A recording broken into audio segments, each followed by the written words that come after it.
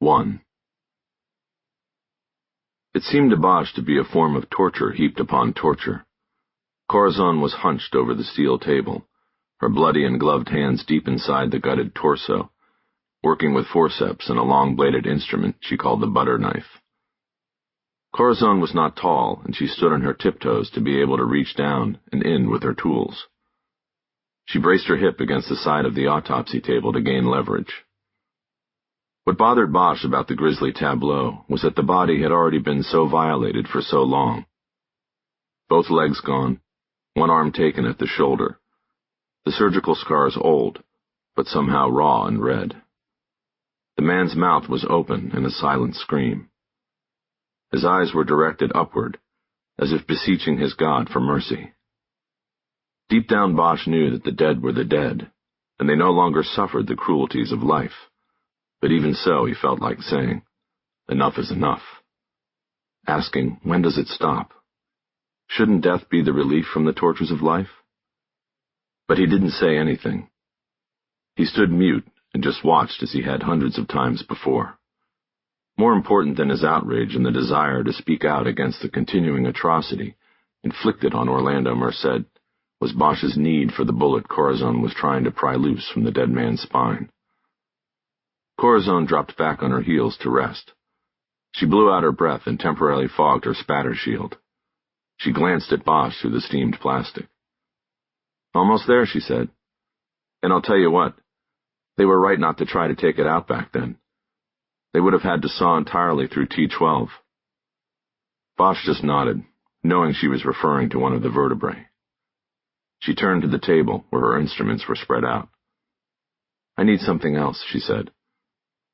She put the butter knife in a stainless steel sink, where a running faucet kept the water level to the overflow drain. She then moved her hand to the left of the sink and across a display of sterilized tools until she chose a long, slender pick. She went back to work with her hands in the hollow of the victim's torso. All the organs and intestines had been removed, weighed, and bagged, leaving just the husk formed by the upturned ribs. She went up on her toes again and used her upper body strength and the steel pick to finally pop the bullet loose from the spinal column. Bosch heard it rattle inside the rib cage. Got it. She pulled her arms out of the hollow, put down the pick, and sprayed the forceps with the hose attached to the table. She then held the instrument up to examine her find. She tapped the floor button for the recorder with her foot and went on the record. A projectile was removed from the anterior T12 vertebra. It is in damaged condition with severe flattening. I will photograph it and mark it with my initials before turning it over to Detective Harry Bosch with the open unsolved unit of the Los Angeles Police Department. She tapped the recorder button with her foot again, and they were off the record. She smiled at him through her plastic screen. Sorry, Harry, you know me, a stickler for formalities. I didn't think you'd even remember. He and Corazon had once had a brief romance, but that was a long time ago, and very few people knew his real full name. Of course I would, she said in mock protest. There was almost an aura of humility about Teresa Corazon that had not been there in the past. She had been a climber and had eventually gotten what she wanted, the chief medical examiner's post and all of its trappings, including a reality television show. But when one reaches the top of a public agency, one becomes a politician, and politicians fall out of favor. Teresa eventually fell hard, and now she was back where she started. A deputy coroner with a caseload like anyone else in the office. At least they'd let her keep her private autopsy suite. For now. She took the bullet over to the counter where she photographed it and then marked it with an indelible black pen. Bosch was ready with a small plastic evidence bag, and she dropped it in. He then marked the bag with both of their initials, a chain of custody routine. He studied the misshaped projectile through the plastic. Despite the damage, he believed it was a .308 caliber bullet, which would mean it had been fired by a rifle. If so, that would be a significant new piece of information in the case. Will you stay for the rest, or was that all you wanted? She asked it as if there was something else going on between them. He held up the evidence bag. I think I should probably get this going. We've got a lot of eyes on this case. Right. Well, then I'll just finish up by myself. What happened to your partner, anyway? Wasn't she here with you in the hall? She had to make a call. Oh, I thought maybe she wanted us to have some alone time. Did you tell her about us? She smiled and batted her eyes, and Bosch looked away awkwardly. No, Teresa, you know I don't talk about stuff like that. She nodded. You never did. You're a man who keeps his secrets. He looked back at her. I try, he said. Besides, that was a long time ago. And the flame's gone out, hasn't it? He pushed things back on subject. On the cause, you're not seeing anything different from what the hospital is reporting, right? Corazon shook her head, able to move back as well. No, nothing different here. Sepsis, blood poisoning, to use the more common phrase. Put that in your press release. And you have no trouble linking this back to the shooting? You could testify to that? She was nodding before Bosch was finished speaking. Mr. Merced died because of blood poisoning, but I am listing cause of death as homicide. This was a 10-year murder, Harry, and I will gladly testify to that. I hope that bullet helps you find the killer. Bosch nodded and closed his hand around the plastic bag containing the bullet. I hope so, too, he said. 2. Bosch took the elevator up to the ground floor. In the past few years, the county had spent $30 million renovating the coroner's office, but the elevators moved just as slowly as ever. He found Lucia Soto on the back loading dock, leaning against an empty gurney and looking at her phone. She was short, well-proportioned, and 110 pounds at the most. She wore the kind of stylish suit that was in vogue with female detectives. It let her keep a gun in her hip instead of in a purse.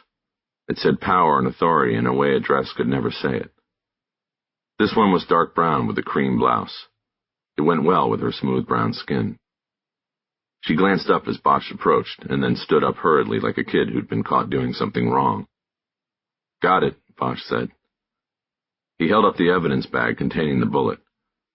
Soto took it and studied the bullet through the plastic for a moment. A couple of body movers came up behind her and pulled the empty gurney toward the door of what was known as the Big Crypt. It was a new addition to the complex, a refrigerated space the size of a Mayfair market where all the bodies that came in were staged before being scheduled for autopsy. It's big, Soto said. Bosch nodded. And long, Bosch said. I'm thinking we're looking for a rifle. It looks like it's in pretty bad shape, Soto said. Mushroomed. She handed the bag back, and Bosch put it in his coat pocket. There's enough there for a comparison, I think, he said. Enough for us to get lucky. The men behind Soto opened the door of the Big Crypt to wheel the gurney in. Cold air carrying a disagreeable chemical scent blasted across the loading dock. Soto turned in time to see a glimpse of the giant refrigerated room. Row after row of bodies stacked 4 high on a stainless steel scaffolding system. The dead were wrapped in opaque plastic sheeting, their feet exposed, toe tags flapping in the breeze from the refrigeration vents. Soto quickly turned away, her naturally brown face turning white. You okay? Bosch asked. Yes, fine, she said quickly. That just grosses me out. It's actually a big improvement. The bodies used to be lined up in the hallways, sometimes stacked on top of one another after a busy weekend. Got pretty ripe around here. She held a hand up to stop him from further description. Please, are we done? We're done. He started moving and Soto followed, falling in a step behind him. She tended to walk behind Bosch, and he didn't know if it was some sort of deferential thing to his age and rank or something else, like a confidence issue. He headed to the steps at the end of the dock. It was a shortcut to the visitor parking lot. Where do we go? She asked. We get to slug over to firearms, Bosch said. Speaking of getting lucky, it's walk-in Wednesday. Then we go pick up the file and evidence at Hollenbeck. We take it from there. Okay. They went down the steps and started crossing the employee parking lot. The visitor lot was on the side of the building. Did you make your call? Bosch asked. What? Soto asked, confused. You said you had to make a call. Oh, yes, I did. Sorry about that. No problem. You get what you need? Yes, thanks. Bosch was guessing that there had been no call. He suspected that Soto wanted to skip out on the autopsy because she had never seen a human body hollowed out before. Soto was new not only to the open unsolved unit, but to homicide work as well. This was the third case she had worked with Bosch, and the only one with a death fresh enough for an autopsy. Soto probably hadn't been counting on live autopsies when she signed up to work cold cases. The visuals and the odors were usually the most difficult things to get used to in homicide work. Cold cases usually eliminated both. In recent years, the crime rate in Los Angeles had decreased markedly across the board, including and most dramatically the number of homicides. This had spurred a shift within the LAPD's investigative priority and practice. With fewer active murder cases, the department increased its emphasis on clearing cold cases. With more than 10,000 unsolved murders on the books in the past 50 years, there was plenty of work to go around. The open unsolved unit had nearly tripled in size over the course of the previous year, and now had its own command staff, including a captain and 2 lieutenants.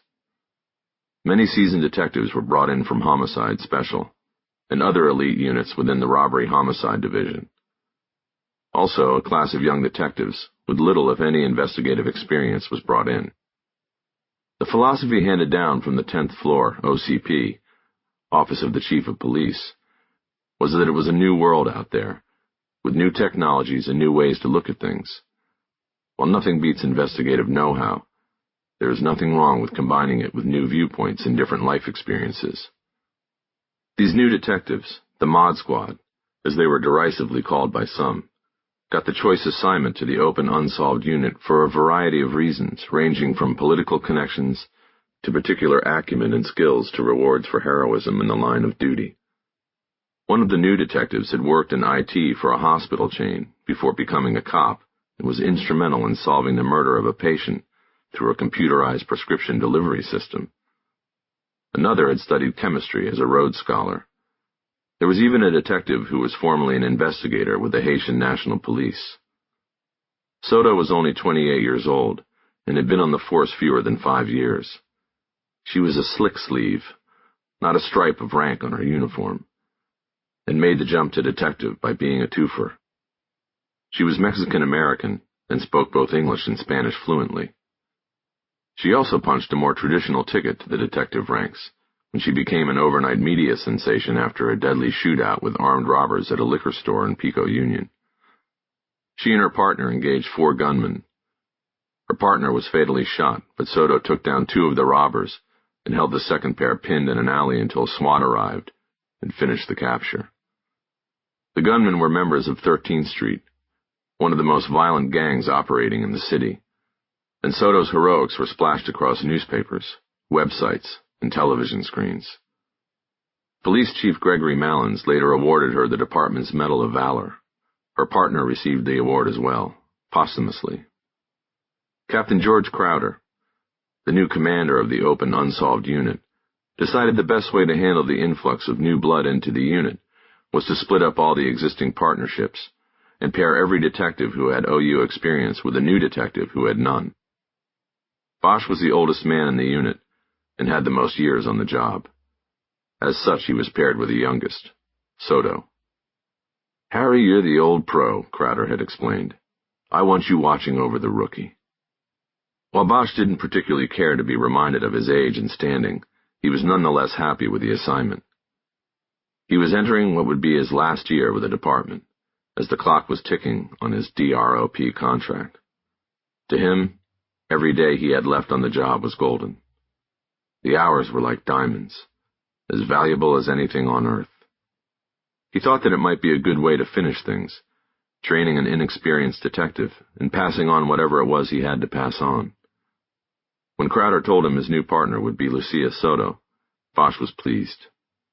Like everybody else in the department, he had heard of Soto's exploits in the shootout. Bosch knew what it was like to kill someone in the line of duty, as well as to lose a partner. He understood the mixture of grief and guilt that would afflict Soto. He thought that he and Soto could work well together, and that he might train her to be a solid investigator. There was also a nice bonus for Bosch in being teamed with Soto. Because she was a female, he would not have to share a hotel room when on the road on a case. They would get their own rooms. This was a big thing. The travel component to a job on the cold case squad was high. Oftentimes, those who think they have gotten away with murder leave town, hoping that by putting physical distance between themselves and their crimes, they are also outdistancing the reach of the police. Now Bosch looked forward to finishing his time in the department without having to share a bathroom or put up with the snoring or other emissions from a partner in a cramped double at a Holiday Inn. Soto might not have been hesitant when pulling her gun while outnumbered in a barrio alley, but watching a live autopsy was something different. She had seemed reluctant that morning when Bosch told her they had caught a live one and had to go to the coroner's office for an autopsy. Soto's first question was whether it was required that both partners in an investigative team attend the dissection of the body. With most cold cases, the body was long in the ground, and the only dissection involved was the analysis of old records and evidence.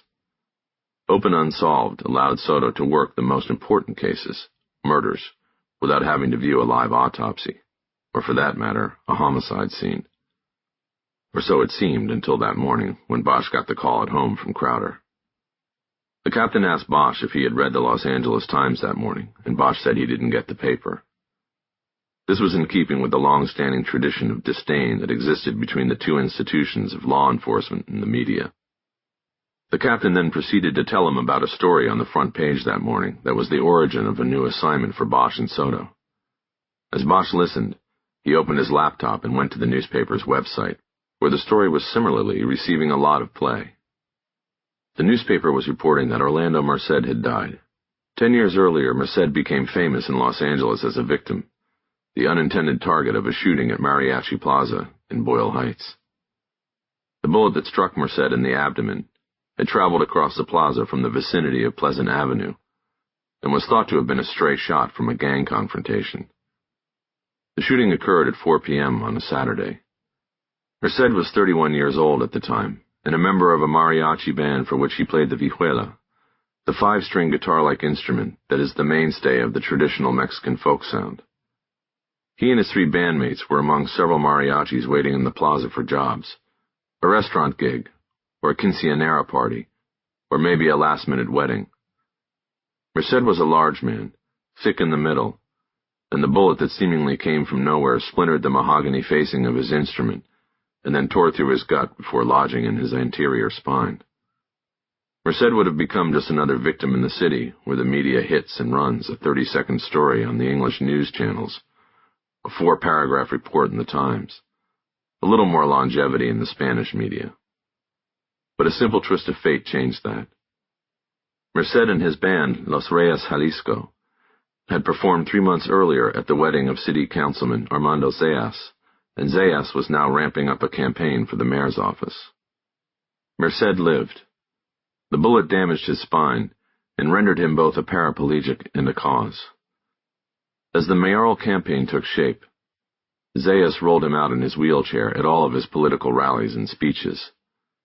He used Merced as a symbol of the neglect suffered by the communities of East Los Angeles. Crime was high and police attention low. They had yet to catch Merced's shooter. Gang violence was unchecked. Basic city services and long-planned projects, like the extension of the Metro Gold Line, were long delayed.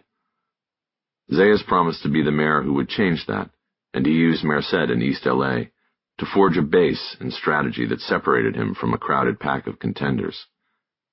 He made it to the runoff and then easily took the election. All the way, Merced was by his side, sitting in the wheelchair, clad in his charro suit, and sometimes even wearing the blood-stained blouse he wore on the day of the shooting. Zayas served 2 terms. East L.A. got new attention from the city and the police. Crime went down. The Gold Line went through, even including an underground stop at Mariachi Plaza, and the mayor basked in the glow of his successes. But the person who shot Orlando Merced was never caught, and over time the bullet took a steady toll on his body. Infections led to numerous hospitalizations and surgeries.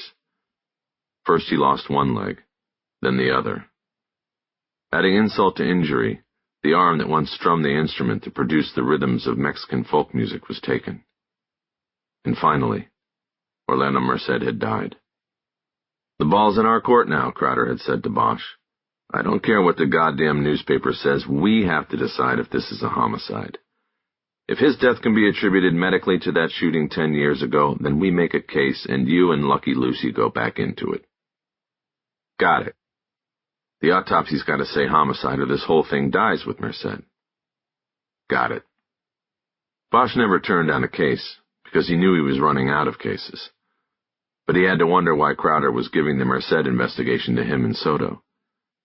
He knew from the start that it was suspected that the bullet that had struck Merced had come from a gang gun. This meant the new investigation would almost wholly center on White Fence and the other prominent East LA gangs that traversed Boyle Heights.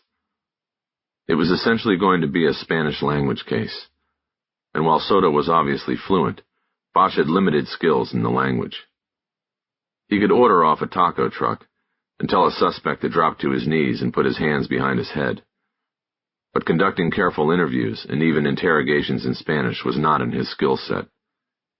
That would fall to Soto, and she, in his estimation, didn't have the chops for it yet. There were at least 2 other teams in the unit that had Spanish speakers with more investigative experience. Crowder should have gone with one of them. The fact that Crowder had not gone with the obvious and correct choice made Bosch suspicious. On one hand, the directive to put the Bosch-Soto team on the case could have come from the OCP. It would be a media-sensitive investigation, and having Soto, the hero cop, on the case might help mold a positive media response. A darker alternative was that perhaps Crowder wanted the Bosch-Soto team to fail and very publicly undercut the police chief's edict to break with tradition and experience when he formed the new open unsolved unit.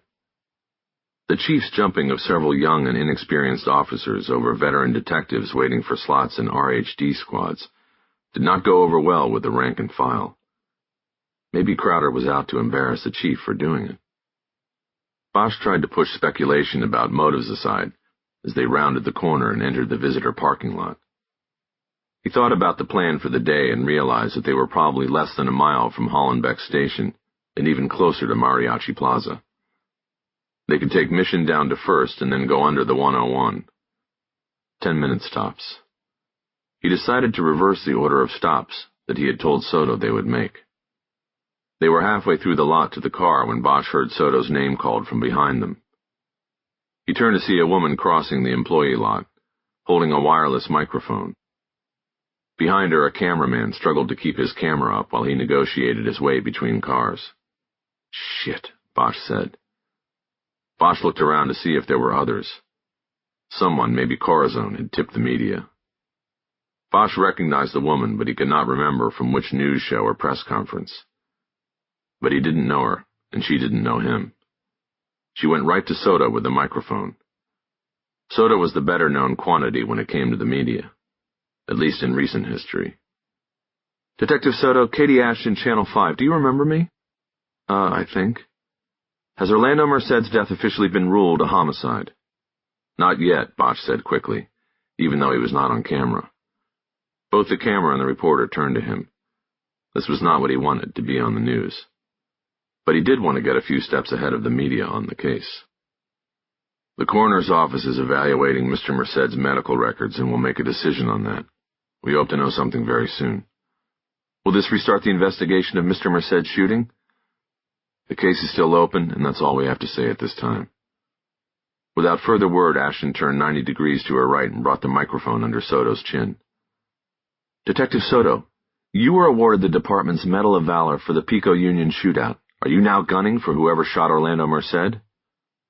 Soto seemed momentarily nonplussed, then replied, I am not gunning for anyone. Bosch pushed past the videographer, who had swung around to film over Ashton's left shoulder. He got to Soto and turned her toward their car. That's it, he said. No further comment. Call media relations if you want anything else. They left the reporter and videographer there and walked quickly to the car. Bosch got into the driver's seat. Good answer, he said as he turned the ignition. What do you mean? Soto responded. Your answer to her about gunning for the Merced shooter. Oh. They drove out onto Mission and headed south.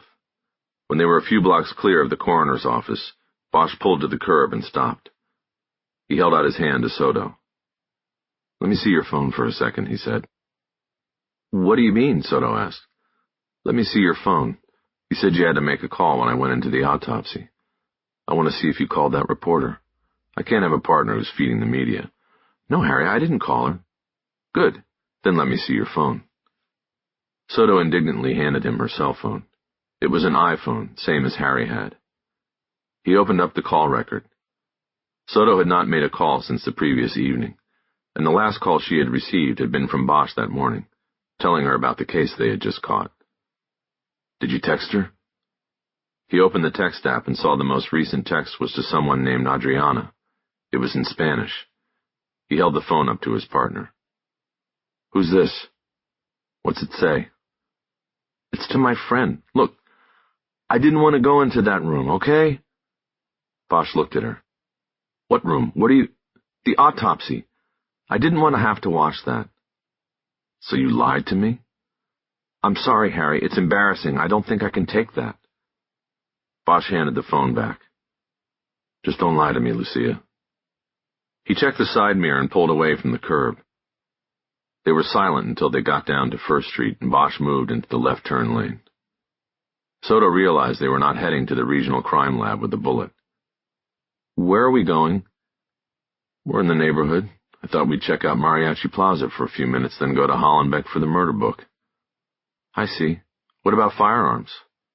We'll do it after. Is this related to the shootout? You're not wanting to go to the autopsy? No, I don't know. I just didn't want to see that, that's all. Bosch let it go for the time being. 2 minutes later, they were approaching Mariachi Plaza, and Bosch saw 2 TV trucks parked at the curb with their transmitters cranked up for live reports. They're really jumping all over this, he said. We'll come back later. He drove on by. A half-mile later, they came to the Hollenbeck station. Brand new and modern, with the angled glass panels creating a facade that reflected the sun in multiple angles. It looked more like some sort of corporate office than a police station. Bosch pulled into the visitor lot and killed the engine. This is going to be pleasant, he said. What do you mean? Soto asked. You'll see. 3. Bosch never liked being on either end of the takeaway case. When he worked Hollywood Homicide, the big cases were often grabbed by the elite robbery homicide division. Then when he worked RHD himself, he was on the other end of it, often taking cases away from the smaller regional squads. In open unsolved, that rarely happened because the cases were old and dusty. But the Merced case, though 10 years old, was not housed in the department's archives.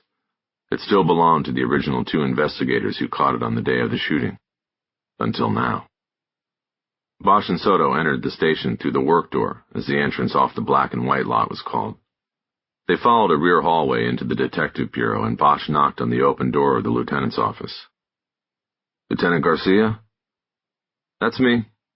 Bosch stepped into the tiny office, and Soto followed. I'm Bosch, and this is Soto. We're from Open Unsolved here to pick up the stuff on Merced. We're looking for Rodriguez and Rojas. Garcia nodded. He looked like a classic LAPD administrator. White shirt, bland tie, jacket hooked over the back of his seat. He had on cufflinks that were tiny little police badges. No cop would wear cufflinks out on the street. Too gaudy, too easy to lose in a scuffle. Yes, we were alerted by command. They're ready for you. CAPS is back around the corner past the milking room. Thanks, Lieutenant. Bosch turned to go and almost banged into Soto, who didn't realize they were finished with the lieutenant. She awkwardly stepped back and turned to leave. Detectives, Garcia said. Bosch turned back to him. Do me one favor. If you clear it, don't forget about my guys. He was talking about the credit that would go along with solving a high-profile case. The trouble with the takeaway was that often the divisional detectives did a lot of the groundwork, and then the big shots from downtown came in and scooped the case, and with it all the glory that followed an arrest. Having been on both sides of takeaway cases, Bosch understood what Garcia was asking. We won't, he said. In fact, if you can spare them, we'll use them when the time is right. Bosch was talking about making an arrest. If they reached the point that they had a suspect and Bosch was putting together a warrant or an arrest team, he would circle back for Rodriguez and Rojas. Good deal, Garcia said. They left the office and found the CAP's table in an alcove past the station's lactation room. The city had recently mandated that all public facilities have a family room where employees or citizen visitors could have privacy while breastfeeding their babies. None of the 19 police stations in the city were designed to include a lactation room, so the edict went out that one of the interview rooms in each detective bureau be transformed into a space that met city requirements. The rooms were repainted in soothing pastel tones, and cartoon stickers were added as well. Sometimes in overcrowded situations, the rooms were used during investigations, the unwitting suspects being interrogated in front of the likes of SpongeBob SquarePants and Kermit the Frog. The Hollenbeck CAP squad consisted of 5 desks pushed together in such a way that 2 pairs of detectives faced each other, and the squad leader's desk was located at one end of the desks. There were only 2 men sitting at this configuration under the Crimes Against Persons sign, and Bosch assumed they were Oscar Rodriguez and Benito Rojas. There was a stack of 3 blue binders on the desk in front of one of the men. Bosch could read the name Merced on the spine of 2 of them. The third just said tips. Also on the desk was a cardboard box sealed with red evidence tape. Leaning next to the desk was a black carrying case for what Bosch assumed was Orlando Merced's instrument. There were bumper stickers festooning the case, announcing its travel to many towns and regions through the Southwest and Mexico. "Hey guys," Bosch said. "We're from Open Unsolved." "Of course you are," said one of the men. "The big shots have arrived." Bosch nodded. He had been the same way in the past when a case was taken away from him. He held out his hand to the angry detective. "Harry Bosch, and this is Lucia Soto. Are you Oscar or Benito?" The man reluctantly shook Bosch's hand. "Ben, good to meet you. And I'm sorry about this. We both are. Nobody really likes this from either side. The takeaway. I know you've done a lot of work, and it's not really fair, but it is what it is. We all do what the geniuses in command tell us to do." The speech seemed to placate Rojas. Rodriguez looked impassive. "Just take the stuff," Rodriguez said. "Good luck, guy." "Actually, I don't just want to take the stuff," Bosch said. "We'd like your help. I'd like to ask you about the case. Now and later as we get into it. You 2 are the brain trust. Since day one, I'd be shooting myself in the foot if I didn't ask for your help." "Did they get the bullet out?" Rodriguez asked. "They did," Bosch said. "We just came from the autopsy." Bosch reached into his pocket and pulled out the bullet. He handed the bag to Rodriguez and then watched his reaction. He turned and handed it to his partner. "Holy shit," Rojas said. "This looks like a .308. Bosch nodded as he took the bag back. "Think so. Our next stop is the bullet lab at Regional. You guys never had it as a rifle, did you?" "Why would we?" Rodriguez said. "We never had the goddamn bullet." "Did you look at x-rays from the hospital?" Soto asked. The 2 Hollenbeck detectives looked at her like she was out of line, questioning their work. Bosch could ask because he had the experience, but not her. "Yeah, we looked at x-rays," Rodriguez said, an annoyed tone in his voice. "The angle was bad. All we got was the mushroom. Couldn't tell dick from that." Soto nodded. Bosch tried to get the focus off of her. "Hey, if you guys aren't too busy right now, we'd like to buy you a cup of coffee and talk about what's in those books." Bosch could tell by the reaction on Rodriguez's face that he had made a misstep. 10 years on a case and we get a cup of coffee," he said. "Fuck you very much, but I don't need any coffee." Rodriguez pointed his chin at Soto. "Besides, you got Heroina con la pistola on your team, man. Lucky Lucy. You don't need us." Bosch realized that it wasn't just the losing of the case that bothered Rodriguez. He was incensed that he was still working in a divisional detective squad, while Soto had been elevated with 0 experience to Open Unsolved. Harry saw that the situation could not be helped at the moment, and decided to get out of the station before things went further south. He noted that Rojas had not joined his partner in deriding Soto or the reassignment of the case. He would be the one Bosch would come back to when they were ready. "Okay, we'll just take the stuff then." Bosch moved forward and put the 3 binders on top of the evidence box and picked it all up. "Lucia, get the guitar case," he said. "It's a fijuela, bro," Rodriguez said. "Better get it right for the press conference." "Right," Bosch said. "Thanks." He straightened up with his burden and checked the desk to see if there was anything he'd missed. "Okay, guys, thanks for the cooperation. We'll be in touch." He headed out of the alcove with Soto following. "You do that," Rodriguez said to their backs. "Bring coffee." They were out in the parking lot before either of them spoke. "I'm sorry, Harry," Soto said. "I really shouldn't be on this case, or even in this unit." "Don't listen to them, Lucia. You'll do fine, and I'm going to need you like crazy on this case. You'll be very important." "What, as a translator? It's not detective work. I feel like I've been given something I don't deserve. I've felt this way since they gave me my choice of detective assignments. I should have taken burglary." Bosch put the box and the binders down on the hood of the car so he could get out the keys. He popped the trunk, and going to the back of the car, they barely fit the instrument case and the box and binders into the trunk. Once it was all in place, Bosch flipped the latches on the case and opened it. He looked at the vihuela without removing it. A single bullet hole splintered the polished facing of the instrument. He closed and latched the case. He then turned and finally responded to his partner. "Listen to me, Lucia. You would have been wasting your time in burglary. I've only worked with you a few weeks, but I know you're a good cop and you're going to be a very good detective. Stop undercutting yourself. As you just experienced, there will always be people out there to do it for you. You just have to block them out. They want what you have, and you can't help that." Soto nodded. "Thank you. Please call me Lucy. When you call me Lucia, I feel like we'll never be real partners." "Lucy, then. You've got to remember something here. This kind of a case is a takeaway. A swoop and scoop. Nobody likes it when the RHD comes in and Bigfoot's a case. People say things, but they get past it. Those guys, before this is over, they'll be very helpful to us. You watch." She looked unconvinced. "I don't know about Rodriguez. He's got a major board up his ass," she said. "But at the end of the day, he's a detective and he'll do what's right. Let's go." "Okay." They got back in the car and drove out first, past the Chinese cemetery and over to the 10 freeway. From there it was a 2-minute cruise up to the exit for Cal State, where the regional crime laboratory was located. The crime lab was a 5-story structure that stood in the middle of campus. It had been built as a partnership between the LAPD and the LA County Sheriff's Department, a logical decision since both agencies together handled more than a third of the crimes that occurred in the state of California, and many of those crimes overlapped their jurisdictions. However, inside the lab, the departments maintained many separate facilities. One of these was the LAPD's Firearms Analysis Unit, which included the so-called bullet lab where technicians worked in a low-light room using lasers and computers to attempt to match bullets from one case to another. This was where the hope of the Merced case lay. The investigation conducted by Rodriguez and Rojas may have been thorough 10 years before, but they never found a bullet shell from the shooting, and the slug had remained inside Merced's body until now.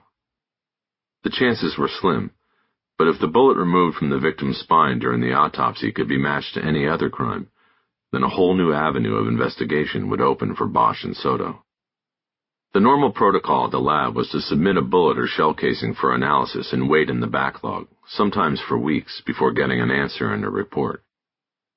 But on Walk-In Wednesday, bullet cases could be walked in and handled on a first-come, first-served basis. Bosch checked in with the bullet lab supervisor and was assigned to a technician, appropriately named Gun Chung. Bosch had worked with him before and knew that Gun was the name on his birth certificate, not a nickname. "Gun, how's it going?" "Very well, Harry. What have you brought me today?"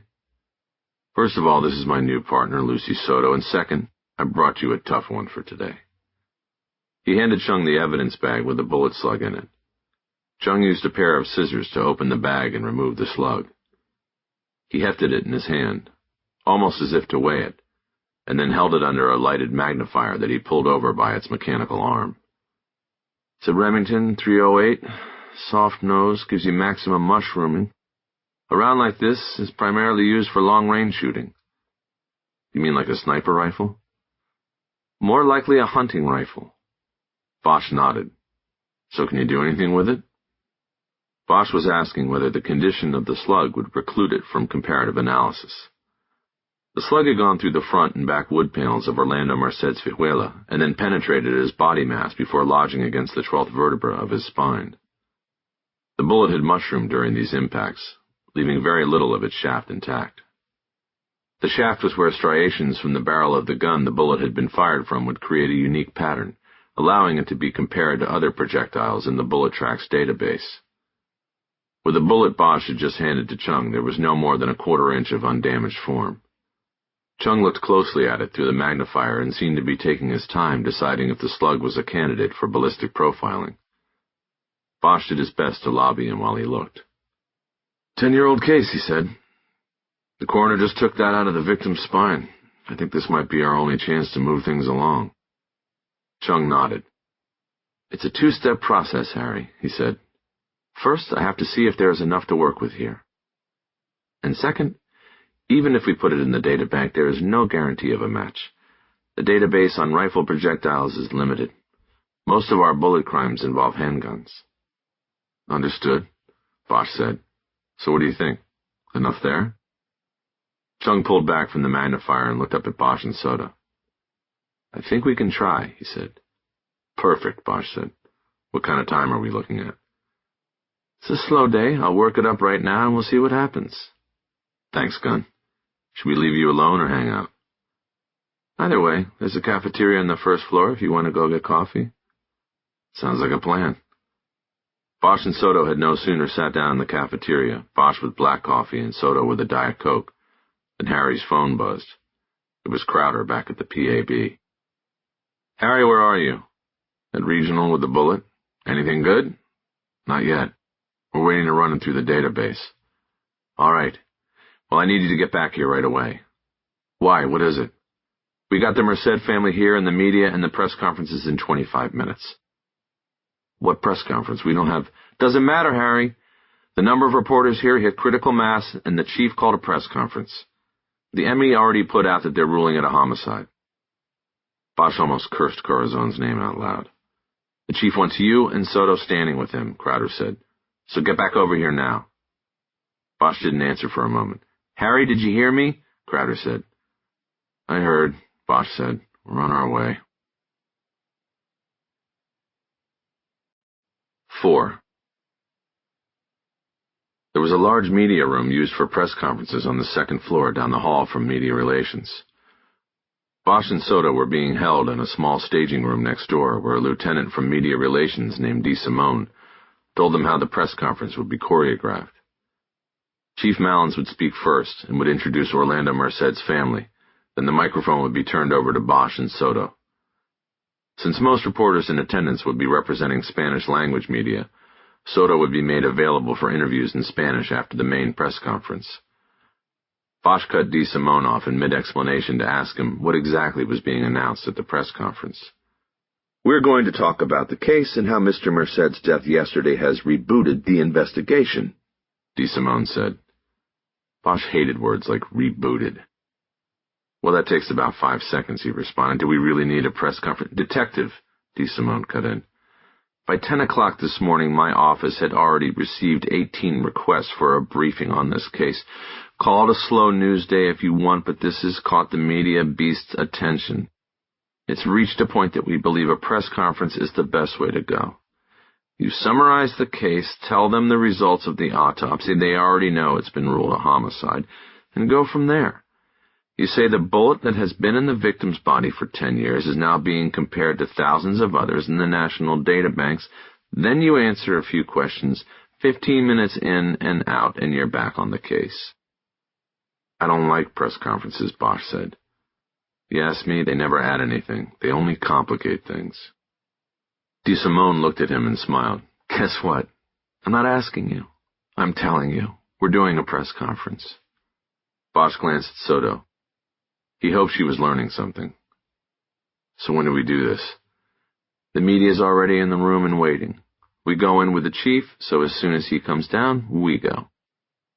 Bosch felt his phone vibrating in his pocket. He stepped away from DeSimone and answered the call. It was Gun Chung. Make my day, Gun, he said. Please. Sorry, Harry, no can do. There's no match on bullet tracks. Bosch caught Soto's eye again and shook his head. You there, Harry? Yeah, Gun, I'm here. Anything else? Yes, I think I've identified your weapon. That eased some of Bosch's disappointment. What have you got? He asked. 6 grooves, right twist at 12-1. I think what you have here is a Kimber Model 84. It was called the Montana in the catalog. The grooves and twists were aspects of the interior rifling of the gun barrel.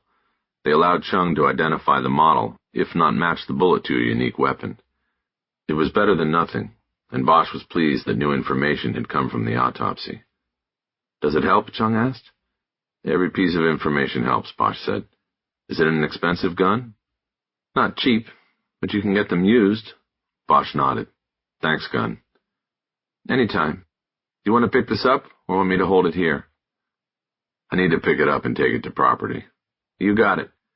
And remember, Harry, you get me a shell casing, and we've got a whole different story. There are more casings in the database than slugs. You get me a casing, and then we might be in business. Bosch knew that wasn't going to happen. It was not like he could find a shell casing from a shooting 10 years old. Okay, gun. Thanks. Bosch put the phone away and walked back to DeSimone. That was the bullet lab, he said. The slug we took out of Merced has no match on the computer. We're back to square one. Cancel the press conference. There's nothing to say. DeSimone shook his head. No, we don't cancel. You just don't mention the bullet. Make it a request for public help on the case. There was a tremendous outpouring of support 10 years ago, and you need it again now. You can do this, Bosch. Besides, you don't want to announce the bullet as a dead end. You want the shooter to think you might have something. Bosch didn't like the department's media guy telling him his own business. It was the reason he had not mentioned that Gun Chang had tentatively identified the model of the rifle that had been used in the shooting. He thought about simply turning and walking away, rather than staying for the charade of the press conference. But that would leave Soto alone and forced into something she probably didn't understand. It would probably also result in Bosch's being pulled off the case. Just then DeSimone's radio squawked and he was told the chief was on the elevator coming down. Okay, let's do this. They stepped into the hallway and waited for the elevator to arrive from 10. When the doors opened, the chief stepped out, followed by a man Bosch immediately recognized as Armando Zayas, the former mayor who had championed Orlando Merced's cause 10 years before. The chief had brought him back in for the press conference, or perhaps Zayas had pushed his way back in. It was said that he was readying a run for governor now. Using Merced's case had helped him politically once before. Why not again? For Bosch, such cynical thoughts came easily. He had been around the block a few times. But he noticed Soto's eyes light up when she saw Zayas. He was a true hero in the Latin community. He was a trailblazer. Zayas and the chief were trailed by a man Bosch also recognized. He was Connor Spivak, chief political strategist for the former mayor. It looked like he was along for the ride with Zayas in the not-so-secret plan to win the governor's mansion in the next election. DeSimone stepped up to the chief and whispered in his ear. Malins nodded once and came over to Bosch. They had known each other for decades. Roughly the same age, each had taken a similar trajectory through the department: patrol, Hollywood station detectives, robbery-homicide division. While Bosch had found his home at RHD, Malins had ambitions beyond solving murders. He went into administration and quickly moved up the ranks of the command staff, finally being appointed to the top slot by the police commission. He was nearing the end of his first 5-year term and would soon come up for reappointment. It was believed that a second term was a foregone conclusion. "Harry Bosch," he said cordially, "I hear you are having trouble with the notion of a press conference." Bosch nodded. "The one lead we had, the bullet slug, isn't panning out, Chief. I don't know what there is to say." Malins nodded but disagreed with Bosch's assessment. "There's plenty to say. We need to reassure the people of this city that Orlando Merced will not be forgotten, that we are still looking for whoever did this and that we will find them. That message is more important than anything else, including a piece of lead." Bosch held back on what he really thought. "If you say so," he said. The chief nodded. "I do. Everybody counts or nobody counts. Isn't that what you told me once?" Bosch nodded. "I like that," Zayas said. "Everybody counts or nobody counts. That's good." Bosch couldn't hide his look of horror. In Zayas's mouth it sounded like a campaign slogan. The chief looked past Bosch at Soto, who was standing her usual 2 steps behind. He reached around Bosch to offer his hand. "Detective Soto, how are they treating you in robbery-homicide?" Soto shook the chief's hand. "Very well, sir. I'm learning from the best. She nodded toward Bosch. The chief smiled. She had given him an opening. "This guy," he said, "he's a silverback, Soto. Learn all you can from him." "Yes, sir," Soto said eagerly. "I'm learning every day." She beamed. The chief beamed. Everybody was happy. And Bosch realized that it had been the chief's plan to put him with Soto. Crowder had only been following orders. "Okay," DeSimone said. "Let's go." The Merced family is already in the conference room sitting in the first row. Chief Malins will take the podium first and introduce them. Then the former mayor will say a few words, and then Detective Bosch will discuss. "Why don't we go with Detective Soto?" the chief said. "She knows everything Detective Bosch knows on the case, correct?" "Yes, let's do that."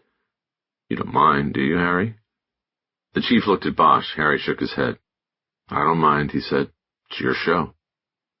The group moved down the hallway.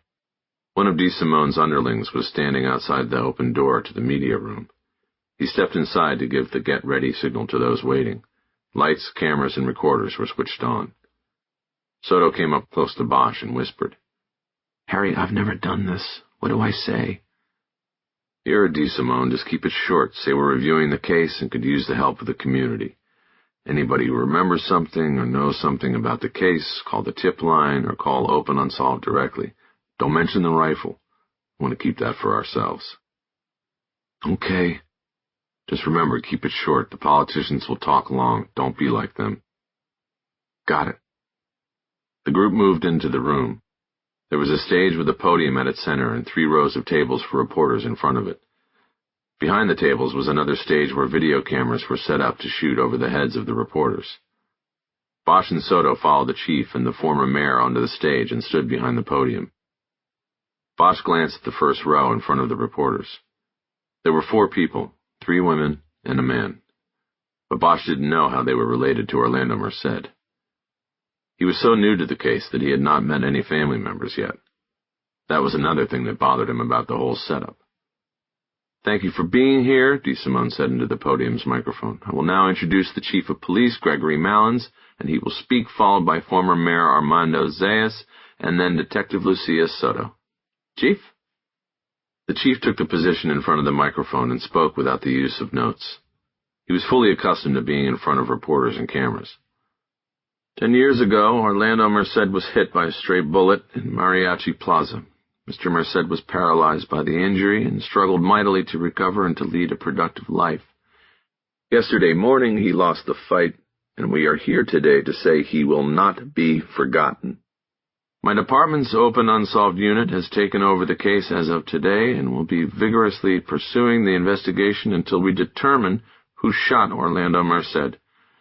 His death has been ruled a homicide, and we will not end this investigation until we arrest the person responsible on a charge of murder. He paused there for a moment, perhaps to let the print reporters feverishly taking notes catch up. With us here today are members of Orlando's family, his father Hector and mother Irma, his sister Adelita, and his wife Candelaria. We pledge to them that we will not forget about Orlando and that our investigation will be vigorous and complete. Now, former Mayor Armando Zayas, a personal friend of Mr. Merced and his family's, will say a few words. The chief stepped back, and Zayas took his place. It was through Orlando Merced that I learned the pain of crime and violence when it is visited on our community, he began. I also learned much more from this man who became a friend. I learned perseverance. I learned compassion. I learned what it is to make do with the cards you are dealt. I saw firsthand the resilience of the human spirit. Orlando never asked, "Why me?" He just asked, "What's next?" He was a hero to me because he took what life gave him and made the best of it. In many ways, that was more beautiful than the music he once made with his instrument. I pledge to offer my help with this investigation in any way I can. I may no longer be mayor, but I love this community and its people. It is times like this that we pull ourselves together and truly become the city of angels. It is times like this that we understand that in our city and in our society, everybody counts or nobody counts. Thank you. DeSimone stepped back to the mic and told the audience that the case was now in the hands of Bosch and Soto.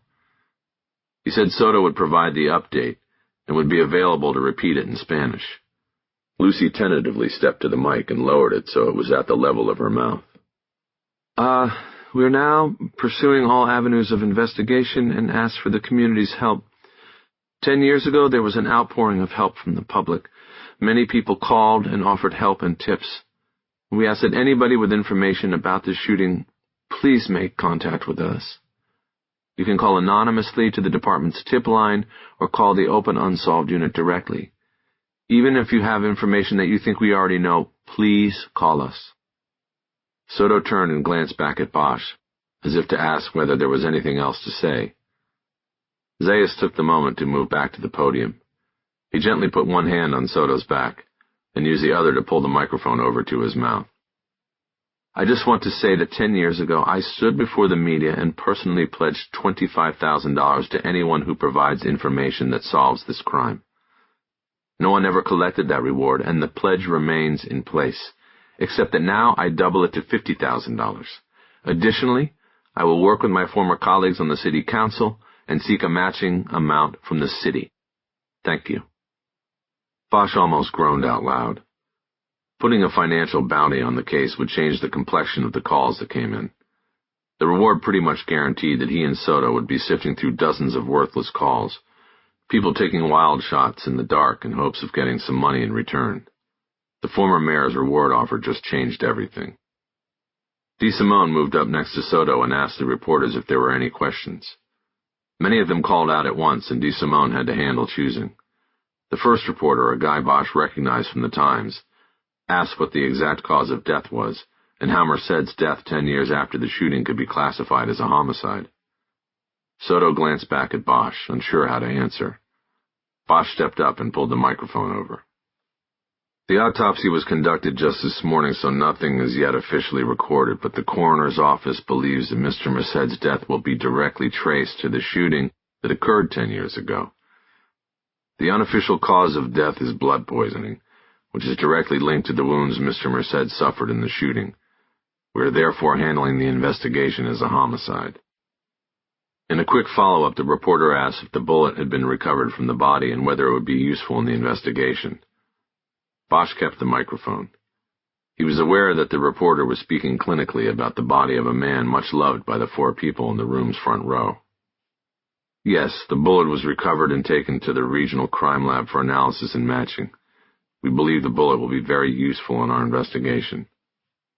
Has any match been made to the bullet? Another reporter called out. DeSimone quickly moved in on the podium from the other side of Soto and pulled the microphone away from Bosch. We're not going to get into that right now, he said. The investigation is active and ongoing, and we're going to leave it at that for now. Why is a very inexperienced investigator assigned to the case? The Times guy called out. There was a silent pause, as it was unclear who should answer or if anyone should answer at all, since DeSimone had just closed the press conference. DeSimone finally started to speak. As I said, we're going to leave it. The chief stepped up behind him and tapped him on the shoulder. DeSimone stepped back and the chief took over. Detective Soto may be short on chronological experience, but she is long on street experience and knowing what it means to be a police officer in this city. We have teamed her with one of the most experienced detectives currently serving in the department. No one has investigated more homicides in this city than Detective Bosch. I have no worries about who is conducting this investigation. We will get the job done. The chief then stepped back, and DeSimone once again said no more questions. This time the edict stuck. Reporters started getting up, and the cameramen started breaking down their equipment. Bosch stepped off the stage and went to the front row, where he shook hands and introduced himself to the 4 members of the Merced family.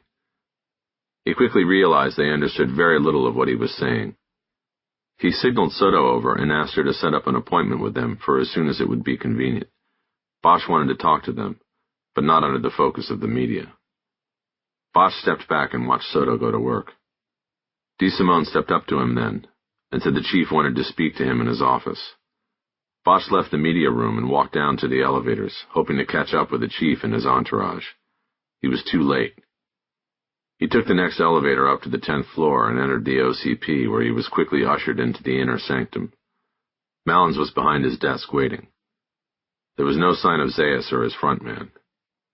"Sorry, Harry, for putting you out there. I know you never liked dog and pony shows. It's okay. I guess it had to be done. We really need this one. Do your best." "Every time. That's why I told Crowder to call you." Bosch nodded, unsure if he was supposed to say thank you for being paired with a homicide rookie on a case fraught with political implications and the potential of failure. "Anything else I should know, Chief?" The Chief looked away for a moment and studied his blotter. He picked up a business card and held it out to Harry across the desk. Bosch took it and read it. It had Connor Spivak's name and number on it. "That's the mayor's man. Keep them in the loop as your investigation progresses." "You mean the former mayor, don't you?" Malins gave him an "I don't have time for this" look. "Just keep them in the loop," he said. Bosch put the card in his shirt pocket. He knew he would tell Spivak as little as possible about the investigation. The Chief probably knew this as well. "So," he said, "you think I'm an old gorilla?" The Chief smiled. "Don't take offense, Harry. It's a compliment. The Silverback is the one that knows the most in the troop, has all the experience. I saw a show on National Geographic. That's how I know you call a group of gorillas a troop." Bosch nodded. "Good to know." 5. They convened in Captain Crowder's office after the press conference. Bosch, Soto, Crowder, and Lieutenant Winslow Samuels, the second in command of the open unsolved unit. Bosch updated them on the findings from the bullet lab, notably that Merced had been shot with a rifle, a fact heretofore unknown during 10 years of investigation. Bosch explained that for the time being he wanted to keep this piece of information out of the media, and Crowder and Samuels agreed. "So where do you go with it from here?" Crowder asked. "A rifle changes things," Bosch said. "Drive-by with a rifle? Come on, unlikely. A stray bullet from the neighborhood? Maybe. But the rifle still gives us something new." "Well, it's definitely outside our unit's protocol," Samuel said. "No magic bullet, no case. This should be flipped over to Homicide Special, let them deal with it." The open unsolved unit followed a protocol when it came to reinvestigating cold cases. It relied upon new evidence as the criteria for re-engagement. That new evidence usually came from the application of recent advances in forensic sciences to old cases and the establishment of national databases to track criminals through DNA, ballistics, and fingerprints. These were the big three. The magic bullets. Without a hit on one of these databases, a case would be considered not viable and routinely returned to the archives. Following this protocol, the Merced case would normally be returned to archives. The bullet recovered from the victim's body found no match in the National Ballistics Database. While a type and model of weapon had been identified, it normally would not be enough to pursue. But because of the media attention and politics surrounding this case, not to mention the interest from the OCP, there was no doubt that the case would be pursued. What Samuels was saying was that it should be done by someone other than Bosch and Soto and the open unsolved unit.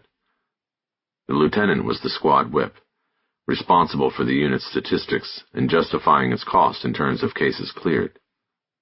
He didn't want to see one of his teams get bogged down in a shoe leather case. "I want to keep it," Bosch said, looking at Crowder. "The chief gave it to us, we keep it." "You've got 16 open files last time I counted, Bosch," Samuels interjected. "All of them waiting on lab results. We've got something going on this case. The rifle is the first new lead in 10 years. Let's run with it. If something comes back from the lab on one of the other cases, we'll handle it." "Besides, we just did the press conference," Soto quickly added. "How's it going to look if we're on the case today and off tomorrow?" Crowder nodded thoughtfully. Bosch liked Soto's add to the argument, though she probably didn't realize that she was crossing the two, walking in front of a shotgun held by Samuels. She might pay for that later. "For now, we leave things as they are," Crowder said. "You two work this thing, and let's meet again in 48 hours.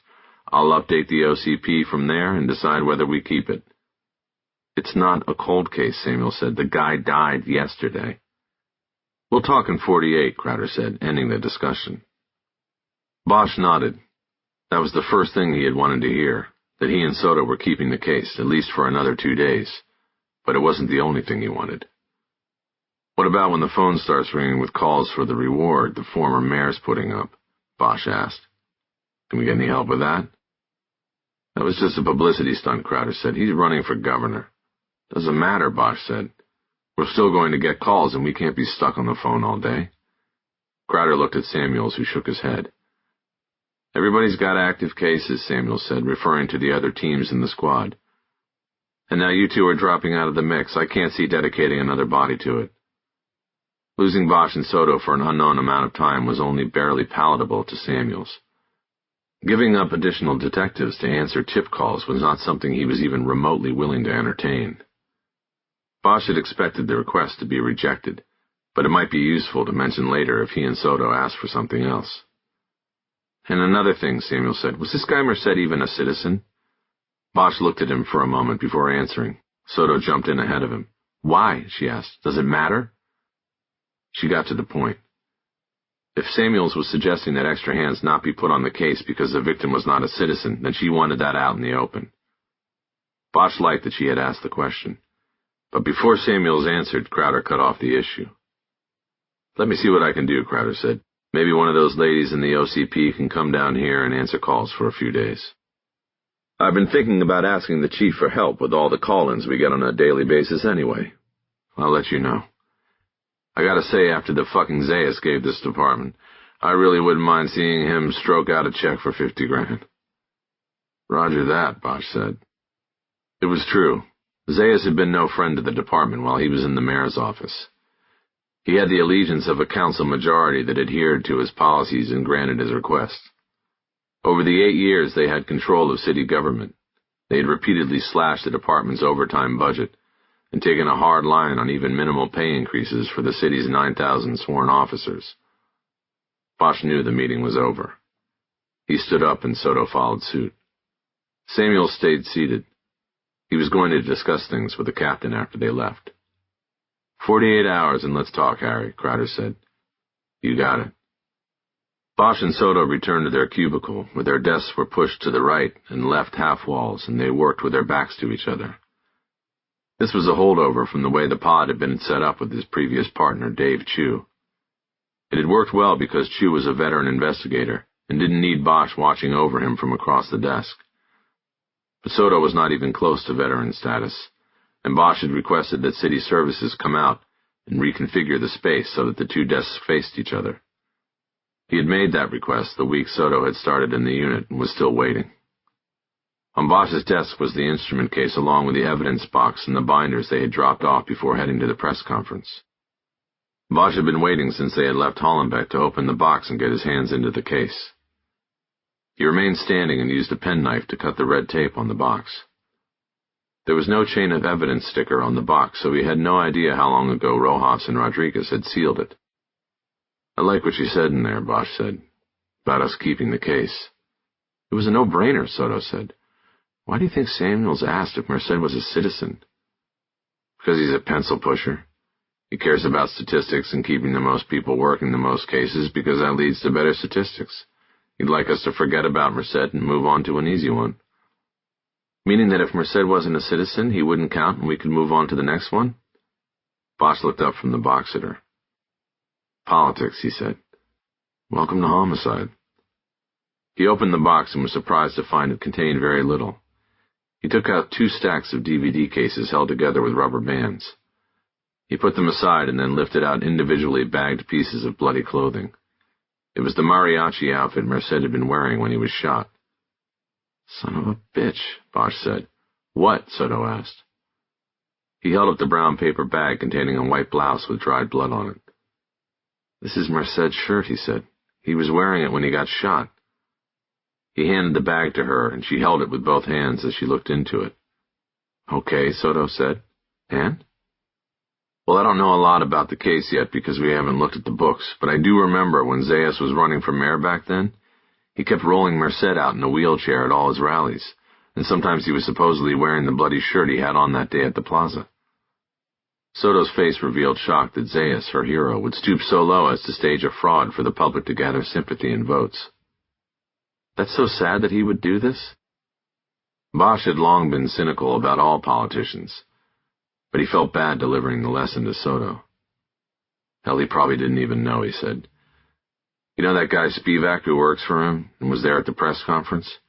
He's been around city politics for as long as I can remember. He's the kind of guy who could cook this up and not bother his candidate with the details. He's a pure mercenary. Soto handed the bag shirt back to Bosch without a word. He put it on his desk with the other articles of clothing and looked back into the box. There was a stack of 8x10 crime scene photos on the bottom, and that was it. He was disappointed that the case had resulted in so little in the way of physical evidence. That's it, he said. This is all they came up with. I'm sorry, Soto said. What are you sorry about? It's not your fault. He picked up one of the DVD stacks and snapped off the rubber band. There were 6 different plastic cases, and they were marked with names, dates, and events, all but one having occurred before the day of the shooting at Mariachi Plaza. 4 were weddings, and 2 were birthday celebrations. These must be videos of Merced's band performing at weddings and stuff, he said. He took the band off the next stack and found different markings on each of the 3 cases. First Street Bridge, Mariachi Supplies and Music, Poquito Pedro. Poquito Pedro, Bosch read out loud. Little Peter, Soto said. Bosch looked at her. Sorry, she said. I guess you knew that. Stop saying you're sorry every 5 minutes. I think these are camera views of the plaza.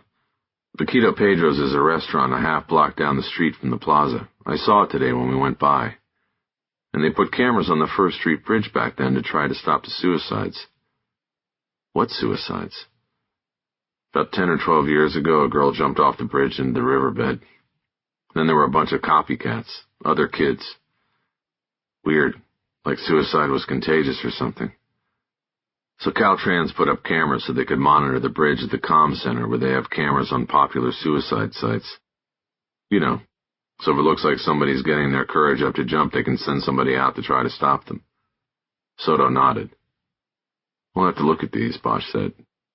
Now? Soto asked. When we get to them, we have to read through the books. That's always the starting point. How do you want to split them up? I don't. We both need to familiarize ourselves with all aspects of the case. We both read through everything, even the tip binder. But if we send them out to get a second copy, we'll lose a week waiting. So why don't you go first, and I'll go back to the lab and pick up the slug and Chung's report. By the time I get back, you'll probably be on to the second book, and I'll take the first. No, maybe you should start. I have my meeting at 1 today. I could go back to the lab now, then go grab lunch before hitting Chinatown. By the time I get back, you'll be on the second book. Bosch nodded. He liked the idea of being able to dive into the murder books right away. By my meeting, Soto meant her weekly visit to a department shrink at the Behavioral Sciences Center in Chinatown. Because she had been involved in a shooting involving fatalities, in this case her partner and 2 gunmen, it was required that she have continuing psychological evaluation and post-traumatic stress therapy for a year after the incident. Sounds good. He put the 2 DVD stacks to the side of his desk and put the packaged clothing back into the evidence box. He then moved the box to the floor behind his chair and focused on the instrument case. Before opening it, he studied all the stickers covering its front panel. It showed Merced had been a traveling musician with stops all across the Central Valley, up to Sacramento, and south through all parts of Mexico. There were stickers from U.S. border towns in Arizona, New Mexico, and Texas as well. Bosch opened the case and studied the vihuela. The compartment it was set in was lined with purple velvet. He gingerly lifted the instrument out and held it up by its neck. He turned it so he could see the exit hole made by the bullet in the back. It was larger than the entry hole in the front because the bullet had mushroomed during the first impact. He now held it to his body like a musician, checking where the bullet hole would line up with his own torso. Stairway to Heaven, Harry? Bosch looked into the next module. The request had been called out by Tim Marcia, the squad jokester. Not my style, Bosch said. According to the Times account he had read that morning, Merced had been sitting on a picnic table bench when struck by the bullet. Bosch sat down in his desk chair and propped the instrument on his thigh. He strummed its 5 strings once and checked the alignment of the bullet hole again.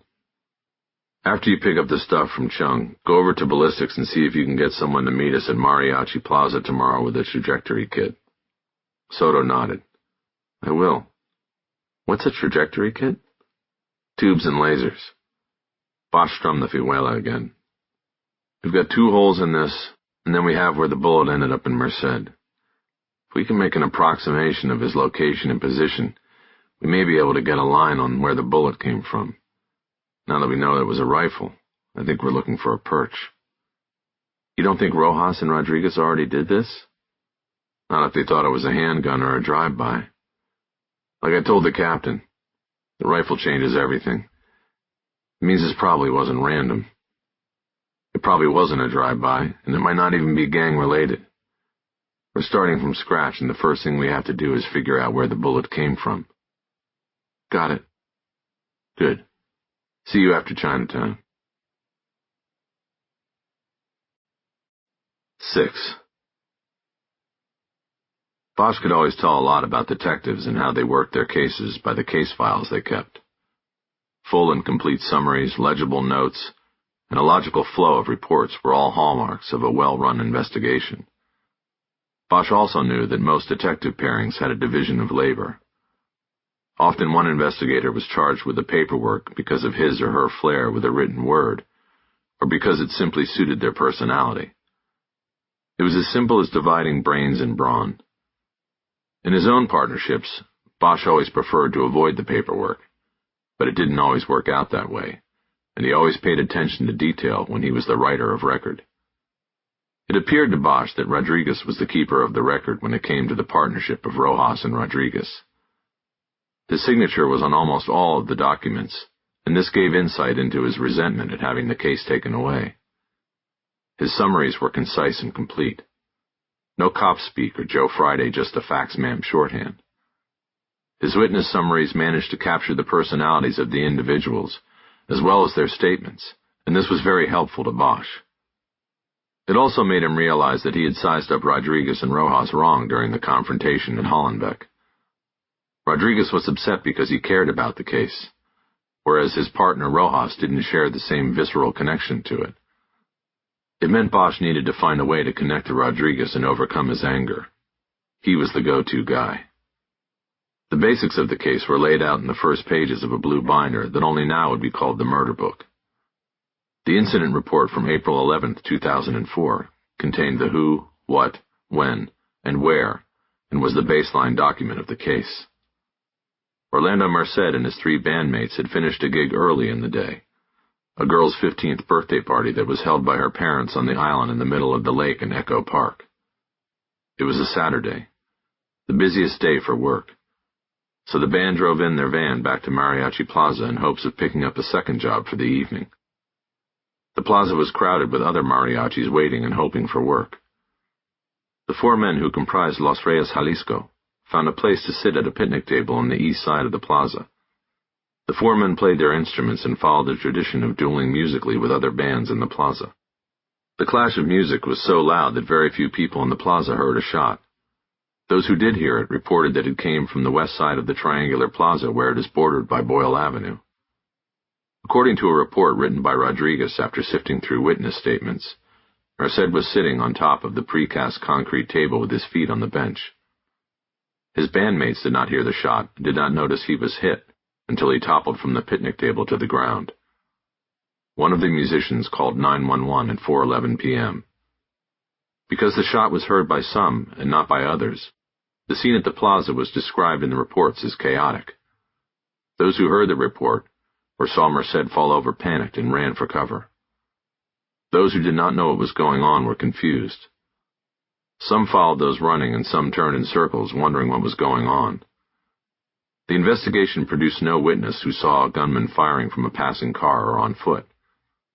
No one was seen by witnesses or discerned on surveillance videos as a suspect fleeing the scene, but many ear witnesses agreed that the shot had come from the Boyle Avenue side of the plaza. North Boyle Avenue was the main drag in the Boyle Heights area, and also traversed the heart of the turf controlled by a large and violent Latino street gang known as White Fence. The gang derived its name from the white picket fence that surrounded the La Purísima church. The gang's origins reach back to a men's club at the church in the 1930s. The name White Fence evolved over the decades to become a symbol of the dividing line between the city's white Anglo power elite and the Latin populace of East Los Angeles. The line between those with money and those who cleaned their houses and cut their lawns. Ethnic pride and solidarity aside, the gang became one of the most violent and feared in the city, often preying upon that same Latin populace. WF graffiti marked almost all the walls and surfaces of Mariachi Plaza. The LAPD's gang intelligence unit suspected that WF members regularly charged a tax on the musicians who waited for work there.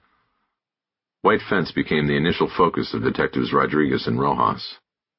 Branching off from Boyle Avenue and creating the rear border of the plaza was Pleasant Avenue, where several hardcore members of White Fence were known to live. Though Orlando Merced's bandmates told the investigators they were not embroiled in a dispute with White Fence, nor had they been approached to pay a gang tax, Rojas and Rodriguez focused on the Pleasant Avenue gangsters in the initial stages of the case. Several of the gang members were detained and questioned through the days that followed the shooting. None provided anything that implicated the gang or led to another possible motive or source for the shooting. No shell casing was found on Boyle or Pleasant Avenue, and the exact origin of the shooting was never determined. It seemed baffling to Bosch that a shooting across a plaza where more than 50 people were loitering did not produce a single, credible witness. Such was the power and threat of White Fence. Rojas and Rodriguez also conducted a background investigation into the victim to attempt to determine if Orlando Merced had been a specific target in the shooting. There was nothing in their conclusions that suggested this was the case. It appeared to them, and was subsequently announced to the public, that he was a random and innocent victim. The detectives were soon reduced to chasing down call-in tips from the public. None of these panned out. No suspect list was ever formulated, but it was clear from the number of reports in the casebooks that the detectives focused much of their attention on the second-generation White Fence shot caller, known as C.B. Gallardo. The initials stood for Cerco Blanca. He had been named by his father after the gang he had pledged his allegiance to.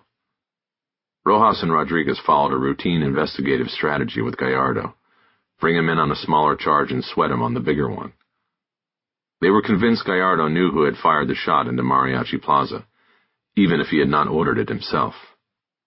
In this case, they knew Gallardo ran an auto body shop that was a front for a chop shop where cars stolen by gang members were dissected and sold across the U.S. and in Mexico for parts and scrap metal. In this case, they worked with auto theft detectives to raid El Puente Auto on 1st Street 10 days after the shooting. Gallardo was arrested for auto theft and possession of stolen property when ID numbers on a variety of parts in the shop were tracked to cars reported stolen from the West Side and the San Fernando Valley. But the man named for the gang he was affiliated with did not crack. Despite several hours of interrogation regarding the Merced shooting, Gallardo refused to admit any involvement and eventually refused to talk to the detectives at all.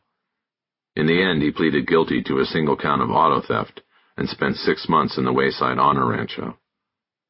Rodriguez's casebook summation on C.B. Gallardo was that he remained a strong suspect in the Merced shooting. The report suggested that the motive behind the shooting was to instill fear in the musicians who sought work in Mariachi Plaza and make them more amenable to paying a protection tax to White Fence. In this theory, Merced was a random victim, the unsuspecting receiver of a bullet fired without aim into the plaza. The last time the Hollenbeck detectives had spoken to Gallardo was 2 years before, when he was incarcerated at the penitentiary up in San Quentin for an attempted murder conviction. As before, Gallardo told them nothing.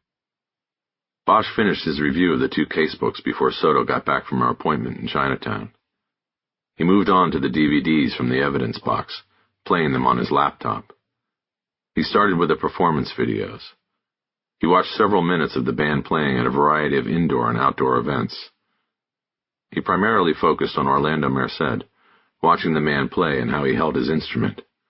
In all but one of the videos he was standing while playing, but there was a single video of the band on a stage at a wedding, and all 4 of the musicians were sitting on chairs.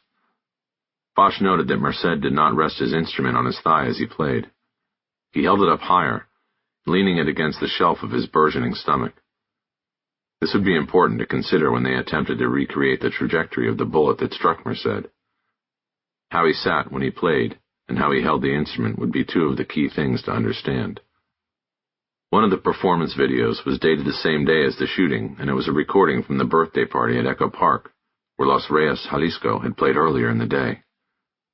While Bosch had fast-forwarded through most of the other videos, he watched this one in its entirety, hoping to possibly pick up something that would give a clue as to what happened later that day.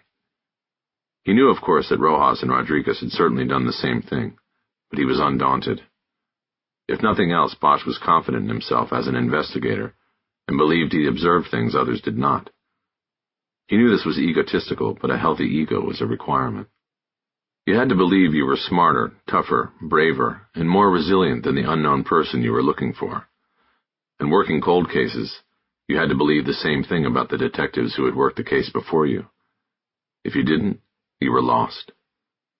It was this sense of the mission that he hoped he could impart to Soto in the final year of his career. The Echo Park video showed a happy family celebrating their daughter's quinceañera. Many friends and family members were on hand. Picnic tables were covered with traditional foods and gifts. The girl at the center of attention wore a white dress and a tiara with the number 15 on it. She had a court of honor that included 6 other girls. There was dancing, and the band played songs that Bosch assumed were traditional to the celebration. At one point, the girl's parents carried out 2 cultural traditions, the mother presenting her daughter with a last doll, symbolizing the end of childhood, and the father changing her shoes from flat sandals to high heels, symbolizing the beginning of womanhood. There was much love and poignancy captured on the video. It drew Bosch's thoughts away from the case to his own daughter. He carried a constant burden of guilt when it came to her. Bosch was a single parent, but mostly an absentee parent. His daughter was 17 now, and she'd had no sweet 16 party. He had never staged any kind of birthday celebration for her other than to celebrate it by themselves. Watching the party in Echo Park, he was reminded of his many failings as a father, and it put a catch in his throat. Bosch turned the video off. He had seen nothing on it that had given him pause or any clue to the shooting that would happen just a few hours later. Merced and his bandmates were professional and did not mingle with the party guests. They were rarely the focus of the camera, but were seen in backdrop during several moments of the video. Bosch ejected the disc and moved on to the second stack of DVDs. These DVDs contained film from surveillance cameras near the plaza. As such, they were not specifically focused on the plaza and only captured segments of what happened that day. To Bosch's surprise, the first video he viewed showed a grainy, long-distance image of Merced actually being shot. As far as he knew, this had never been made public. The video was taken from inside the mariachi supplies and music store located across First Street from the plaza. The camera was mounted in an upper corner of the store, and its purpose was to document and discourage shoplifting. However, its reach was through the front plate glass window of the store and across First to the plaza. Bosch backed up and replayed the shooting portion of the video several times, watching Merced strumming his instrument until the impact of the bullet embedding in his spine knocked him backwards off the table to the ground. He then finally let the video continue and intently watched the action that followed the shooting. The images were murky because of the distance and the writing on the music shop's window. The focus of the camera was also obviously set on the interior of the store as opposed to the activities across the street. At the moment of the bullet's impact, Merced was surrounded by his bandmates. He sat on the table with his feet on the bench seat. On his right side sat the accordion player, and standing to his left, in a step back, was the guitarist. Moving into position behind the table was the trumpet player, who was holding his instrument in 2 hands and bringing it up to his mouth to play. Again, Harry watched the shot knock Merced backwards off the table. The trumpet player immediately ran to the right of the frame and out of the picture while the guitar player started to duck under the wing of the table, turning his guitar so it shielded his body. The accordion player seemed confused by what had just happened. It appeared by his body language that he did not realize at first that Merced had been shot. It was only when he saw the guitar player ducking under the table that he too slid down and moved under its shelter. After a long moment, both men moved from the table and over to Merced to help him. The trumpet player came back into the frame and also knelt down next to his fallen comrade. Bosch continued to watch the video. Soon people came running up to the picnic table and started gathering around the shooting victim. It became hard to see Merced in the middle of all the others in the activity. Over the next 30 minutes, Bosch watched as paramedics and police responded to the shooting call. Merced was initially treated while lying on the pavement and then hoisted onto a gurney and wheeled out of the frame. The picnic table in the immediate area was cordoned off with yellow crime scene ribbon, and officers started corralling witnesses for detectives. The video ended at that point, and Bosch wondered if that was all that had come from the music store, or if the editing had been done by Rodriguez or Rojas. Bosch checked the other two videos, but neither was as interesting or as useful to him. Both had time codes that allowed him to sync up the moment of the shooting, but they provided little new information. One was from a parking lot camera at Paquito Pedro's, at least a block away. It did not actually show much of Mariachi Plaza, but rather showed the intersection of Boyle and First. Bosch saw no apparent drive-by vehicle pass on the tape, no gang hoopty speeding through the intersection in the seconds after the shooting went down. The third surveillance video came from the suicide camera on the First Street Bridge. It was several blocks from the plaza, and its view of the shooting was blocked by the old hotel at the corner of Boyle and First. Bosch watched it once, dismissed its usefulness, and ejected it from the laptop. He thought about things for a moment. He knew he should set up an appointment with Rodriguez and Rojas to sit down and go over many details of the case rather than do it piecemeal, but he picked up the phone anyway and called the detective bureau at Hollenbeck. He asked specifically for Rodriguez, even though Rojas might be more forthcoming. "This is Detective Rodriguez. This is Bosch. How are you doing?" No answer. Bosch waited a moment and pressed on. "I just finished a review of your case files on Merced." He paused. Still nothing. "I'm not going to blow smoke up your ass by telling you how thorough you guys were. You already know that. But I have a few questions. I could have asked for Rojas because he wasn't a prick today, but I asked for you. This is your book, Rodriguez. I can tell. I figure you're the one I need to talk to. Can you help me out?" No answer again, but this time Bosch waited. Eventually Rodriguez responded. "What do you want to know, Bosch?" Harry nodded. His instinct was right. The good ones all had that hollow space inside. The empty place where the fire always burns. For something. Call it justice. Call it the need to know. Call it the need to believe that those who are evil will not remain hidden in darkness forever. At the end of the day, Rodriguez was a good cop, and he wanted what Bosch wanted. He could not remain angry and mute if it might cost Orlando Merced his due. 7. After the phone call, Bosch went on the computer and started to type up his first report on the Merced case. It was primarily an update on the case, including a cause of death report and an evaluation of existing evidence and investigative leads. He was 20 minutes in when his desk phone rang. He picked it up assuming it was Soto calling in after a psych session. "Bosch?" "Yes, I want to register for the reward." Bosch realized it was a call spawned by the ex-mayor's announcement. As he responded, he pulled up the internet window on his computer and went to the Los Angeles Times website. "What do you mean register, sir? It's not a lottery. Do you have information that can help us?" Sure enough, there was a story already up on the front page of the news site, complete with a photo of Zayas at the press conference announcing the reward. "Yeah, I got information," the caller said. "The shooter is named Jose. You can mark it down." "Jose what?" "I don't know that part. I just know it's Jose." "How do you know this?" "I just do." "He was the shooter." "That's right." "Do you know this man? Do you know why he did it?" "No, but I'm sure you'll get all of that once you arrest him." "Where do I arrest him?" The man on the other end of the line seemed to scoff at the question. "I don't know that. You're the detective." "Okay, sir. So you are saying that I need to go out and find and arrest a man named Jose. No last name, no known whereabouts. Do you know what he looks like?" "He looks Mexican." "Okay, sir. Thank you." Bosch hung up the phone, banging it hard into the cradle. "Douchebag," he said to himself. The phone rang again while his hand was still on it.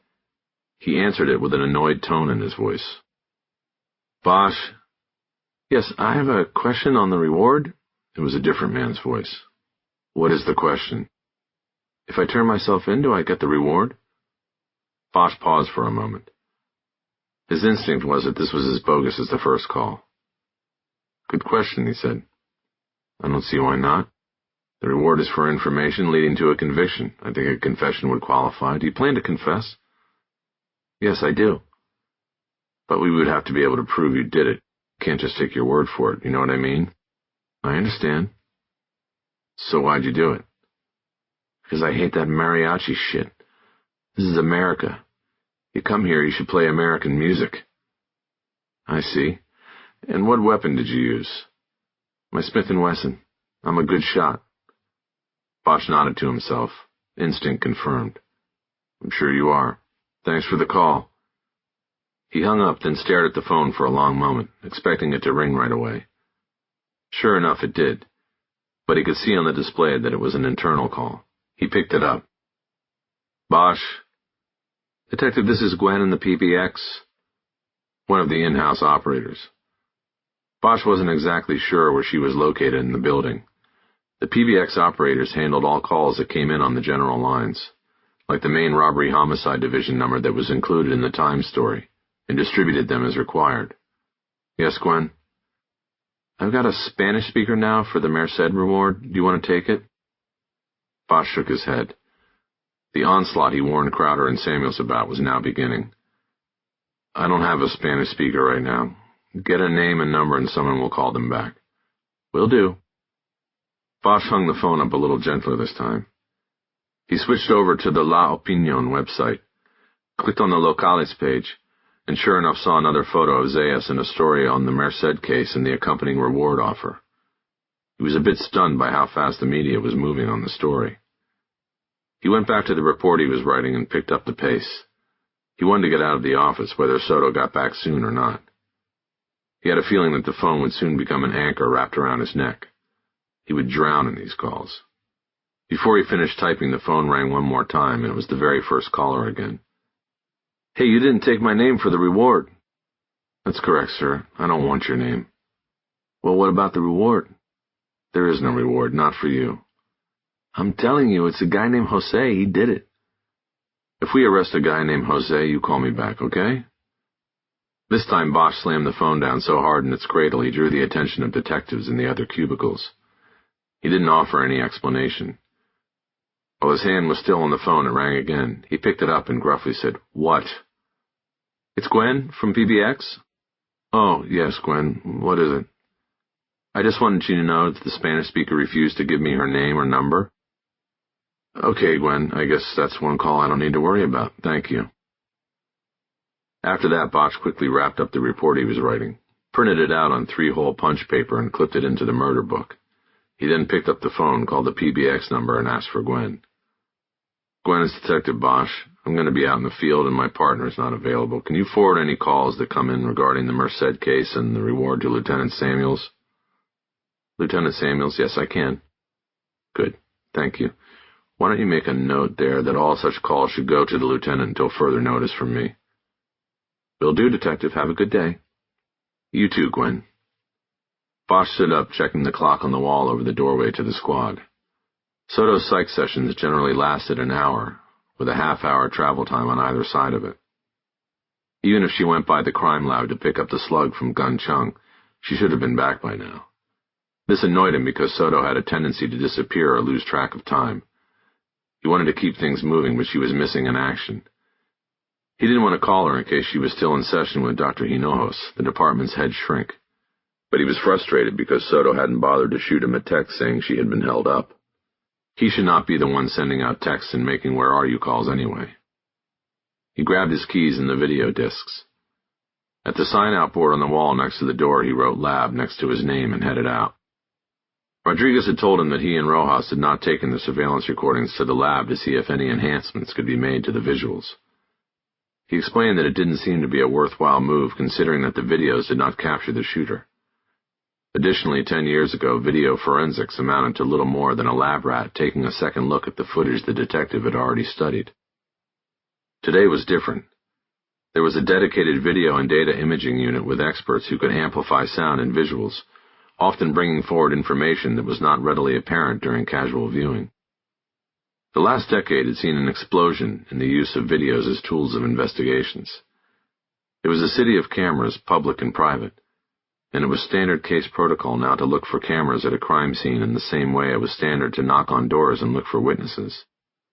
This necessitated the formation of the VFU, the Video Forensics Unit.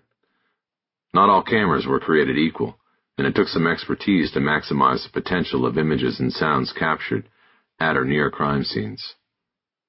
It took Bosch 20 minutes to get over to the lab. On the way, Soto called him and told him she had just finished her psych session. She was backed up with new shooters, she said, but I'm on my way to the lab now to pick up the slug. Don't worry about it, Bosch said. I'm on my way there now with the videos. I'll go see Gunn and pick up the slug. I thought she didn't finish, but Bosch knew what she was going to ask. Right, yeah, I looked at them all, and there wasn't a whole lot there, he said. The camera in the music shop picked up Merced getting hit, but it's all pretty murky. I'm hoping the video unit can do something with it. Okay. She didn't sound mollified. If you want, I can wait, let you take a look before running it over. No, go ahead. You might as well. Are you coming back to the squad after? Actually, I'm trying to stay away from the squad. The ex-mayor's reward has already hit the media sites and the calls are coming in. I want to work the case, not the phones. Bosch pulled into the parking lot outside the crime lab building and started looking for an open slot. But what if we get the right call? It's 1,000,000 to 1, you ask me. But if someone really can deliver the shooter, they'll get to us. Anyway, right now I have all the calls going to Samuels. Maybe that'll light a fire and get him to put somebody on the call so we can work the case. Okay, so what do you want me to do? I was also supposed to set up the ballistic trajectory for tomorrow. Bosch had forgotten about that. Now he thought it might be too soon. I'm going to hold off on that. Let's see what they come up with in video.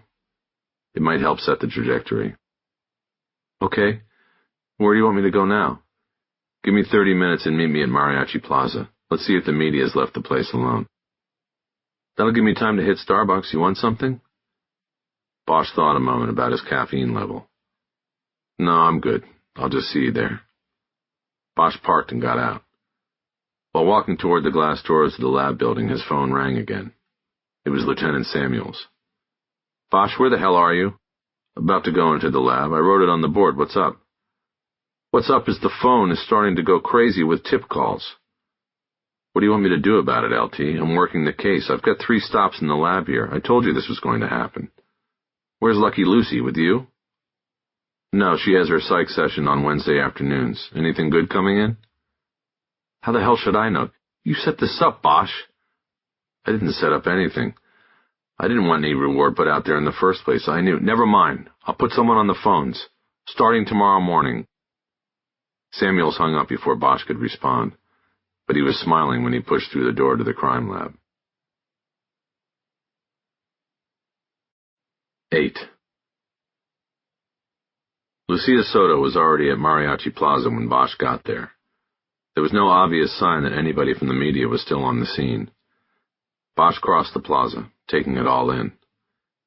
It was beginning to get crowded with musicians hoping to pick up evening gigs. The sidewalk parking spaces running along Boyle Avenue were bumper to bumper with vans brightly painted with the names and phone numbers of bands. The benches and tables in the plaza were all occupied. Soto was talking to 3 men squeezed onto a single bench, their instruments in cases at their feet. They were wearing matching black half-coats with gold brocade and white blouses with string ties. Bosch nodded to them as he joined his partner. Soto was holding some kind of iced coffee drink with whipped cream at the top. Harry, these men were here the day Merced was shot, Soto said excitedly. What do they remember? He asked. They were sitting right here. They jumped up and went behind the statue when they heard the shot. Bosch looked behind the bench at the bronze statue of a woman, hands on her hips, wearing a shawl over a patterned dress. The statue was on a large concrete and wooden pedestal. Bosch guessed that the statue would have provided more cover for them than had they remained on the bench when the gunfire erupted. The plaque on the base of the statue identified the woman as Lucha Reyes, the queen of the mariachis, who lived and performed in L.A. in the 1920s. She was from Guadalajara. Were they interviewed? Soto spoke to the men in Spanish and then translated their answers to Bosch even though he had understood. Yes, they gave statements. Bosch nodded, but he could not remember any of the statements from the murder book involving witnesses reporting that they had used a statue for cover. They had probably been left out as inconsequential. Ask them to show us where they hid by the statue. Soto asked the men, and one got up and went to the front of the statue. He crouched down, put his hands on the pedestal, and acted like he was looking around the legs of the statue to see who was shooting. He was looking toward Boyle Avenue. Bosch nodded again as he tried to see it the way it was that day. What made them think the shot came from over there? He asked, pointing. Soto translated, and the man shrugged at first, and then one of the men still on the bench answered in a cadence too fast for Bosch to understand. He said he heard the shot and ran for cover. The other two men followed but weren't sure they had heard anything. They just saw everybody running. What did he see? Two men shook their heads, and the third said, Nada. Did they know Merced? Again Soto translated and listened. Not really, she finally told Bosch. They knew him from the plaza waiting for jobs. Bosch stepped away and walked toward the escalators that led down to the underground metro station. The glass structure that served as its roof had a distinct Aztec motif and was designed as a giant eagle's wing sheltering the entrance. The feathers of the wing were multicolored glass panels that threw the sun across the plaza in blends of color. There was a wide tiled staircase between the up and down escalators. Bosch turned at the top of the stairs and looked back across the plaza. He then looked left across First Street at the music store where the camera that had captured the Merced shooting was located. Bosch moved a small step to his right and figured that he was very close to where the picnic table Merced had sat on had been located. He knew this assumption had no forensic validity. A ballistics team would deal with that later. But for now Bosch knew he was nearly at the spot where Merced was sitting when he caught the bullet. He looked back toward Boyle Avenue in the direction the bullet had come from. Since Bosch had now discounted the idea that the bullet had been fired from a passing car or even from ground level, his eyes focused across the street to the structure that occupied the corner across from the plaza. In earlier years, Bosch had known the Boyle Hotel well. Unofficially, but better known as Hotel Mariachi, the three-story stone building of Queen Anne design was more than 100 years old, and one of the oldest standing structures in all of Los Angeles. But it had fallen into disrepair over the decades until it was little more than a cockroach-infested flophouse for traveling mariachis and transients. More than once, Bosch went into Hotel Mariachi with a mugshot in hand looking for a suspect he had traced from a crime scene. But all was different now. The Boyle Hotel had gotten a multi-million-dollar makeover in concurrence with the Metro Station project at Mariachi Plaza. It was no longer even a hotel. It was a mixed-use complex offering affordable apartments and commercial spaces. Its red brick facade and signature rooftop cupola were preserved in the renovation process. But even at so-called affordable rates, the rents were too high for most of the mariachis who passed through East L.A. They had to rent elsewhere now. Soto came over to Bosch and followed the line of his stare. "You think the shot came from there?" she asked. "Could have," Bosch said. "Let's go check it out." They walked back across the plaza, Bosch noticing that more and more musicians were starting to crowd around the benches and tables. It was almost 5 and time to look and hope for work. Bosch noticed a small shop behind one gathering of musicians. Libros Schmibros. The sign on the door said it was a bookstore and lending library. He pointed at it without breaking stride. "Before this was all Hispanic, it was Jewish," he said. "In the 20s and 30s. By the 50s, everybody was moving out to Fairfax." "White flight," Soto said. "Sort of. I think I may have had a grandparent who lived here. Something about this place I remember. The old Hollenbeck station coming here with my mother in the 50s. There was some kind of hazy, vaguely uncomfortable memory he couldn't get at. For the first 11 years of his life, he lived with his mother, and at times they were as transient as the denizens of the old Hotel Mariachi. There were too many places to remember, and it was all 50 years ago. He tried to change the subject. "Where'd you grow up, Lucy?" "All over. My mother's side was from Orange County down by El Toro, and my father's family was from up here. His parents got pushed out of Chavez Ravine in the 40s. They ended up in Westlake, and I was born there. But I mostly grew up in the valley, Pacoima." Bosch nodded. "I guess that means you're not a Dodger fan then," he said. Never gone to a single game and never will, she said. My father would kill me if he ever heard I went. It had been one of the biggest land grabs in the city's history, and Bosch knew the story well, having all his life tried to counter his love of baseball and the Dodgers with the ugly story buried beneath the diamond where, as a boy, he watched Sandy Koufax and Don Drysdale pitch. It seemed to him that every gleaming success in the city had a dark seam to it somewhere, usually just out of view. For decades, Chavez Ravine was a poor enclave of Mexican immigrants who nestled in shacks packed among the hills and tried to make their way in a place where they were needed but not necessarily wanted. The end of World War II brought new prosperity to the city and federal money to provide housing for the poor. The plan was to move everyone out of Chavez Ravine, steamroll it, and then rebuild it, creating an orchard of low-income housing towers to which the former inhabitants of the little valley would be invited to return. The development would even be given a name that reflected the grand American dream of reaching for the Golden Ring, Elysian Park Heights. Some left the ravine willingly, and some had to be pushed out. Houses, churches, and schools were razed, but no towers were ever built. By then the world had changed. Building towers for the poor was labeled socialism. The new mayor called it un-American spending. Instead, the city of the future decided it needed a professional sports team to secure its image and standing as more than a movie colony and hazy outpost on the western edge of the country. The Brooklyn Dodgers came west, and a gleaming baseball stadium was built where those towers for the poor were supposed to be. The residents of Chavez Ravine were permanently scattered, their heirs carrying a deeply seated grudge to this day, and Elysian Park Heights was a pretty name that never made it past the blueprints. Bosch was silent until they crossed Boyle and came to the double doors of what once was Hotel Mariachi. The door was locked, and there was a keypad next to it for contacting tenants and the management. Soto looked at Bosch. "You want to go in?" "Might as well." She pushed the button next to a sticker that said Officina. The lock was buzzed open without any inquiry over the intercom as to who they were. Bosch looked up to see a camera mounted overhead in the corner of the door's trim. Soto opened the door and they entered a vestibule. There was a building directory and map inside glass cases attached to the wall. Bosch looked at the map first and realized that the restoration project had also been a consolidation project. 3 buildings had been joined into one complex. The front building, the original Boyle Hotel, also known on 19th century plat maps as Cummings Block, was now repurposed as commercial space, and the 2 adjoining buildings were apartment buildings. Bosch moved on to the directory and saw a variety of small office listings, most of them for Attorney Abogado. Bosch saw a set of stairs to the right of the doorway and started up. "The manager's office is down here, Harry," Soto said. "I know," he said. "We can stop by after looking around." On the second floor, Bosch saw 3 separate glass-doored entrances to offices, 2 of which were for attorneys, the signs on both doors promising "Se habla español." The third office appeared to be unrented and empty.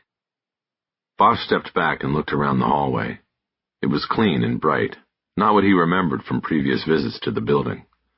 He remembered tiny apartments and a communal bathroom at the end of the hall that smelled like a sewer. He was happy the building had been saved from such disrespect and disrepair.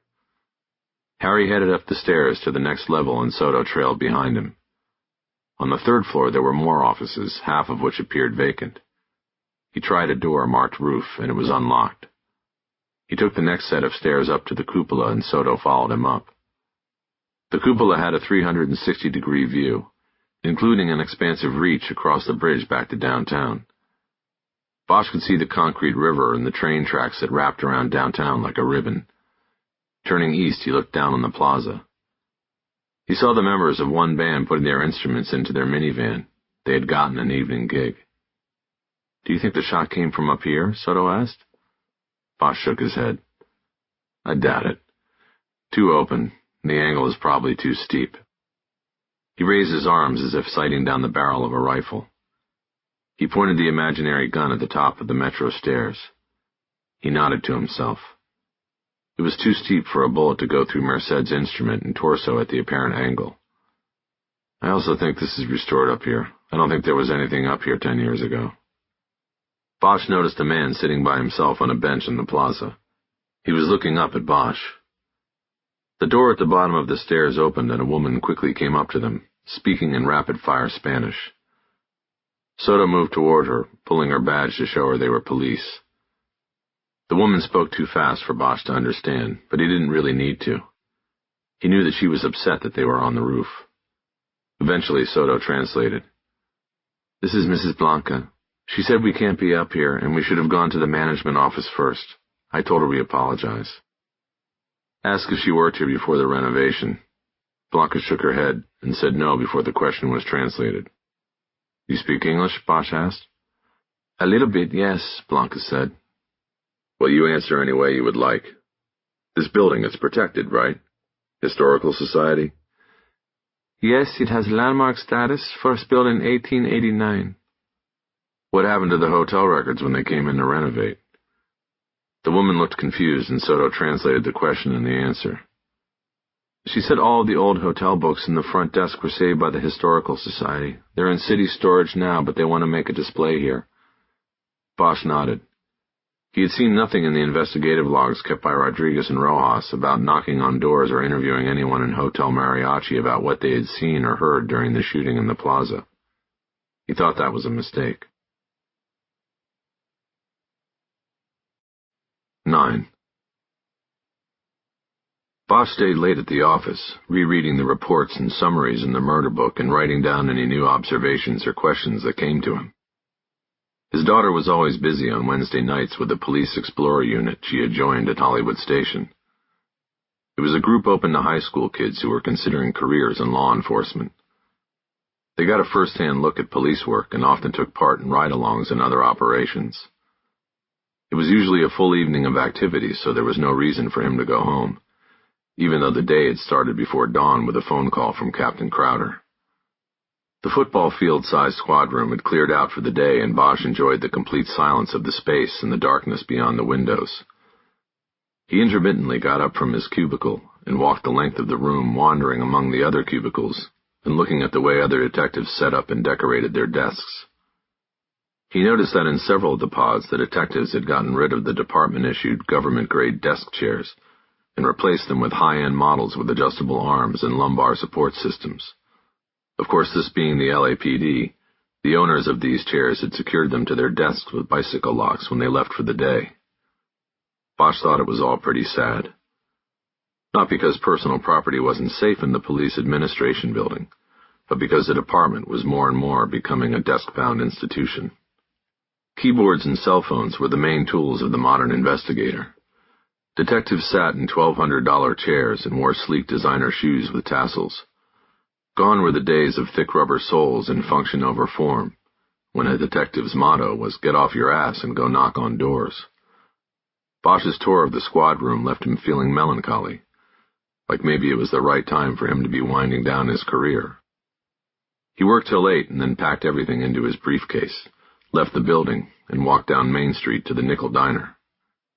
He sat at a table by himself and ordered the flat-iron steak and a bottle of Newcastle. He was just getting used to eating alone again. His relationship with Hannah Stone had ended earlier in the year, and that meant a lot of evenings by himself. He was about to pull some of his work materials out of his briefcase, but then decided to give the work a rest while he ate. He passed the time talking with Monica, the owner, and she topped off his meal with a maple-glazed bacon donut on the house. It put a new charge in his bloodstream, and he decided it was too early to go home to his empty house. On the way back to the PAB, he stopped by the Blue Whale to see who was playing and who was coming later in the month, and was pleasantly surprised to see Grace Kelly on the stage with a 4-piece band. Grace was a young saxophonist with a powerful sound. She also sang. Bosch had some of her music on his phone and at times thought she was channeling the late, great Frank Morgan, one of his favorite saxmen. But he had never seen her perform live, so he paid the cover, ordered another beer, and sat at the back of the room, his briefcase on the floor between his feet. He enjoyed the set, particularly the interplay between Grace and her rhythm section. But she closed with a solo, and it stabbed deeply into Bosch's heart. The song was Somewhere Over the Rainbow, and she produced a sound from the horn that no human voice could ever touch. It was plaintive and sad, but it came with an undeniable wave of underlying hope. It made Bosch think that there was still a chance for him, that he could still find whatever it was he was looking for, no matter how short his time was. Bosch left after the first set to go back to the PAB.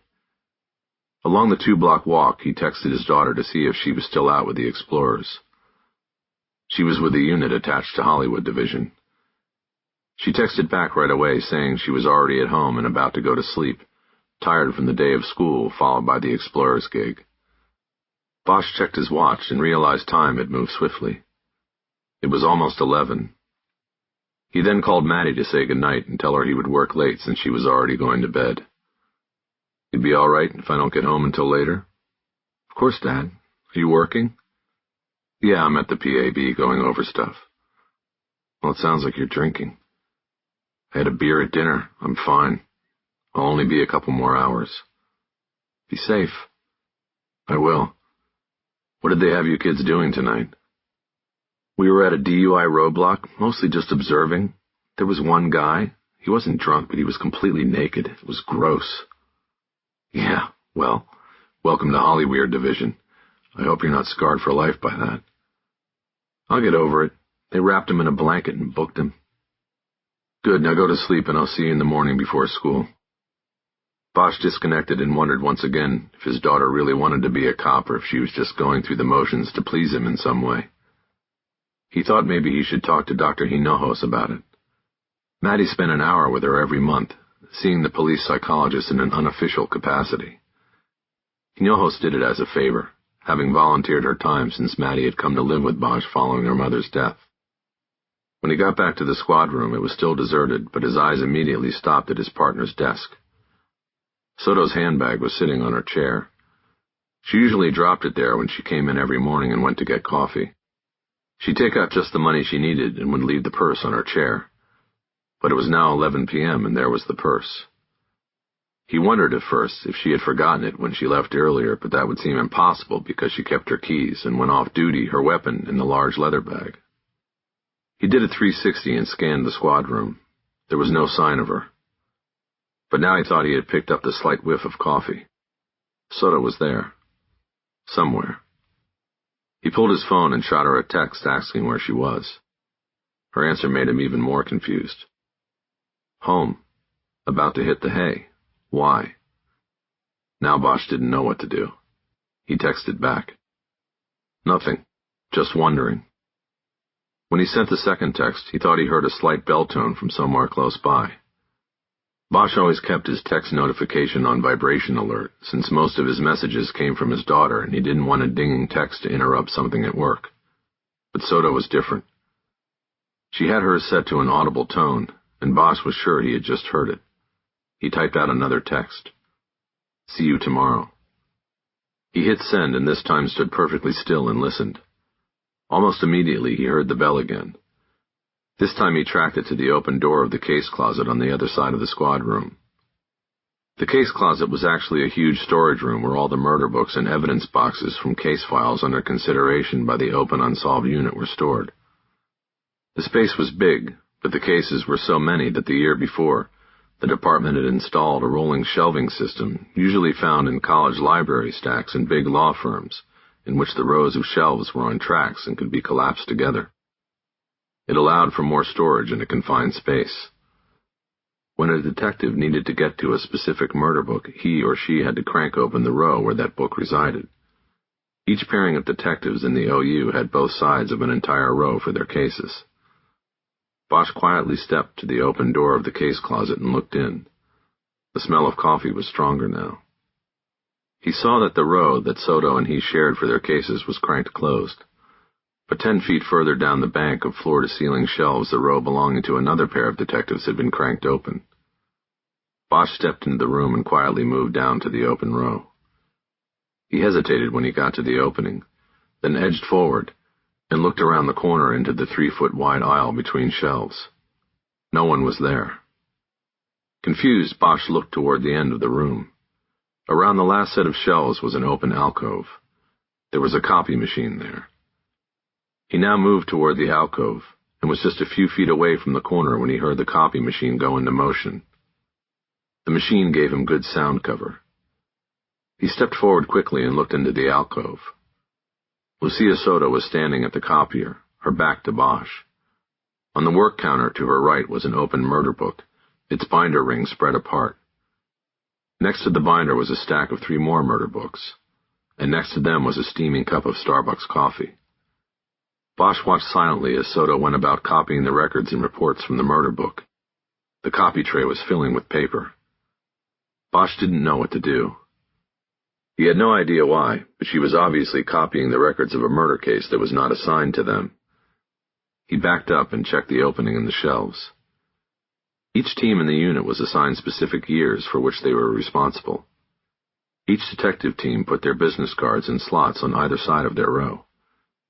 He saw that the open row belonged to Whitaker and Dubose. Bosch couldn't remember offhand which years Whitaker and Dubose were assigned, but the 4 murder books Soto had with her at the copy machine looked old. The blue vinyl of the binders was cracked and faded, the pages inside yellowed. Bosch looked toward the alcove and thought about leaving as quietly as he had come in.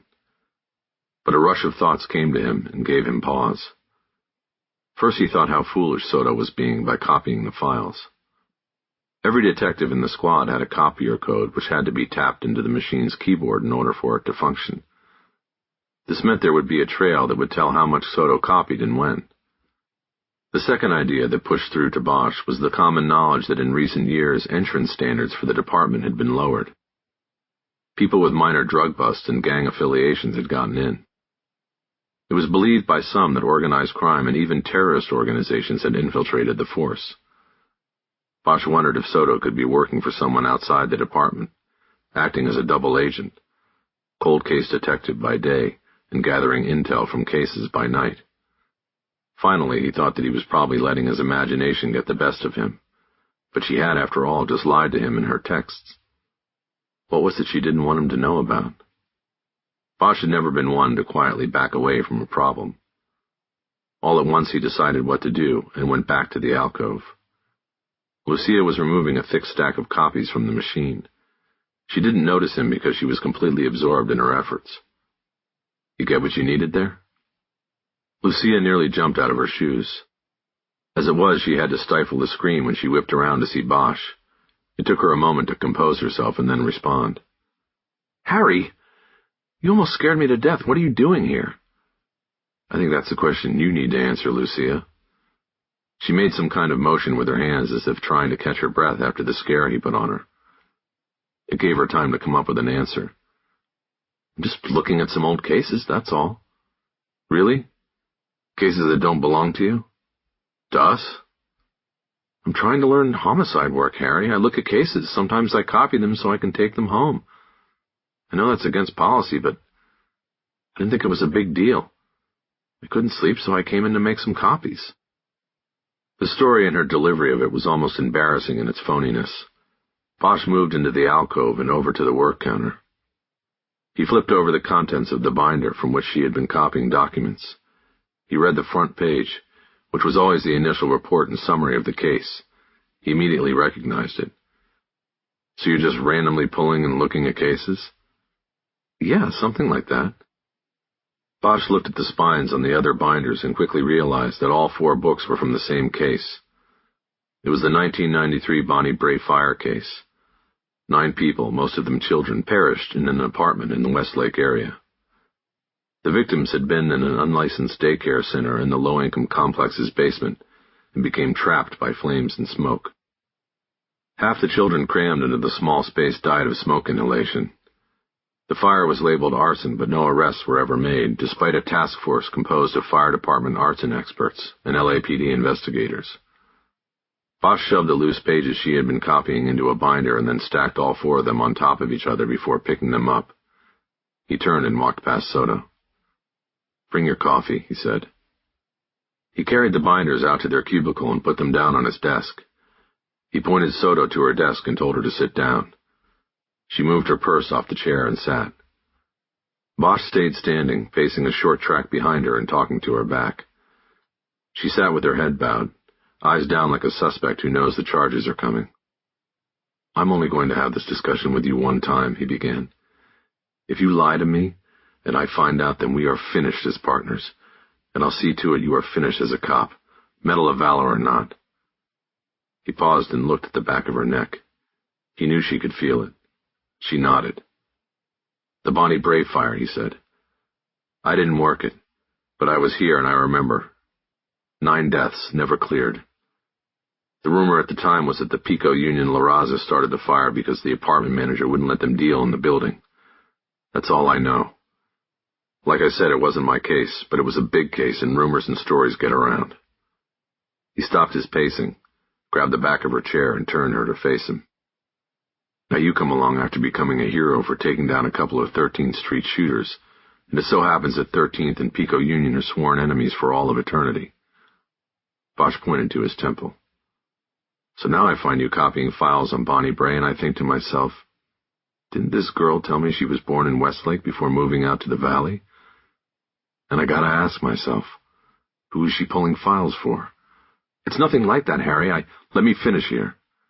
You don't need to talk just yet." He turned away from her and looked down at the binders stacked on his desk. He was full of steam now. He turned back.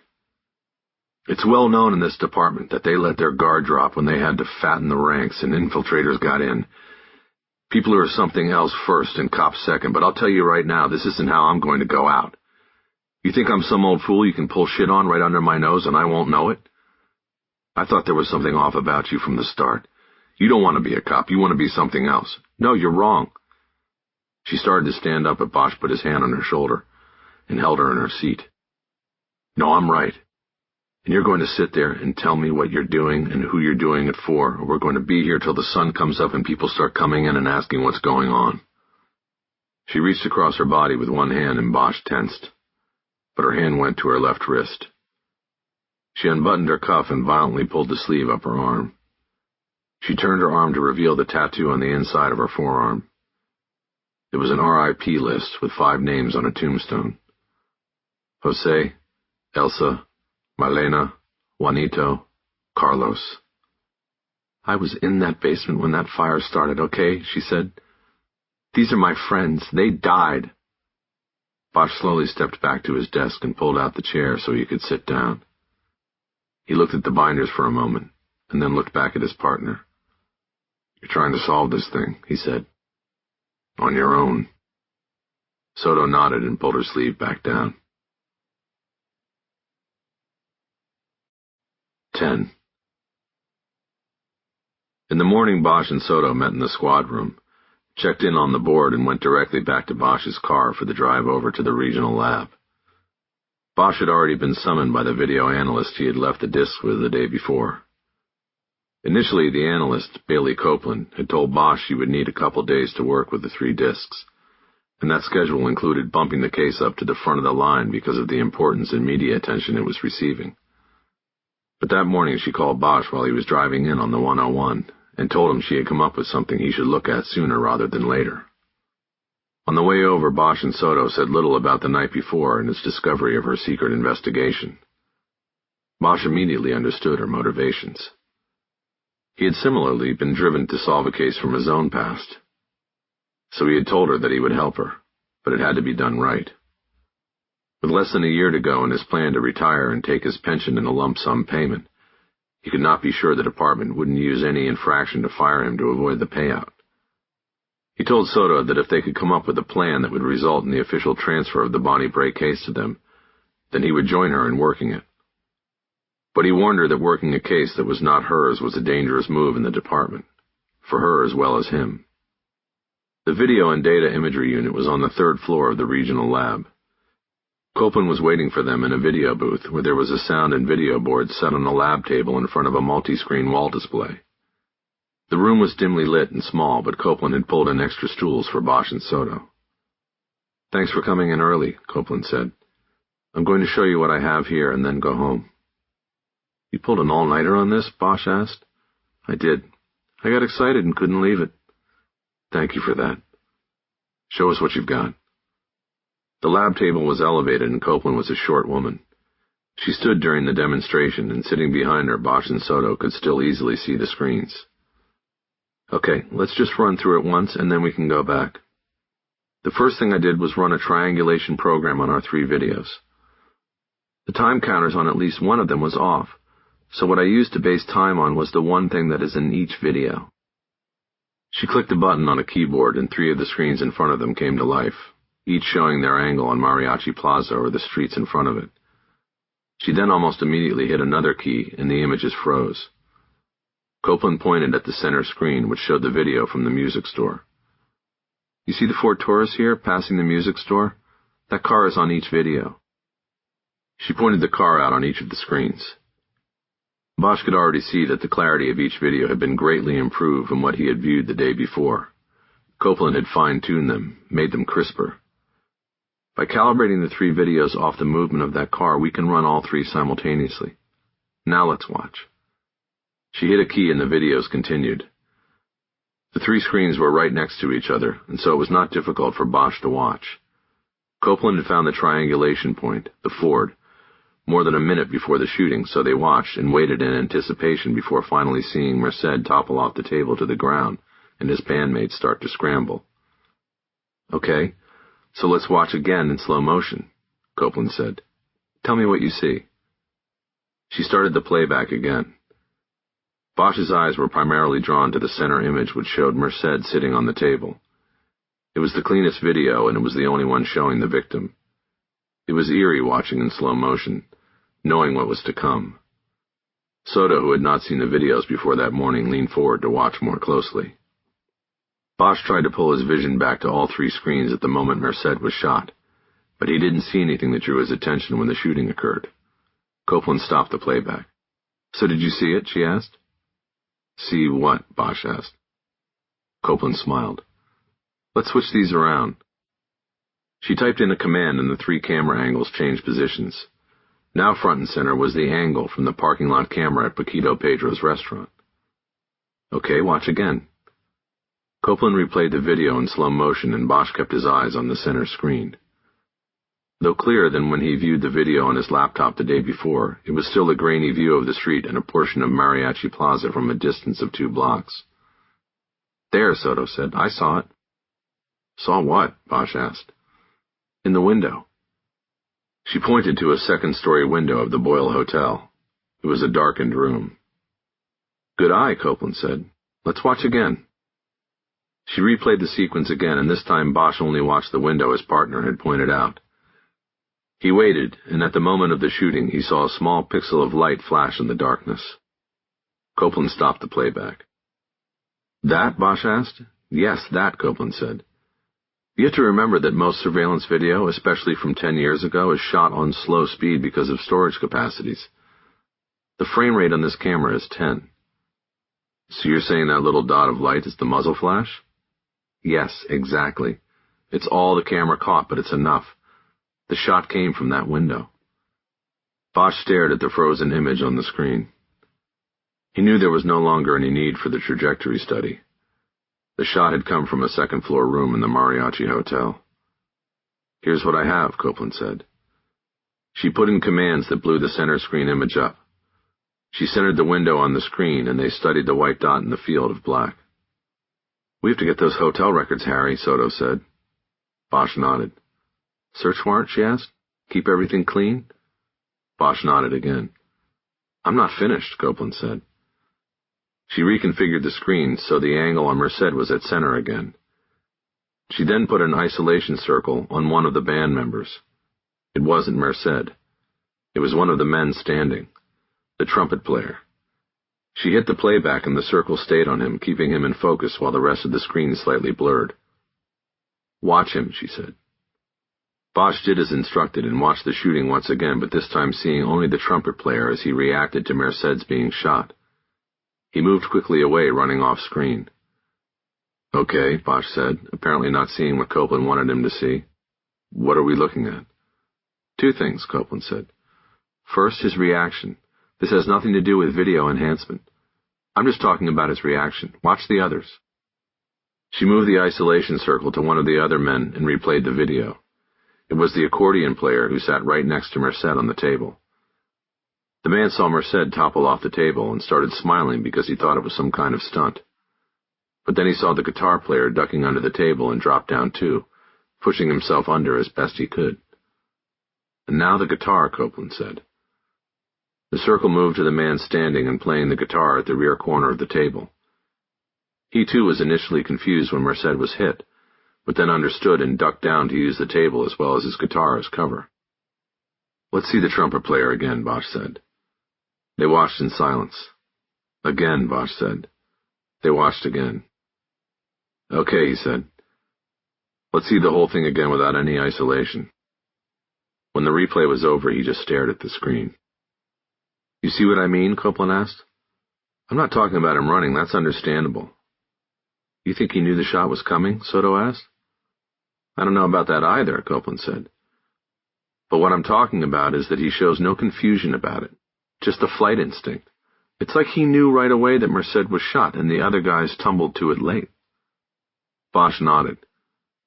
It was a good observation, one that had escaped him during the multiple times he had watched the video the day before. He had focused solely on Merced and not paid proper attention to the other band members. "Which one is that?" he asked. "The trumpet, I think that was Ojeda," Soto said.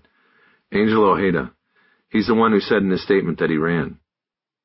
"Okay, let's talk about Mr. Ojeda's position now," Copeland said. "With the triangulation, I was able to make a digital model of the shooting. It's crude because I thought it was better to go with speed over quality." She typed in commands and killed all but the center screen. She then opened up a crudely animated version of the shooting from the angle of the music shop. The band members were little more than stick figures with letters affixed to them. Merced was marked A and Ojeda was figure B. "This program measures spatial gradations and accurately recreates a multi-dimensional animation that we can manipulate." With her keyboard and mouse, she controlled the screen. The view moved out through the window of the music store and close up on the 4 men located on and around the table. She then clicked the command and the shooting took place in slow motion, the bullet's trajectory marked by a red line that crossed the screen and struck the figure sitting on the table, Merced. "Okay, so let's start over, but move over top," Copeland said. The image shifted so that they were now looking down on the table. An overhead shot. Copeland ran the simulation, and the bullet again streaked into the picture as a red line hitting Merced. At the moment of impact, the figure that was Ojeda, the trumpeter, was in motion behind the table. It was clear that if the bullet had not hit Merced, it was on course to strike Ojeda. "Wow," Soto said. Copeland ran 2 more simulations. The first one was another overhead version, but it was high in the sky and took in the entire plaza adjoining streets and the Boyle Hotel. This simulation showed the red line of the bullet streak across the screen from the hotel to the picnic table, again convincingly showing that Merced stopped the bullet before it could have hit Ojeda. The last simulation was a ground angle of the entire shot from the hotel to the table. Copeland stopped the program at the point the bullet struck the figure that was Merced. She then ran it again and then a 3rd time before letting the simulation go to the end. "You'll have to talk to the guys in the gun shop about trajectory and target lead, all of that," she said. "But it is possible, when you look at this, to see that if figure B was being tracked with a scope, the shooter could have fired before realizing that figure A, your victim, was in the line of fire." Bosch nodded. "Tunnel vision. Some people call it scope blindness. All you see is the target."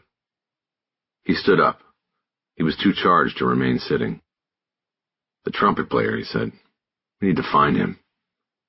Copeland took a disc and a plastic sleeve off the side of the work table and handed it to Soto. "I made a copy of the animation. I hope it helps. We would build a more detailed model if it was ever needed for court use." Soto nodded and took the disc. "Got it," she said. "Thanks." "Bailey, get some sleep," Bosch said. "You earned it." 11. Bosch and Soto hurried back to the PAB and divided up the work. It was decided that Bosch would write up the search warrant for the Boyle Hotel records and take it to the CCB to be signed by a judge. Meanwhile, Soto would work on locating the surviving 3 members of Los Reyes, Jalisco, her priority being Angel Ojeda, the trumpet player. While Soto went for coffee before beginning her task, Bosch went to the captain's office and knocked on the door. He wanted to give Crowder a brief update on the case. It was unusual for Bosch to keep his supervisor so closely informed about a case, but he wanted to make sure Crowder was not falling under the sway of his lieutenant in terms of moving the Merced investigation out of open unsolved and over to robbery-homicide. If Crowder knew that progress was being made, he would be less likely to move the case. After all, if Bosch and Soto actually solved it, then Crowder as their supervisor would be in for all kudos that came with an arrest. To Bosch's dismay, Crowder picked up his phone and called Samuels into the office so he could hear Bosch's report. Harry had hoped to keep Samuels out of this loop since the lieutenant was pushing for the case to be transferred. Bosch quickly updated both men on the key information from the video and data imaging unit, that they now knew where the shot came from and were working toward finding out who had rented that room at the Hotel Mariachi on the day of the shooting. He didn't bother telling them about the animation Bailey Copeland had made, which indicated the bullet that hit Merced may have been meant for Angel Ojeda, the trumpet player. Bosch wanted to pursue that aspect further before bringing it to Crowder and Samuels. He did tell the two supervisors that Soto was tracing the three other band members so they could be re-interviewed. "Okay, Harry," Crowder said. "You're making good progress. Keep it going." "Okay, Cap." "We're putting Holcomb on the tip line," Samuels said. "Starting today. Quarles has court." Sarah Holcomb and Eddie Quarles were one of the other teams in the unit. Quarles was the veteran and Holcomb was one of the new transfers. They had a case that was currently on trial, and as the senior partner, Quarles would have the lead and therefore be assisting and testifying in court. Holcomb could attend trial but would have little to do. Samuels wisely pulled her back into the unit to handle the reward calls that came in on Merced. Normally Bosch would have wished for a more experienced detective vetting the calls, but in this case having one of the unit's rookies on the tip line would work better with the plan he was formulating. When Bosch got back to his desk, he found a cup of coffee from the vending machine on the first floor. A good cup of coffee never came out of that machine, but it always did the job, and he appreciated that Soto had gotten it for him. "I'll get the next round," he said to his partner, who was already working on her computer. "No worries," she said, without looking away from her screen. "It all works out in the end." Bosch opened up his laptop and went to work on the warrant. He used a basic template for the first several pages, just filling in blanks about where he wanted to search and what he was looking for. The difficult part was narrowing down where the Boyle Hotel's old records were currently located. The renovation project had been carried out by one agency, and the materials Bosch sought had been turned over to another. That agency, the Historical Society, had them in storage somewhere. But the location of the targeted materials aside, it was the probable cause summary that counted most in the document, and there was no template for that. He had to convince a judge to grant him the authority to temporarily seize the records of the now-defunct hotel. He had to show cause why the records were pertinent to his case. It took him the rest of the morning to finish the search warrant. Shortly before lunch, he printed it and asked Soto to read it over. It was a way of instilling partnership and teaching her the ropes. The search warrant was one of the investigator's most useful tools. After she was finished, he told her he was going to walk it to the courthouse while she continued to run down locations on their interview subjects. She reported that she had already tracked two members of Los Rios, Jalisco, and that they were both local, but Angel Ojeda, the one they most wanted to talk to, was proving difficult to find. He had split from the band and even apparently left Los Angeles very soon after the shooting. Nothing had come up on law enforcement databases, and the INS base showed his permanent resident card had not been renewed 3 years ago. "Maybe the other two know where he is," Bosch suggested. "That's what I'm thinking. Or maybe they can give us a line on somebody who can give us a line. Are you free this afternoon to do this?" "Yeah, we need to keep momentum. We can drop the search warrant at the Historical Society on the way." "Cool." The place Bosch was going was the Clara Shortridge Foltz Criminal Justice Building, but nobody ever called it that. The name was too long and too difficult to collapse into the easy parlance cops like to use. Most cops and lawyers called it the CCB for Criminal Courts Building, or the 2-10 for its address on Temple Street. It was a slightly uphill block from the PAB, and Bosch walked it because it would take much longer to drive over and find a parking space. Bosch was in luck. The on-call judge who handled administrative matters, including search warrant applications, was Sherma Bartlett, a jurist Bosch had known since she was a prosecutor. They had always had a professional but easy rapport, and when Bosch sent word to her through her clerk that he was there with a warrant, he was immediately invited back to her chambers. More often than not, the warrants went back to the chambers for the judge's consideration while the detectives cooled their heels in the empty courtroom. "Harry, I can't believe you're still in the game," she said as he entered. She got up and came around from behind her desk to formally shake his hand. "Barely," he said. "I've got about a year left on my drop contract, but some days I'm not even sure I can make that." "You? I'll probably have to drag you out. Sit down." She gestured to a chair in front of her desk while she returned to her spot behind it. She was a very pleasant woman whose easygoing demeanor always belied her ferocity as a prosecutor and now as a judge. Back when she was a prosecutor, her nickname was the Accountant, because not only did she specialize in financial crimes, but she had a marvelous memory for all things numerical, from penal code numbers to phone numbers to the sentences received by violators in her cases years before. Bosch had worked with her twice in the 90s on murder cases motivated by financial gain. She had been a taskmaster, but he couldn't complain. They got first-degree verdicts both times. He handed a search warrant application across the desk to her. "What have we got here?" Bartlett said as she began flipping through the pages to the summary. "This is a record search." "Right," Bosch said. "Looking for a name on a hotel registry." "The Historical Society." Bosch didn't respond. She was just reading out loud. He waited. "I remember the Merced case. I was out of the DA's office, but I do remember this one. So now he's died." "Yes, it's been in the papers. Between what I do here and my husband and kids, I have so little time to read the paper. I'm always out of the loop." Bosch just nodded, even though the judge's eyes were on the document he had brought. The judge picked up a small gavel that was on her desk, and Bosch realized that it was actually a pen. She signed the front signature page of the warrant and handed it back to him with a smile. "I hope it helps, Detective." "Me too. Thanks, Judge." He got up and turned to the door. "When's your retirement date?" she said to his back. He looked back at her. "Supposed to be end of next year," he said. "Supposed to be?" she asked. Bosch shrugged. "You never know." "You'll make it, Harry," she said. "And I hope Jerry and I get invited to the party." Bosch assumed Jerry was her husband. He smiled.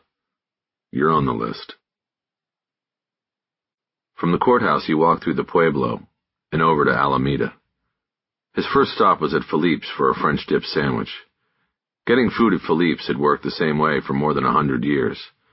Customers lined up at the deli counter in front of Carver's and waited patiently to order their sandwiches.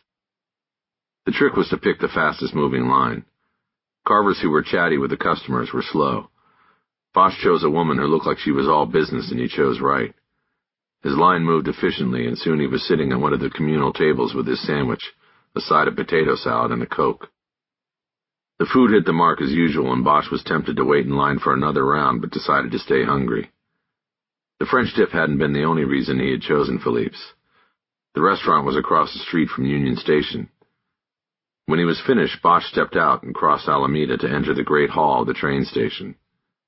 There was a bank of old-style phone booths near the entrance, and he went into one to make a quick call, wrapping his tie around the mouthpiece to muffle his voice. 12. Soda was ready and waiting when Bosch got back to the PAB. She said she had addresses for two of the musicians who had been with Orlando Merced when he had been shot at Mariachi Plaza.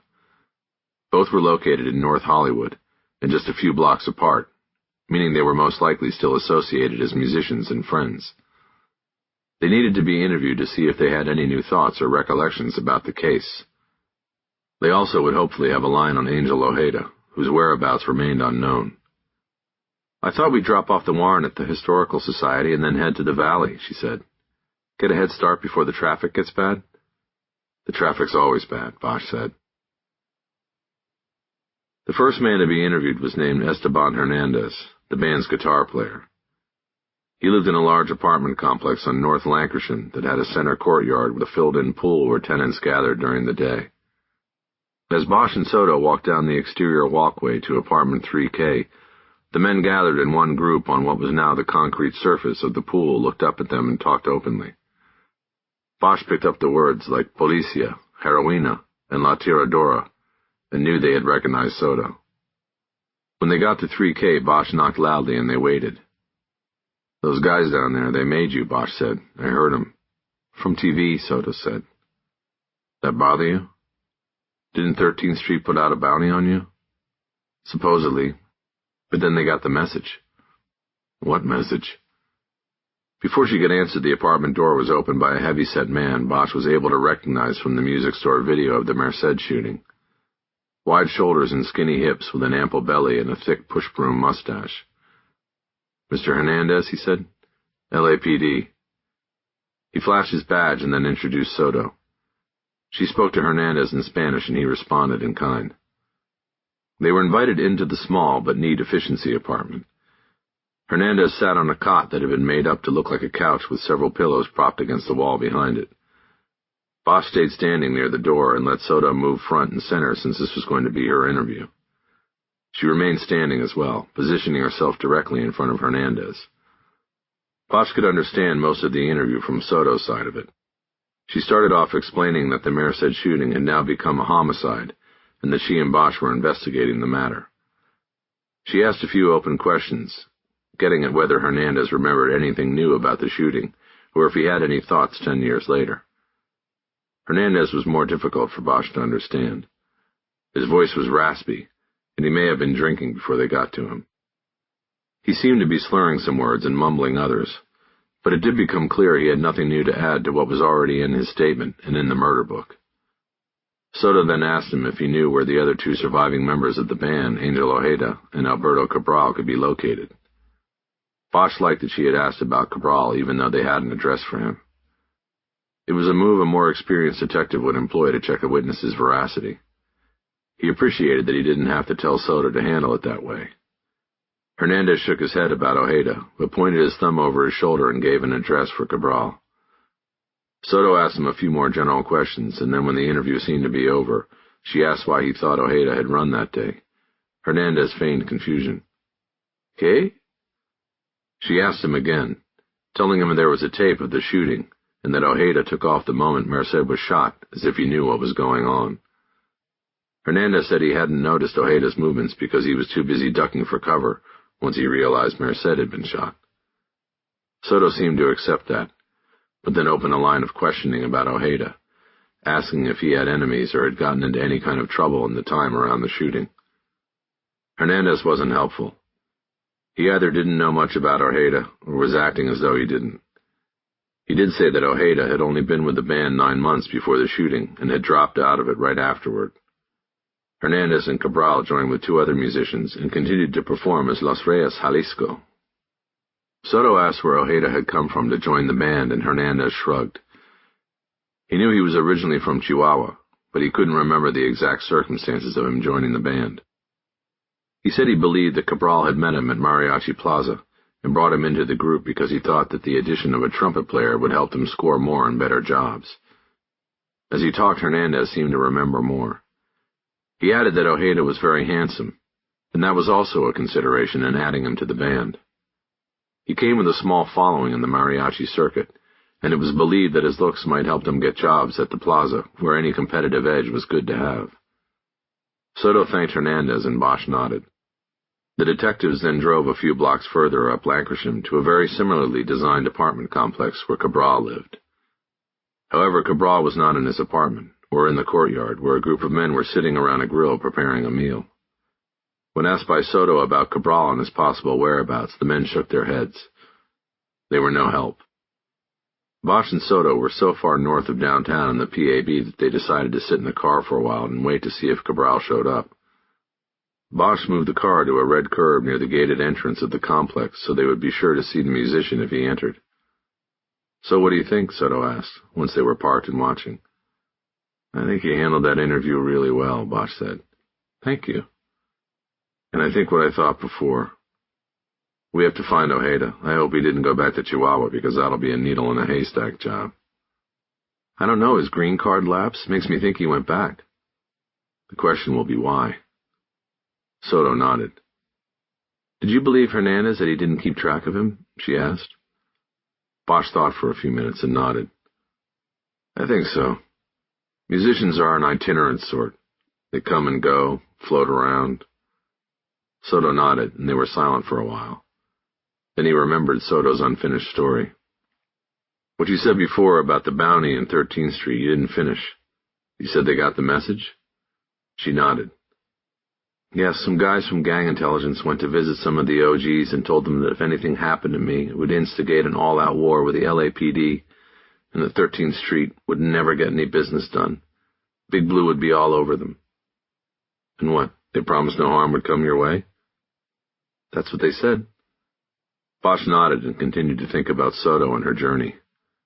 His next questions went back to the Bonnie Bray case. What do you remember from that day, he asked.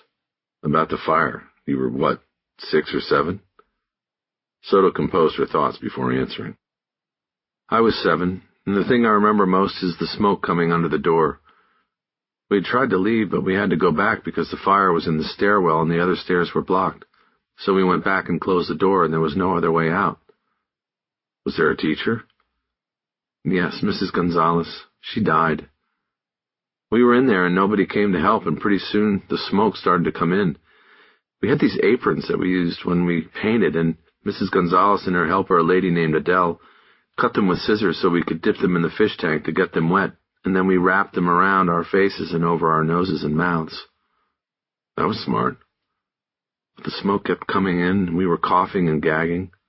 So we all went into the supply closet and closed that door, except there wasn't room for Mrs. Gonzalez, so she stayed out and kept calling for help, yelling for help.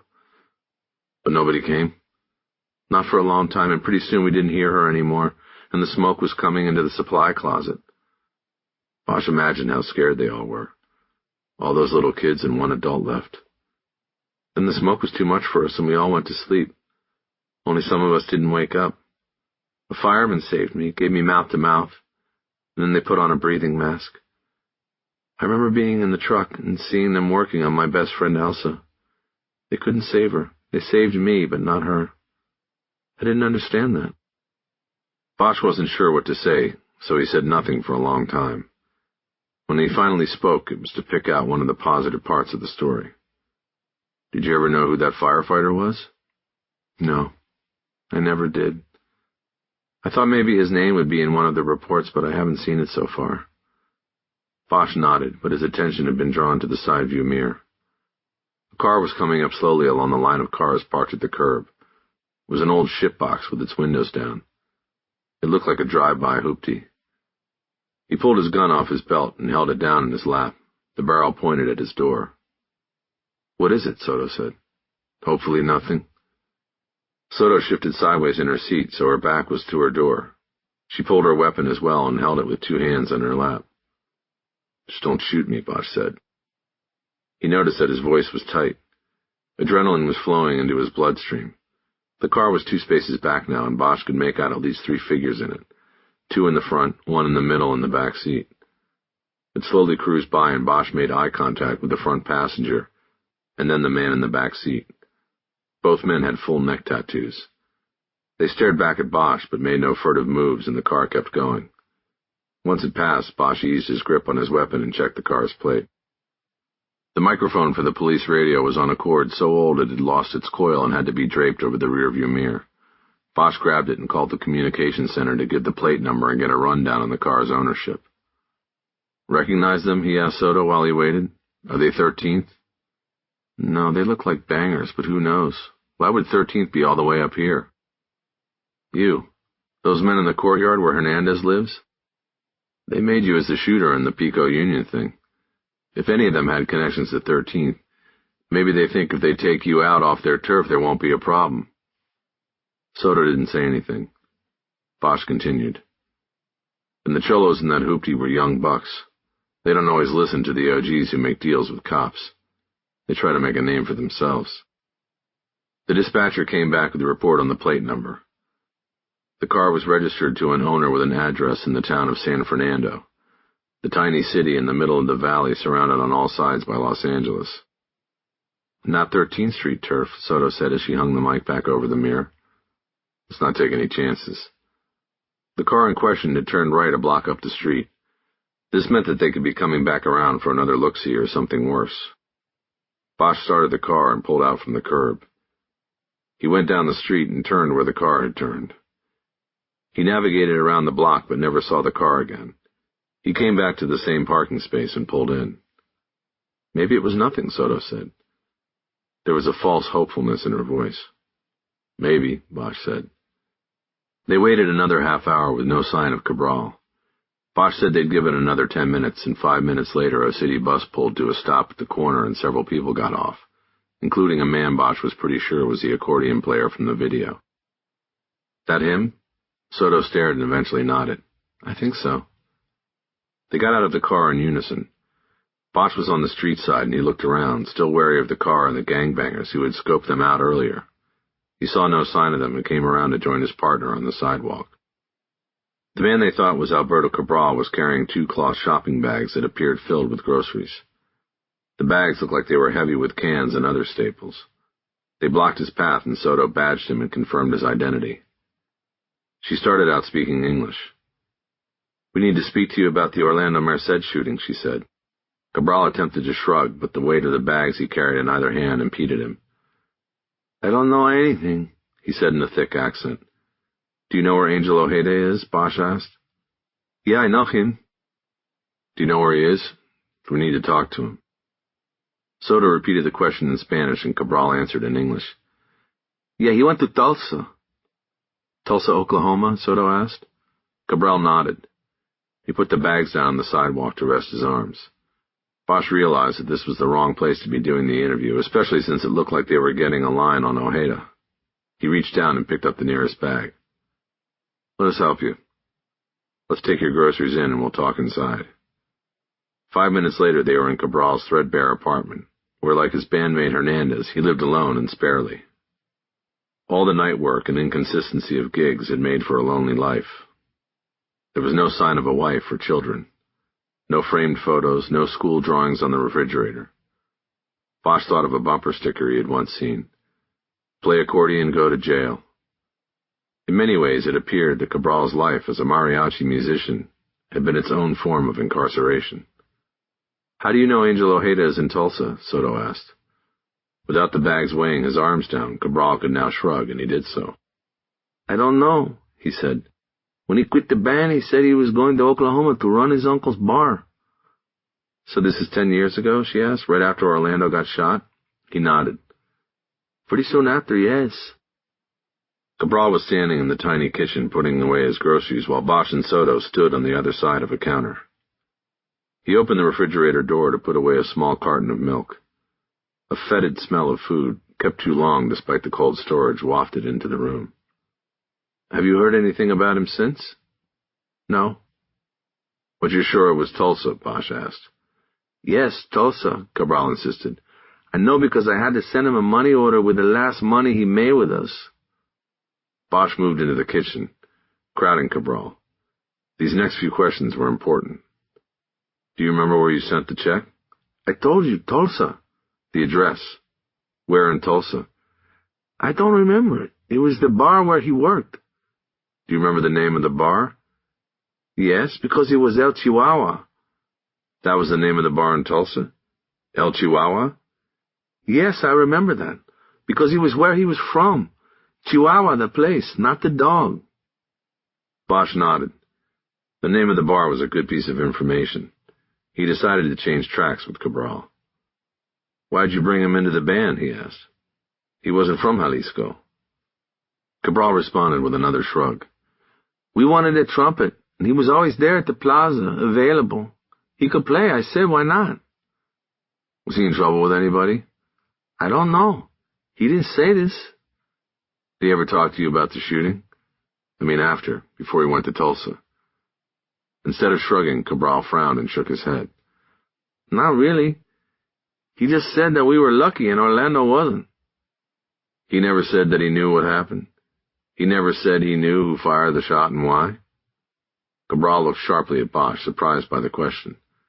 Bosch read it as a legit reaction. No, never, Cabral said. Bosch believed him. He looked around the apartment, thinking about what else to ask. He saw a tiny desk in the corner that had a stack of ledgers and a Rolodex on it. So you're the band's manager, right? He asked.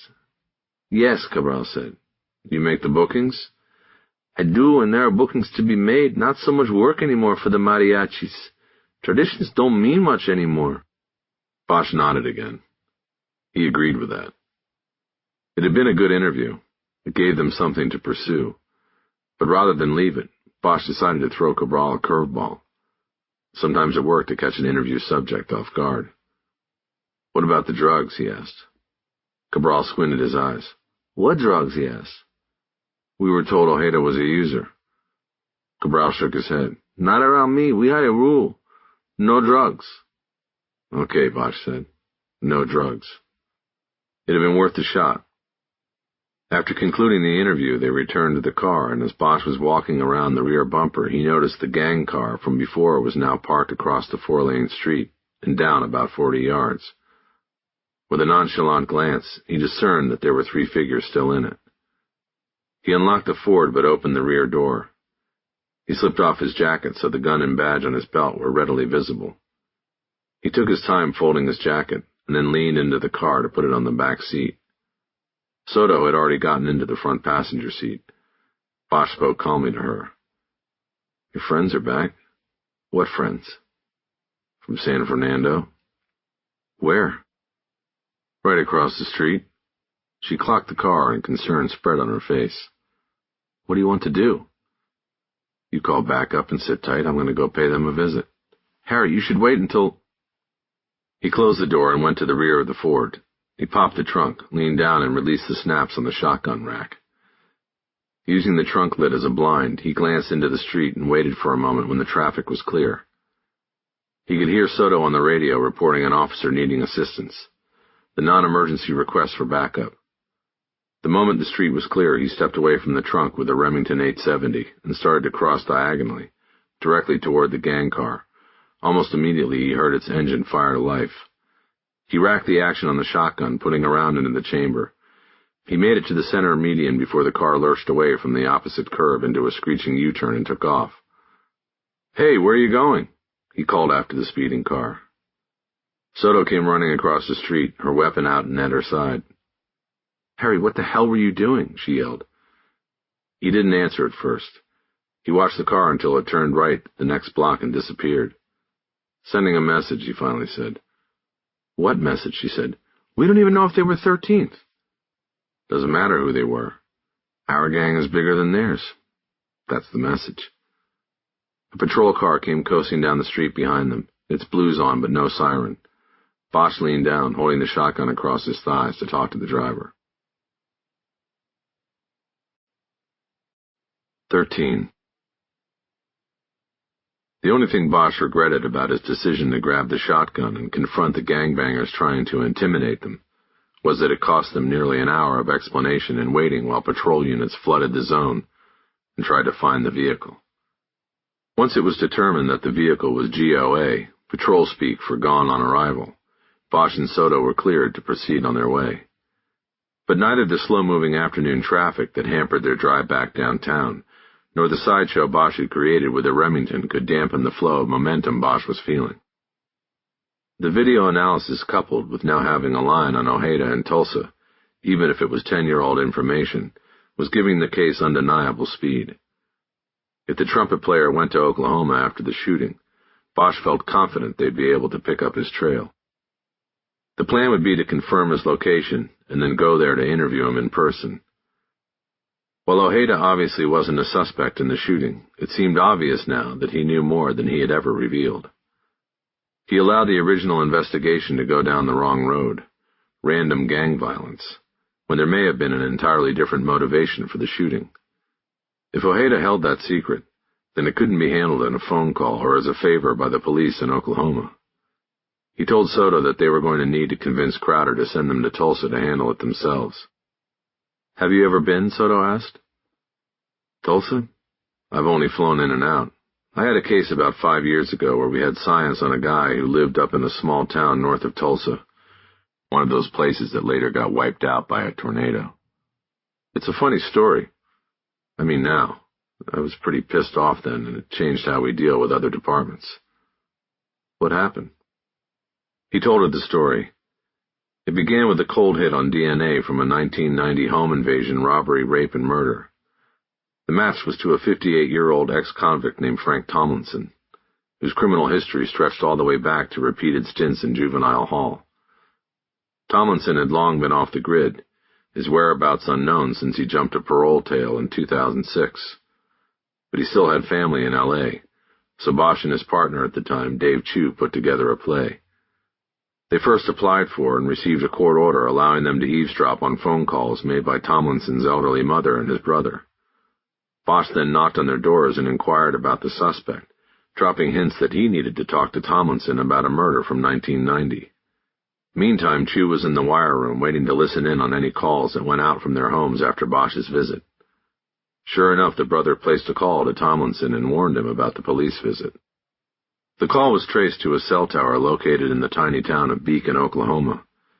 Bosch made contact with the Beacon Police Department and spoke to a Sergeant Hayden, who looked at an emailed photograph of Tomlinson and identified it as a photo of Tom Frazier, who worked as one of the town's 2 cab drivers. Bosch inquired as to whether the police department had the manpower to keep an eye on Frazier Tomlinson until Bosch and Chu could get there the next day. The concern was that the call from the brother might spook the suspect and cause him to once again disappear. Hayden said surveillance would not be a problem, but offered to go ahead and arrest Tomlinson and hold him in the town jail. Bosch said no, that they wanted to casually interview the suspect before he was placed under arrest and could exercise his right to legal counsel. Hayden agreed not to approach the suspect and told Bosch to email the details of their flight to Tulsa. Hayden said he would pick Bosch and Chu up at the airport and bring them directly to the suspect's home, since the suspect worked the night shift. What Bosch didn't learn until he got there was that the town of Beacon was so small that its police department had only 4 officers, which amounted to 1 officer on duty at any given time. When Hayden went to pick up the 2 L.A. detectives at the airport down in Tulsa, he left Tomlinson unwatched. The suspect made his move and left town. He was long gone by the time Bosch and Chu got to the ranch where he had lived, and where Hayden had been watching until it was time to go to the airport. "You have to be kidding," Soto said. "I wish," Bosch said. "Did you ever get the guy?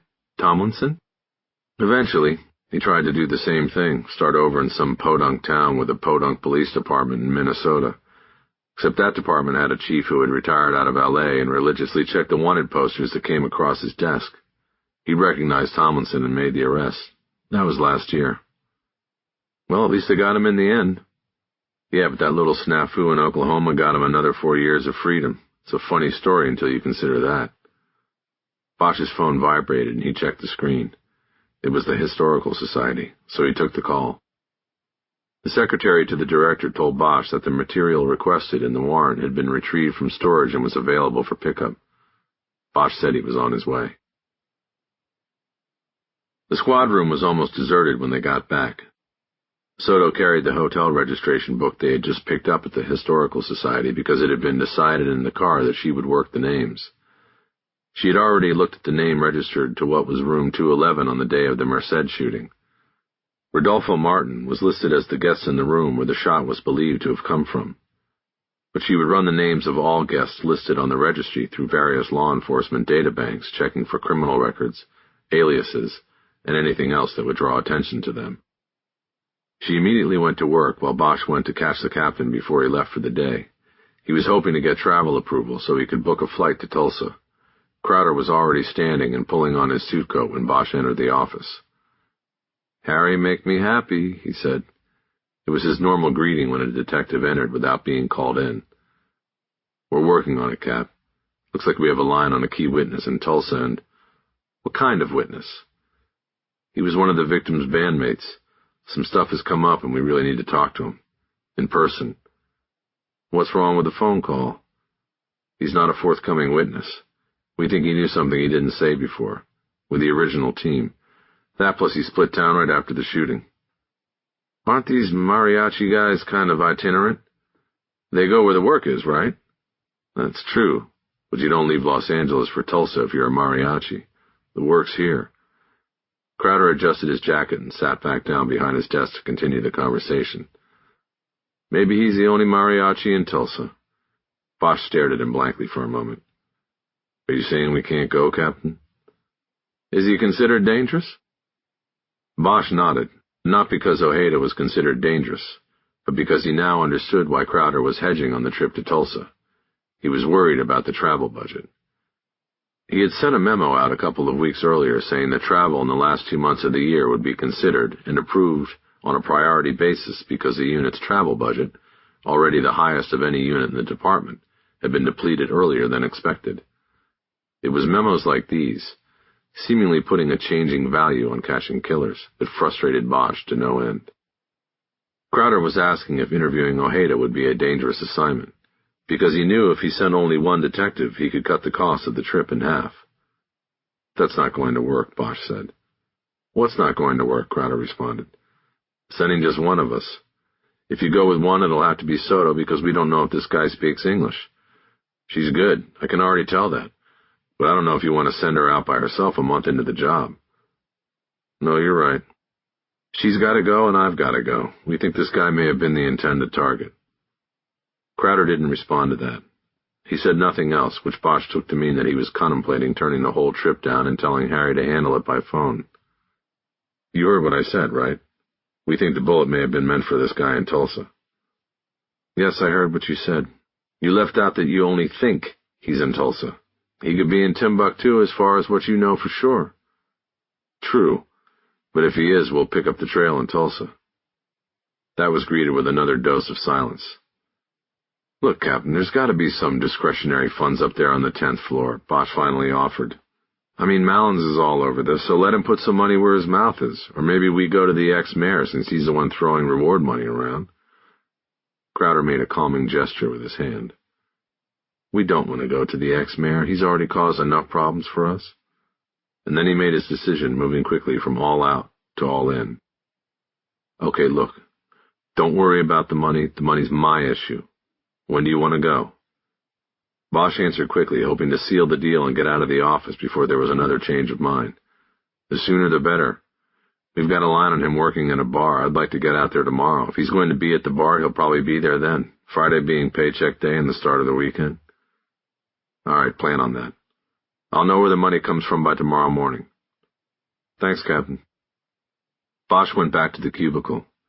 When he got there, he saw that his seat had been pulled over to Soto's desk and was occupied by Sarah Holcomb, who was the detective Samuels had put in charge of handling phone-in tips spawned by the reward announcement.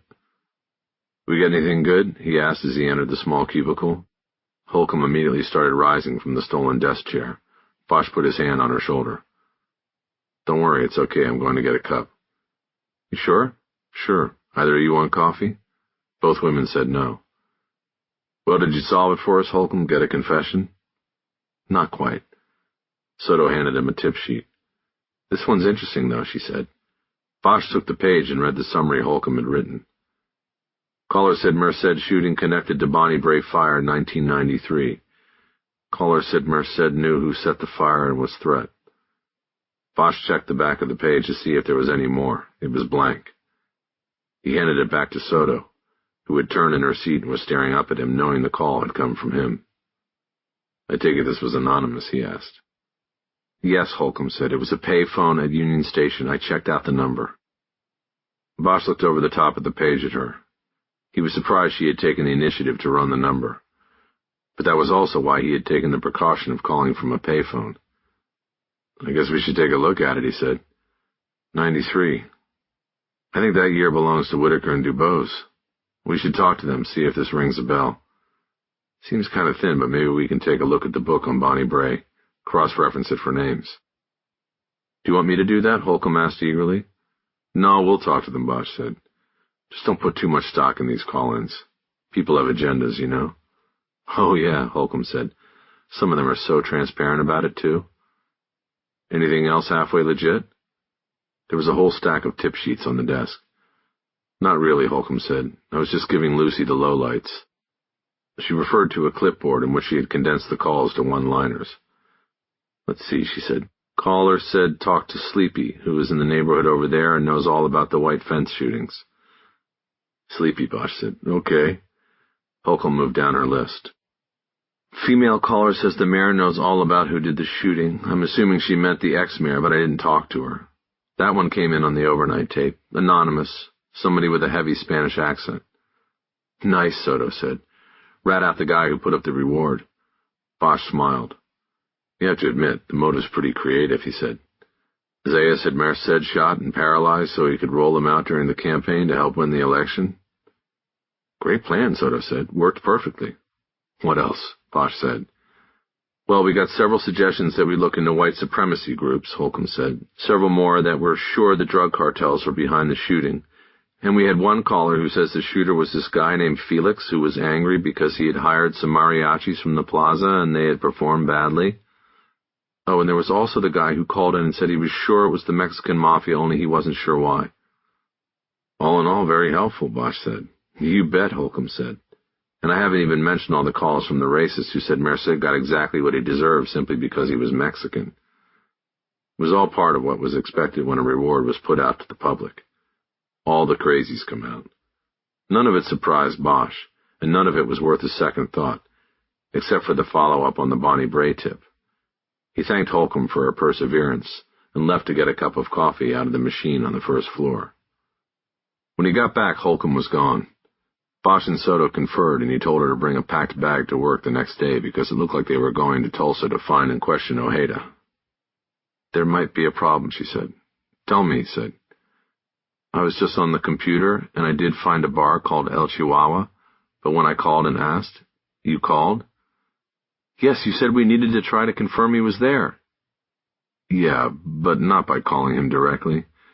Well, as it turns out, I didn't talk to him directly or even indirectly. I called and asked if he was in, and the man who answered said no one worked there named Ojeda. Maybe he quit. It's been 10 years. I asked, did he ever work there? And this guy on the line said no, that he never heard of him, and he said he had been there 10 years. Bosch thought about that for a long moment, juxtaposing it with Cabral's information. Cabral had seemed honest and sure of what he had told them. We're still going, he finally said. Tomorrow.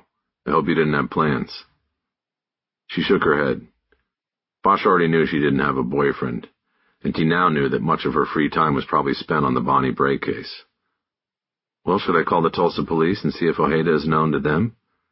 No, you never do something like that. Remember what I told you about Beacon? You don't tip the locals unless you have to. Chastised, Soto changed the subject. How do you want to handle Whitaker and Dubose? She asked. You handle it.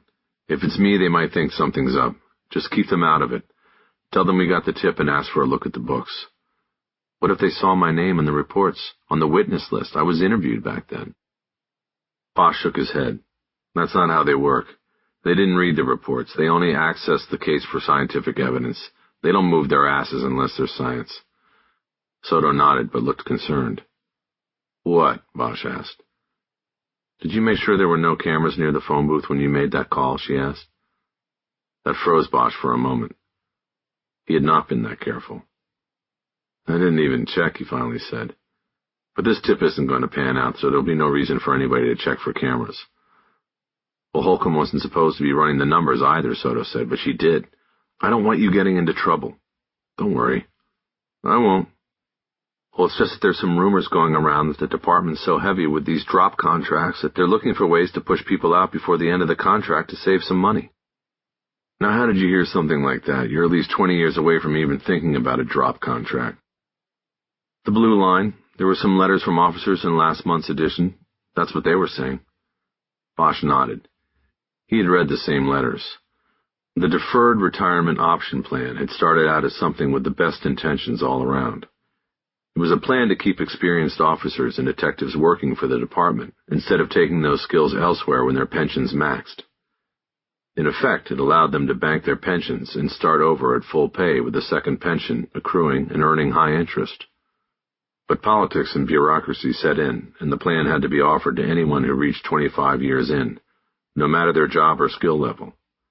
Now too many were on the drop, and the interest was threatening to bankrupt the plan. The department was looking for ways to stop the bleeding, including forcing officers out of their 5-year contracts early. I'm not worried about it, Bosch said. The only thing I have to worry about right now is you, and making sure you're ready to carry the torch when I'm out of here.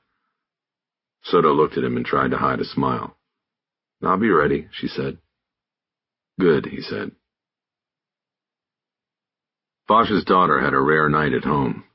With explorer meetings and activities and even a part-time volunteer job delivering dinners to shut-ins, she seemed to use the house only for sleeping these days. This bothered Bosch because he knew his time with her was short, but at the same time, he knew she was pursuing things she wanted, and all the activities counted as public service at her school, and would help round out her application package for college. She had her eyes on Cal State Los Angeles, where there were top criminal justice and forensic programs. Bosch was pleased with her choice because it was still in the city. Besides that, the school was also where the regional crime lab was located, which would afford him the opportunity to see her at school on occasion during his last few months on the job. They spent the evening preparing a swordfish steak dinner and talking about the Explorer assignment for the following Tuesday. Maddie and others in her Explorer unit were going to be used in an undercover sting operation in which they would be wired and sent into convenience stores in Hollywood to see if employees would allow them to purchase alcohol. Maddie was excited about it, and as undercover operations go, it was relatively safe. But Bosch wanted to make sure she understood that in any operation there was always a possibility of things going sideways. She couldn't rely on the undercover officer who went into the store ahead of her or the patrol units waiting nearby. She had to keep her eyes open at all times. "I will, Dad, I will," she said. In recent months she had perfected the dismissive "I know this already" tone when speaking with him on almost any subject. "It doesn't hurt to repeat it," Bosch said. "You want me to be there?" "No, that would be embarrassing." She said it as though he had suggested tagging along on a prom date. Okay, just checking." They were on the back deck where he was grilling the fish on a small gas grill. He flipped the steaks and changed the direction of the conversation. "So I'm hoping to be back by Sunday afternoon," he said. "Maybe we can have dinner again that night." He had already told her about the trip to Tulsa. She was used to his frequent work trips and was always fine by herself. "Sunday I have MOW," she said. "Sorry." Meals on Wheels. Her volunteer work for the organization had greatly cut into the time Bosch enjoyed most with her, sharing a meal and talking. "Maybe I need to sign up for that. Might be the best way for me to see you at night." "Dad, you know I need to do this. I want to get into Cal State and get some scholarship money. This will all help." "I know, baby, I know. Here I am complaining, and I'm the one going to Tulsa." He used a fork to push the steaks onto a plate.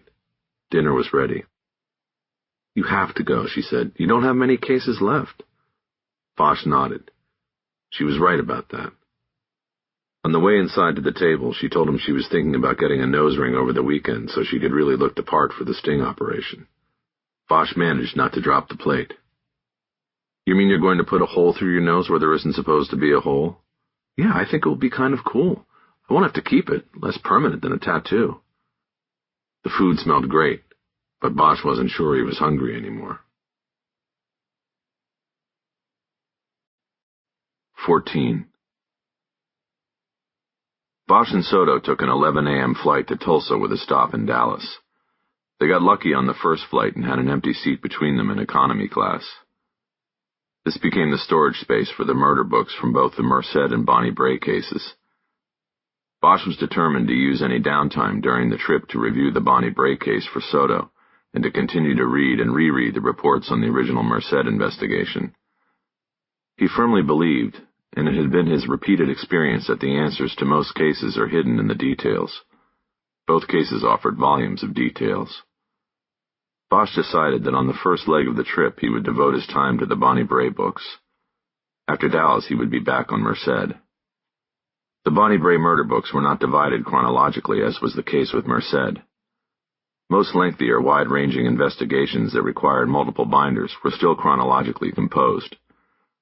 Detectives filled one book after the other as they proceeded, and this allowed a linear review of the case. The Bonnie Bray investigation had originally been carried by the department's criminal conspiracy section, which was the investigative unit that handled arson cases and liaised with fire department investigators. With 9 victims, the case from the outset was broken into specific avenues of investigation. The first murder book was a catch-all for the case chronology and other reports generated during the investigation. Book 2 was dedicated solely to the identification and background of the victims. The next binder was dedicated to the investigation of the Pico Union La Raza Street gang. The fourth was fat with reports on the analysis of the origin of the fire and its spread through the Bonnie Bray Arms apartment building. This last binder was also the repository for all the media reports accumulated on the case.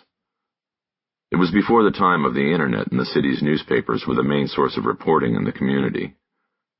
The plethora of news clips shoved into large envelopes made this last binder the thickest of them all. While not entirely linear in presentation, Murder Book 1 was the binder most resembling a standard murder book, and so it was the place Bosch started. As he worked his way through the book, Soda was on her laptop writing the initial report on the investigative moves that led to their trip to Tulsa. It was required that work trips be fully documented in order to justify the hit on the unit's travel budget. In this case, Captain Crowder had gotten funding for the trip through a discretionary fund attached to the budget of the OCP, so documentation was imperative. Most of the reports in the book Bosch was reviewing had been composed by a Detective 3 named Jack Harris. His rank was equal to that of a sergeant, and he was the lead investigator of the 5-person CCS task force pulled together to work the case.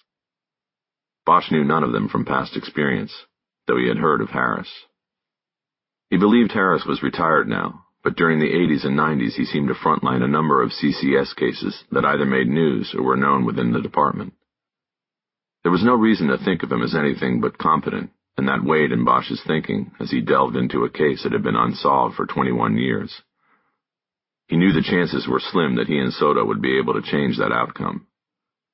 Whitaker and Dubose had already told them as they handed over the binders that they had thoroughly reviewed the case the previous year looking for a scientific foothold, but had come up dry. The mandate of the open unsolved unit was to search old cases for new attack angles, those largely being areas where new forensic sciences could be applied. DNA and fingerprint technologies were the mainstays of this effort, and there was no such evidence in the Bonnie Bray case. Bosch had not expressed his pessimistic thoughts to his partner because of her emotional connection to the case. He promised Soto a full review of the lengthy files and would conduct that review without taking anything away from his efforts on the Merced investigation. The plane ride was his chance to begin. The Bonnie Bray fire did most of its damage with smoke. The fire itself was largely contained to a single hallway in a room in the basement where large trash dumpsters were positioned beneath 2 trash chutes that served the 5 floors of apartments above. The fire gutted the trash room and spread only into the basement hallway. But smoke from the blaze spread rapidly through the building down stairwells, hallways, and the trash chutes. The fire and attendant smoke cut off the escape route of the children and teachers in the makeshift and unlicensed daycare facility in one of the basement rooms. A key reason the case had gone unsolved for so long was the fact that a precious 2 weeks went by before the fire was determined to be arson. That kind of delay in a homicide investigation was usually too hard to overcome. Cases not solved in 48 hours most often were never solved. A 2-week delay in an investigation made the odds of success even longer. The delay was caused by the case initially being called accidental by fire department arson experts. The origin was determined to be a dumpster located beneath one of the trash chutes. It was believed that combustion occurred when flammable materials, already in the waste bin, came in contact with a burning cigarette butt, inadvertently tossed into the trash chute from one of the floors above.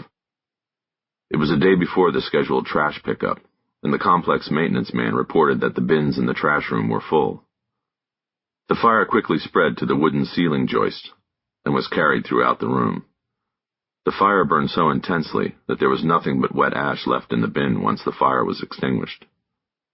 Despite the fire department's declaration that the fire was accidental, patrol officers out of Rampart Division immediately started picking up street talk from snitches that had the cause as intentional. The story repeated by many in the snitch world was that the Pico Union La Raza gang had been having issues with the manager at Bonnie Bray over his refusal to let the gang openly sell drugs in the complex. The word was that the fire had been meant as a warning to the manager that there would be consequences if he continued to thwart the gang's drug enterprises. The deaths that resulted were unintentional.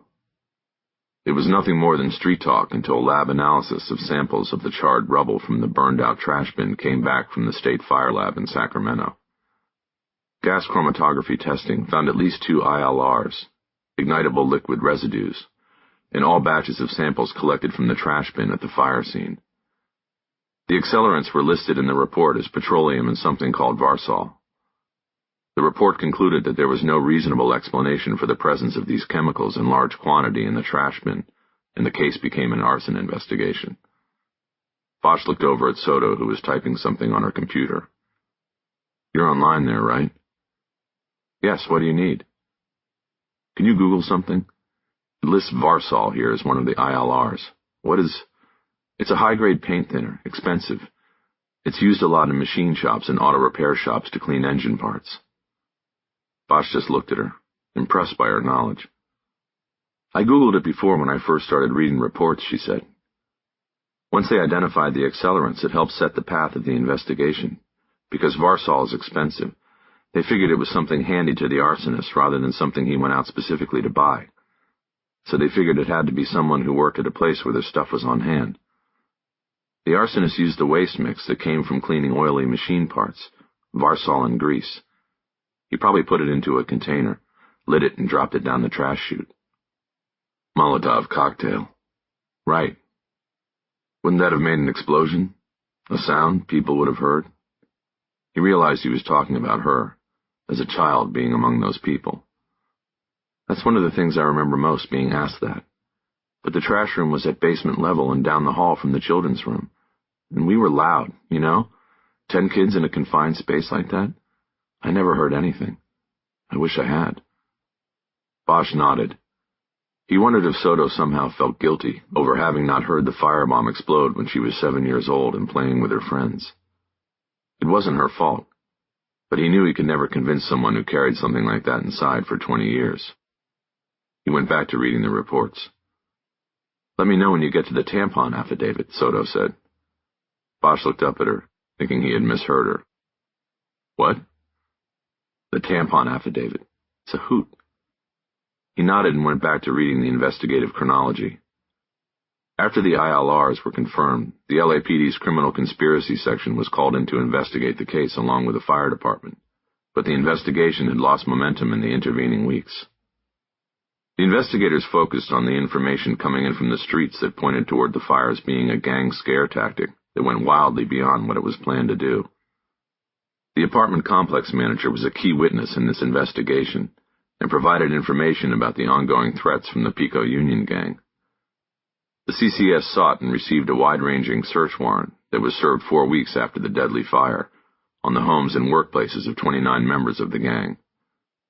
Before dawn, a task force composed of CCS investigators and officers from the gang intelligence unit hit the location simultaneously, the search resulting in the seizure of drugs, weapons, and potential evidence in the arson case, as well as the arrest of 22 of the targeted gang members on charges related to the seized drugs and weapons. Reading the search warrant return document, Bosch saw that very little had been seized that directly related to the arson. The only thing that came close was a gallon container of Varsol from an auto repair shop where one of the gang members, a mechanic named Victor Chapa, was employed. Everything else listed on the warrant return was window dressing, drugs and guns that looked good spread out on a table for the media to photograph, but amounted to nothing in terms of evidence in the Bonnie Bray case. Still, the seizures and arrests were enough to put the squeeze on Pico Union La Raza. Most of the gang members had records and were facing prison or jail time if they were convicted on even the minimal charges. It gave Jack Harris and his team powerful leverage with which to squeeze out cooperation and turn gang brother against gang brother. The man at the center of the squeeze play was Victor Chapa. Of everybody caught in the net, he was the one with direct access to the accelerant found in the ashes of the fire. Though the manager of the Bonnie Bray complex could not identify him as one of the gang members who threatened him, and Chopper provided an airtight alibi, he was still seen as the man who most likely obtained the fuel and probably built the firebomb. This latter assumption was based on the fact that he lived with no women, but a box of tampons was found in a bathroom cabinet in his apartment during the court-ordered search. The tampon was known to the CCS arson experts to be used often as the wick attached to a Molotov cocktail. Chapa was arrested during the search of his apartment for possession of cocaine. This was based on residue in a pipe fashioned out of a piece of a car antenna found in a living room ashtray in an apartment shared by 4 men. It was a bullshit case that would never go the distance, but it was enough to hold and sweat him for 48 hours. He was questioned at length and then booked in a cell where an undercover officer was posing as another custody. Aside from providing the details of his alibi, Chapa spoke neither to his interrogators nor to his cellmate. He gave up nothing. He was 28 years old at the time and a long-term member of Pico Union. He had also been to state prison on a stolen property bust. He stood tall and was released on a bond after his arraignment, a hearing at which his attorney also produced an affidavit from a former girlfriend stating under oath that she had left the box of tampons found in Chapa's apartment. "The old tampon defense," Bosch said. "Works every time," Soto said. Bosch looked over at her computer screen and saw a map. "What's that?" "I found El Chihuahua. Tulsa has an area called Little Mexico. It's there." "Good. We'll check it out tonight." "Doesn't look like the kind of place you're going to fit in, Harry." "Yeah, we'll see." He went back to reading. According to the investigative chronology, none of the gangbangers brought in during the dawn raid copped to any knowledge of the Bonnie Bray fire. All denied it. All claimed to be insulted that the gang would be suspected of having anything to do with the deaths of 9 people, most of them children, and all of them from La Raza, the gang's home turf. In that sense, the bust itself was a bust, and that ratcheted up the pressure on Harris and his team. It was the case of the year, and the electronic and print press was all over it. The department's media affairs office was demanding daily updates on the investigation. The pressure pushed Harris into a play that backfired fatally. He chose to continue to squeeze Chapa by strategically putting the word out through the snitch network on the streets in Pico Union that the police raid had produced a cooperating witness who would soon be taken before a grand jury. The idea was that Chapa would feel the pressure and come in. He would have no choice but to grab the lifeline the police were throwing him and cooperate by admitting his part in procuring the firebomb and revealing the name of the man who dropped it down the trash chute.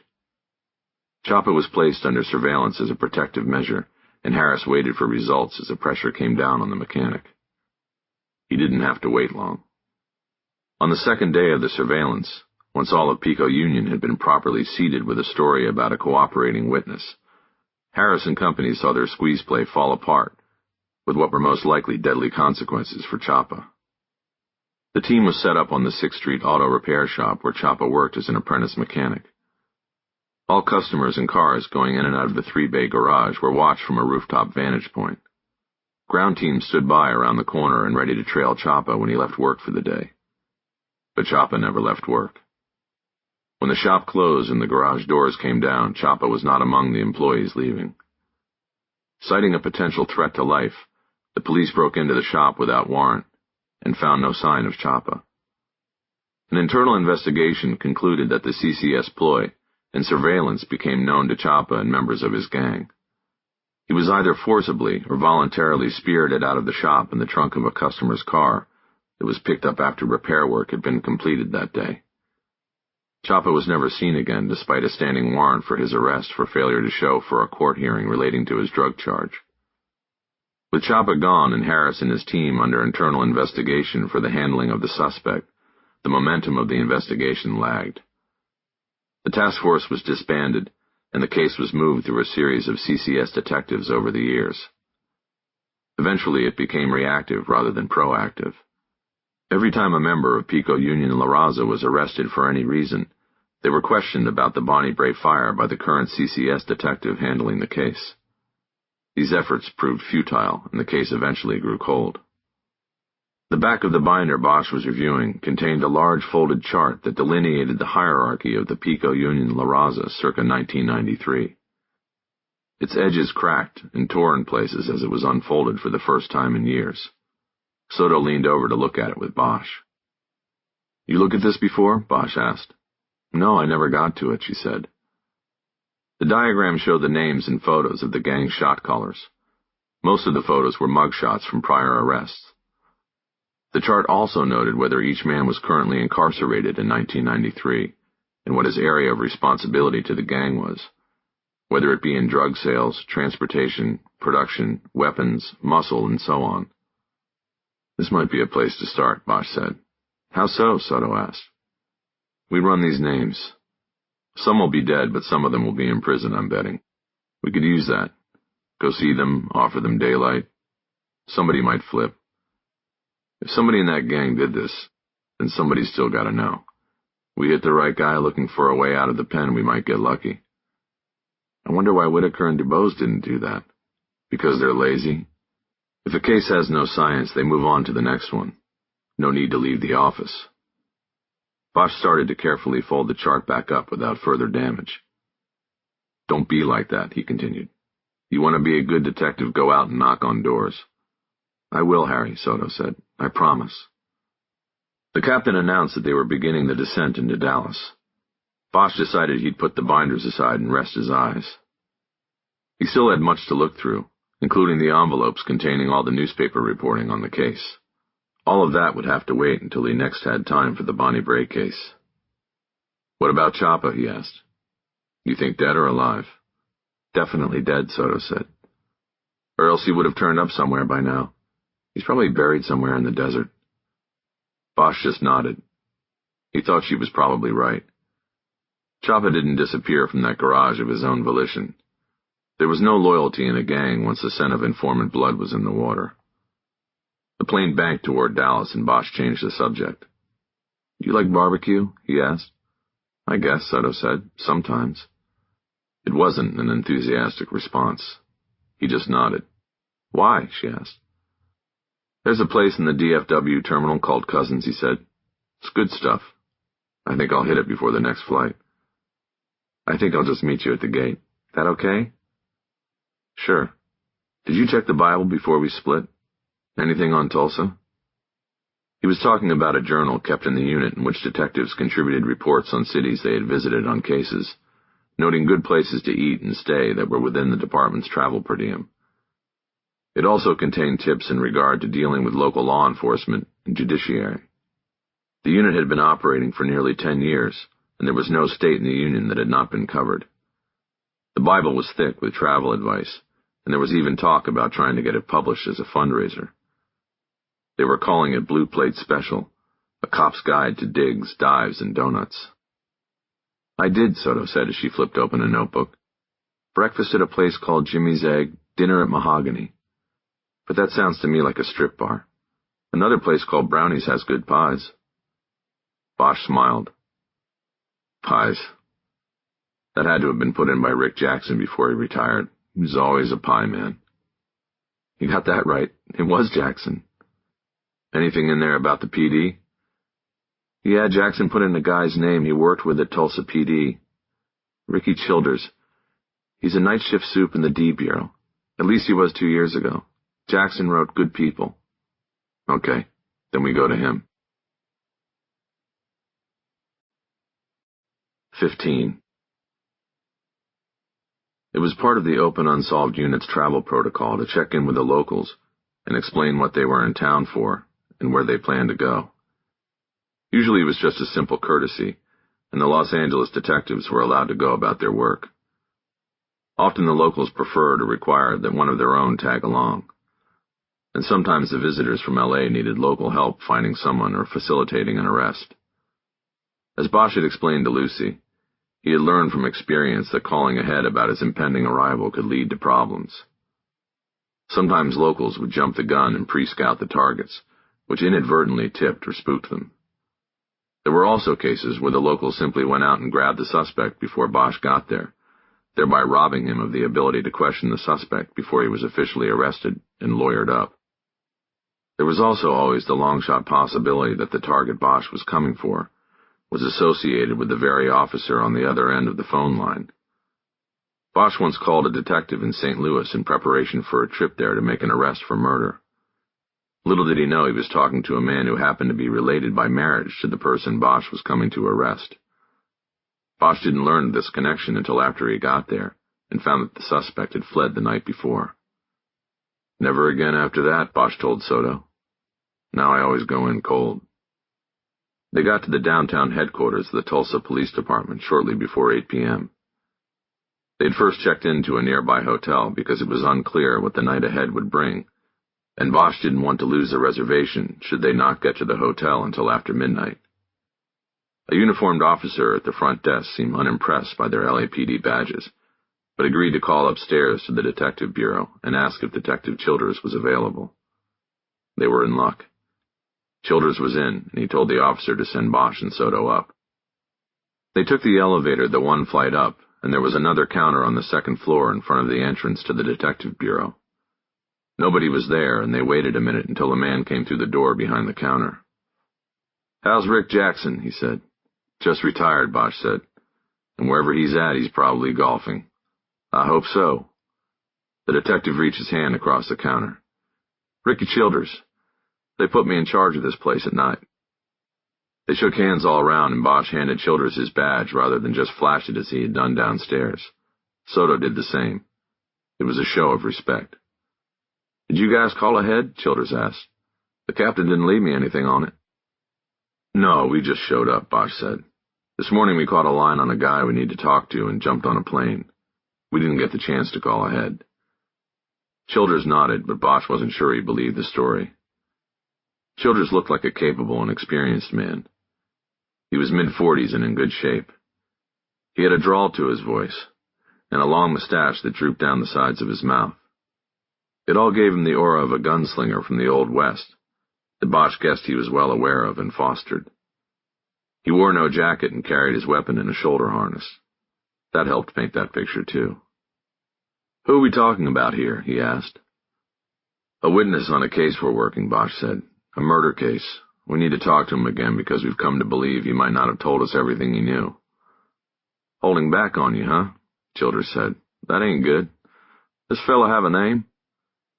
"Angel Ojeda," Soto said. "He's 39 and we think he's been out here about 9-10 years. She handed Childers a sheet with a copy of Ojeda's last California driver's license. 9-10 years, Childers said. "Then you're working a cold case, huh?" "Something like that," Bosch said. "The line we have in this guy is that he came out here to work at a bar called El Chihuahua. You know of the place?" "Oh, sure, we know of it. On Garnett in East Tulsa. That's Little Mexico." "What kind of place is it?" "It's a dump with a pool table. Patrol goes in there a few times a week to break things up." "You said this guy works there?" "That info is almost 10 years old. It's just a starting point." "I'll take you out there if you won't." "Well, let's go on back to the squad first and see if we have anything on this Mr. Ojeda. Am I saying that right, Detective Soto? The J like an H?" "You got it right," Soto said. Childers pointed toward a half door at the end of the counter and waved them around. Working cold cases had brought Bosch into detective bureaus all over the country. There was a sameness to them all. The Tulsa squad room could have been in Seattle or Baltimore or Tampa. Cluttered desks, walls of file cabinets, wanted posters on every wall and door. The room was largely deserted because of the hour. Bosch saw a uniformed cop at one desk and a detective at another. Childers led them to his own cubicle. "Grab a chair," he said. Bosch and Soto pulled chairs away from empty desks and rolled them over. They all sat, and Childers turned off a clock radio on his desk that was quietly playing country music. It sounded like Hank Williams, Jr. "Let's see what we got on this fellow," Childers said. Looking at the sheet with the driver's license, he typed information into his desktop computer. Bosch assumed he was searching an internal data bank that would tell him if Ojeda had ever intersected in some way with the Tulsa police. Soto had already checked the national computers before they left L.A., and there were no hits. Childers hit the enter button and held his hands up like he had just performed a magic trick. A few seconds later, 3 words appeared at the top of the screen. "No match found." "Damn it," Childers said. "If he's been working at the Chihuahua, he would have come up as a witness, victim, reporting party, something. You sure your info is good?" "It's good," Bosch said. "But maybe he could have changed his name.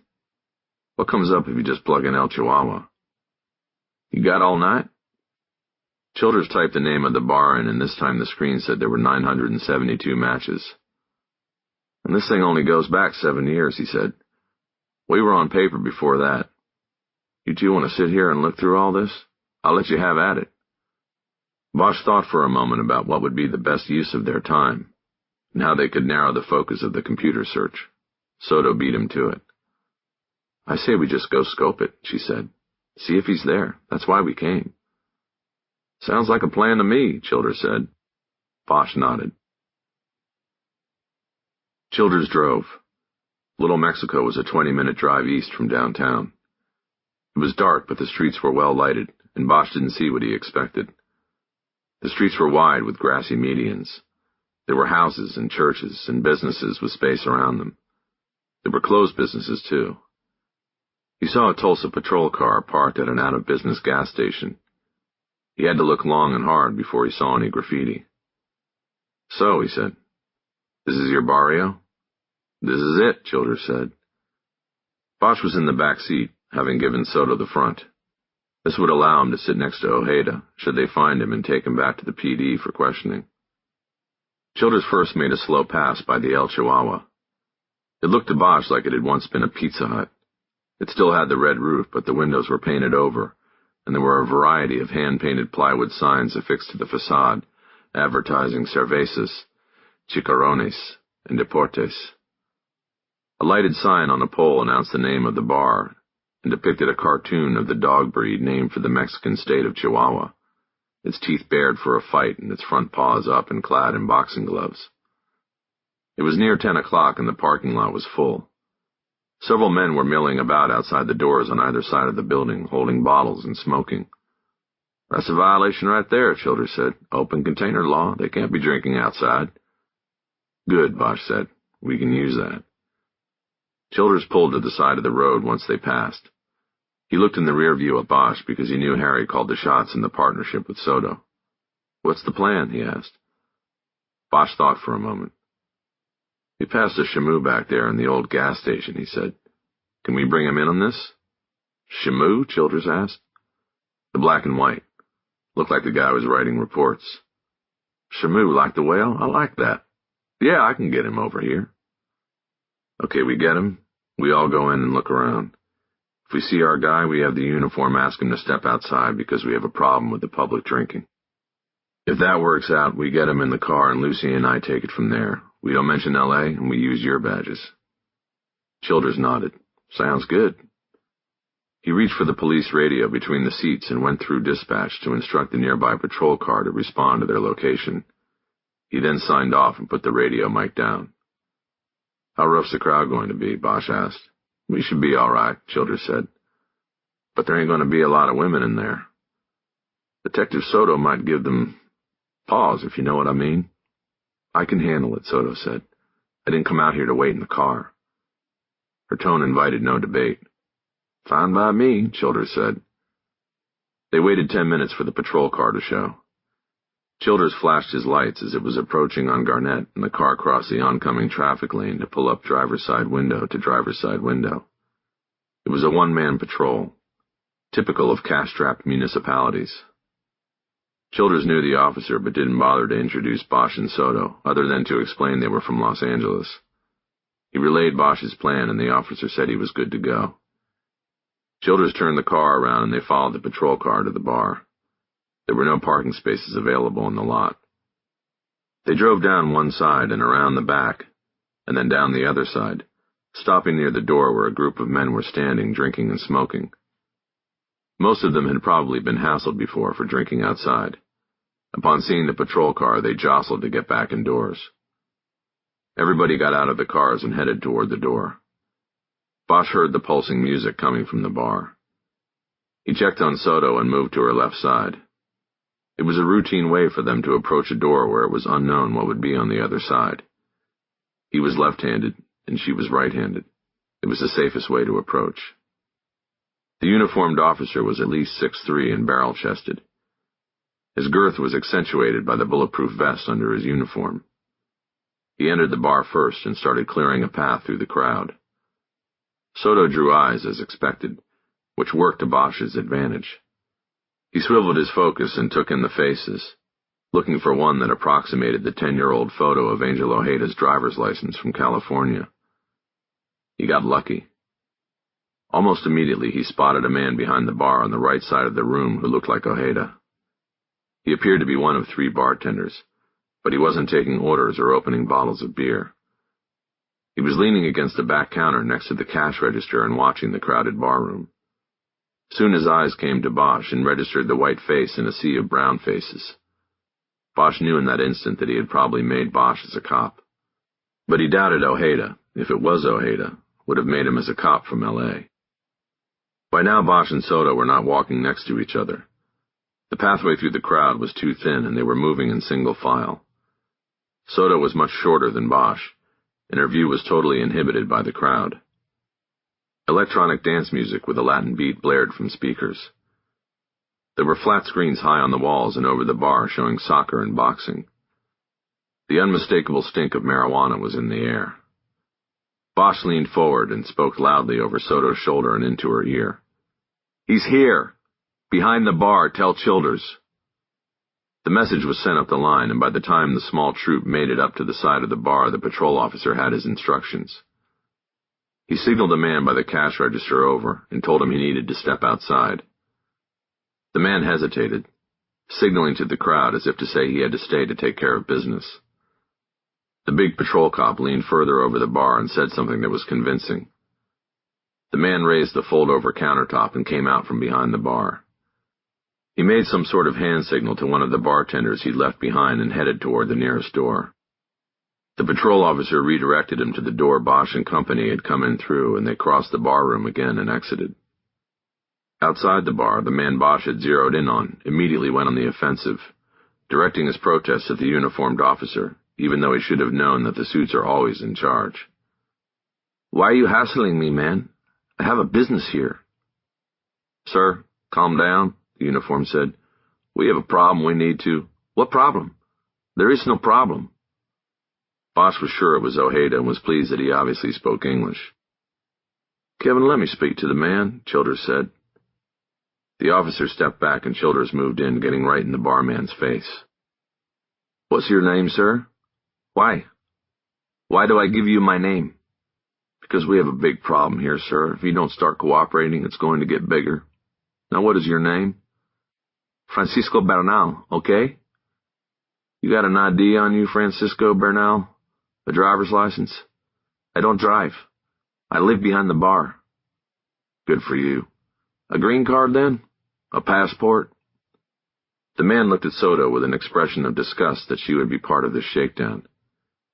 He pulled his wallet and from the billfold pulled a folded piece of paper. He handed it to Childers, who unfolded the paper and looked at it quickly before handing it to Bosch. He then stepped aside so Bosch could take things from there. Bosch looked at the document, and the patrol officer helped by holding his flashlight on it. It was a photocopy of a permanent resident card identifying the man as Francisco Bernal. Technically, every bearer of a green card was required to carry it with them at all times. But the reality was a permanent resident card was precious and difficult to replace if lost or stolen. Most people carried photocopies and locked the original away.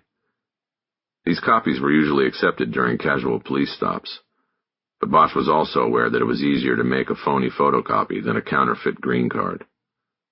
As Bosch studied the document, a few bar patrons stepped outside to see what was going on. Childers aggressively moved toward them, pointing at the door and ordering them back inside. They complied quickly. Bosch looked up from the document and looked at the man he still believed was Angel Ojeda. "You know it's a misdemeanor to not carry the real thing, right?" The man shook his head in frustration. "This is bullshit," he said. Bosch stepped up to him and gave him a folded piece of paper that he had been carrying. "Is this bullshit?" he asked. The man grabbed the paper from Bosch's hand and unfolded it. It was the copy of the California driver's license with his old picture on it. Bosch saw a flash of recognition in the barman's eyes. It confirmed he was Ojeda. "You just lied to a police officer," he said. "You have what I believe is a false identification and immigration document. Do you know what kind of trouble you're in?" Bosch took a step back and nodded to the patrol officer. "Hook him up, Kevin," he said. The patrolman turned off his flashlight and went to work. 16. Just as every squad room looked the same to Bosch, so too did the interrogation rooms, always stark, brightly lit cubes designed to instill hopelessness in those who wait to be questioned. From hopelessness comes compromise and cooperation. They had let Ojeda cook for close to an hour before Bosch entered the room. The plan was for Bosch to take the first shot, and if that didn't work, then Soto would replace him and work the witness from a different angle. She would be watching Bosch's effort on video in another room. Ojeda was sitting at a small table. Seeing him in the cold light of the room, Bosch could tell he was a handsome man, with a full head of jet-black hair, smooth skin, and a trim build. There was a weariness or sadness in his dark eyes. As Bosch pulled out the chair opposite him, he tossed Ojeda's photocopy of a supposed green card on the table. "What do you want me to call you? Angel or Francisco?" he asked. "I want you to call me a lawyer," Ojeda said. "I know my rights here." Bosch nodded. "You do have the right to a lawyer. But you know what happens once you bring in a lawyer. You get booked into the jail, and we slap an immigration hold on you, and there is no bail in the world for that."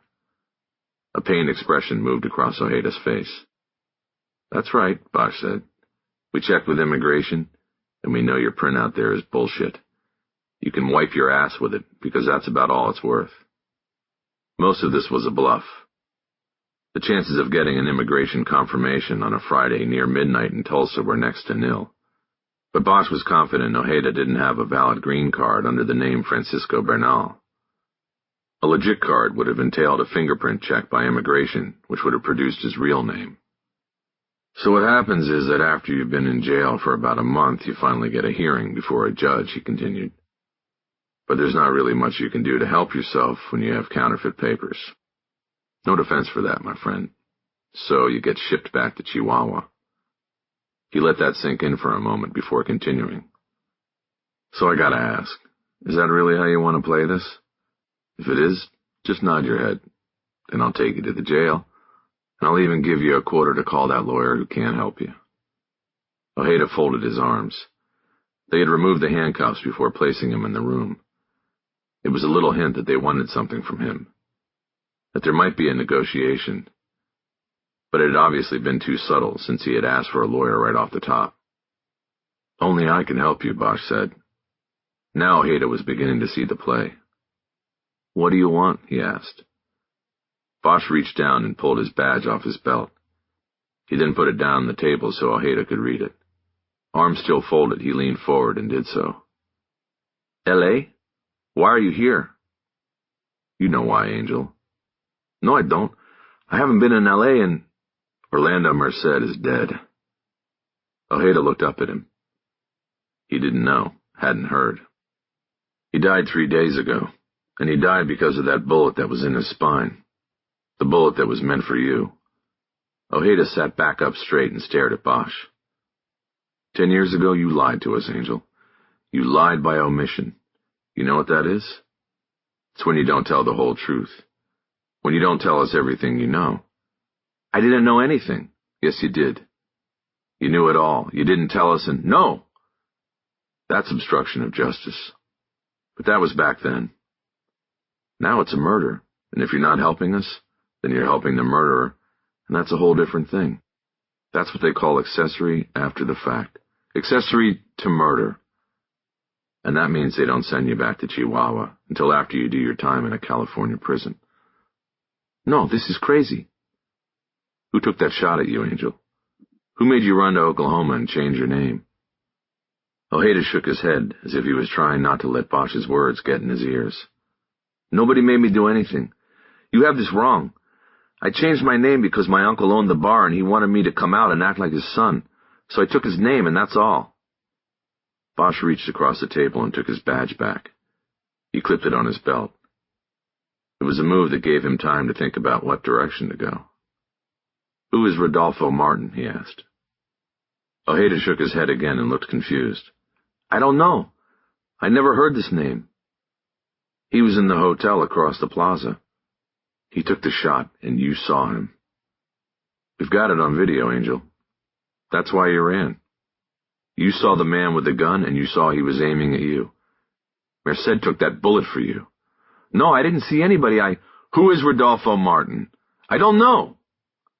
Bosch calmed himself and proceeded in an even tone. "You need to start telling me the whole story, or I can't help you. Tell me what happened." For the first time, Ojeda nodded instead of shaking his head. Bosch knew then it was going to work. He was going to open up. He waited, and finally Ojeda spoke with his eyes down on the table. "When I was a musician, I used to get women." It wasn't what Bosch expected to hear, but he nodded. He could see it. Ojeda was a strikingly handsome guy and a musician. Bosch's daughter had recently told him about a study she had come across on the internet that reported that in a blind street study, women were more likely to give their phone number to a man who approached them carrying a musical instrument case than a briefcase.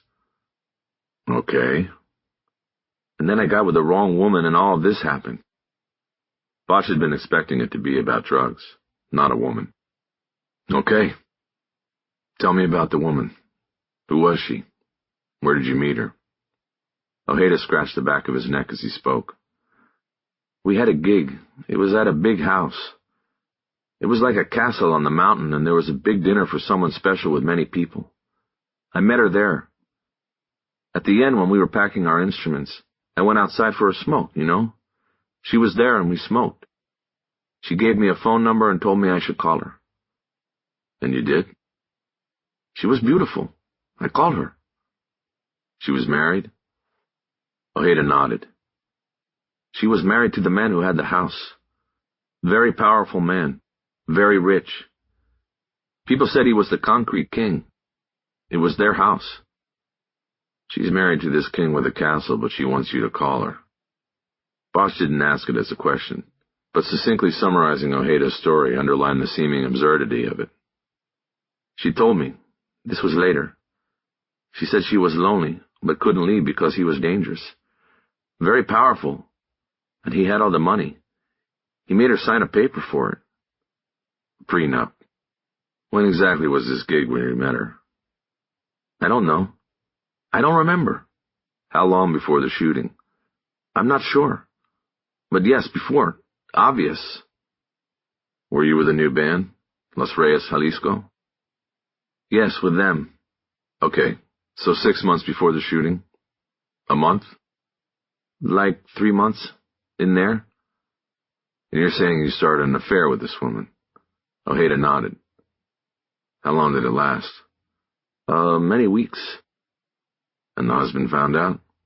Another nod. He came to me at my place and he threatened. He said he'd kill me if I didn't stop. You know, with his wife. Did you stop? Ojeda averted his eyes and then shook his head. No. I loved her very much. The last part sounded phony, as if part of an excuse system Ojeda had put together and kept fueled for 10 years. It was about love, he told himself. Not about a carnal need. Not about every man's desire to take something off the top shelf. His desire ultimately destroyed a man's life. There had to be a valid reason. What about her? Did he tell her to stop with you?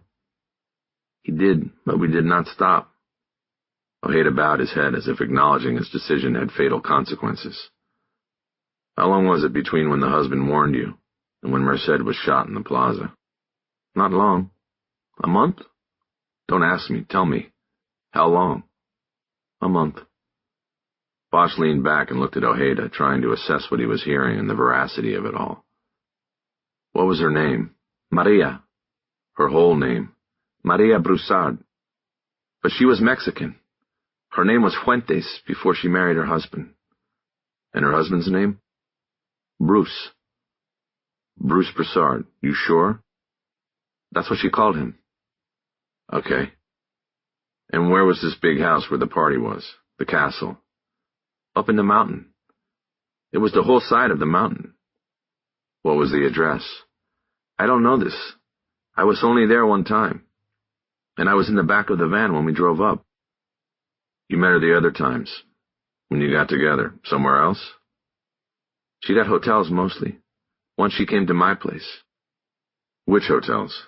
Many hotels, all over the place. We met at Universal once. And that hotel downtown with the elevators on the outside of the building. Did you know from the start who she was? I mean that she was married and that was her house? Ojeda hesitated. Don't lie, Bosch said. You lied to me one time about any of this and we have a big problem. Yes, I knew, Ojeda said. Did the other men in the band know about you and her? No, it was secret. Just her and me. How did her husband find out? I don't know. She told him? No.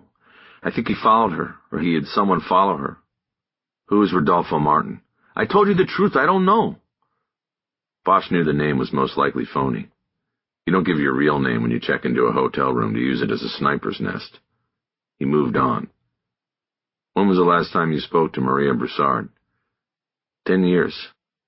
After the day Orlando got shot, I called her and told her I knew what happened. After that, I never saw her again. You told her that you knew the bullet that hit Merced was meant for you? Yes. What did she say? She said she didn't believe me. She said I was a liar. So that was it. Bosch had taken no notes. He knew Soto was watching and writing, and the Childers had set up a camera. He had one final question for the time being. You said the party where you met her was for a very special person. Who was that? I don't remember his name. He was running for the mayor, and at the dinner they charged people to raise the money. Bosch sat still and looked at Ojeda. He now better understood the reasons he had disappeared and changed his name. Whether it was love or just a base human desire that he had followed, his choices had taken him into the dark waters where politics and murder swirl. Was it Armando Zayas at the dinner? Was he the special man? Ojeda shook his head. No, not him. You sure? You remember what I said about lying? I'm sure. It wasn't him. I know who he is. We played at his wedding. It was someone else who wanted to be mayor. He was a white guy. One of Zayas' opponents. The connection wasn't as direct, but Bosch still felt dark waters rising. Bosch found Soto sitting in the video room where she had watched the Ojeda interview. She was alone. She had an open bag of potato chips from a machine. It reminded Bosch that he hadn't eaten since the brisket sandwich in Dallas. Where's Ricky? He left about halfway through. Said he had his own stuff to do, but would be around if we need him. Nice going in there. Bosch picked up the bag and dug his hand into it for a potato chip. Soto didn't protest. Thanks. Ricky stayed until you got Ojeda to break. He said you were a true gator and didn't need any help from him. What's that mean? Bosch shrugged. I don't know. He looks too young to have been in Vietnam. What did it mean in Vietnam? My grandfather was in Vietnam. Your grandfather? That makes me feel good. She snatched the bag away from him, feigning annoyance that he had not given it back. Get your own. There are machines in the hallway. My grandfather was a lot older than you, and a lifer in the Marines, believe it or not. What did it mean? They had these CIA types they called gators, short for interrogators. But they used what they called enhanced methods and tools of interrogation. You mean like helicopters? Yeah, my grandfather told some stories. Her memory threatened to trigger Bosch's own memories, and he didn't need that now. He brought the discussion back on point. How much of that last part of the interview did you write down in your notes? None of it yet. Good. Let's keep it off the record for now. Why? Because it's a hot door, and we have to be careful. You never open a door in a burning room. You approach cautiously, and you... He stopped when he realized what he was saying. Sorry. That was not the right... No, it's okay. She said, I get it. Good. What about that name? Bruce Broussard. You heard of him? She shook her head. Sort of rings a bell, but I don't know from where, she said. You? No. Sounds like a big shot. The Concrete King. Do you believe, Ojeda? About him and this woman with a rich husband falling in love? Bosch thought for a moment and then nodded. So far I do. Could have been love from his side of it. The woman? I don't know yet. But we don't talk about this with anyone. Nothing in the reports, nothing to your friends, even if they have badges. We find out more about Maria Broussard first. What about the captain? He'll want to know what he got for his money sending us out here. I'll write the summaries and leave the name Broussard out for now. I know how to make it look like he got his money's worth. We need to try to get on the plane in the morning. I'll check online. What about Ojeda? Bosch had to think about that for a moment. Letting Ojeda go could always result in his running again. It was a risk they'd have to take. Holding him on the phony ID and green card was a good way to turn a potential witness against the prosecution. He pointed to the equipment that lined one side of the room. We have the video of the interview. We take that and we write up a statement. One that includes the whole story. We get him to sign it, and then we cut him loose. We keep it all out of the book for now. Just in case. Of what? Of anything. 17. On Saturday morning, Bosch and Soto caught the first flight to Dallas, where the airline had put them on standby lists for the next 3 flights to L.A. They had spent a little more than 12 hours in Tulsa, and less than $1,000 of city money in all. For what they got, Bosch thought that was a pretty good deal. They got lucky in Dallas and made it onto the first flight. They then doubled down on the luck when the plane's captain, who had been routinely informed that 2 armed law enforcement officers would be on the flight, bumped them to the top of the upgrade list, and both snagged seats in first class, though in separate rows. Bosch felt embarrassed to have brought his to-go bag from Cousins into such luxurious surroundings, where he was informed by the flight attendant that a complimentary lunch would be served. When he saw a soldier in camo coming down the aisle and making his way to the back, he handed the bag to him and told him it was the best chopped brisket sandwich he'd ever eat. The soldier took the bag. "We'll see about that, sir," he said. "I'm from Memphis." Bosch nodded. He'd once spent a week in Memphis on a case, and a local detective took him to a different barbecue joint each day. "Wet or dry?" he asked the soldier. "Dry, sir." "The rendezvous?" "You got it, sir." Bosch nodded, and the soldier moved on down the aisle. The woman behind him asked Bosch if he was giving anything else away, and his face turned red. Bosch was in the 3rd row of the cabin, and Soto the 1st. The captain had made sure that they got aisle seats so they could act and move quickly in the event of a problem. This wasn't the first time Bosch had received such treatment. Most flight crews he had encountered welcomed an armed presence near the cockpit. While waiting out a minor delay before departure, Bosch put in his earbuds and listened to music he had downloaded from a film about Frank Morgan, the saxophonist. It was a documentary and featured a tribute concert at San Quentin, where Morgan had been incarcerated for years before making his comeback in the jazz world. The tribute band was composed of players who had worked with or revered Morgan, and the dedication came out in the strong performance. He played the Dizzy Gillespie standard, The Champ, twice in a row, his favorite part being where Delfeo Marsalis and Mark Preacher Gross traded 4s on trombone and sax. After the plane finally took off, Bosch stopped the music and got down to work. He and Soto had split up the murder books, and he still had the files from the Bonnie Bray fire investigation. Sitting next to a woman who looked like a young Hollywood executive, Bosch was concerned about opening the binders and possibly revealing photos of victims at the scene or after autopsy. So he slipped the thickest media envelope out of one of the binders and started reading through the newspaper coverage of the deadly fire. The packet was filled with folded and yellowed clippings that were as fragile as the gang organizational chart he had opened the day before. The creases broke apart even as he carefully and slowly unfolded them. This happened often when he reviewed old case files, and his practice was to tape the separated pieces onto butcher paper. They kept a roll in the squad room, so that the disintegration could be curtailed and the stories refolded. As would be expected, the Bonnie Bray fire drew a tremendous amount of coverage from the Los Angeles Times. The contents of the media packet were largely split in half, with the first half containing stories about the fire and immediate aftermath, and the second being reports on the investigation that seemed to have been published at semi-regular intervals, 6 months later, 1 year later, 5 years later, and 10 years later. Apparently the editors at the newspaper either missed a chance at a 20-year-later story or deemed it unnewsworthy. The last story in the packet was the 10th anniversary story. After determining what he had, Bosch started at the beginning. On day 1, the Times was almost entirely dedicated to the fire. He unfolded an entire front page that had 3 photos and the start of 3 stories. The photo block contained 2 smaller photos, depicting residents charging out of the smoky apartment building, and 2 women embracing on the street, their faces streaked with soot and tears and looks of utter anguish. The larger main image to the right of these, and at the center, was of a firefighter emerging from the building and holding a young girl in his arms, her limbs hanging, it seemed lifelessly. The firefighter had not waited to get out of the building before starting CPR measures. He was blowing air into her mouth as he was coming out of the building. Bosch read the caption below the photo block, but it did not identify the firefighter or the girl, and did not say whether she lived. He looked again closely at the photo, and then 2 rows up the aisle where he could barely see the top of Soto's head above the back of her seat.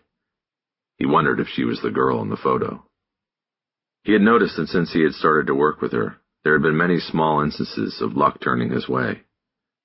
In the last 48 hours on this case alone, he had felt lucky several times.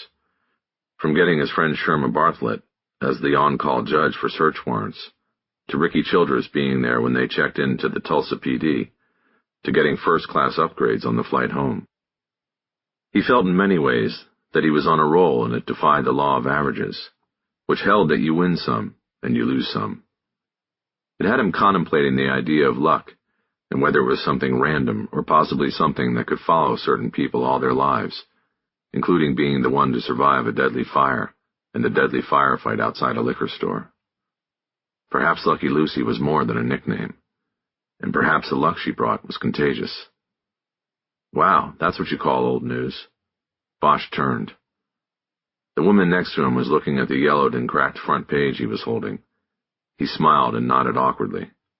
Yeah, I guess it is, he said. What are you doing? She asked. Bosch looked at her. Sorry, she said. I'm just nosy. It looks interesting. I'm just checking out something that happened a long time ago. That fire. She pointed to the photos on the newspaper front. Yeah, Bosch said. But I can't really talk about it. It's a private matter. Can you tell me this? The woman insisted. Did that girl live? Bosch looked at the photo for a moment before answering. Yes, she did. She was lucky. I'll say. Bosch nodded and the woman went back to reading a script. Bosch focused on the stories on the front page.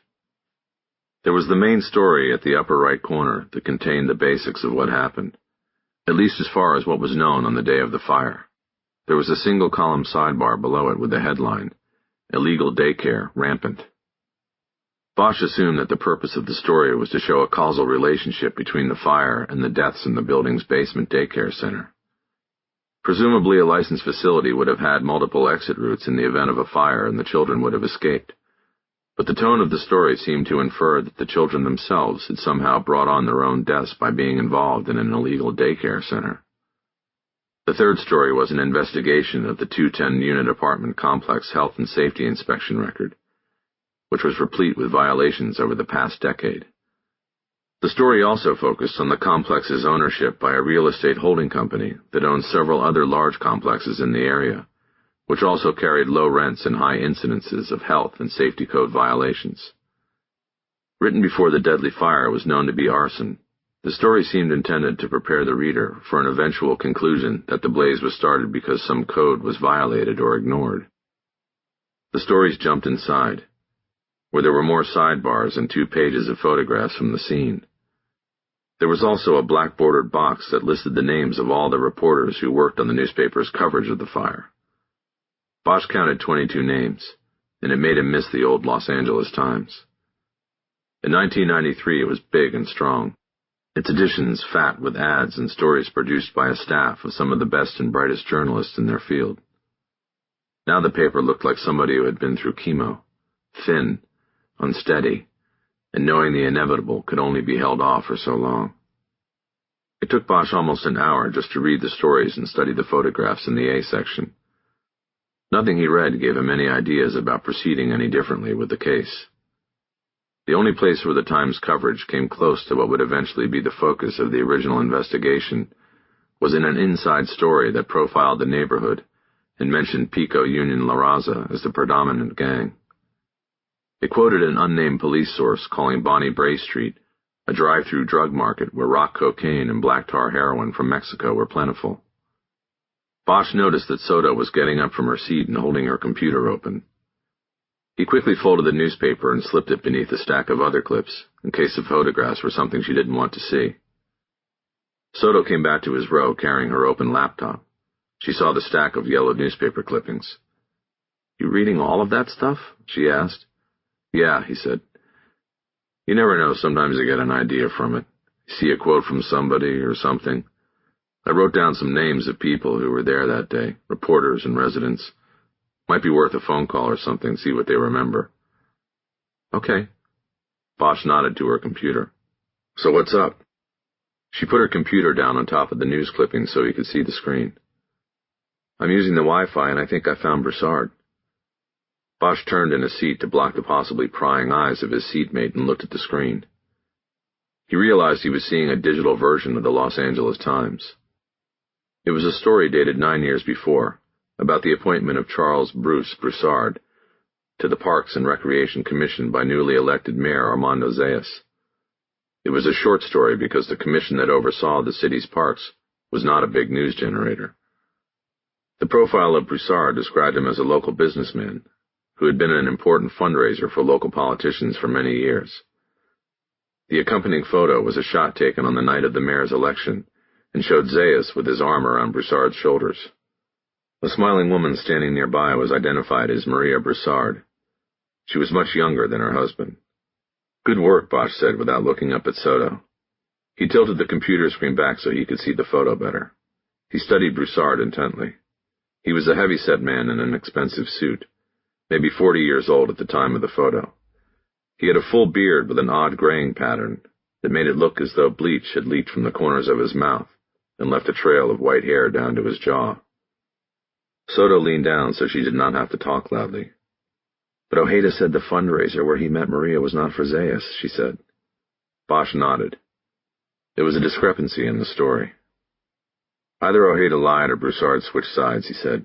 "We need to find out which one it is." 18. They had driven separately to LAX the day before because they didn't know the circumstances of their return, and Soto lived south of the airport in Redondo Beach, while Bosch lived in the opposite direction in the hills above the Coenga Pass. They landed at 9:30, and as they walked toward the exit doors of Terminal 4, they discussed their schedule and agreed that they would meet at the office the next morning at 8 and work half a day. This was perfect for Bosch because Sunday was his daughter's sacred day for catching up on sleep. If undisturbed, she would sleep till noon, and then want breakfast. He would be able to get a solid 4 hours of work in on their cases before meeting up with Maddie. They crossed the airport pickup lanes and into the parking structure and then went their separate ways. Bosch felt excited. The short trip had been extremely profitable in terms of information gathered and case momentum. Even the plane ride home counted. Soto had identified their next investigative target, Charles Broussard. As Bosch was driving down Century Boulevard after exiting the airport, he thought of something that he decided shouldn't wait, even until the next morning. He pulled his phone and called his daughter's line. She answered right away. "What are you up to?" he asked. "Just got up," she said. "Have a plan for the day?" "Homework." "It's a beautiful day. You should be out having fun." "You mean you're back already?" "Just landed. But I might have to go in for a little bit. I'll be home before dinner." "Dad, you said you'd be back on Sunday." "I said I thought I would. What's wrong with getting home a day early?" "I have a date tonight because I thought you wouldn't be here." "You mean a date at the house?" He failed to keep the concern out of his voice. "No," she said quickly. I said yes to this guy because I didn't think he'd be home. I'll call him up and say I changed my mind." "No, look, don't do that. Go out. Have fun." "Who is the guy? What's his name?" "You don't know him. His name is Jonathan Pace, and I know him from Explorers." "He's not the sergeant in charge, is he?" There had been a scandal once, and he had warned her. "No, Dad, gross. He's 17, just like me." "But he knows your dad's a cop?" It wasn't her first date, but she had not had many. Bosch required her to inform all suitors that her father was a police detective, who always carried a gun. It sent the proper message every time. "Yes, he knows exactly who you are and what you do. He wants to be a detective, too." "Really? Sounds like a keeper. When do you leave?" "We're meeting at the Grove at 7 to see a movie." "By yourselves?" "No, we're meeting other explorers." "Boys and girls?" "Yes." "Okay, I'll be home before you leave. And you know what?" "What?" "There's a bookstore in that place right next to the movie theaters. Why don't you kids check that out, too?" "Dad!" They had reached a level where she could simply say Dad and Bosch would read it synonymously as stop. This was one of those times. Sorry, I thought books were fun.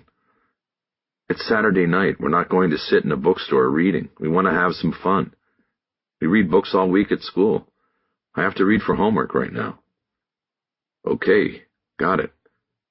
Is Jonathan Pace involved in the alcohol sting on Tuesday? Yes, we all are. Okay, maybe I'll meet him then. Dad, you're not going to come. That would be so embarrassing that my father had to check on us like we're children. Okay, message received. I won't be there if you don't want me there. Just be safe then, and be safe tonight. I'll see you in a little while. After hanging up, Bosch called directory assistants to get the number to the newsroom at the Times. The operator made the connection, and while he waited for the call to go through, he turned onto the circular entrance ramp to the 405 North. Depending on how this call went, he would either take the freeway up the Sepulveda Pass to Mulholland, or he would jog east on the 10 toward downtown and the PAB. The call was answered by someone who did not give a name, but simply said, "Newsroom." "Yes," Bosch said. "I'm looking for Virginia Skinner." "She's off today. Can I take a message?" "Can you get her a message? I don't have her number with me. I need to talk to her today, and she'll want to talk to me." There was a short pause and then an answer. "I can try, but I can't promise anything. What's the message?" Bosch gave his first name only, and his number, and the message was that Skinner needed to call him today or she would miss the story. "That all?" "That's it." Bosch disconnected. Virginia Skinner was one of the few veteran reporters the Times had left in its downtown newsroom. Bosch knew her because 20 years earlier, when she had gotten the Times job after spending most of her 20s in journalism's minor leagues, she was placed on the police beat. She wanted nothing to do with covering cops and crime, but it was the starter position, and she was smart enough to know that the better she was at it, the faster she'd get promoted to the next slot. She was right, and she was good, and in 2 years she was on to the next beat, which was City Hall. Local and state politics and government was what she wanted all along, and where she had stayed to this day. She had the perfect name for it, too. She specialized in political profiles that usually stripped candidates down to the bone, and in many cases eviscerated their election chances. But during those first 2 years, Bosch took a liking to her because of her accuracy and fairness. She had crossed his path on several stories, and he spoke to her on and off the record, and never once did she burn him. In the following years they had minimal contact, but there was always a story here and there where police and politics crossed. She would check in and he would give her what he knew and what he could. Bosch certainly didn't like the idea of being any reporter's source, but at least he had never had cause to mistrust Virginia Skinner. He did have her phone number, but it was hidden in his desk. He was not foolish enough to carry it in the contacts list on his phone. If his phone ever fell into the wrong hands, and it was revealed he had a direct connection to her, the ramifications in the department could be career-threatening. Command staff frowned upon media sympathizers, especially if the media was the LA Times. As he drove, Bosch tried to recall the last time he had spoken to Skinner and what the story was. He couldn't remember. It had probably been 2 or 3 years before. There was no call back by the time he got to the decision-making point on the freeway. He knew that because his daughter would be out during the evening, he could flip things around and go home now to spend some time with her, then go back down to the PAB to work at night. He struggled with this choice as he looked at the approaching eastbound lanes, and then was saved by the phone. A call marked private number was coming in. He answered, putting the phone on speaker. "Harry, it's Ginny Skinner. What's so important on a Saturday?" "Thanks for calling. Let's start by saying all of this is off the record. You can't write anything about it." "I don't know what it is, so it's hard for me to agree to that." It was the typical catch-22 with all reporters. They wouldn't agree to hold something back until they knew what it was. But what if, upon knowing what the story was, they said they couldn't hold it back? Now Bosch had to carefully choose his words. "Well, you know I work cold case homicides, right?" "Right, and I also read my own newspaper. I know you are on the mariachi case." Bosch frowned. He was hoping she would not know what case he was on. "I have many cases working at once, Ginny, you know that." "We'll cut to the chase then, Harry. It's Saturday and a beautiful day outside. I'm turning 50 tomorrow, and I want a last margarita before that happens." "What do you want?" "Really? You? 50? Yes, really, and that's all I want to say about it? I shouldn't have even brought it up. What do you need? Well, you guys write about campaign finance and all of that, right? Do you keep all those records from elections past? Depends on how far back you want to go and which race. What are we talking about here? I'd like to see donation lists for the mayoral elections going 3 back. He thought that by spreading wide the net he was casting, it would be harder for her to figure out what his true target was. Ooh, she said. That's a lot. We have all of this stuff computerized, but you're not asking to search for a needle in a haystack. You're asking for the whole haystack. You've got to tell me what you really want, Harry. Be specific. Bosch considered ending the call and waiting until Monday to get the information he needed through proper channels. But his urgency to keep the case moving won out, and he tried one more time to strike a deal. I can't be more specific without you agreeing. It's off the record. For now. You'd obviously be first in if it comes to anything. And it is political? I cover politics, not crime. Bosch ran into a slowdown across all 8 lanes of the freeway as it came to the 110 split. He thought maybe there was an event at the convention center. It was too early for a game or concert at Staples. It's both, he said. Politics and murder. That's always a good story, she said. Okay, I give. We are off the record, on deep background. I do nothing with anything you give me until I get the high sign. You don't even tell your editor. You tell no one. I don't trust my editor. He'd tell everyone in the news meeting and act like it was his work. Agreed. Bosch paused. It was a point of no return with the reporter. He felt he could trust Skinner. But the halls of the PAB were littered with the carcasses of cops who thought they could trust reporters. He slowly merged onto the 110. His exit was less than a mile ahead, but it might take him 15 minutes to get there in the wall-to-wall traffic. Are you there, Harry? Yes, I'm here. Okay, this is what I want. Do you know of a guy named Charles Broussard? Of course. People call him Bruce, like the name Bruce. He's a money man. He owns a company that puts those concrete barricades on the freeways when there's construction, and there's always construction. What about him? Do you personally know him? No, but I may have talked to him once or twice for a quote or something. He was tight with Zayas during that regime. I think he's on the outs now because he backed the wrong horse the last time around. So I get it now. Broussard was close to Zayas, and Zayas was close to this mariachi guy who got shot. I wrote about that guy during the first campaign. I was assigned to Zayas, remember? Look, don't jump to conclusions. Can you meet me now? I want to know who Broussard gave money to in the last few campaigns, and I want to know about Broussard. Anything you might know? Meet you now? Can't we do this Monday? If I wait till Monday, I don't need you, Ginny. I can get this stuff on my own then. Now it was Skinner who paused. Come on, Bosch urged. Do this, and then I'll buy you a margarita for your last day as a 49er. They have to make a good margarita somewhere over there in the Pueblo. That's tempting, she finally said. Okay, I'll meet you at the Spring Street entrance at 1 o'clock. Bosch checked his watch. That was nearly 2 hours away. I'll be there, he said. 19. The Times was located directly across Spring Street from the PAB. The 2 buildings were so close that Harry once had a supervisor who closed the blinds on his office windows because he was certain there were Times reporters across the street watching him. Bosch parked in the underground garage at the PAB, but didn't go up to the squad. Instead, he decided to get in some exercise and walk down First Street toward Mariachi Plaza. He had no investigative intent in going there, but it always felt good to him to return to crime scenes during an investigation. He called it listening to the scene. There were nuances and small details that could be picked up even years after the crime. Plus there was a sense of ghosts, some sort of presence of those who had been murdered. Bosch always felt it, whether anybody else did or not. Ginny Skinner was right about it being a beautiful day. Downtown was perfectly warm compared to when he had stepped out of the terminal at LAX, which was located at the edge of the chilly Pacific. The walk down First Street and through Little Tokyo was pleasant as the sun warmed Bosch's shoulders. When he crossed the First Street Bridge, he noticed that someone had tied a clutch of flowers to one of the light poles at the center of the span. There was a cardboard heart that said R.I.P. Vanessa.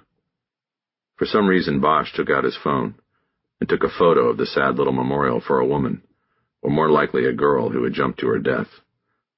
The cameras that had been put up on the bridge obviously did not stop all jumpers. He walked up to the rail and leaned over and looked down. He wondered if Vanessa had regretted her decision during those last few seconds as she fell. He checked his watch and moved on. A few blocks later, he got to Mariachi Plaza. Because it was a Saturday, the small triangular public space was crowded with mariachis, locals, and food and flower vendors. He realized that the plaza would have been this active on the day Orlando Merced was shot. The shooter must have planned on that. There would be more camouflage, more panic, more people running in all directions on a Saturday. Had that been part of the plan? He crossed First Street and started moving through the crowd. At least two of the bands were playing, but it did not seem like a competition. It seemed as though the bands were warming up for the gigs that would hopefully follow in the afternoon and evening. Bosch saw that the door of the bookstore was open, and there was a crowd inside. He read the banner that hung next to the door. Los Angeles is like your brain. You only ever use 20% of it, but imagine if we used it all. Harry turned toward the metro entrance because the walkover had taken longer than expected. He didn't want to be late for the meeting with Skinner, so his plan was to take the Gold Line back across the bridge. He'd jump off at the Little Tokyo station and walk the rest of the way. It would save him 15 minutes. But as Bosch approached the escalator, a voice called to him from behind. He turned around, and there was Lucy Soto. "What are you doing here?" he asked. "I was going to ask you the same thing," she said. Bosch shrugged and made up a lie. He didn't want to tell Soto that he was going to talk to a reporter about Broussard. Not yet. "I just wanted to see this place on a Saturday. You know, same day as the shooting. Wanted to get a feel for it. Listen to it." "Same here." Bosch nodded. He knew in that moment that she would be a good detective. "Were you going down to the metro?" she asked.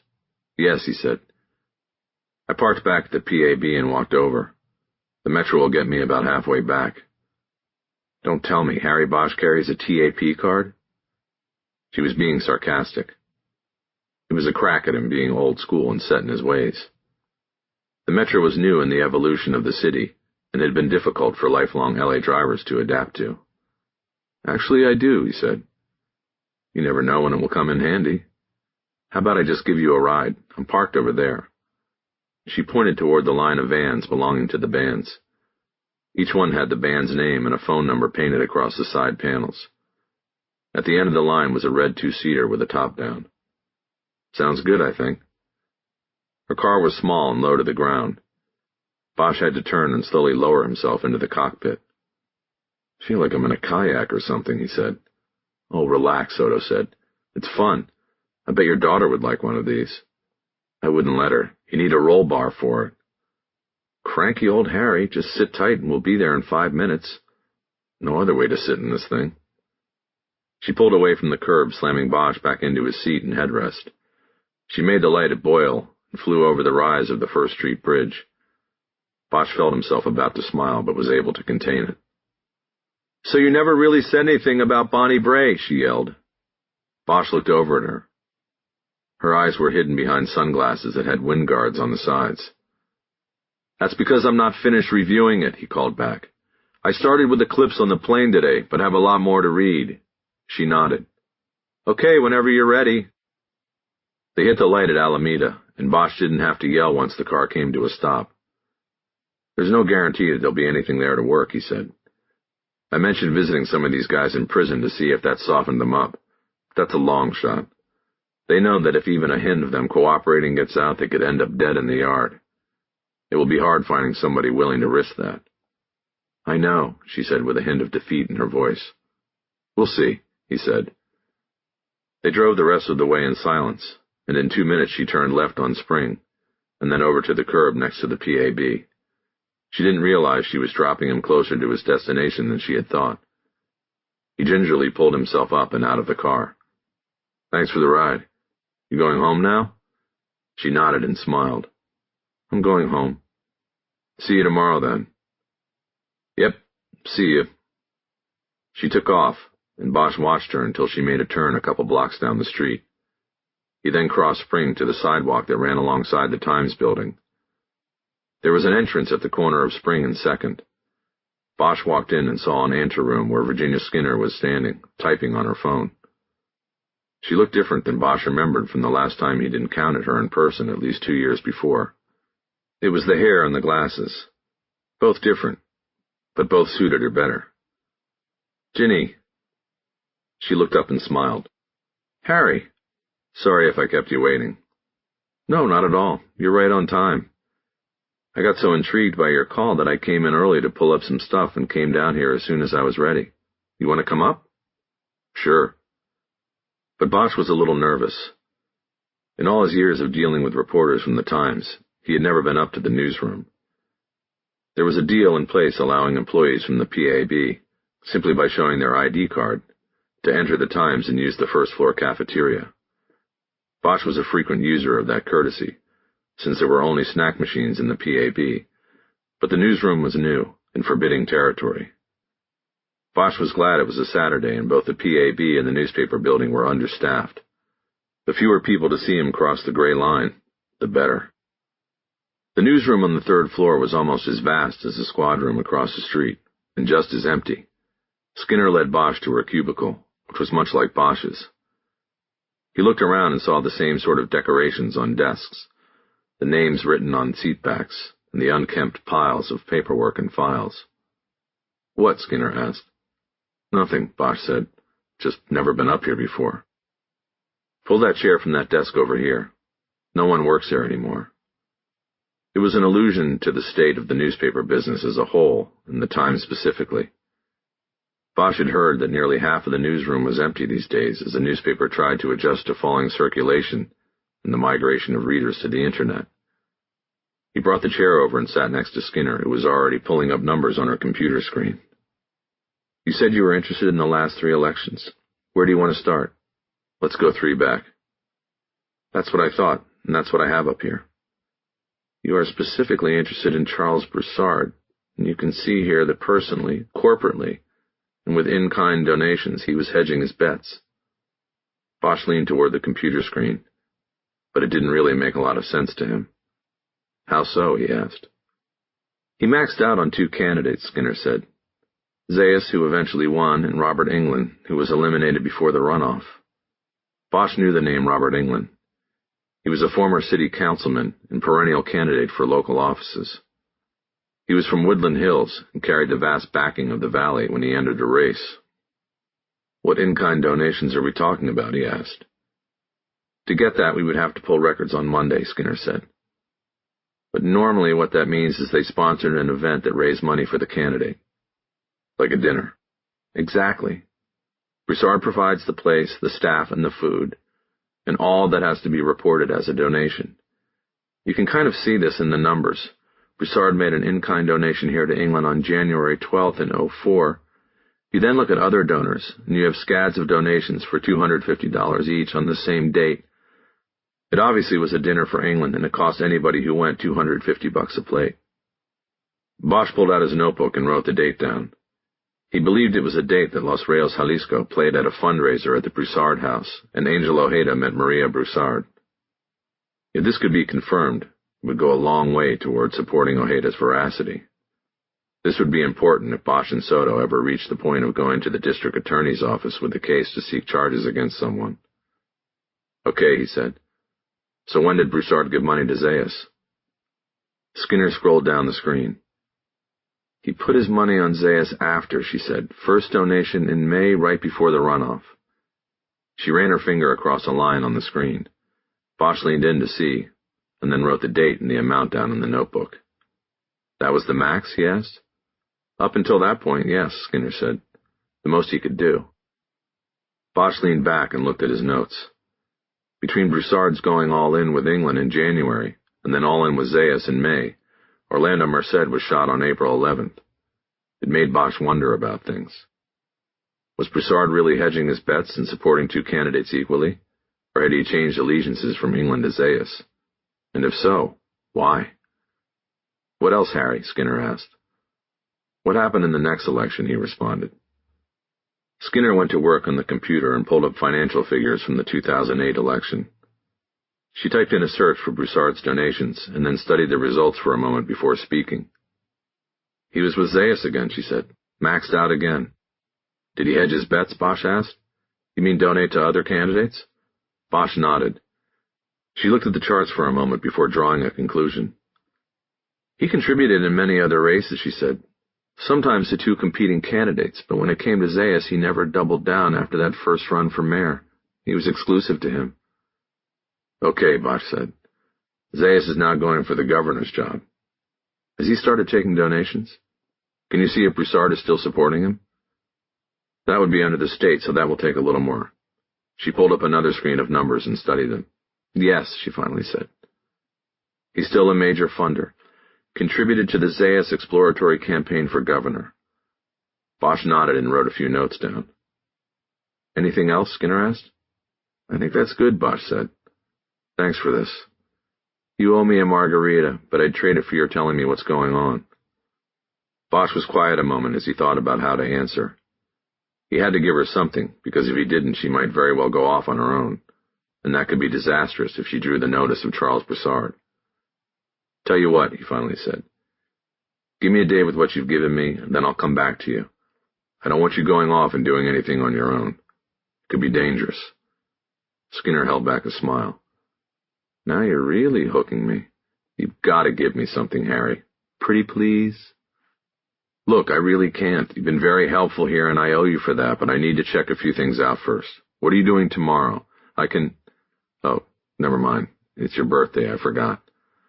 Tomorrow? I'm not doing anything. You think I want people to know I'm 50?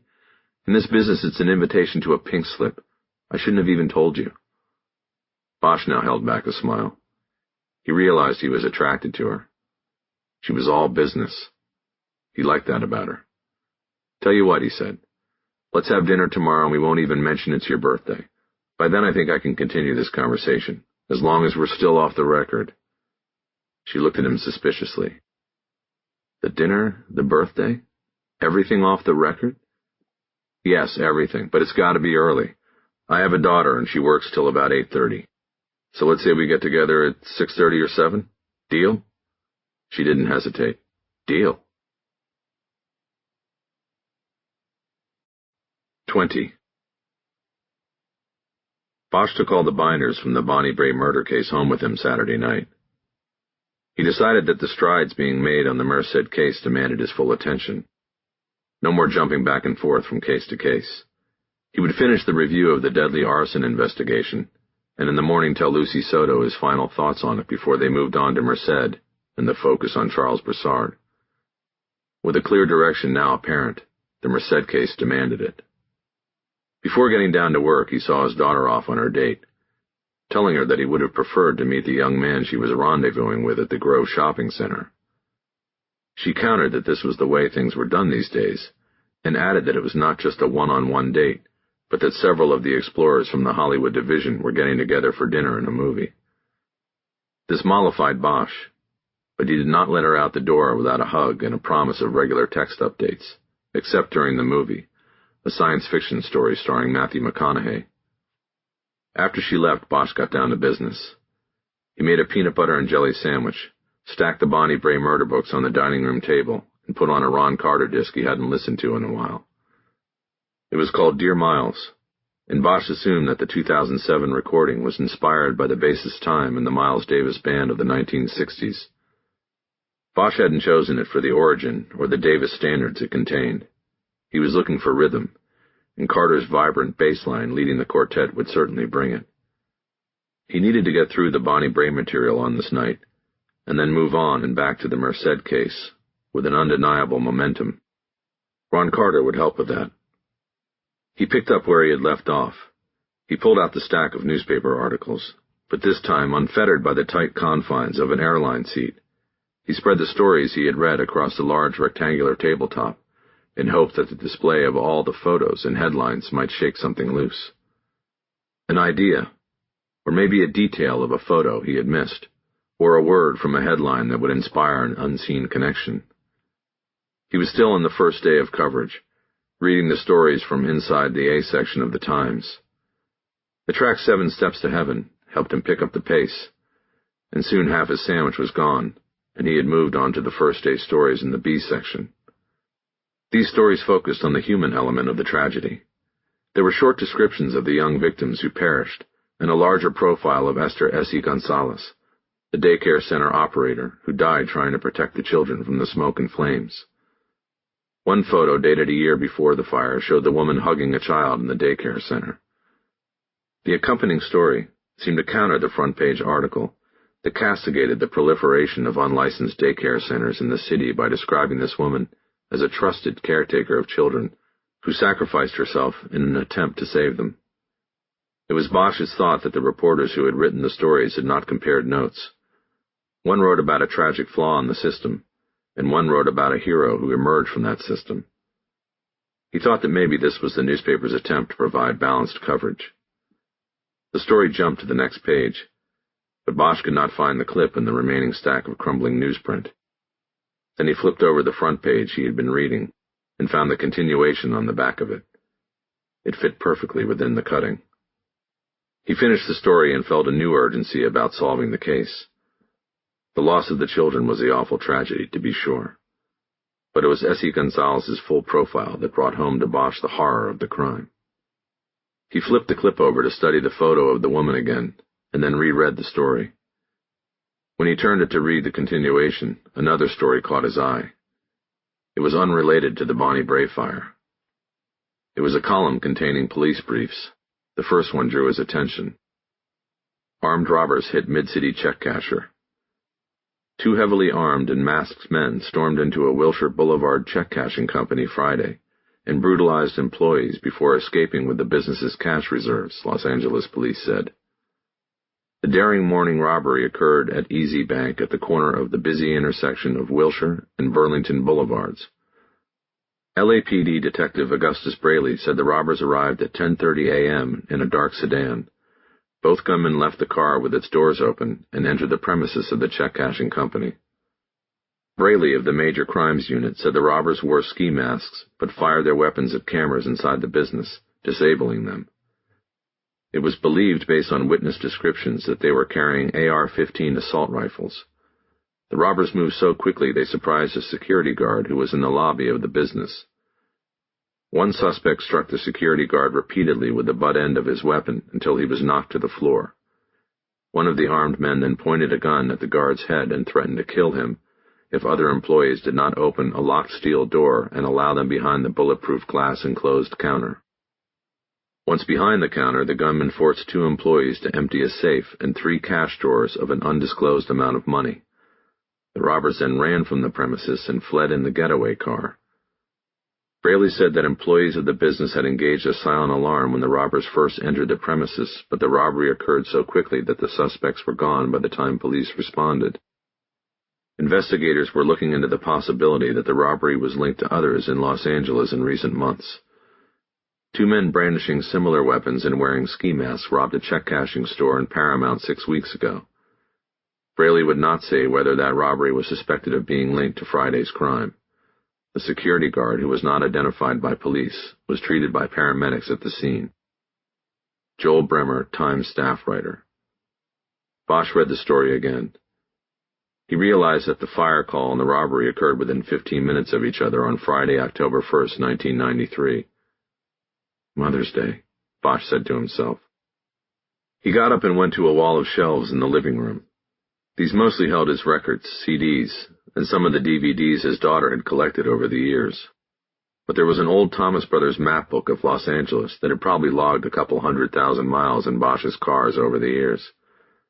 He now had an updated map book in his car, but also relied on his partners for GPS-generated directions when he needed them. He took the map book over to the table and flipped through the pages until he found the one that included the Pico Union area of the city and the start of the Wilshire corridor that led all the way to the Pacific. With a pencil he marked the location of the Bonnie Bray fire between 7th and 8th Streets, and then the location of the Easy Bank robbery at Wilshire and Burlington. As he suspected, the 2 locations were close. The robbery occurred 2.5 blocks north and 1 block west from the Bonnie Bray Arms. The distance could have been driven in less than 2 minutes. Bosch sat back and studied the map and thought about the possibilities. Mother's Day was street slang for the day that government subsistence checks landed in mailboxes, usually the first of every month. The nickname came about because street hoods often came home to visit Mother on the day she got her government check. Street slang aside, Bosch knew that businesses like Easy Bank would fill their safes and cash drawers to be ready to handle the regular increase of check cashing that occurred on or near Mother's Day. The Times story did not say how much money was taken in the robbery, but Bosch knew that for the Major Crimes Unit to have taken on the case, it would have to have been 6 figures. He knew of Gus Braley back in the 90s, but had never worked with him. Major Crimes didn't even exist anymore as it did then, and he was pretty sure Braley had retired before the turn of the century. Bosch muted the music, then pulled his phone out and scrolled through his contact list. There was only one guy he knew who was in Major Crimes back then, the recently retired Rick Jackson. He had Jackson's cell number and hoped he hadn't changed it. Many cops do when they pull the pin. He called the number and Jackson answered after 2 rings. "This is Rick. This is Harry Bosch. You still remember me?" Jackson laughed. "What's up, my brother?" he asked. Now Bosch laughed. "How long ago did you retire? The 90s? If I said something like that in front of my partners, you'd think I just came out of a time machine." "Gotta love the 90s, Harry. What are you doing?" "What am I doing? I'm working on a Saturday night, and I'm sitting here wondering if you knew Gus Braley back in the day." "Sure did. Old Gus? He was a son of a bitch. Tough guy." "Still alive?" "Oh, yeah. I joined this retired detectives group, and we meet once a month for lunch. I don't go every time, but I've seen him there. I think he comes in from Palm Springs. What's going on with him?" "I'm looking at one of his old cases and want to ask him about it. You got a number that's good for him?" "Yeah, hold on. I got to look at my contacts on my phone to get it. I'll read it out loud, then bring the phone back up, okay?" "Okay. Whatever happened to the Rolodex? Really?" Bosch waited while Jackson looked through his contacts list, and then called the number out loudly. Bosch wrote it down on the edge of the Pico Union map page. "Got it?" Jackson asked with the phone back to his mouth. "Got it," Bosch said. "Thanks. So how are you hitting him?" Bosch knew very little about golf, but knew that was a question often asked. "Pretty good," Jackson said. "Playing a lot, and practice makes, well, almost perfect. I'm down to single digits." Bosch had no idea what that meant, so he didn't know what to say. "You miss us?" he asked, going in a new direction. "You miss the work?" "Not yet, and I don't think I will. How long you got left, Harry?" "I don't know. A little over a year, I think. I try not to think about it." "You ought to take up golf, man. I'll take you out someday." "Yeah, golf. I'll let you know." Bosch couldn't picture it, especially the shorts he'd seen golfers wearing. He didn't own any shorts, but it was a good way to end the conversation. He thanked Jackson, and both men promised to stay in touch. After disconnecting, Bosch immediately called the number Jackson had given him. Braley didn't answer, and the call went to a message. Bosch left his name and number and said he needed to talk to him about a case Braley had handled in 1993. He then gave his number again and disconnected. He picked up the pencil and drummed it on the table. This review was not going the way he thought it would. He had something here. The case had a loose tooth, and he couldn't leave it alone. He hoped he would hear from Braley soon. He turned the music back up in time to hear Stella by Starlight, and went back to the work in front of him. He quickly finished reading through the newspaper stories.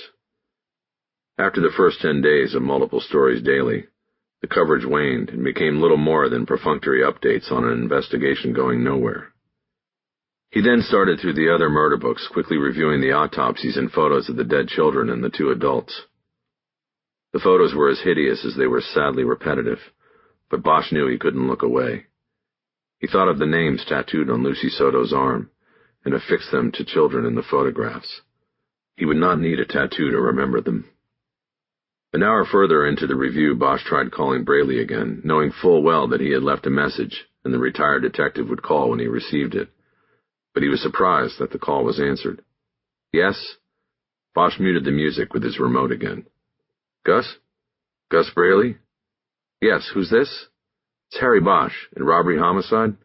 I left you a message a little while ago today." "I got it, yeah." Bosch paused. "Well, were you going to call me back?" Yeah, I was going to call. I was just sitting here thinking about 93 and wondering what case you were calling about. That was a busy year. The Easy Bank job over on Wilshire, you remember it? Easy Bank. Yeah, I remember it. Mother's Day, 2 guys with AR-15s. That's it. I'm working from home tonight, no access to the company computer and trying to catch up. Did you ever pop anybody for it? There was a pause. Bosch, I remember you. You're a murder cop, right? What do you care about a cash box robbery from 21 years ago? You're right, I'm a murder cop. I work cold cases now, and I'm looking at a case that I'm thinking maybe your guys could be good for. So did you ever make arrests, Gus? Name any suspects? There were a few seconds of silence while Braley was grinding it down. How'd you get this number, seeing that you're working from home on a Saturday night? Rick Jackson, call him if you want. He'll tell you I'm good people. I don't know, man. Saturday night? You gotta admit this is a little hinky. Who works Saturday nights in cold cases? Braley still used cop speak from the 90s. Hinky or not, Rick will vouch for me. Can you help me, Gus? Bosch waited. He knew that the chances of his being able to pull either a digital or hard copy file on a 21-year-old robbery were not good. The statute of limitations would be long past on a robbery, and it was unlikely the department would have kept a physical file. Only cases with viable prosecutorial status were scanned and entered when the department went through a massive shift and purge process as it moved toward digitized records. Bosch needed Braley to help him. That one we never cleared, Braley finally said. How much do you remember about it? Bosch asked. I bet you remember the ones you never solved, right? Yeah. Well, me too. Fucking A, I do. I work stick-ups and you work murders, but the open cases still stay with you. They sure do. How much did they get in the robbery? I remember that to the dime. $266,300. Bosch whistled low. You're kidding me. In that neighborhood? On Mother's Day, they'd cash 300-400 checks. That adds up. And these guys with the AR-15s knew that. Well, it wouldn't have taken a genius to figure it out, but we thought they probably had help from somebody inside. We just could never confirm it. Our pick for the inside man lawyered up faster than you can say you have the right to remain silent. The security guard? How'd you guess? I don't know. Something about the way it read in the paper. I thought you didn't have the file. I don't. It's a long story, Gus, but all I have is a first-day newspaper clip, and after reading it, I was thinking that if I was going to lean on anybody inside, it would be the security guard. Do you remember his name? Nope. Rodney something or other. That's all I remember. He was white American, and the 2 stick-up guys were white, and the one who did the talking had no accent. This Rodney character was also banging the girl behind the cage on the side. We found that out. And she was the one who opened the door for them. Did you think she was in on it too? No, because she was the one who pulled the silent alarm before they made her open up. As soon as she saw guys in ski masks getting out of the car in front, she pulled the alarm. That put her in the clear in our book. But we grilled her pretty good anyway and dismissed her as being part of it. She just opened the gate because they had a gun to her boyfriend's head. So we zeroed in on him, thinking maybe he played her.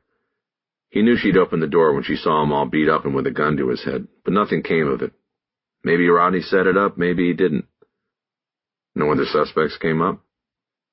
Not right then, but when those 2 guys shot up North Hollywood on national TV a few years later, we took a look at them. They were white and worked as a pair, used ski masks, and carried AR-15s.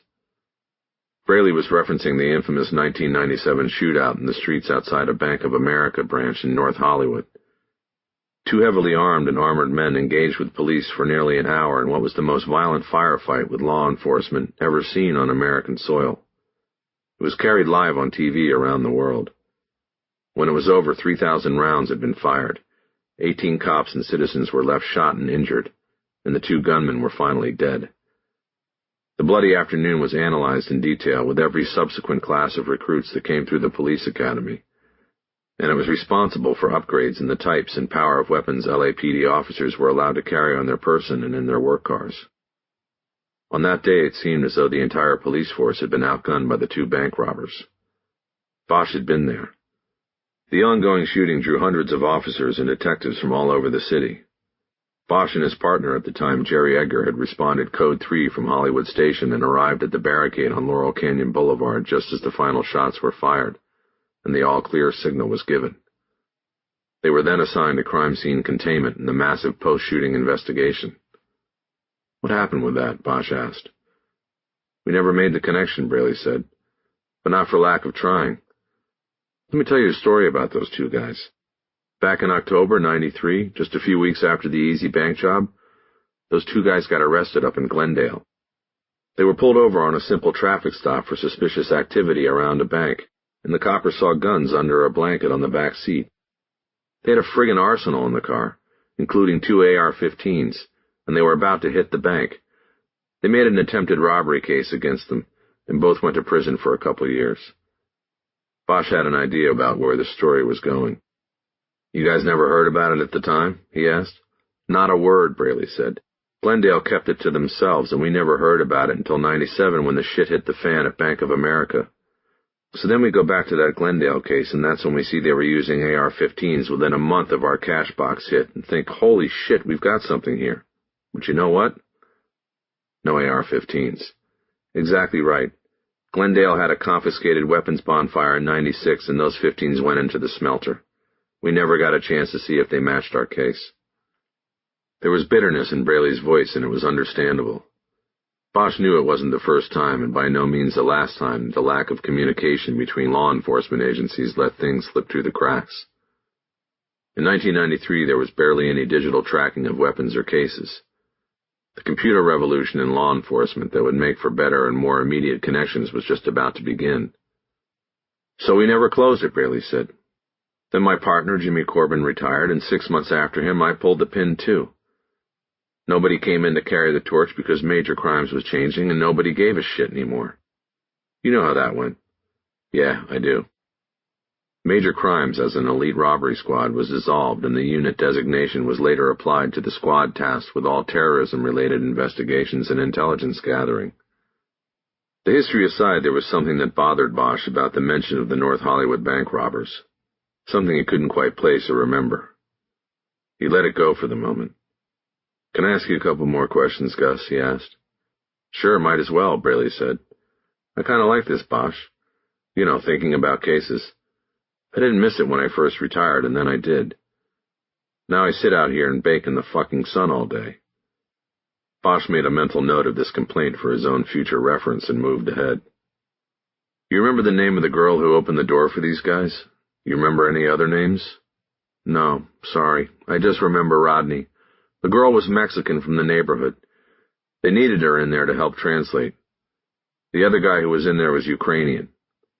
So it was the security guard, the girl and the Ukrainian guy." "That's it?" "Yeah.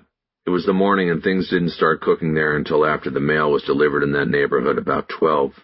They had more help scheduled for the afternoon." "Okay, what about the Ukrainian? Did you look at him?" "We looked at everybody, Bosch. We were thorough. But the Ukrainian guy was a part owner with this group that owned 3 or 4 of those places around the city. We couldn't make it work. You know, why would he steal his own money? He was way over the insurance limit because of Mother's Day. He took a significant loss, and it didn't make sense to us." "Okay. But get this. He was also sleeping with a girl." "You mean the translator?" "Yeah, the Mexican. She was banging them both. I remember the Ukrainian was married, and he was more worried about that than the money that got taken. He told me he'd lose more in the divorce if that got out." Bosch registered all of this and wondered if any of it had been a motivating part of the robbery. It was difficult to grasp the subtleties of the case 21 years later, and without a file in front of him. "Okay," he said. "Going back to the robbery, this newspaper story says they pulled up right in front of the door in the getaway vehicle." "Yeah, so they could jump out and get in quick. I know these guys shot out the cameras, but there must have been some video before that happened." "Yeah, we had video, about 5 or 10 seconds. So we got the make on the car, but that was about it. We figured it was stolen anyway. They were arrested in a different car up in Glendale later that month." "Okay, but do you remember which way they pulled up from?" "The store was on the northwest corner of Burlington and Wilshire. Did they come from Wilshire or Burlington?" Braley didn't answer right away. He had to carefully check the memory banks. "Okay, don't hold me to this," he finally said, "but my memory is that they came down Burlington and then just pulled up in front of the door. That put the passenger side of the car 4 feet from the front door of the cash box. One guy got out that passenger side and went right in and took out the cameras. The driver jumped out and was following him in when everything went black. So they would have come down from 6 on Burlington. Right. Bosch considered this. The route from the Bonnie Bray Arms to the Easy Bank location could have included coming south on Burlington from 6. Okay, next thing, he said. What do you remember about how long the robbery took? First they take out the cameras, then they had the scuffle with the security guard, either real or not. Then the paper said they made them open the safe and 3 cash drawers. How long did all that take? The longest part was the safe, Braley said. They had to rough up the manager because only he had the combo. They did the same thing again, only they put the gun on the girl this time and told him to open it or they'd put her blood on the walls. So he opened up the safe, but it took him a few times because he's scared and fucks up the combo. And then the cash drawers, so how long in all? Again silence as Braley probed his memory. I'd say no more than 6 minutes, and that's actually long for this kind of thing. Right. Did the girl hit the silent alarm right away? She was good. As soon as she saw guys in mass in the car that pulled up, she hit it.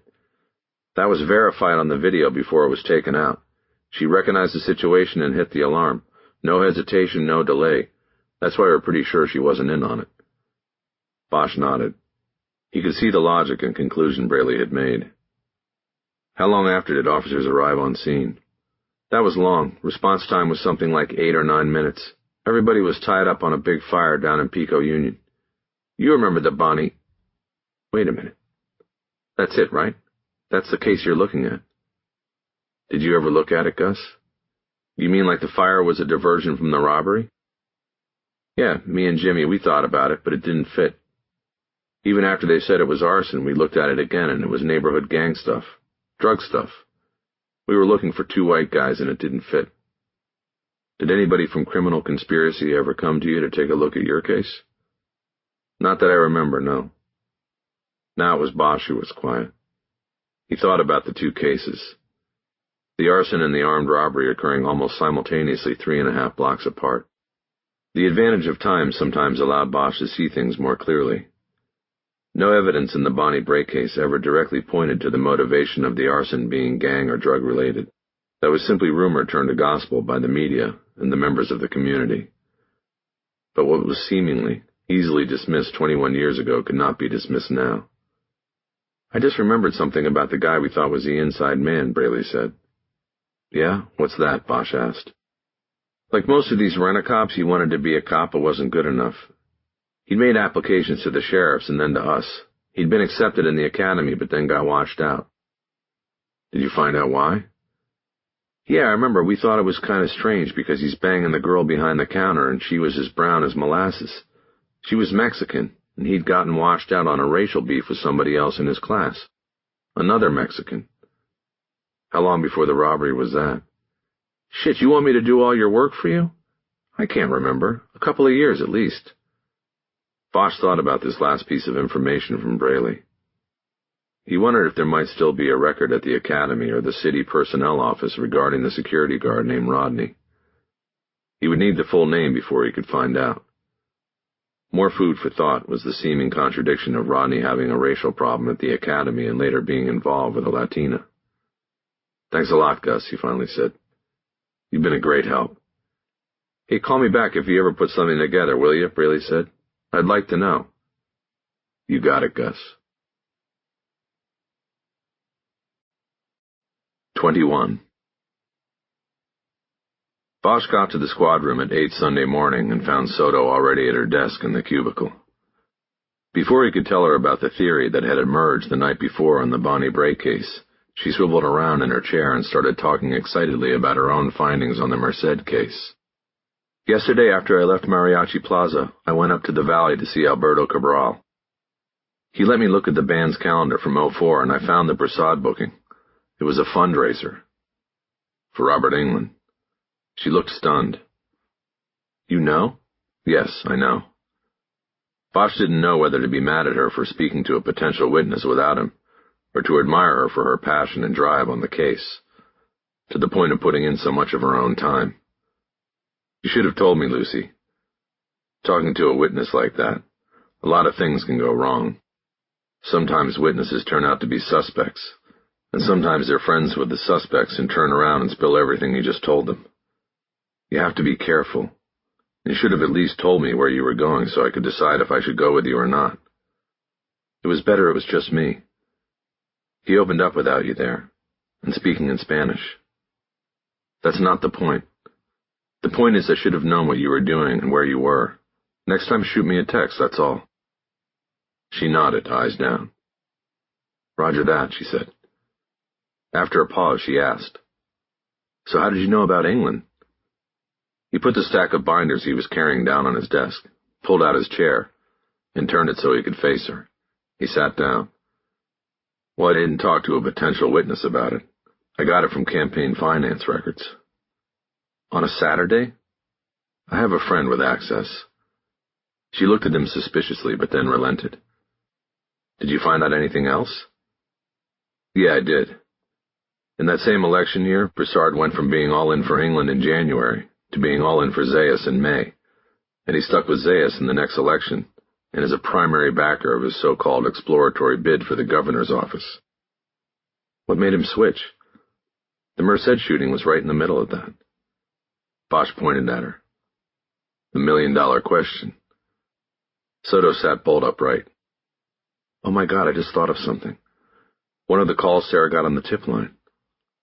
She swiveled back to her desk and grabbed up the stack of tip reports Holcomb had brought by. Soto looked through the pages until she found what she was looking for. Here it is, she said.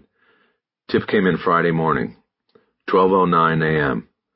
Female caller said the mayor knows who shot Orlando Merced. That's it. The call was anonymous, but the register recorded the number. Do you want to call it, see who answers? You really think Zayas called in the hit on a mariachi musician? The question gave Soto pause. Bosch's saying it out loud indeed made it sound crazy. I was just going to call, see what she had to say, she finally said. Go ahead. But she's your crazy then. Don't bring her around me. Okay, I won't. She pulled out her cell to call. You have your number blocked on that? Bosch asked quickly. Yes, it's blocked. She tapped in the number on the tip sheet and made the call. Bosch watched her as she listened. No answer, she said. I'll leave a message.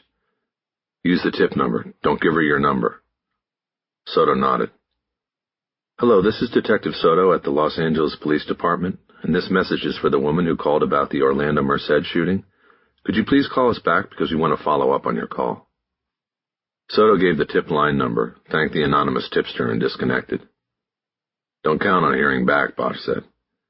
Cases are made with patience and little steps, Lucy, not lightning strikes. I know. Let's switch tracks here for a bit. There's something I want to show you. He leaned back to his desk and pulled a newspaper clip out of the top binder from the Bonnie Bray case. He handed it to her.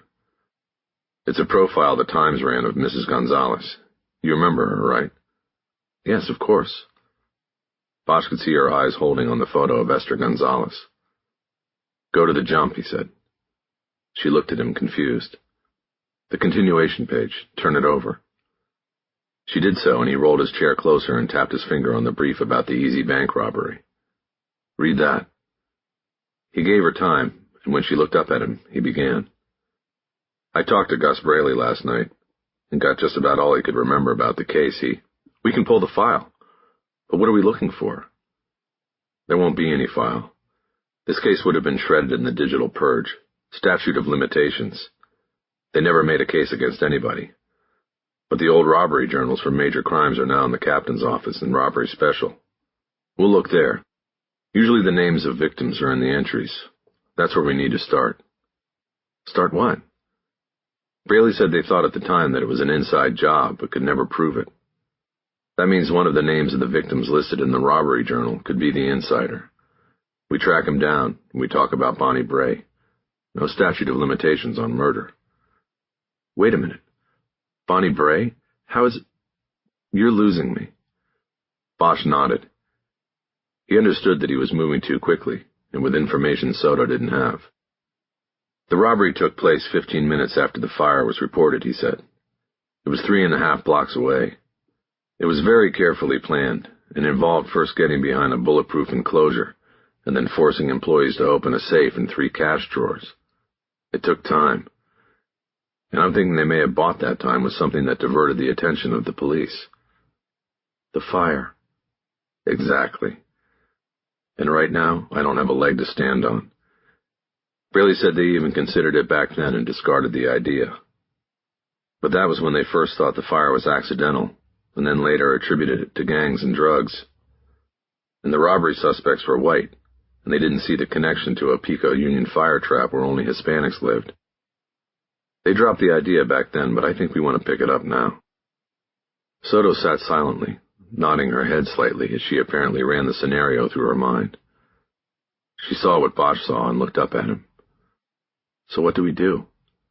Bosch stood up. Well, first we go look at the journals and robbery. They moved through the squad room and through a door into the adjoining squad room for the robbery special section. It was deserted and the captain's office was locked. Bosch looked into the darkened office through the glass panel next to the door. He could see the shelves containing the robbery journals, their leather bindings cracked and worn. Should we call maintenance, see if they'll open the door? Soto asked. They won't, Bosch said. He looked at the doorknob. He knew it would be easy to pick.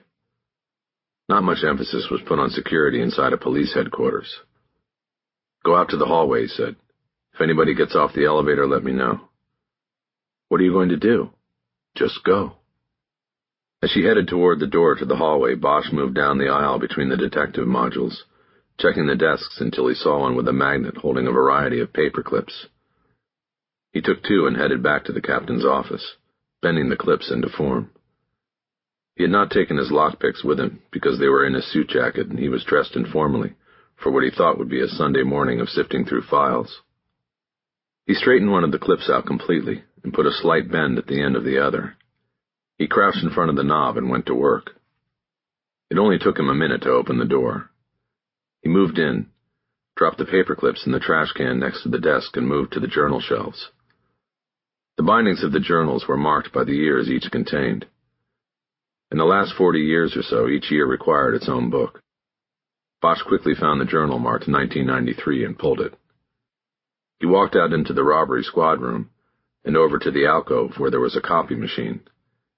He flipped through the journal to the date of the Easy Bank robbery and found its entry, just 1/3 of a page.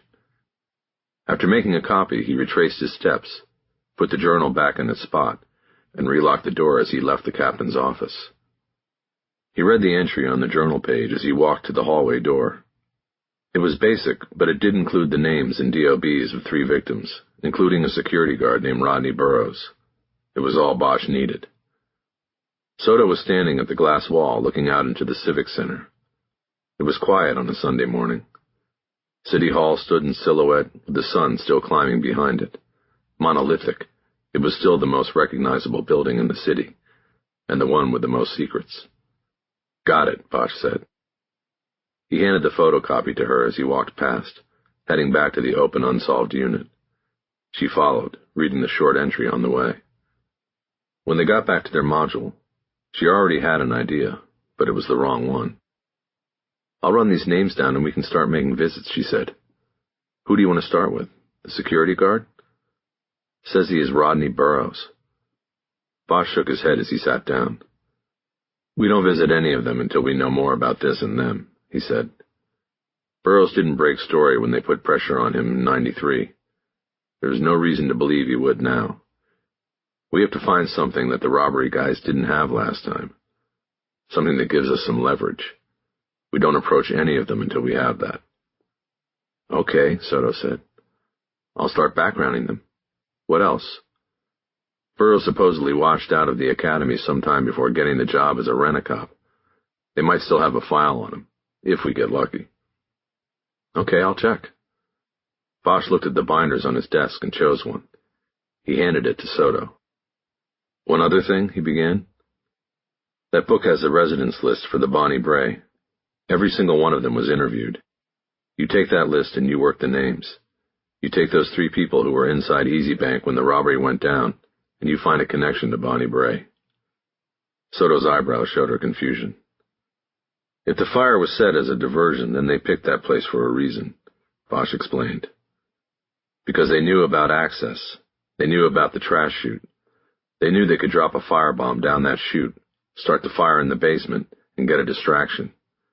I don't think there was anything random about it. They knew. One of them knew. One of them had been in there. There is a connection, and you need to find it, or we have nothing to go at any of them with. Now she nodded. Got it, she said. Do you think they knew there was a daycare down in the basement? I don't know, but we'll find out. He was about to turn back to his desk, but then remembered something else to share. You were still a kid, but do you remember the North Hollywood shootout in '97, he asked. I don't really remember it from when I was a kid, but we studied it in the academy, she said. Everybody knows about it. Why? Well, Gus Braley said that at one point they looked at those two guys for Easy Bank but couldn't make the connection. Wow. Yeah. Bosch saw a momentary flash of what he knew was disappointment on Soto's face. The North Hollywood bank robbers were dead, and she suddenly had to consider that her search for the Bonnie Bray arsonist could lead to such a conclusion. No trial or punishment, just the knowledge that those responsible were already deceased and away from the reach of the law. Do you think you can handle it if it comes to that? He asked. Well, I really wouldn't have a choice, would I? She said. Bosch nodded, and Soto seemed to shake off the disappointment. Were you there that day, at the shootout? I heard everybody who wasn't nailed down went. Bosch nodded. I went up there from Hollywood, but I got there just when the shooting was ending. I like to say that I got there just in time to be sued. What does that mean? The family of one of those guys sued the department, and a bunch of us saying we let him bleed to death on the street. The suit claimed the detectives refused to allow paramedics to treat him for more than an hour, and that he died from his wounds because of the delay. Did they win? No. Ended in a mistrial, and then it just went away. It was never retried. So? So what?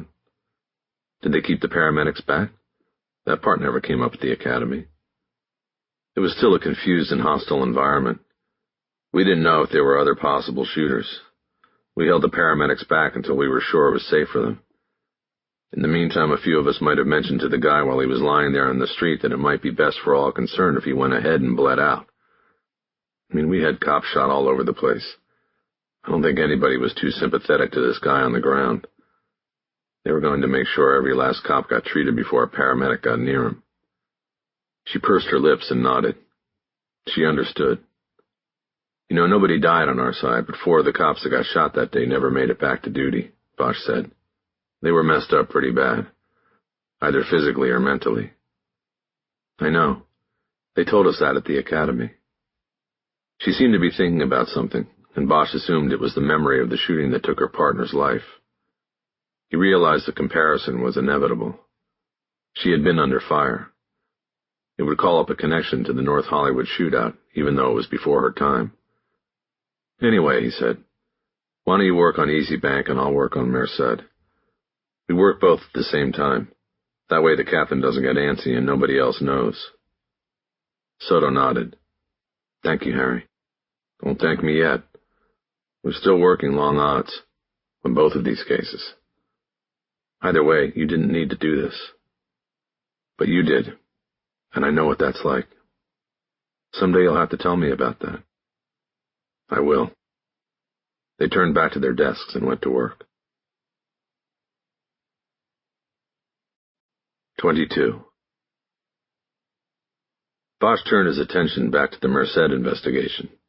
The first thing he did was run Charles Broussard through the computer to see if by chance he had ever been jammed up before. He doubted this would be the case, or the politicians wouldn't touch him or his money, at least not publicly. The search came up dry. Broussard had a clean record, not so much as a speeding ticket.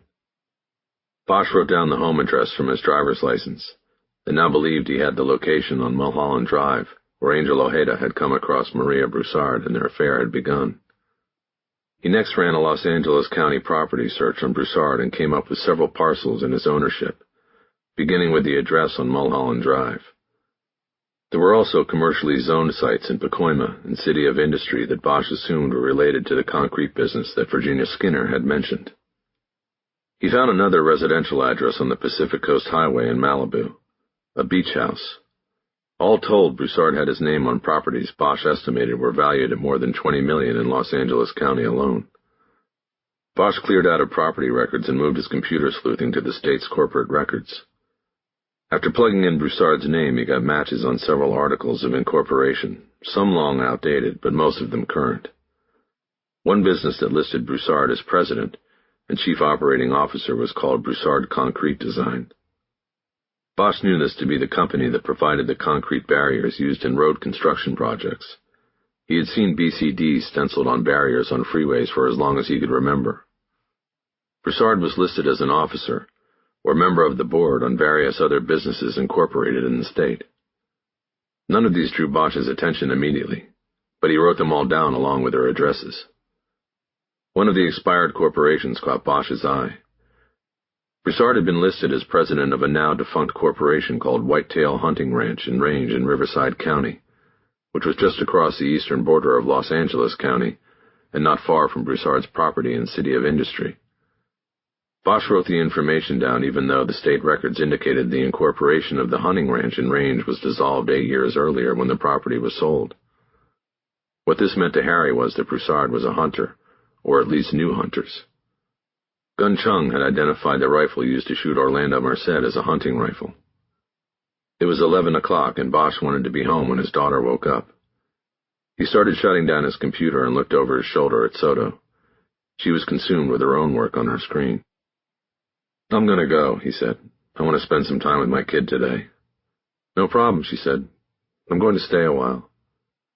"Getting anything?" "Not yet. You?" "Yeah, I think so." At the time of the Merced shooting, Broussard owned a hunting ranch and shooting range out in Riverside. Soto looked away from her computer and directly at Bosch. "Then he probably knew 100 guys who could have taken that shot," she said. "What I was thinking," he said. "That's good. You said owned. No more?" "He sold it about 18 months after Merced, and after he had jumped ship from England to Zayas." Bosch nodded. The possibilities were expanding and darkening at the same time. "Tomorrow," he said. "Okay, Harry," she said. "Tomorrow."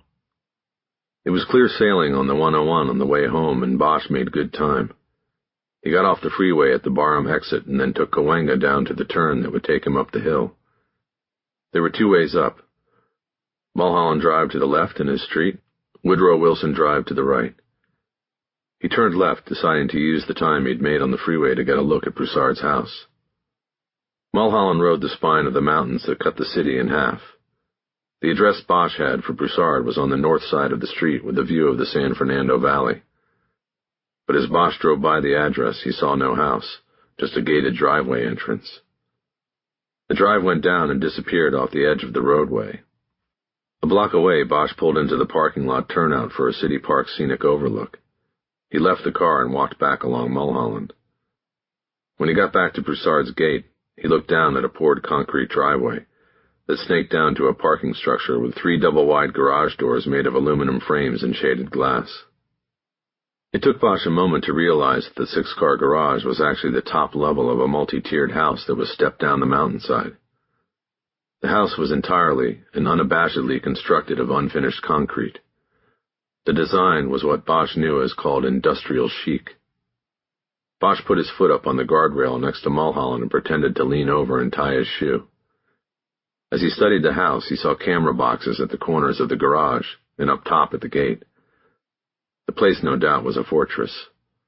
Nobody got in uninvited. Nobody was unseen on approach. Bosch wondered what it was Broussard was protecting himself from. He took his foot off the guardrail and headed back to his car. Maddie was awake when Bosch came through the front door. She was sitting on the couch watching television and eating a bowl of cereal. It was 15 minutes past noon. "Hey, sweetie." "Dad?" "I thought we were going to have lunch or breakfast." "We are, but I couldn't wait. This is like an appetizer." He sat down in the chair opposite the couch. She was still dressed in her sleeping clothes, flannel workout pants, and a T-shirt that said the 1975 on it. Bosch knew it was a band she liked. The year before, he had bought her and her friends tickets to see them at the Henry Fonda. "What do you feel like doing?" he asked. "I don't know," she said. "Something outside?" Bosch nodded. "When do you report tonight?" 5:30. Bosch checked his watch. His plan would cut things close on timing. He went with it anyway. "I was thinking there's a range out in Riverside I want to check out. How about that? It's been a while since you've been shooting." A few years earlier, Madeline had been a competitive shooter and had ribboned in several shows. But her dedication had dropped off as more and more school and volunteer activities started crowding her schedule. Her growing interest in boys was a distraction as well. "Yeah, cool," she said. "Where's Riverside?" "That's the thing. It's out east of here, the next county over," he said. "We would have to go soon so you can be back in time for Meals on Wheels." "I just have to change. All right if I do my homework in the car?" "Sure. You go get dressed and I'll get the guns out." They were in the car in 15 minutes. Bosch had brought her competition pistol, as well as the Glock Model 30 he currently carried on the job, as well as the Kimber Ultra he previously used as his sidearm. Since the Whitetail Range was part of a hunting ranch, he had a feeling it would largely be set up for long gun shooting, but he didn't own a rifle or a shotgun. He would inquire about renting something when he got there. The Sunday traffic was still comparatively light, and they made good time. Even so, it still took over an hour to get there, including a food stop in West Covina. Maddie did homework and said little except when she used her phone to look up fast food stops. This had become complicated since she had stopped eating red meat earlier in the year. Fast food had almost always meant In-N-Out burgers before that. Now things were more difficult. She settled on a place called Johnny's Shrimp Boat, which was on Glendora just off the 10 freeway. Maddie ordered fried shrimp and Bosch got the chili rice. The food was excellent, and Maddie put aside the school books while they ate in the parked car. "So how was last night?" Bosch asked. "It was good," she said. "Fun, and the movie was really good." "Was this Jonathan Pace a gentleman?" "Yes, Dad. He's a very nice guy." "How many of you went?" "Well, it ended up being just me and John." "I thought you said it was a group." "It was supposed to be, but things happened. People didn't show up, so it was me and John, and everything was fine, okay?" "It's okay with me, if it's okay with you." He gathered the takeout cartons and took them to a trash can in the parking lot. When he got back to the car, all discussion ceased as she went back to the books and he drove on to Riverside. The original corporation might be defunct, but the Whitetail Hunting Ranch and Range still operated under the same name on the outskirts of a town called Hemet. The range was in a private reserve in the foothills of the San Jacinto Mountain. It was fronted by the outdoor firing range and several outbuildings that included the office, a bunkhouse, and a skinning and dressing barn.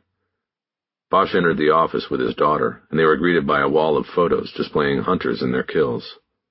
There were deer, mountain goats, and many photos of wild hogs on the ground, hunters and their rifles posed with them. "Oh my God," Maddie whispered as she looked at a photo of the huge crooked teeth and snout of a vanquished razorback. Bosch shushed her as a man came out from a side office to the counter. He was in work clothes and wore a cap with a frayed bill and a Smith & Wesson logo on it. "Can I help you?" he asked. "Yes, my daughter and I were passing through and saw the place," Bosch said. "Do you need membership to shoot on the range?" "You do, but we sell day memberships, $25. "Do you have a short range? We have pistols." "Sure do." "Then sign us up for the day." Bosch paid the money and signed a range rules agreement. They took their weapons and ammo boxes out to the range. The short range had stands that were under shelter. They chose a 40-foot range and put in earplugs. Bosch let his daughter go first, loading the weapon for her. She started well off target, but on the second clip began tightening the circle and showing her old form. Bosch had brought in a pair of binoculars he kept in the glove compartment. He watched the target when she shot and called out the groupings. He no longer had to worry about her shooting form.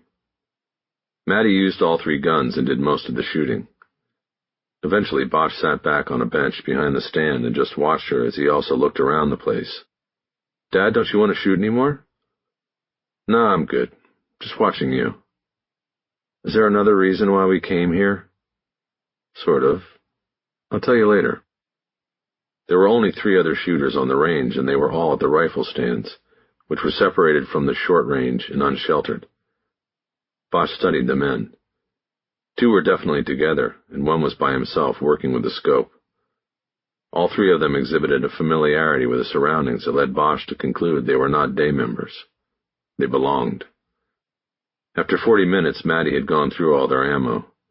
Bosch got a broom off a tool rack and handed it to her. He told her to clean up all the empty shells so they could recycle them. He said he'd wait for her in the office where he was going to talk to the man behind the counter. Bosch stepped into the office and over to the trophy photo wall. He was studying the photos looking for a hunter who might be holding a Kimber hunting rifle when the man came out from the back room again. "Enjoy yourselves?" he asked. "We did," Bosch said. "Thank you. I wanted to ask you about hunting. Can you also come in on a day pass to hunt?" "To hunt you need a 2-day pass, even if you just hunt the 1 day. You need to bring in your hog and deer tags, too." "Got it." Bosch went back to looking at the photos. He spoke without looking back at the man. "My daughter's just picking up our brass, and then we'll be out of here." "You got the day pass. Stay as long as you like." "I've been here before, you know. About 10 or 12 years ago. I came with Bruce back when he opened it, and I got a hog. I thought maybe the picture would be up here somewhere." "That goes back a ways. Those photos, if there are any left, are over there on the other side of the door." "Okay." Bosch moved over to the area on the right side of the door and started looking. "It was about a year before he sold it," he said. "Then you're in the right spot there," the man said. "But there's not too much from back then. Mr. Broussard took a lot of the photos with him when he sold the place.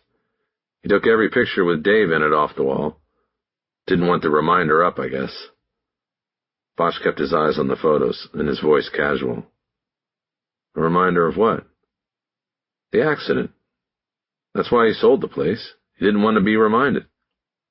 Now Bosch turned from the wall of photos and looked at the man. "What kind of accident was it?" The man looked at him for a long moment before answering. "No need to pick at scabs around here. Mr. Broussard sold the place to me, and we've had no problems since I took it over. Enough said right there." "Sorry.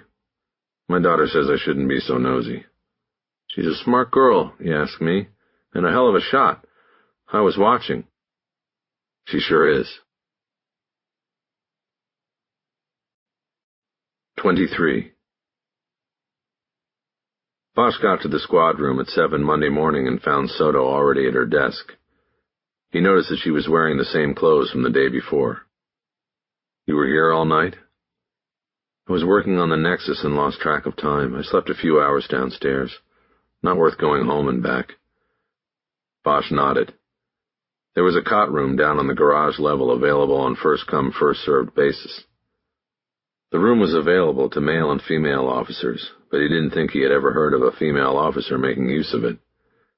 He was continuing to be amazed by Soto's commitment to the cases and the job. "Nexus?" he asked. "That's what I'm calling the search for a connection between the Easy Bank 3 and the Bonnie Bray apartments," she said. "You got anything?" "Not yet, but I'm only halfway through the tenants list. I'll hopefully finish today." Bosch dropped his files on his desk and sat down heavily in his chair. Soto read his body language. "What's up with you?" Bosch shook his head and pulled a folded piece of paper out of one of the files. He handed it to her. It was a printout of a story from the Riverside Press Enterprise dated March 23, 2005. It was a brief story, and Soto quickly read it. "What does this mean?" she asked. "I think it means Broussard covered his tracks," he said. "We're not going to get him." "I don't understand. There are no names in this. This was an accidental shooting?" "According to that story. I'll pull the Riverside Sheriff's file on it today." "Where did this come from?" "Yesterday I went to the range Broussard used to own out there. I did some shooting with my daughter. The guy who owns and runs the place mentioned that he got it from Broussard after the accident." Bosch nodded at the printout in her hand. "My kid found that in the newspaper's digital archives. No names, but the guy who ran the range for Broussard was killed in a hunting accident. The headline says, 'Hunter kills best friend in accidental shooting.' What do you want to bet that when I get the file, the hunter is Broussard?" "There were no other stories after this one?" "That's another thing. No other stories after that little brief. You ask me, somebody with some juice put a stopper on this. Soto nodded as she was taking it all in. So why are you so sure we can't get to Broussard? Bosch held his hands out wide. Well, if we assume that whoever took the shot at Mariachi Plaza came out of that range in Riverside, then it was probably either set up by the guy who ran the place, or he was the one who took the shot. Either way, he was the connection to Broussard, and now that connection is gone. He's been dead for 9 years. He pointed to the printout again, as if that proved his words. There's gotta be, Soto began. We still have Ojeda. He's not enough, Bosch said. No DA would touch us with what we've got. We'd get laughed at the CCB. We've got no evidence. No gun, no direct witness, no... Bosch stopped as he thought of something. What? Soto asked him. It's slim, he said. But when I get the name of the guy who ran the range, the guy working there yesterday called him Dave. I'd run his name through the ATF computer. Maybe we get lucky and find out he owned a Kimber, Montana. It won't be enough to get us in the door at the DA's office, but it will be another piece. He took the page back from Soto and turned to his desk. He thought about first moves. Making an inquiry at another law enforcement agency was a delicate matter, especially when it was one so close to L.A. There were invariably connections and relationships between the two, a cross-pollination of personnel that could cause difficulty for the unwitting caller. It was always better to make an entrance through a known entity, a lateral rather than direct approach. Bosch had several contacts to choose from. Over the last few years that he worked in the open unsolved unit, there had been a number of cases with ties to Riverside County, and he had slowly filled the space in his mental Rolodex behind the R card. He decided to try Steve Bennett, who was a missing persons investigator with the Riverside County Sheriff's Department. Bosch obviously wasn't calling about a missing person, but he knew Bennett had been with the department a long time, had worked in several different capacities as an investigator, and would know where and how to look for what Bosch needed. After an exchange of long-time no-sees and other pleasantries, Bosch asked Bennett if he could find out about the fatal accident that occurred 9 years before at the Whitetail Hunting Ranch. Having been given the exact date of the shooting, Bennett said he didn't think it would take him long to pull up a record and check the lay of the land. He told Bosch he would call back when he had something. Bosch in turn asked him to keep his inquiries below the surface. Nobody else needed to know. Bosch ended the call and told Soto he was going to walk over to the Starbucks a block down First Street. It was Monday, and he was going to start the week off with something other than what came out of the machine in the PAB lobby. You know, it all just comes out of a machine, Harry, Soto responded. A brewer. Some places are just fancier than others. True, Bosch said. But every now and then I like the human touch that comes with handcrafted coffee. It was a line he borrowed from his daughter. Soto gave no reaction. So you want anything or not? No, I'm good. I went down there about an hour ago for the human touch. Right. Bosch left the building and was halfway to the coffee shop when his cell buzzed, and it was Bennett with the call back from Riverside County. Harry, I don't have a lot, he said. They closed this thing up pretty quick. A real tragedy, it looks like. Guy killed his best friend when he mistook him for a deer or a hog or something in the brush out there. Bosch walked over to a bench in the bus stop shelter so he could sit down, hold the phone in the crook of his neck, and take some notes. Okay, he said. You have the names of the shooter and victim? The shooter was Charles Andrew Broussard. That's Bravo Romeo. I got that spelling. What's the Vic's name? David Alexander Willman. Common spelling on all if you don't have it. Age 42. He was the manager of the ranch and Broussard was the owner. It says here they were best friends since high school, growing up in Hemet.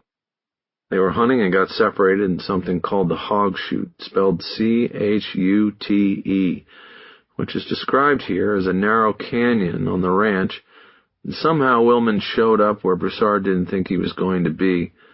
Broussard thought it was a hog they were tracking and hit him from 30 yards, through and through neck wound. Willman died at the scene, bled out. Bosch jotted down a few words that would prompt his memory of the summary. What was Broussard shooting, he asked. Let's see here. An Encore Pro Hunter, Bennett said. It was a 308. And what about Willman? Does it say what he was carrying? Nothing here about what he had, Harry. Okay, any inventory on the report? Just Broussard's gun. It had been a faint hope that Willman's rifle would be listed or even held in evidence. Who was the investigator, he asked. Bill Templeton, Bennett said. He's still with the department. He's a captain now. You know him? I know him, but I don't really know him. Know what I mean? Yeah. Bosch had to think for a moment as he phrased the next question. A bus pulled up to the curb, and he had to get up and walk away from the shelter to escape the noise. You out on the street, Harry? Bennett asked. Yeah, getting coffee, Bosch said. Listen, Steve, did you know of Templeton as an investigator?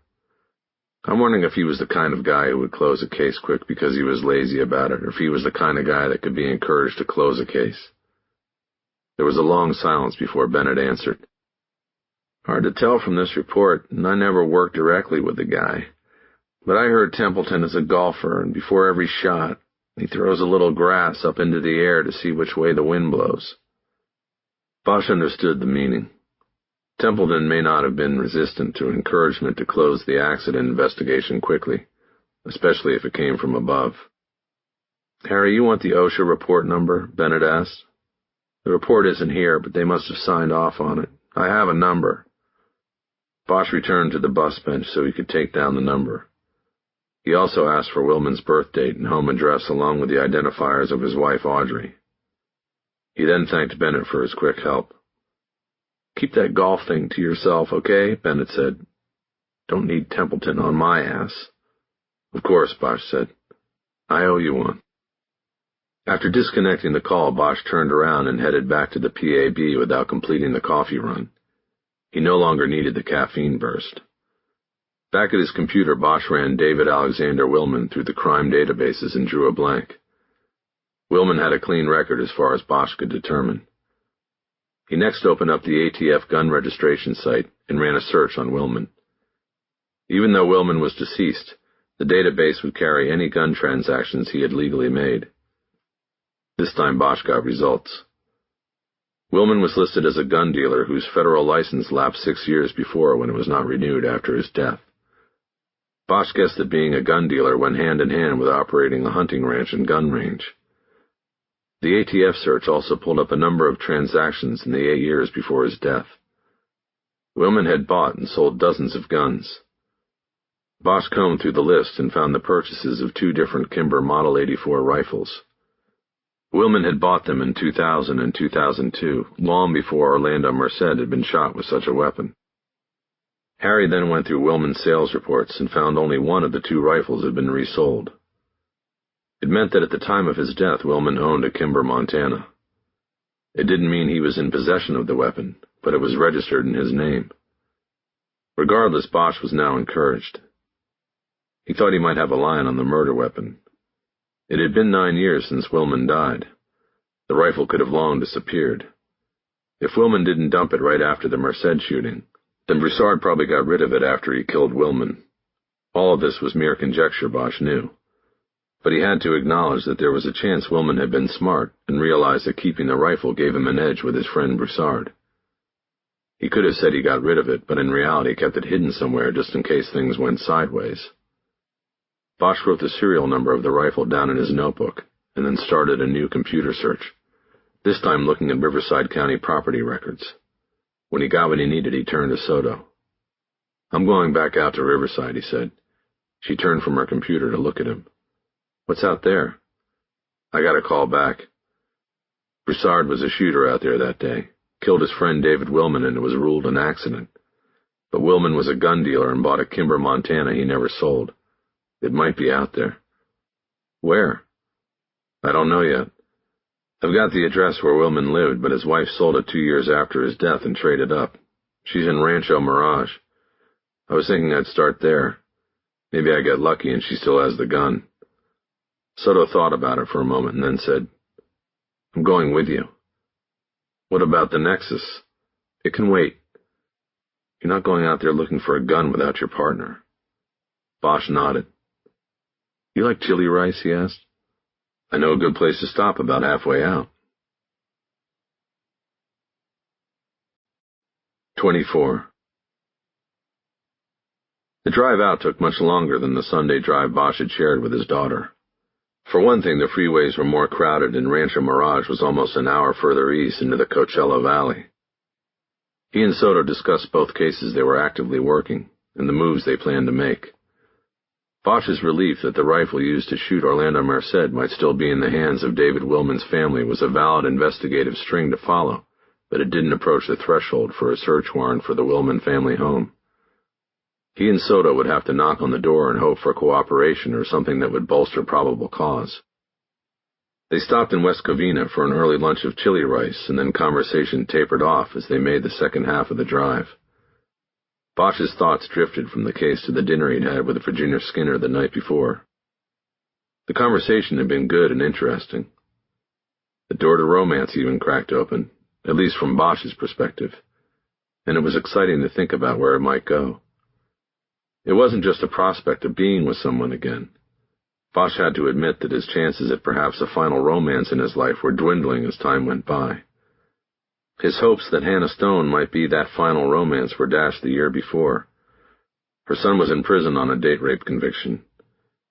When Bosch refused to go to bat for him at a scheduled parole hearing, Hannah abruptly ended the relationship, leaving Bosch to wonder if her motives had been wrapped around her son's situation all along.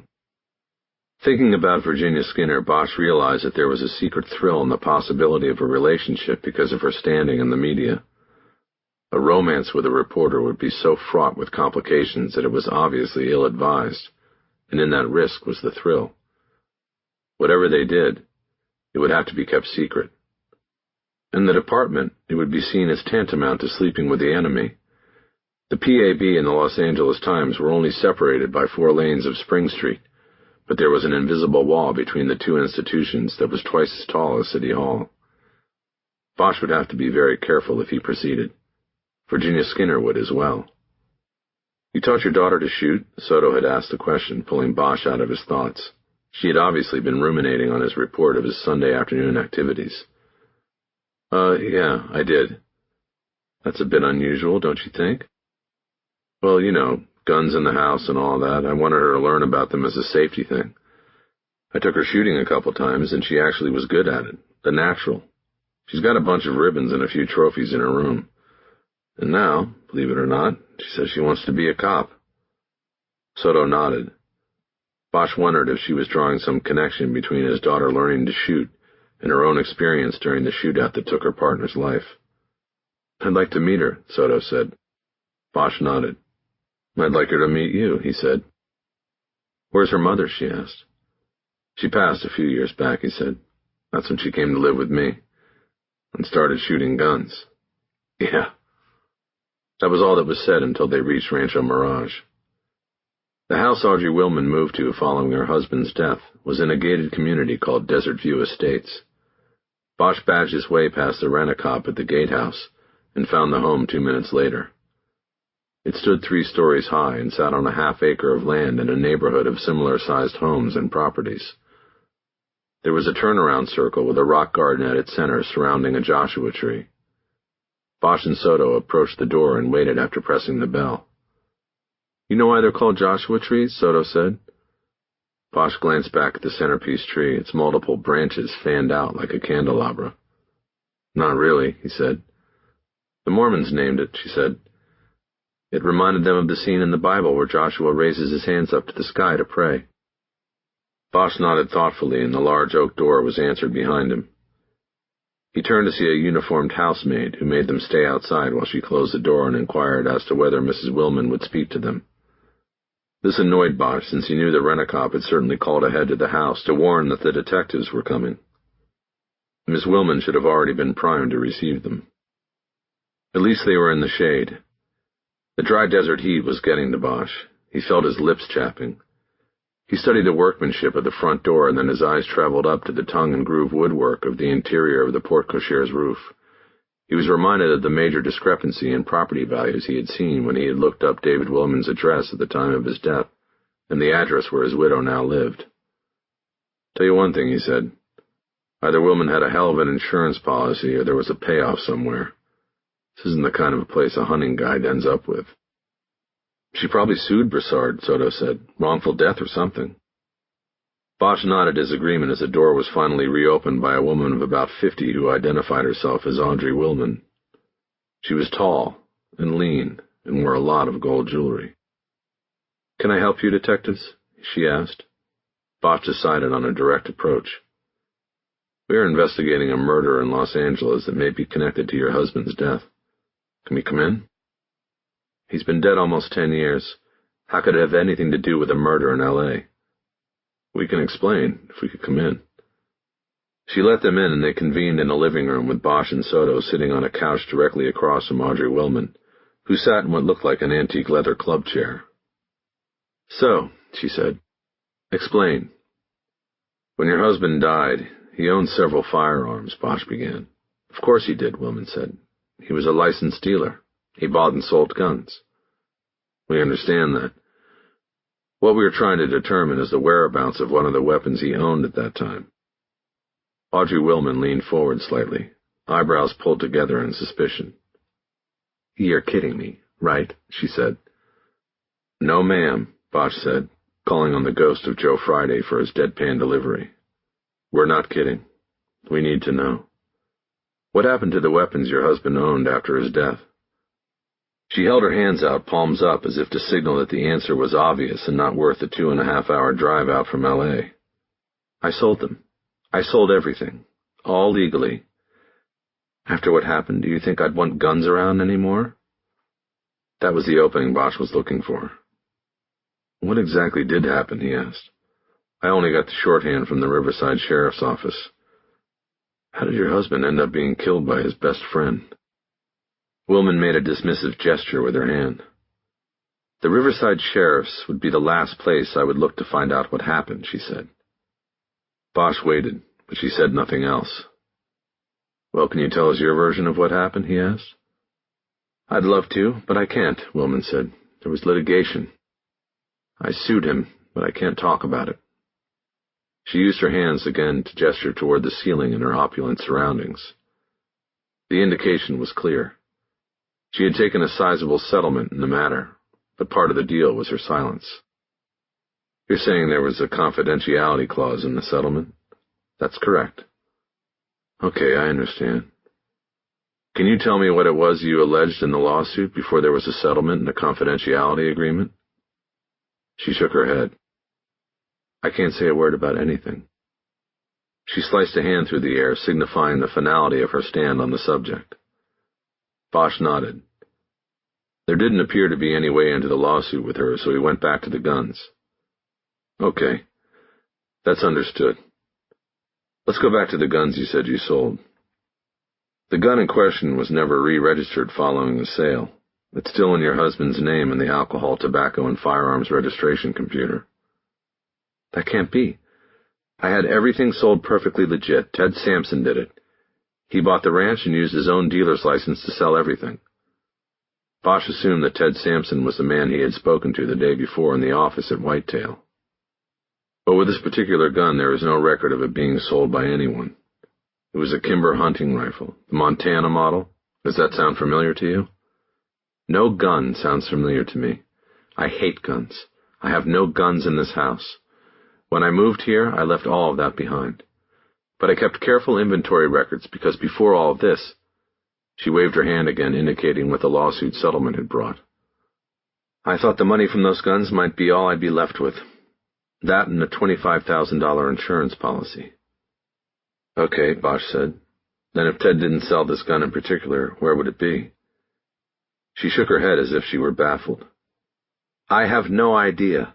The garage at the old house was his gun room, but we cleared it out. I'm sure of that. There was nothing left in there when Ted was finished, and I inventoried every gun we pulled out." "Do you still have that inventory?" She thought for a moment. "As a matter of fact, I think I do. Can we see it, Mrs. Willman? It might be important." "Wait here. It's in my tax files, I'm sure of it." She got up and walked across the room to a set of French doors with curtains on them. They opened to a study where Bosch could see a desk, bookshelves, and a stationary bike positioned in front of a flat-screen television. Willman closed the doors behind her. She was gone 5 minutes. Bosch and Soto made eye contact but never spoke. They both knew that the inventory, if Willman's widow still had it, could be a solid piece of connecting evidence should the investigation ever move toward a prosecution without the murder weapon. When Willman emerged from the study, she was carrying a yellow legal pad with several pages folded back and a rubber band around it. "Found it." As she approached, she pulled off the rubber band, but it had become brittle over time and snapped in her hand. She sat down and started pulling the pages back over and studying each one. 4 pages into this process, she stopped. "Here are the guns." She handed the pad to Bosch. He took out his own notebook where he had written down the serial number of the Kimber Model 84 that David Willman had owned, according to ATF records. Soto leaned over to look at the pad, and they studied the list. There were 18 rifles and handguns, listed along with the amounts received in their sales. None were described as a Kimber make, and none of the serial numbers matched the number Bosch had in his notes. Willman's Kimber had never been sold. Bosch noticed that the list also contained 2 ammunition bandoliers, but they didn't go with any of the guns on the list. "Can we borrow this, Mrs. Willman?" Bosch asked. "I'd rather you not take it," she answered. "I can copy it for you. I have a copier." "It would be better if we had the original document. We can give you a receipt for it, and we'll return it when it's no longer needed." "I don't understand. Why would you want it?" "It could be an important part of the investigation. If the gun was used in the homicide we are investigating, we need to document its origin. This inventory helps us prove that the gun went missing at least 9 years ago when you documented what weapons your husband had in his possession at the time of his death." "Okay," she said reluctantly. "Take it, but I want it back." "You'll get it back," Bosch said. "I promise." "I'll write a receipt," Soto said. While Soto went to work on the receipt, Bosch asked Willman a question he had been holding back on until the end of the interview. "What weapon was your husband carrying on the day of the accident?" Willman made a sound of disbelief before answering. It did not seem to be directed at Bosch, but rather carried some emotion about the content of the question. It was a small confirmation of Bosch's suspicion that the lawsuit she filed, and was now sworn to secrecy about, had not been a routine wrongful death claim. He guessed that Audrey Willman had alleged that David Willman's death was anything but an accident. "He was carrying his 20-gauge shotgun like he always did," she said. "A shotgun while hunting wild boar? Was that normal?" "He wasn't hunting wild boar. The other man was. Dave was the guide. The other man had asked him to guide. So he carried a shotgun in case a boar came out of the brush and charged. He would use it to put the animal down." She didn't say the name Broussard. Bosch wondered if that was part of the lawsuit settlement, or if she just couldn't bring herself to mention the name of the man who had killed her husband. He tried one more time to get behind the lock on the legal action. "If you know something about your husband and Charles Broussard that was not in the lawsuit, we'd be happy to listen." Audrey Willman looked at Bosch for a long moment and then shook her head. "I can't discuss him in any regard," she said. "I can't even say his name. Would you please just give me the receipt and go? I have things to do." Almost, Bosch thought. She had almost opened up. 25. They left the house 15 minutes later, and Bosch secured the legal pad in his briefcase. Rather than drive toward the 10 freeway, which would get them back to L.A. the fastest, Bosch pointed the car toward Hemet. "Where are we going?" Soto asked. "To the house Willman lived in when he was alive," Bosch said. "The gun?" He nodded. "Just a hunch. It's got to be somewhere. I want to check out the garage Audrey said was used as her husband's gun room." "You don't think Broussard's got it? I mean, that's why he felt he was in the clear to eliminate Willman." "Maybe. Or maybe Willman told him after the Mariachi Plaza shooting that he'd gotten rid of it. Broussard may have only thought he was in the clear. But instead Willman hung on to it? Hid it somewhere?" Bosch nodded. "Maybe like an insurance policy.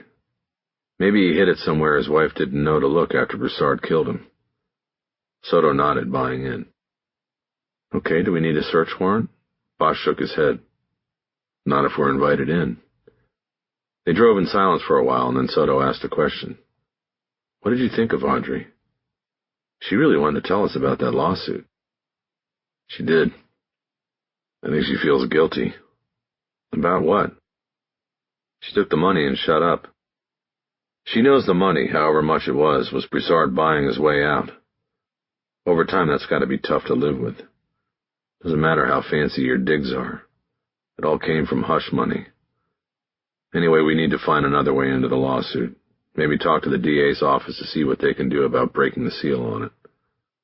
I'd sure love to read it. They got to Hemet in a half hour. Along the way, Bosch had taken a call from Captain Crowder, who wanted an update on where the investigation stood. Bosch told him that they were following a lead on the murder weapon and hoped to have something solid to report later in the day or by morning. This appeased the captain for the time being, and he ended the call without asking further questions. The house where the Wilmans had lived before Dave's death at the hands of Broussard was a modest ranch house in a middle-class neighborhood. It was freshly painted, had a neatly trimmed yard and an attached double garage.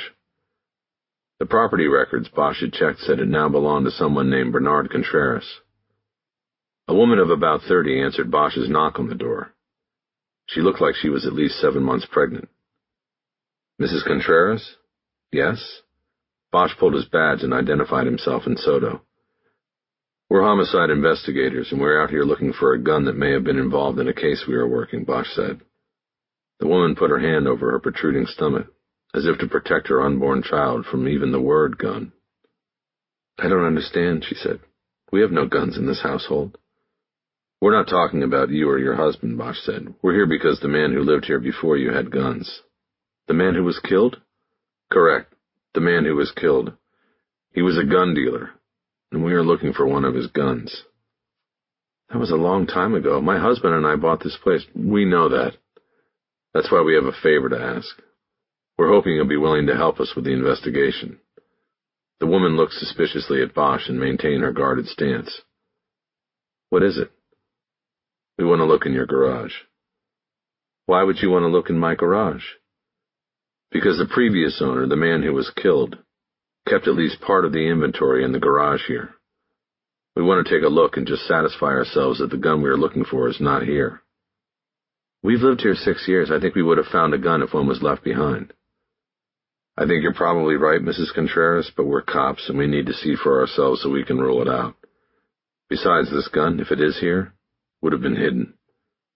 The woman dropped her hand from her belly and seemed to relax a little bit. Bosch thought that maybe she was now curious herself. Do you need to have a search warrant or something like that? She asked. Not if you invite us in to search, Bosch said. She thought about it for a moment before giving the go-ahead. I'll open the door, she said, but we have a lot of boxes in there, stuff we're taking to storage, and I don't want you going through it. Don't worry, Mrs. Contreras. We're not going to be looking through your property. She stepped back and closed the door. Bosch and Soto walked along a flagstone path to the driveway and waited in front of the garage. The door had no windows, and Bosch guessed that this was a security measure taken by Wilman when he had stored guns in the garage. The door started slowly going up. Penny Contreras was waiting inside, her hand back in place on top of her stomach. Bosch stepped in and looked about. It was a standard 2-car garage with a workbench taking up the space in one of the bays and storage shelves and a water heater lining the back wall. None of the walls had been finished, exposing the wood framework and insulation. It was a cost-cutting move elected by the contractor or homebuyer when the house was originally built. There was a compact car in the bay opposite the workbench, and it was clear to Bosch that Mrs. Contreras got to park in the garage while her husband used the driveway or the street. The garage had exposed rafters and a storage platform overhead. Several boxes were stacked up there. Bosch pointed up. Those boxes up there are yours? Yes, ours. This place was completely empty when we moved in. If there was a gun, we would have seen it. Mounted to the 2x4s of the wall on either side of the workbench were side-by-side cabinets made of heavy steel with key locks and additional hasps for padlocks. Those are gun cases, Bosch said. They were here when you moved in? Yes, they were left by Mrs. Wilman when we bought the place. Are they locked? No, we don't lock them, Contreras said. You can check them. Bosch opened the cabinets and saw they were being used for routine storage. No guns. He used a stepladder that was next to the workbench to look over the top of the cabinets. There was dust and dead bugs on top of each, but no guns. Bosch moved over to the workbench. A vise with a padded grip was mounted on one end, and a second smaller vise was mounted at a midpoint on the 6-foot-long bench. He stepped closer and could smell the faint scents of break-free oil with bore solvent, two materials every gun dealer would have in supply. This bench was also left here? The vices, they're set up for holding a rifle while you work on the bore or add a scope. Yes, the bench was also left here, and we decided to use it. It takes up a lot of space, though. My husband has to park in the driveway, but he doesn't mind. He likes to tinker around in here on Saturdays. Bosch just nodded. He was looking at the bench, its work surface stained with oil. It was obviously homemade, constructed of 2x4s and plywood. It had the work surface on top and one shelf below. Both surfaces were inch-thick plywood, framed underneath by lengths of 2x4s. It was a sturdy, heavy construction that at the moment supported a variety of power tools and other equipment. Bosch put his hand on the bench for support and squatted down to look under the top surface. In the corner of the thick frame, he saw a gun attached to the underside with plastic ties. "There's a gun under here," he said. "A handgun." Bosch pulled rubber gloves out of his coat pocket and put them on. He then pulled out his phone and squatted down to take photos of the gun in place, using the flash to illuminate the dark underside of the bench. He then grabbed a carpet cutter from the array of tools on top of the bench and used it to slash the plastic straps.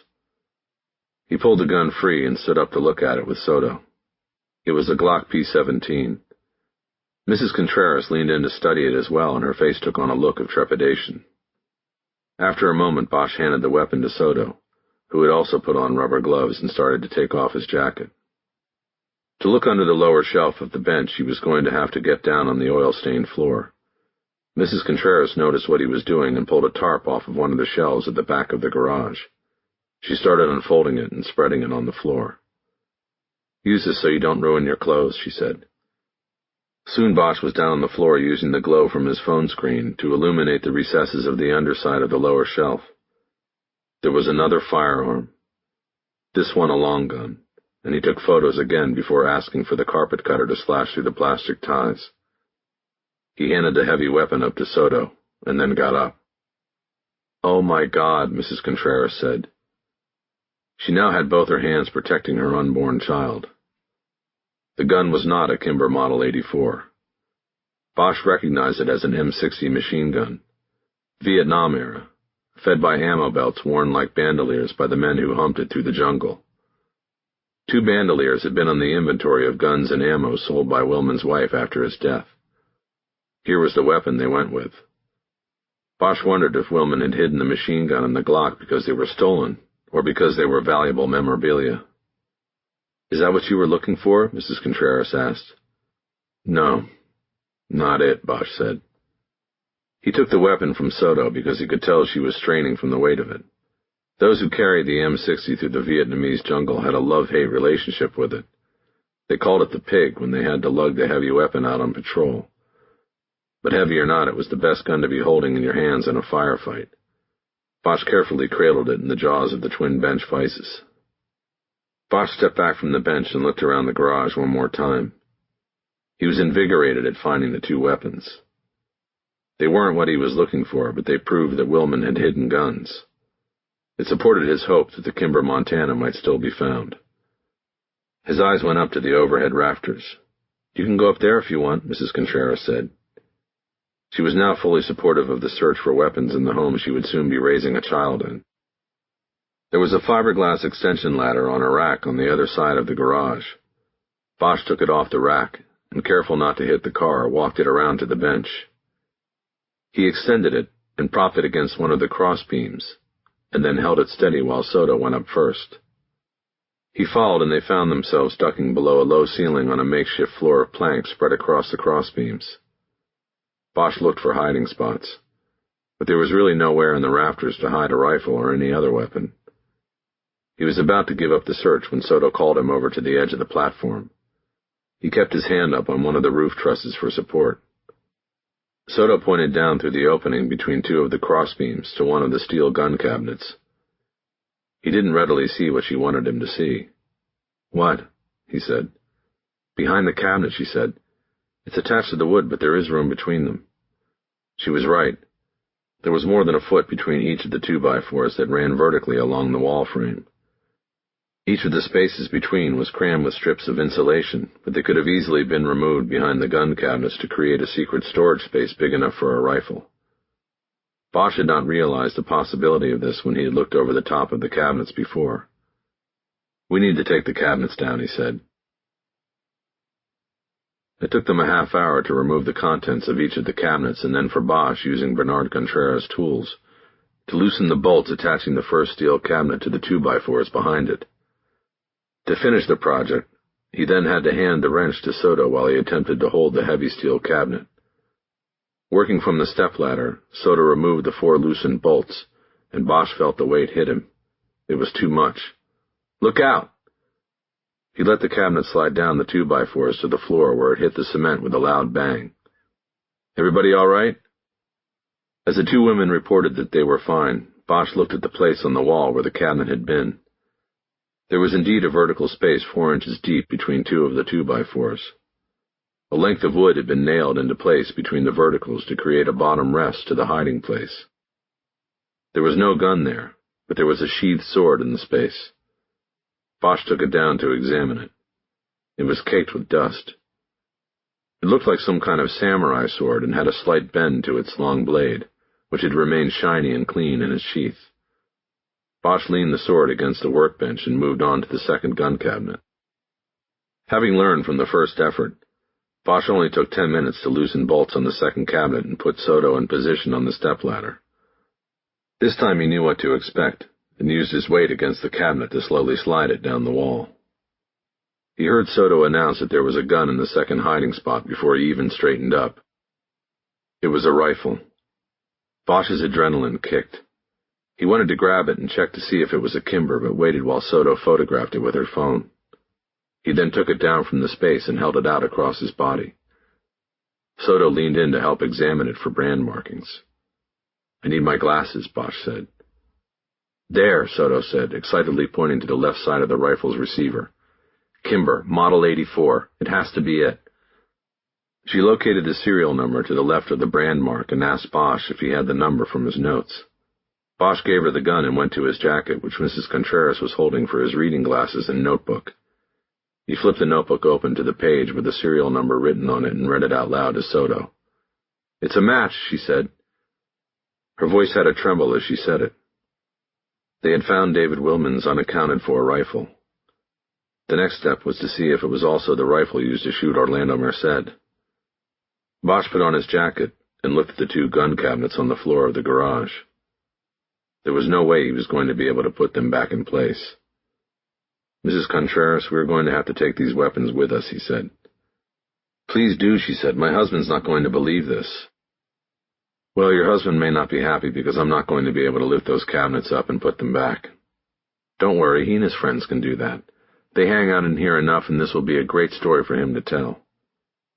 "That makes me feel better. We're going to write out a receipt for you now." They put the weapons in the trunk of the car, laying them across a blanket Bosch kept in his surveillance kit. They then thanked Mrs. Contreras again and gave her the receipt. Finally, they headed back toward Los Angeles. There was an almost palpable excitement in the car. Bosch had started the day feeling that he had reached a dead end on the case because Brizard had taken the ultimate measure in protecting himself. But now things were different. He had what he believed would prove to be the murder weapon in his trunk. It had been a fast turnabout. Bosch checked his watch and figured it would be almost 5 by the time they got back to the city. He pulled his phone and called the gun shop at the crime lab. He asked for Gun Chung. "How long are you going to be there?" Bosch asked. "I'm on the schedule till 4, Chung said. "What's up?" "We have the gun from the mariachi thing. At least we think we do. We won't get there in time. We're coming in from Riverside." "How far out are you?" "I'm thinking closer to 5. "It's okay, I'll wait. Bring it right here and I'll do the comparison." "We won't have to wait in line?" "I'll be on my own time. I can do what I want." "I appreciate that, man. We'll be there as soon as we can. Can you do me one other favor?" "What is it?" "Call up to Layton's and see if somebody can meet us. I'd like to see if we can pull prints off this." "I'll see what I can do." Bosch disconnected the call and told Soto that they were going directly to the lab where Gun Chung was willing to wait for them to do a comparison between the slug taken from Orlando Merced's spine and a bullet fired from the rifle in the trunk. "Let's say it's a match," he said. "That we have the murder weapon." "Okay," Bosch said. "Let's run the scenario. I want to try to see how this works." Bosch nodded. It was a good exercise to a certain extent. The investigator never wanted to create a scenario and then work the evidence to fit it. But starting with the assumption that they had just recovered the murder weapon led to some inalterable conclusions. "Well, you start by going back to our original theory based on the ballistics and the video evidence," he said. "That the bullet that hit Merced was intended for Ojeda," Soto said. "Right. Then from there you have the confirmation that the weapon belonged to David Willman. Did he take the shot? We don't know that. Did he have the skill? Yes. Did he know someone he could have given his gun to so they could take the shot? I think that's also a yes." He drove for a few minutes, grinding out the story in his head before continuing. "Okay, so if you draw a line between Ojeda and Willman, who else does it intersect?" "Broussard. Broussard. He grew up with Willman and was in business with him. And his wife was having an affair with Ojeda." Bosch nodded. "The way I see this from Broussard's angle is he warned Ojeda to stay away from his wife, but Ojeda wouldn't move on. So Broussard goes to Willman and says, 'I need a piece of work taken care of.' Willman takes the job and sets it up with a shooter or decides to handle the job himself. I'm guessing the latter. Rule of thumb, the fewer people in a conspiracy, the better." "Agreed. I go with Willman." Willman takes the shot but hits Merced instead of Ojeda. Everything goes sideways. Now they know that if they hit Ojeda, it will really bring some heat because there is no way the police will continue to think the first one was a random shot or gang-related. They'll know there is something going on here. So Broussard has no choice but to tell Willman to stand down, at least for now. Meantime, Ojeda sticks around just long enough to feed his bullshit statement to the cops and then splits town. So the shot actually does the job. They hit the wrong guy, but the right guy goes away anyway. And Willman becomes a loose end for Broussard, a guy who knows the secret.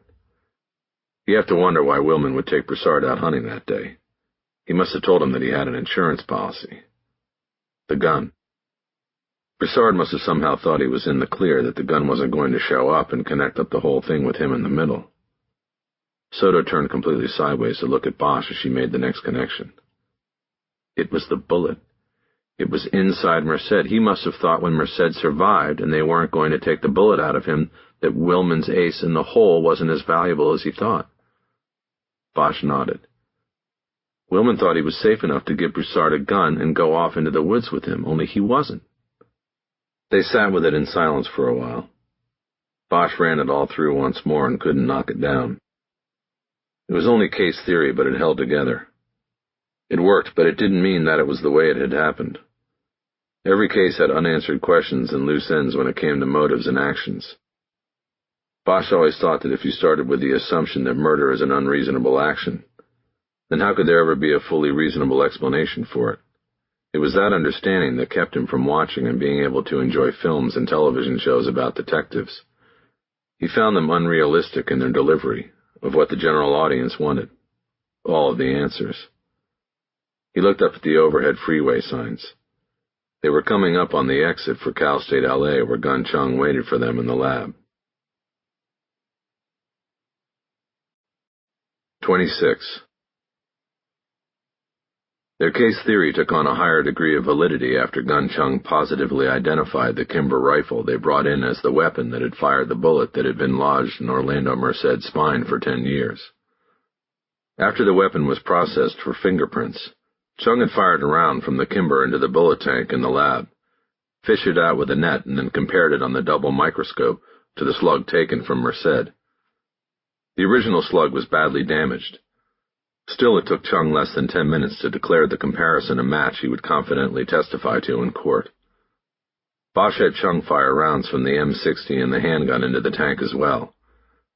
He asked Chung to run digital profiles of the bullets through the projectile database when he got a chance. The two other weapons may have had nothing to do with the Merced case, but they bore checking out. Willman had hidden the weapons for a reason. The 2 extra guns were loose ends that needed to be tied up. The samurai sword needed to be checked and traced if possible as well. But that was not Chung's domain. Bosch planned to run checks on sword thefts and crimes involving the use of such weapons as soon as he broke clear of the current investigations and had the time. When Bosch and Soto got back to the PAB, there was no one in the squad to report their news to. Crowder and Samuels were long gone for the day.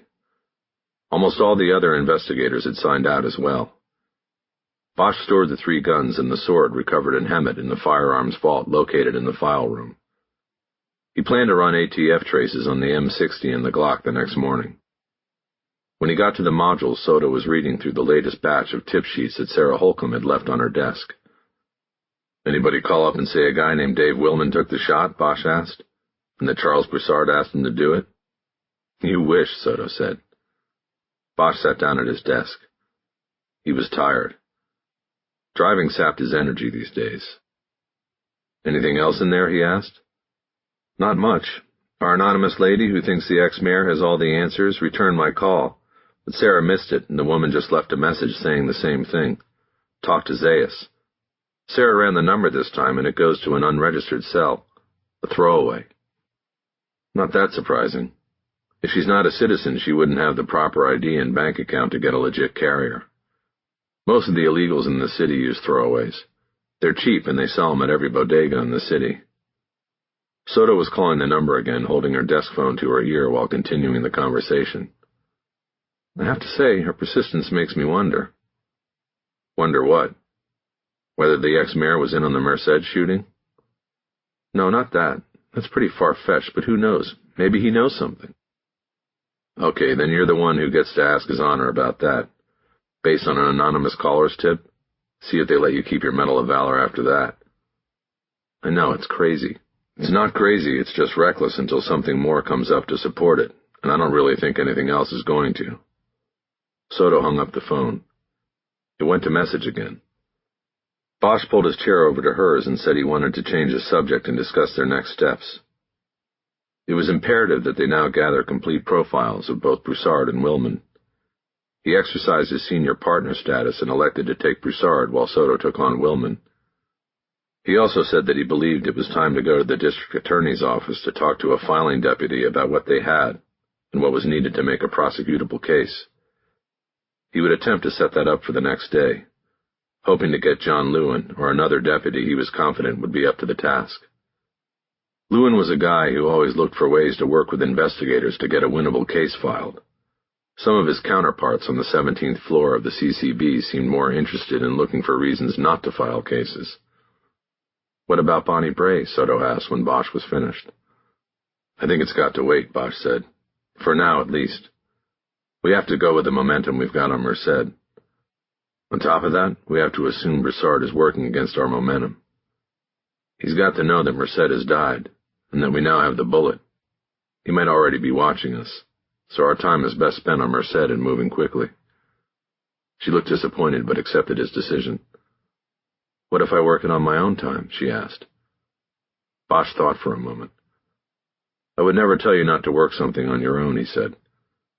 "They call them hobby cases around here. But that doesn't seem like the right description for that case and what it means to you. I understand that you want to keep the momentum you have going, completing the nexus and all of that. I just want to make sure you keep a hard focus on Merced." "I will, Harry, I promise." "Okay, then do what you have to do." On his way home, Bosch once again went up Mulholland instead of Woodrow Wilson so that he could cruise Charles Broussard's home. He wasn't sure what he was hoping to see. The chances of catching sight of the suspect, yes, he had now reached a point where Bosch considered him a suspect, were almost non-existent. But still Bosch was drawn to the concrete fortress where Broussard had hidden himself from public exposure and the law for so long. This time it was dark when Bosch reached the turnout for the northern overlook. The sign said the mini-park was closed from dusk till dawn, but there were cars parked and people out on the promontory, checking out the vast carpet of lights in the valley.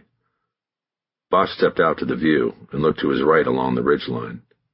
He could see the forward edge of the concrete house jutting farther out than the houses between it and the overlook.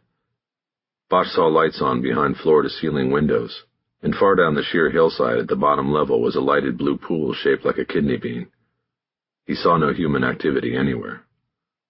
Bosch sat down on a bench and enjoyed the view like the other tourists on the promontory. But his thoughts were of murder, and the kind of people who pay others to kill their competitors and enemies. The ultimate narcissists, who think that the world revolves around only them. He wondered how many were out there among the billion lights that glowed up at him through the haze. Bosch heard an authoritative voice, and turned to see a city parks ranger putting the beam of a flashlight in people's faces and telling them that the park was closed and that they had to leave or be cited for trespassing. He was being an impolite jerk and was wearing a wide-brimmed Dudley Do-Right hat that undercut his authority. When he came up to roust Bosch, the only one who hadn't scurried out to the parking turnout, Harry held up his badge and said he was working. "You still have to go," the ranger said. "Park's closed." Bosch noticed that the nameplate on his uniform said Bender. "First of all, get that light out of my face. Second, I'm on a case, and I'm watching a house over there, and this is the only place I can see it from. I'll be out of here in 10 minutes. Bender lowered the light. He looked like he was unused to people defying him. "They really make you wear that hat?" Bosch asked.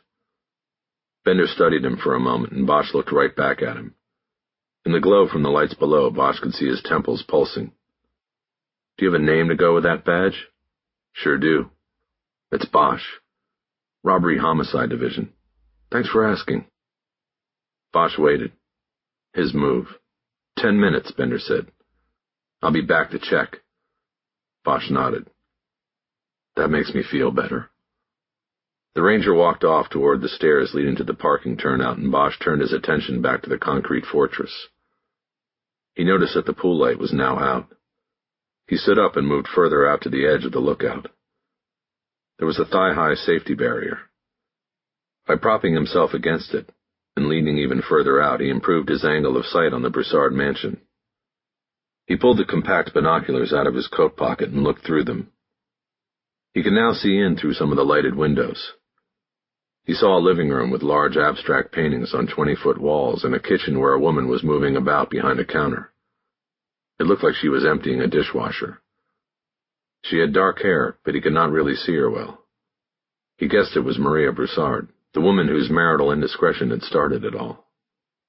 Bosch's phone buzzed and startled him. He pulled himself back from the precipice and put the binoculars back in his pocket. He took the call. It was Virginia Skinner. "First of all, thank you again for dinner last night," she said. "That was really nice and I had fun." "Me too. We should do it again."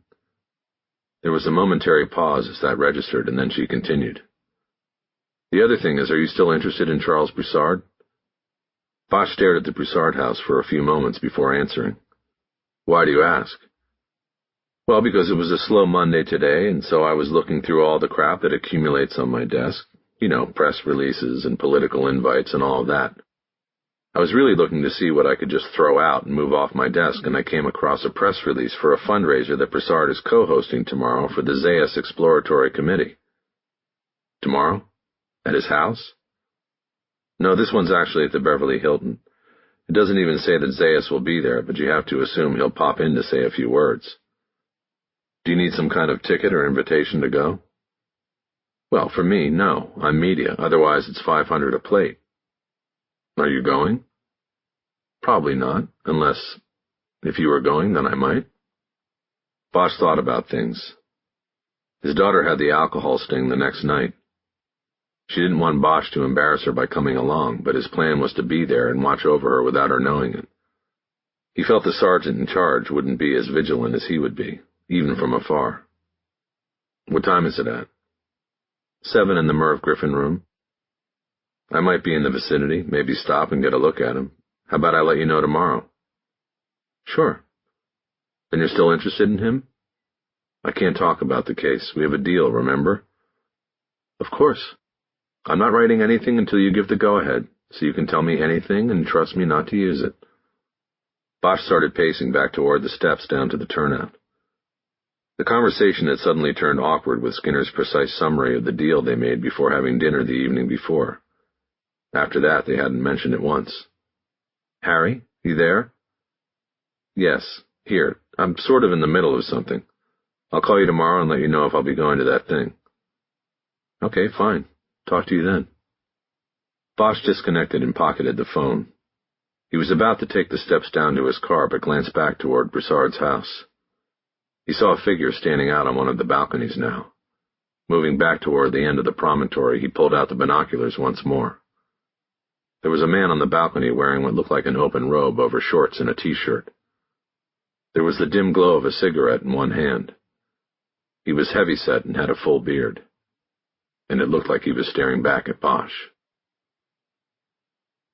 Mattie was at the table in the dining room, seated at the spot where Bosch usually sat to do his work. She had her laptop open and looked like she was composing some sort of school report. "Hey, kid, what's for dinner?" he asked. He bent down and kissed the top of her head. "I don't know," she said. "It's your turn." "No, last night would have been your turn and it carries over because you did the Meals on Wheels thing." "No, that's not how it works. Too complicated. You just gotta know which days are yours and Monday is yours." Bosch knew she was right because the point had been argued before, but he had been unnerved by the long-distance confrontation with the man he believed was Charles Broussard. Bosch had been the first to turn away and go back to his car. "Well, then I don't have anything," he said. "Who do you want to call or where do you want me to go for pickup?" "Poquito mas? Fine with me. You want the usual?" "Yes, please." "I'll be right back." Poquito mas was literally right below their house at the bottom of the hill. With a good throw, Bosch could hit the roof of the restaurant with a rock from his back deck. Sometimes from the same spot he could even smell the flavors of the Mexican restaurant down below. But getting there was another matter. Bosch had to follow Woodrow Wilson down the hill on a circuitous path and then take Cahuenga Boulevard nearly a mile up to the restaurant. It was one of the strange contradictions of the city. No matter how close something looked, it was still far away. While he was waiting for his order to be put together, he got a call from Captain Crowder. "You know a parks ranger named Bender?" Bosch frowned and shook his head. "Just met him tonight." "Yeah, well, he didn't like the encounter." "You're kidding me, right? I've been beefed by Dudley Do-Right?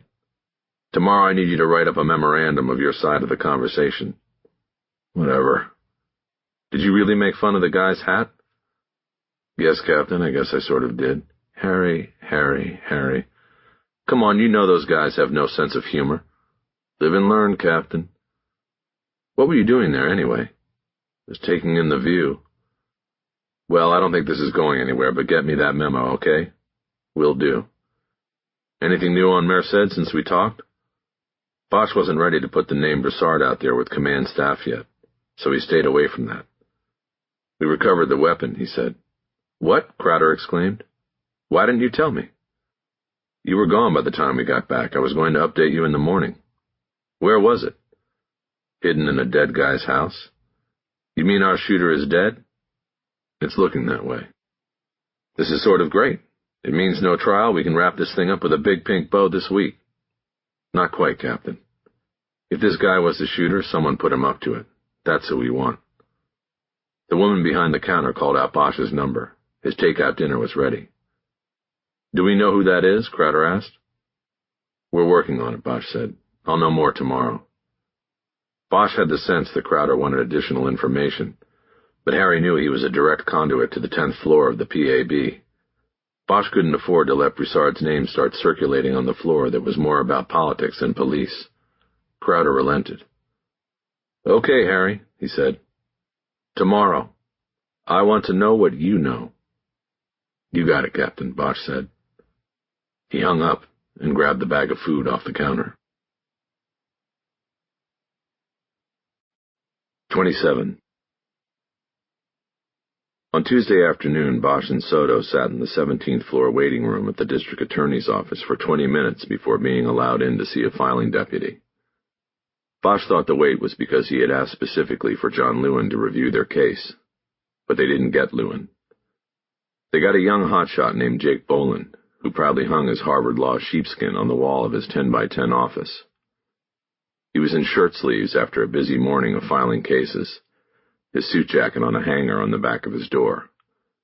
Bosch and Soto sat down in side-by-side chairs in front of his desk.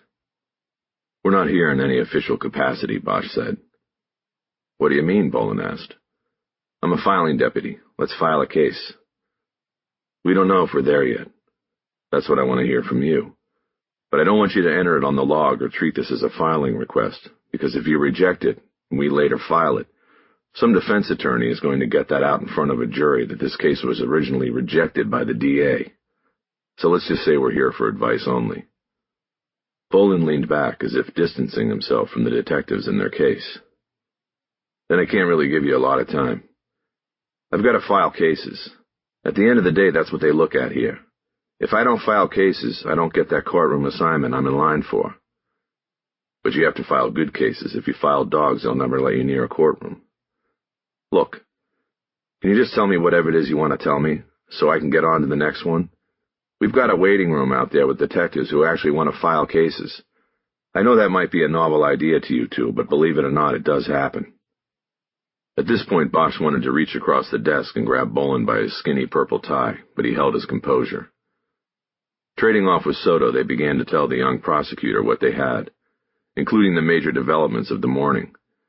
Namely that the two other weapons found hidden in David Willman's workbench had been connected by Gun Chung to murders in Las Vegas and San Diego. One before the Merced shooting and one after. Additionally, fingerprints pulled off the Merced murder weapon the evening before were matched to David Willman. When they were finished, Bolin leaned back again and this time drummed a pen against his upturned chin as he considered the story they had just told. So you have a hitman out there on this hunting ranch and weapons that tie him to 3 killings, he said. And no connection at all between the killings? Bosch shook his head. Other than him having possession of all the murder weapons, no. The Vegas thing was a rap DJ who was machine-gunned in his car a la Tupac Shakur. Made the police look at it like a gang thing, but it was probably the end of a business deal gone sideways. The one in San Diego was probably a husband taking out his wife for the insurance. That was what was suspected at the time, but he was alibied and the cops had no leads, until we called today.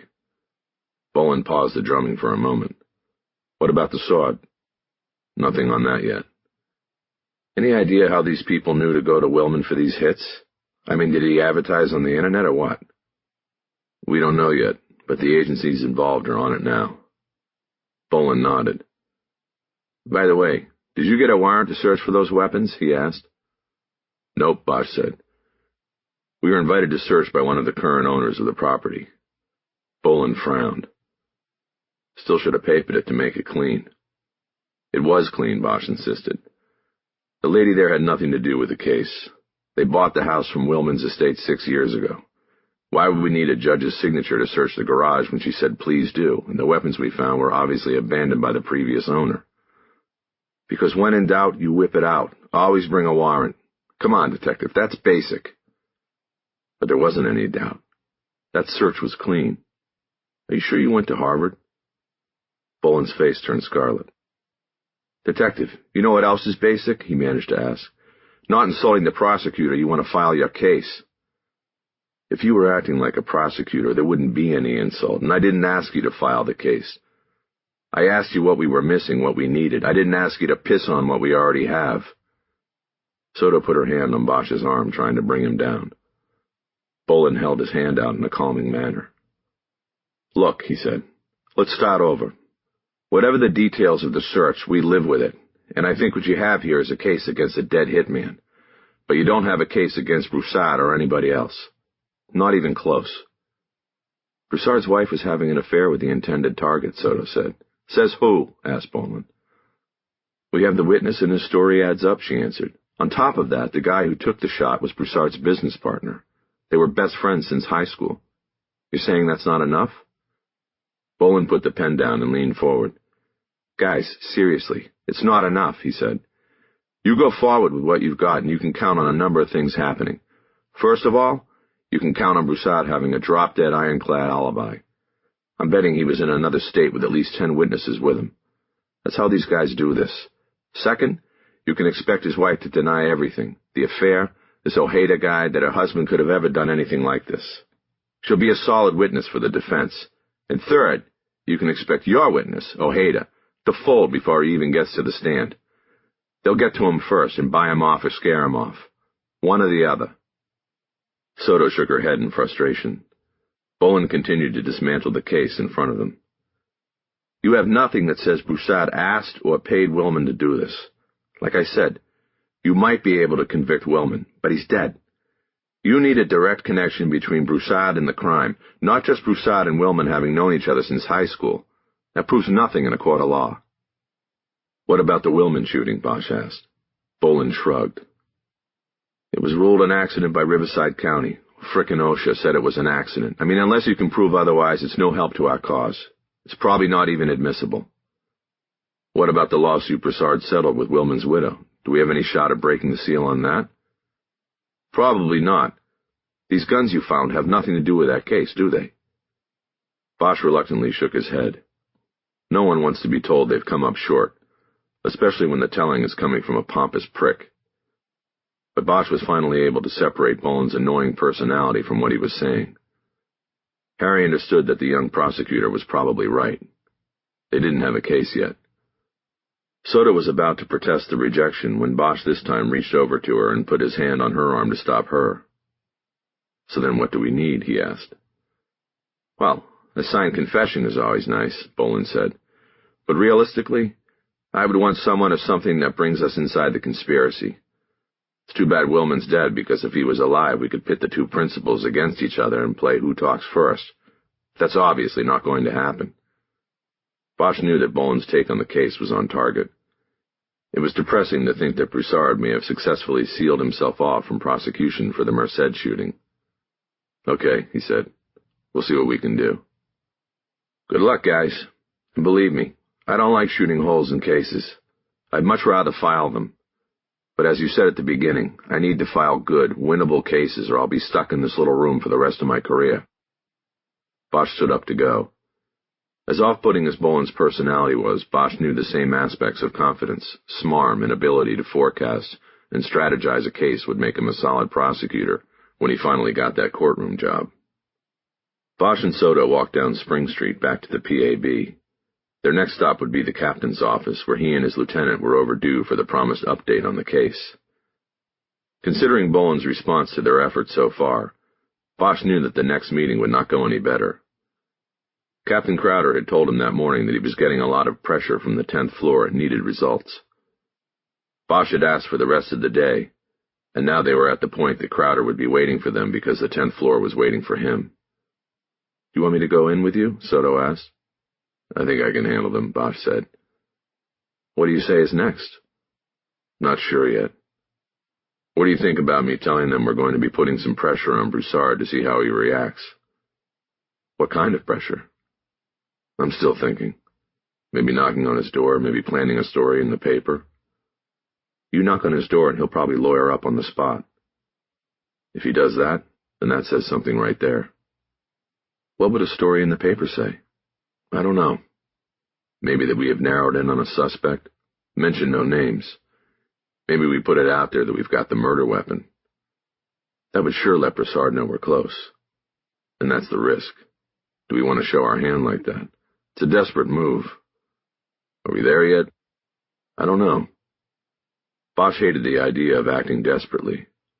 A move like that puts the following move in someone else's hands. It means losing control of the investigation, bringing the media in, which is always risky, and waiting for the suspect to react, which is never guaranteed and can't be fully anticipated. Bosch had seen it work beautifully before, and he had seen it go horribly wrong.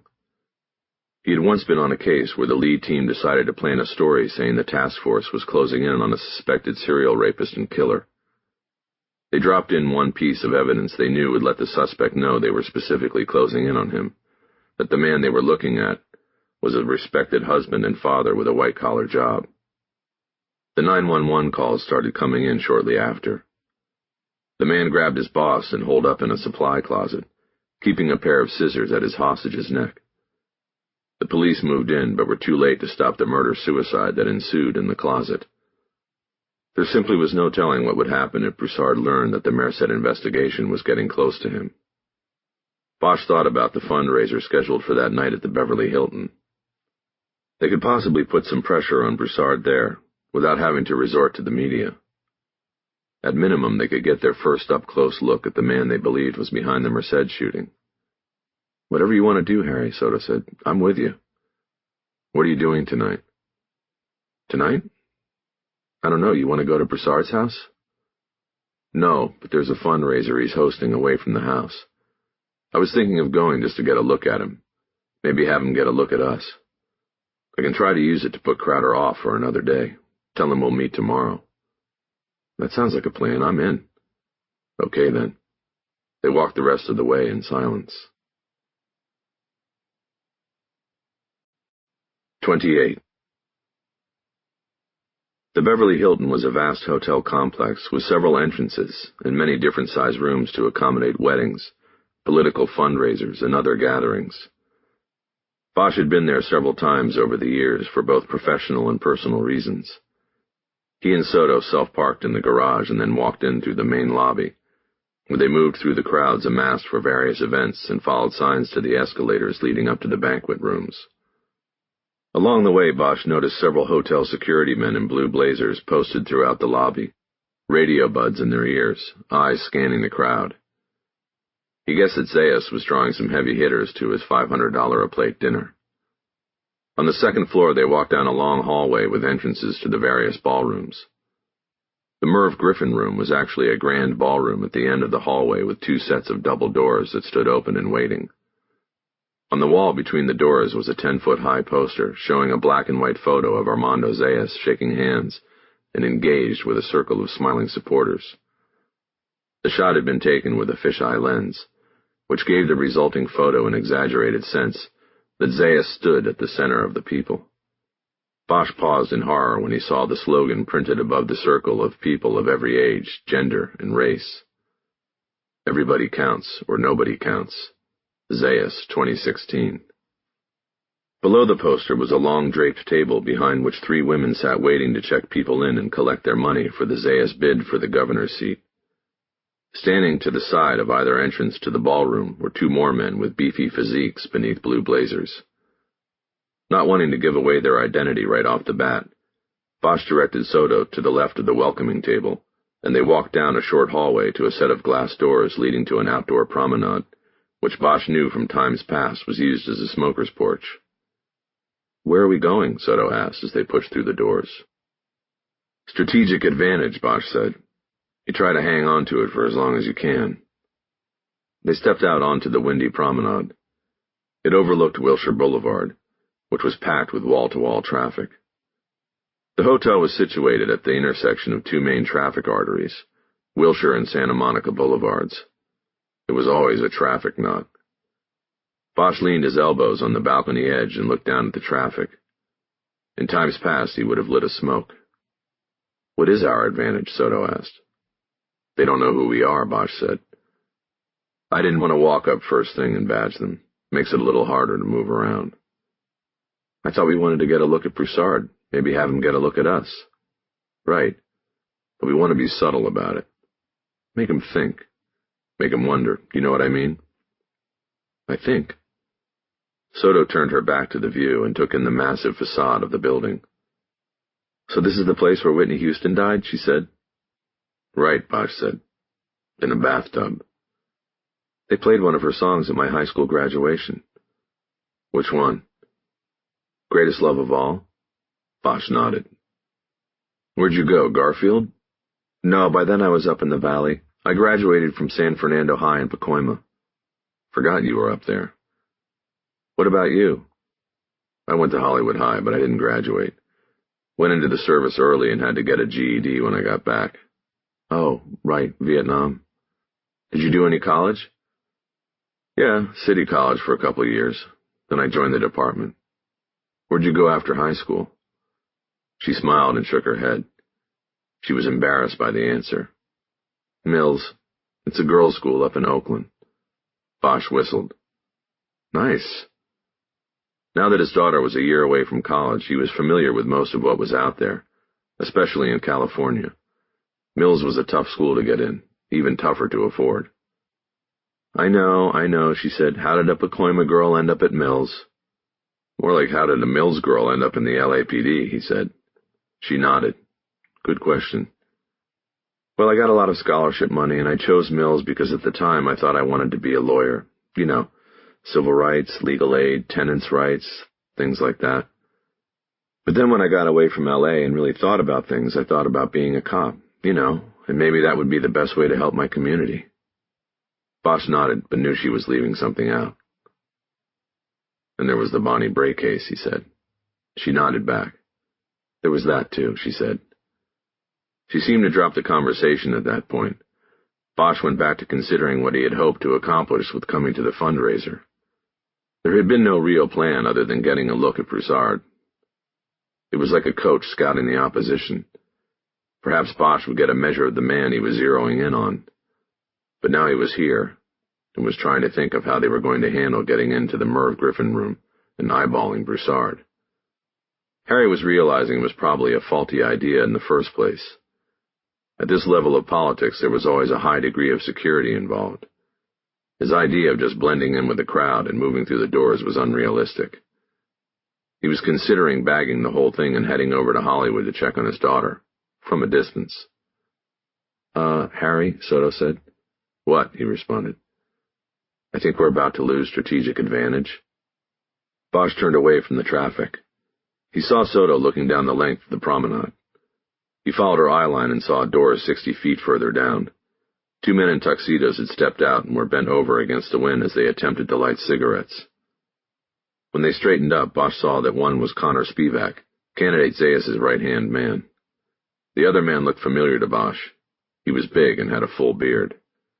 Is that? Soto asked. Broussard, Bosch said. I think so. Bosch had only seen photos of Broussard and glimpsed the dark figure on the balcony of his house the night before. We've been made, he said. Spivak had spotted them, and now he and the other man were walking toward them. What's our reason for being here? Soto said under her breath. I'll handle it, Bosch said. Follow my lead. Spivak was smiling as he approached. The other man was moving a little slower and was a few paces behind. Detectives? Spivak said. I thought that was you two.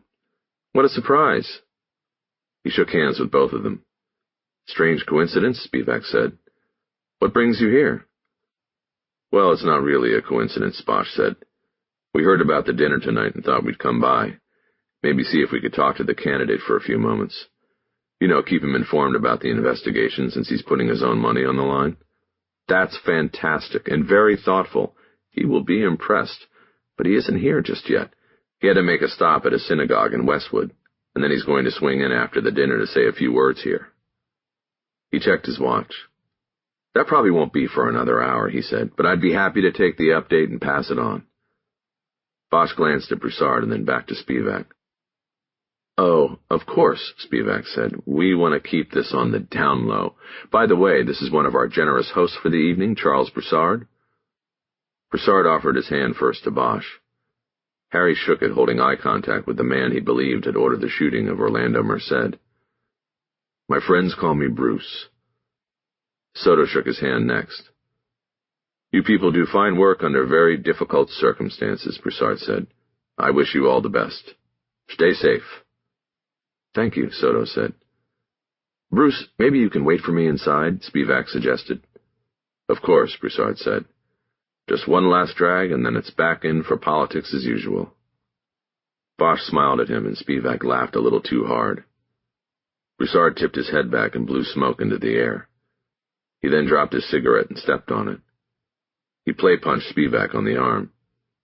See you inside, Sparky, he said to him. Then to Bosch and Soto, he said, Pleasure to meet you. Broussard started down the promenade toward the door he and Spivak had come through. That's sort of a backstage holding area, Spivak explained. We snuck out. How much does a guy have to give to be a host at one of these things? Bosch asked. $100K, Spivak answered without hesitation. Bosch whistled. He can afford it, Spivak said. Did you say you have an update on the Merced case, Detective? Yes, for the candidate, Bosch said. What are the chances of getting 5 minutes with him when he gets here? As I indicated before, not good. As soon as he gets here, he's got to go to the podium. Then as soon as I get him off stage, we head to the airport and I put him on a plane. He's got a prayer breakfast in the morning in San Francisco. What happened to everybody counts or nobody counts? We can't grab him for 5 minutes? Spivak shook his head as though he wished he had a better answer. I'm sorry, detectives, he said. It's just not a good night, but I can take any update you want to give him. I'll keep it confidential. It will go just to him. Bosch canted his head back and forth as though he was weighing the option of going through Spivak. It can wait, he finally said. Just tell the candidate that he better get his checkbook ready. Bosch made a move toward the door. Then you're getting close? Spivak asked.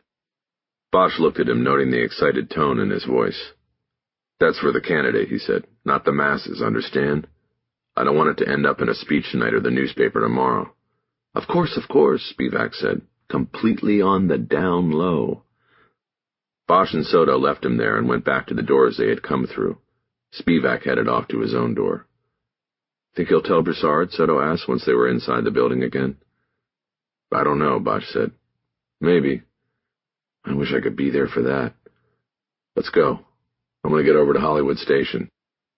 They walked down the short hall and saw that the table in front of the ballroom doors was now abandoned. The banquet had begun and the check-in ladies had moved inside. The security men were gone as well, probably posted inside the doors for the duration of the event. Bosch looked around and saw that at the moment there was no one else present but him and Soto. He quickly moved behind the welcome table and pulled the poster down off the wall. He started rolling it up into a tight tube. Harry, what are you doing? Soto asked in an urgent whisper. He stole my line, Bosch said. I'm just stealing it back. Bosch finished putting the poster into a tight roll and turned to head down the hallway. They were almost to the escalator alcove when Virginia Skinner came around the corner, her head down as she tried to pull something bulky from her purse. Ginny? She looked up and stopped herself from colliding with Bosch. Harry, you're here. Bosch handed the rolled poster to his partner. Then he pulled out his car key. Take this, he said to Soto, and go get the car. Pick me up out front. You got it, she said. After Soto disappeared down the escalator, Bosch turned his attention back to Skinner. I thought you said you don't cover these things, he said. And I thought you were going to tell me if you were going, Skinner said. It was spur of moment, and I wasn't planning on saying, so I didn't call. Spur of the moment here, too, Skinner said. You're right, I don't cover these things, not usually. But I thought I'd drop by and maybe put a paragraph or two into my column. I mean, the cat's out of the bag with Zayas. He's running, and it's just a matter of fundraising semantics. So it's nothing to do with me or what we've been talking about? No, nothing. We have a deal, and I'm sticking to it, I promise. Okay, good. What was that rolled-up thing that you gave her? Is that your partner? She's young. Bosch didn't know which question to answer first. Yes, she's my partner. The department always pairs the old with the new, and the rolled-up thing was just a souvenir. A souvenir of what? Nothing. It doesn't matter. Did you see Broussard here? Yes, I saw him. I actually met him. He was with Spivak, and it sort of just happened. Ugh, Spivak. The only guy in the Zayas entourage I can't stand. Too greasy. I think Zayas would be better off without him, especially now that he's going statewide. Spivak is not a big league guy. He's a ground-level local guy who's risen to his level of incompetence, if you ask me. Broussard called him Sparky. Yeah, that's an old one. He wrote a position paper for a candidate once. It favored replacing lethal injection with the electric chair. His thesis was that it would be a better deterrent. The idea obviously failed, but people started calling him Sparky Spivak after that. Bosch nodded. Well, he said, I gotta go. And I should go in, Skinner said. I'll see you. Yes, you will. Just remember, Harry, the deal we have is a two-way street. I better hear from you before anybody else does. Don't worry, when the time is right, you will. Bosch went down the escalator 2 steps at a time. When he went through the automatic doors to the valet circle, Soto was waiting for him in the Ford. He jumped in and she pulled out. Who was that woman in the hallway? Soto asked. Oh, just a friend, Bosch said. A reporter, actually. She looked like she wants to be more than friends with you. Really? I didn't notice.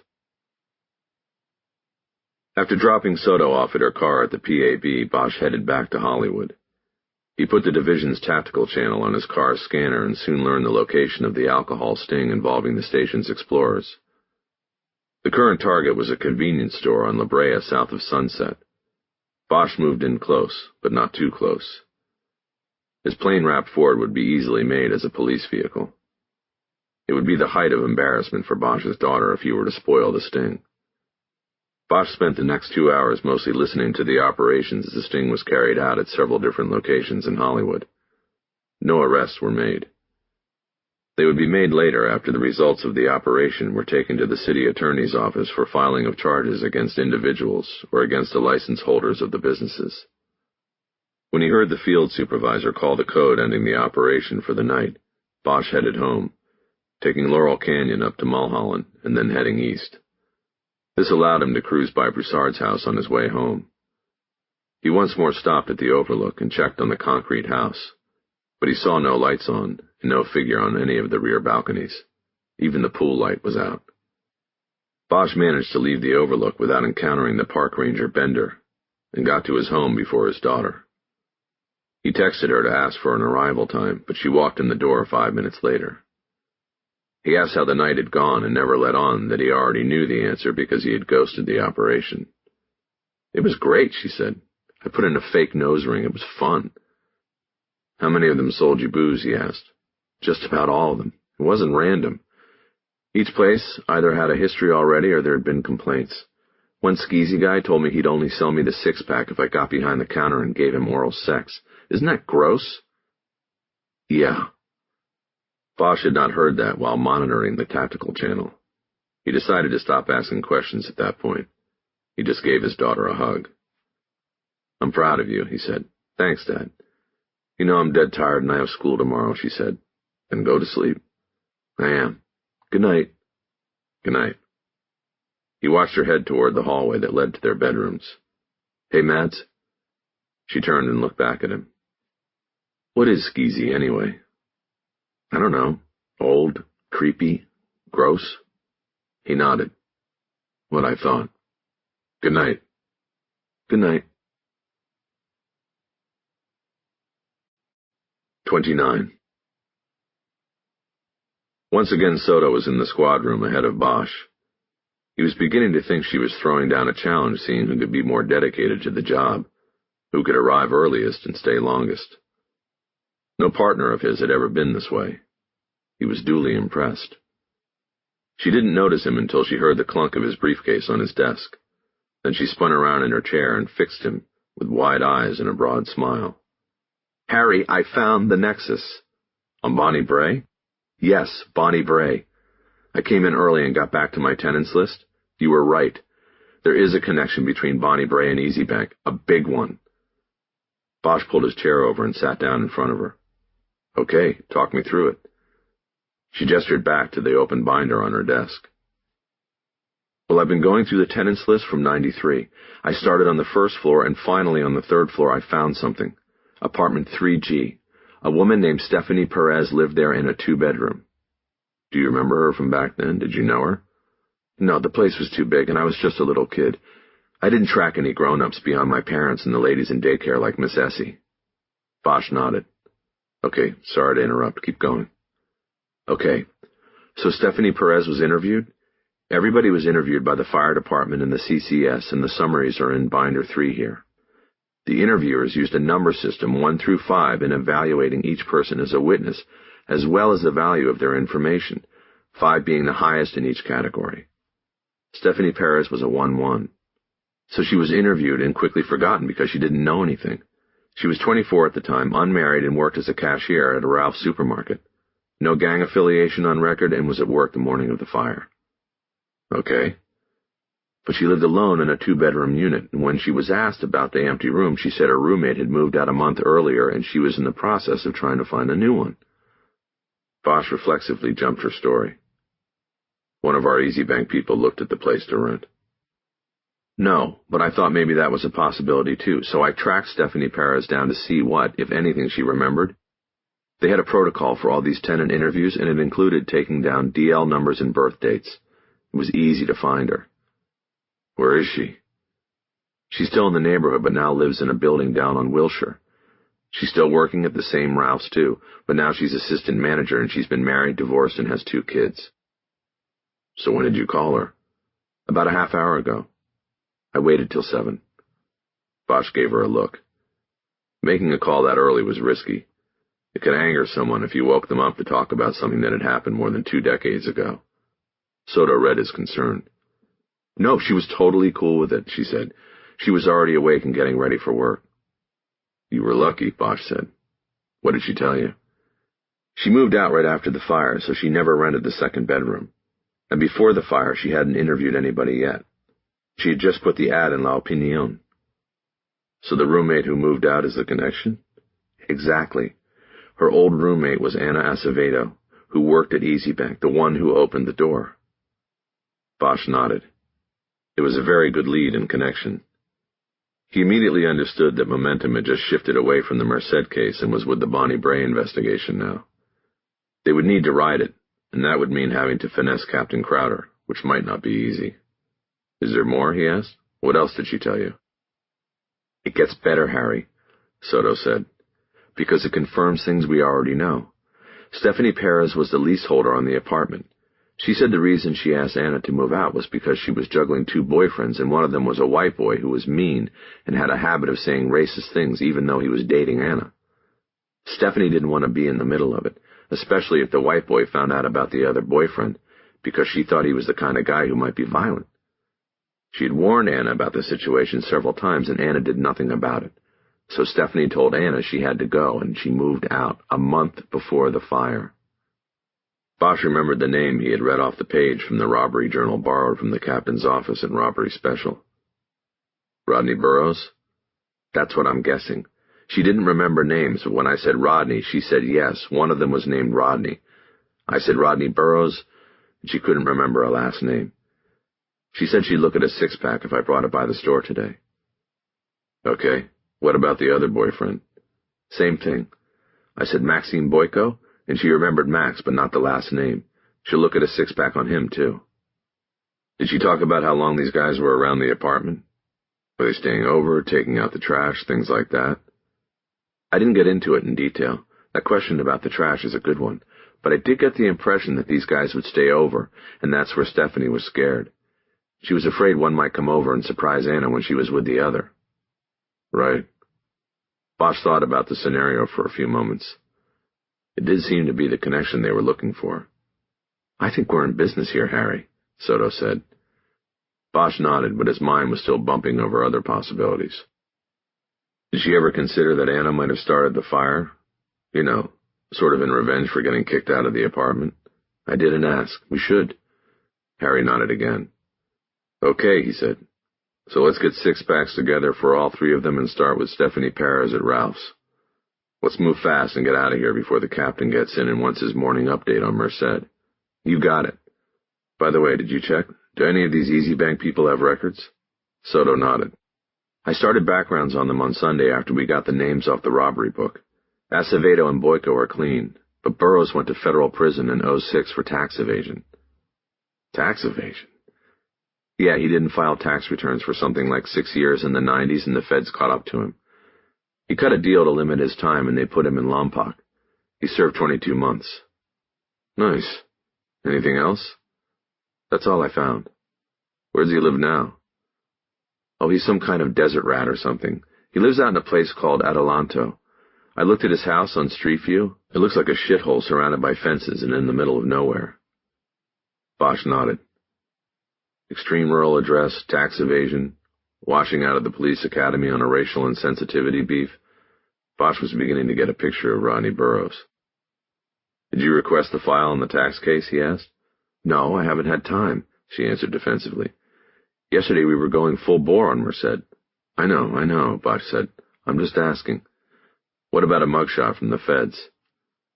There's one online. I just have to print it. Okay, for Acevedo and Boyko, you'll have to use DL shots since they've got clean records. Okay, but won't they be current photos? What if she can't make an ID 21 years later? Stephanie said she hasn't seen any of these people since back then. Bosch thought a moment, weighing the risk. Anything they tried that came back wrong or negative could come up and hurt them in trial. I still want Acevedo to look at photos. You put that together and I'll make a call to somebody I know in the federal building. Maybe see if we can get a look at the file or the pre-sentencing report on Burroughs. I want to start filling out his profile. You got it. The captain will be here by 8. Let's get moving. On it. And Lucy, this is really good stuff. Thanks. Bosch started pushing himself in his chair back to his desk, but then stopped and looked at her. You know, I have to say I underestimated you. 2 weeks ago, I wasn't sure you even belonged in the unit. Now I have no doubt. She didn't say anything. He nodded and turned back to his desk.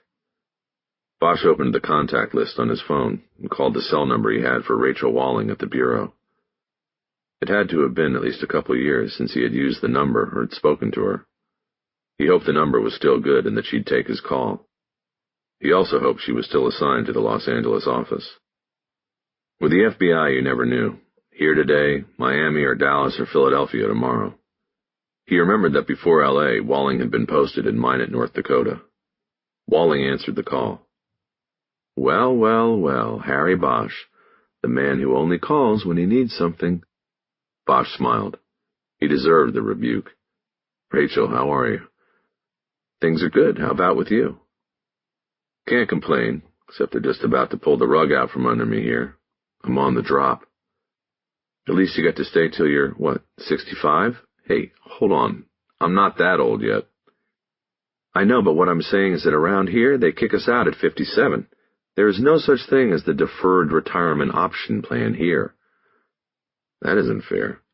But hey, you don't have to worry about that for a couple of decades, right? You could almost hear her smile. Smooth, Harry. You must really, really want something from me. Well, I was just calling to see how you're doing. But if you really need me to ask for something, then I'll ask if you got anybody over at the IRS who might look up an old case for me. There was a pause, but it didn't last too long. You know the IRS doesn't talk to anybody, not even us.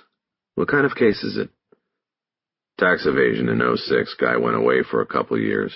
Right now he lives out in the desert, and looks to me like he may be one of these IST guys, you know? Extremist, separatist, survivalist, white supremacist. Take your pick. Who knows? Maybe he's even a polygamist. Added to that, he didn't pay taxes for 6 years. That isn't an oversight, you know. That's a choice. Well, if he is all that, then it's most likely we had part of the case. What's your angle? You're still working cold cases, right? Yeah, and I think this guy was part of a 3-man takedown team that pulled off a $250,000 heist at a check-cashing store in '93. I think he was the inside man. I want to know about him, but I'd also like to know who his KAs at the time were, too. Who died? Nobody in the heist, but I'm looking at a fire that started a few blocks away as a diversion. It killed 9 people, most of them kids. I think it was before you were out in L.A., Rachel. You were still riding the range in North Dakota. Don't remind me. Give me what you got, and I'll see what I can find. Bosch hesitated here, but only for a moment. This was the point where he was vulnerable. He had just laid out his investigation to her in oblique terms. If he now gave her the name and details, there was nothing stopping her from running with the case and possibly grabbing it from the LAPD. But it was Rachel Walling. They had known each other for a long time. Bosch felt safe. Rodney Burroughs, he said. You have a case number? DOB? Anything else? Hold on a second. Bosch swiveled in his chair, covered his phone, and asked Soto for the information on Burroughs. She held out a legal pad with the information written on it, and Bosch uncovered the phone and read it off to Walling. He then turned back to his desk, checking the wall clock as he did so. He knew they had to get out of the squad room or be confronted by Crowder about the Merced case. He stood up. Okay, he said. You need anything else? Yes, Walling said. I need breakfast, and you're going to owe me for this. How about you give me an hour, and then I meet you at 9 at the dining car? Bosch thought about what they were planning with Stephanie Perez at Ralph's. The store wasn't far from the Pacific dining car. There was also the fact that he had skipped breakfast in an unsuccessful attempt to beat Soto into the squad room that morning. I think I can do that. Is it all right if I bring... Come alone, Bosch. I don't need to meet another cop. Oh, okay. Sure. But he realized he was already speaking into a dead line. On the way to Ralph's supermarket, Bosch drove as usual. He was quiet as he contemplated what moves they should make on the newly energized investigation. He believed they were going to get one shot and they needed to use it well. They were heading toward a situation where they would have to put Rodney Burroughs in the box and break him down. At the moment, there was little with which to do this. There was no physical evidence, no witnesses. There was just the timing and proximity of things. There was the hunch. "Let's review for a minute before we go in and talk to her," he said. "Okay," Soto said. "So we can now put Anna Acevedo, an employee of Easy Bank, in the Bonnie Bray arms up until a month before the fire." "Right. And she's running romances with Maxime Boyko and Rodney Burroughs, both also of Easy Bank." "Right. So that's the first thing with Perez. We need to confirm these are the three people we are talking about, and we have to confirm that Anna had her boyfriends over to the apartment on a regular basis. We have to put this guy Rodney Burroughs in the Bonnie Bray." "We have that. That's why she kicked Anna out. She said it was headed toward a bad end and she didn't want it to happen in the apartment." "Okay, well, we need to hit that again with her. Hit it hard. We want him taking the trash out. We want to establish his knowledge of the apartment complex." "Got it. We also need to find out about Anna and clear up the possibility that she started the fire. Out of revenge, right? And I want you to do this interview. You already spoke and established a rapport with her. You also both lived in that place, and you can use that if needed." "Okay. We did speak in Spanish earlier." "Okay, there you go. I'm going to hang back, and if I think of something to ask, I'll take you aside." "Okay." "Couple other things. We want to know how she knew Anna Acevedo in the first place. How did they become roommates? And then we want to know if she had any continuing interaction over the last 20 years with any of these people." "She already said no about that last part, but I'll ask again." Bosch glanced over and saw that Soto was writing his questions down in a notebook that was just like the one he carried. The notebook was new. He hadn't noticed it before. 5 minutes later, they pulled into the Ralph's parking lot. It was on 3rd Street at Vermont. The parking lot was surprisingly full for the hour. Bosch guessed that a lot of midnight shifters were hitting the market on their way home from work. At the office at the front of the store, they asked for Stephanie Perez and were directed to the produce section, the area she was in charge of. Perez was a very small and round woman who wore an oversized white service jacket. Although she had spoken earlier to Soto, she seemed nervous about the detective showing up at her workplace. Soto asked if there was a private place to talk, and she took them to a break room in the rear of the store. It was too early for anyone to be taking breaks, so they had the space to themselves. Perez asked if it was all right if the interview was conducted in Spanish, and Bosch nodded his approval to Soto. Whatever made the witness most comfortable was the rule. Soto in return asked if it was okay to record the conversation, and Perez gave her approval. Soto put her phone on the break table and turned on its recording feature. Bosch made a mental note to tell Soto after the interview that it was not necessary to ask permission to record an interview. The woman then started talking, and Bosch tried to keep up. He was able to understand Spanish much better than he could speak it, but he quickly lost the thread, recognized only a few words, and then was distracted when his phone started vibrating. He pulled it from his pocket to check the screen and saw that it was Captain Crowder calling. He let it go to message and focused back on the conversation he didn't understand. 20 minutes in, Soto turned to Bosch. "She would like to look at pictures now," she said. Bosch thought for a moment. This was the big decision. If Perez couldn't identify the Easy Bank employees, that could be an issue down the line. It was time to make the call on it, and Soto was leaving it to him. "Okay," he finally said. "Let's do it." Soto had carried in a stack of files. They contained 3 separate 6-pack photo lineups. Each lineup contained one photo of one of the Easy Bank employees in question, along with 5 randomly selected photos of people of similar age and race. The photos were slipped into windows cut in a piece of cardboard. They started with the easy one, Anna Acevedo. Soto had been unable to find a current driver's license for Acevedo in California or any of its neighboring states. While that was worrying in itself because it left Acevedo's present whereabouts unknown, it also meant that Soto had to use a DL photo from the time of the Easy Bank robbery in the 6-pack. It would most likely be the easiest identification Perez had to make. Soto opened a file containing photos of 6 women of Latin ethnicity. Within 2 seconds, Perez put her finger on Acevedo's photo. "That's Anna," she said. "Okay," Soto said. She popped the photo out of its cardboard frame and asked Perez to sign the back of it as a confirmation of her choice. She then returned it to the file and put it to the side of the table. Soto opened the next file, which contained shots of 6 men of Eastern European heritage. Perez leaned over and studied all 6 photos before tapping the photo of Maxime Boyko. "This one is Max," she said. Soto went through the same process of having Perez sign the photo she had selected. Now came the big one. Soto opened the last 6-pack and put it down in front of Perez. Soto didn't say a word.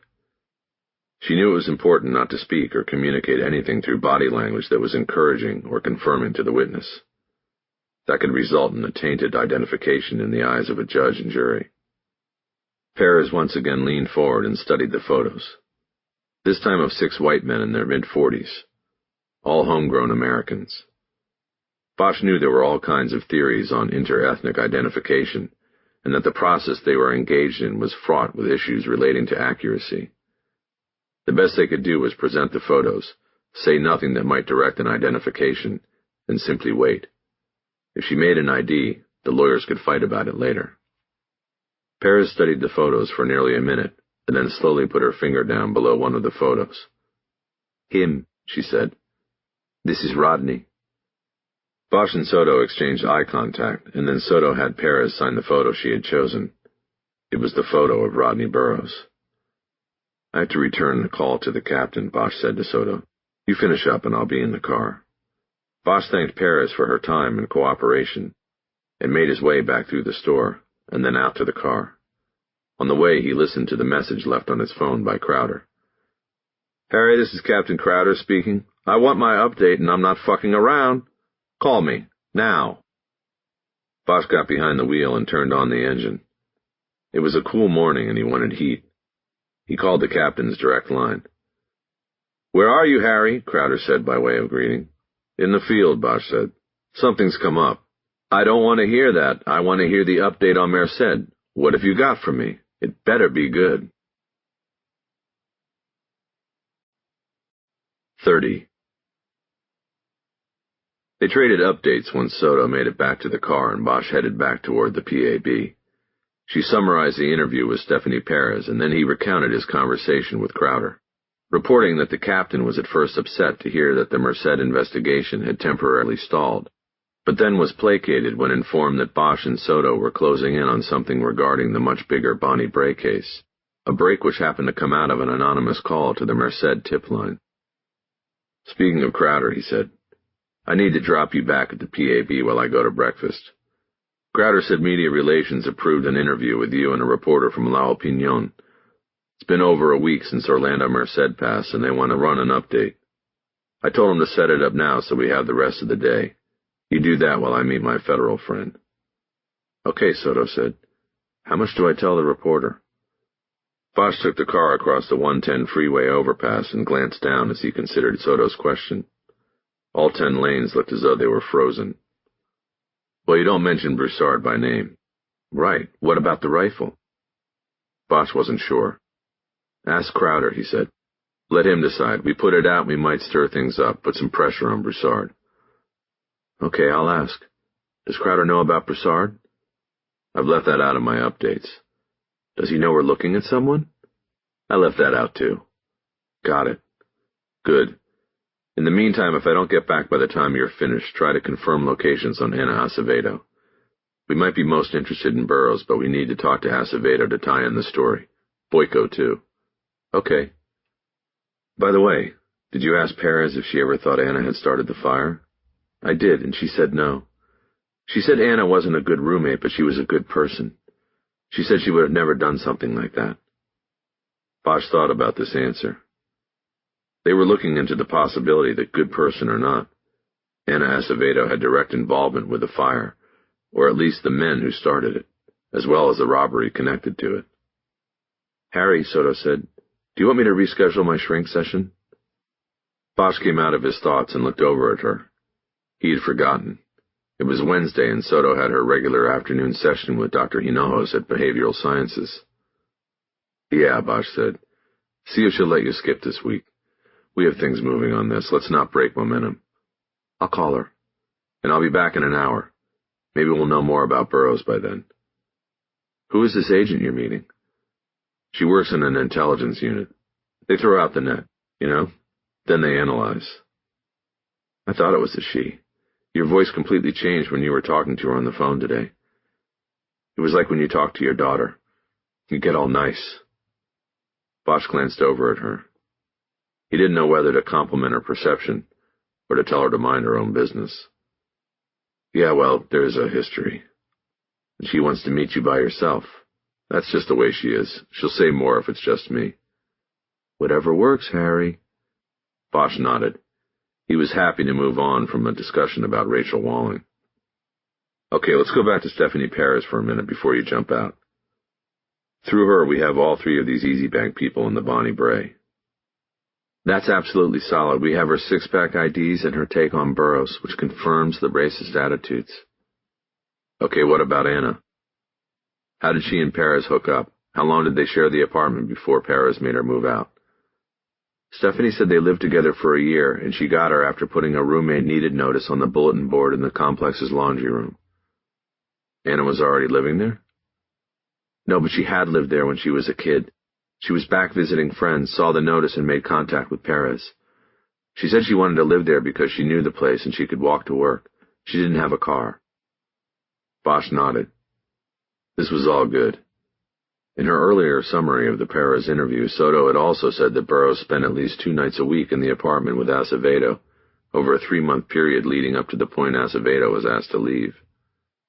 Boyko was a less frequent visitor, but was still an occasional overnight guest as well.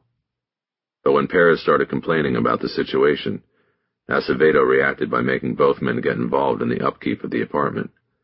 This included chores such as taking out the trash.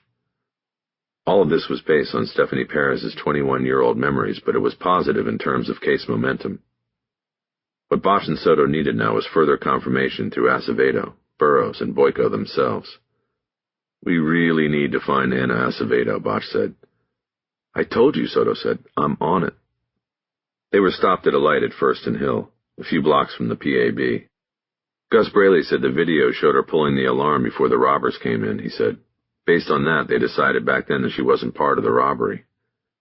"You're thinking otherwise?" "Not yet, but I'm looking at the video from the opposite side of things now." "Meaning what?"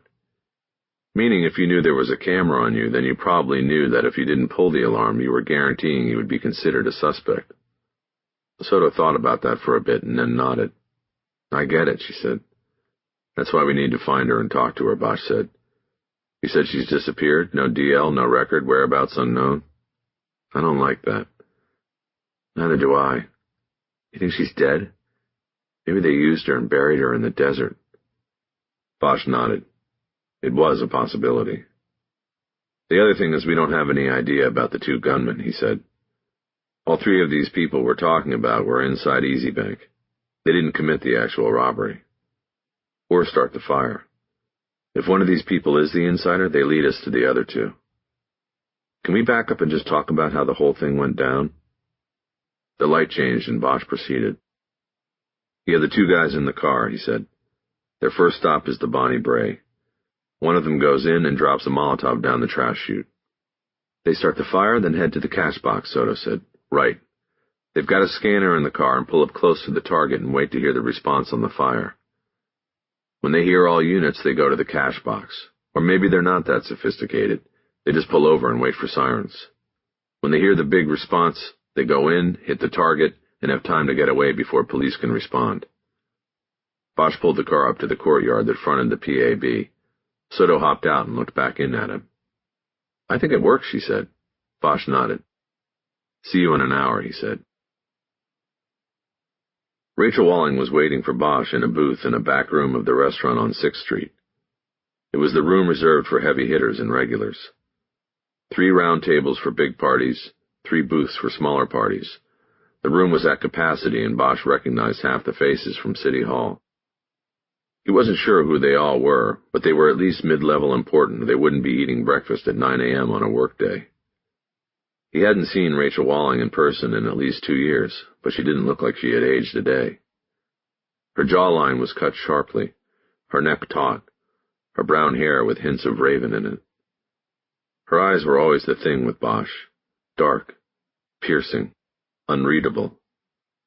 A vibration went through him as he approached, a reminder of what could have been. There was a time when he had this woman, and then things went wrong. When it came to the women in his life, he had only a few regrets. She would always be one of them. She smiled as he slipped into the booth and put aside the folded newspaper she had been reading. "Harry? Sorry I'm late." "You're not that late. Are things happening?" "Beginning to." Walling indicated the newspaper she had put to the side.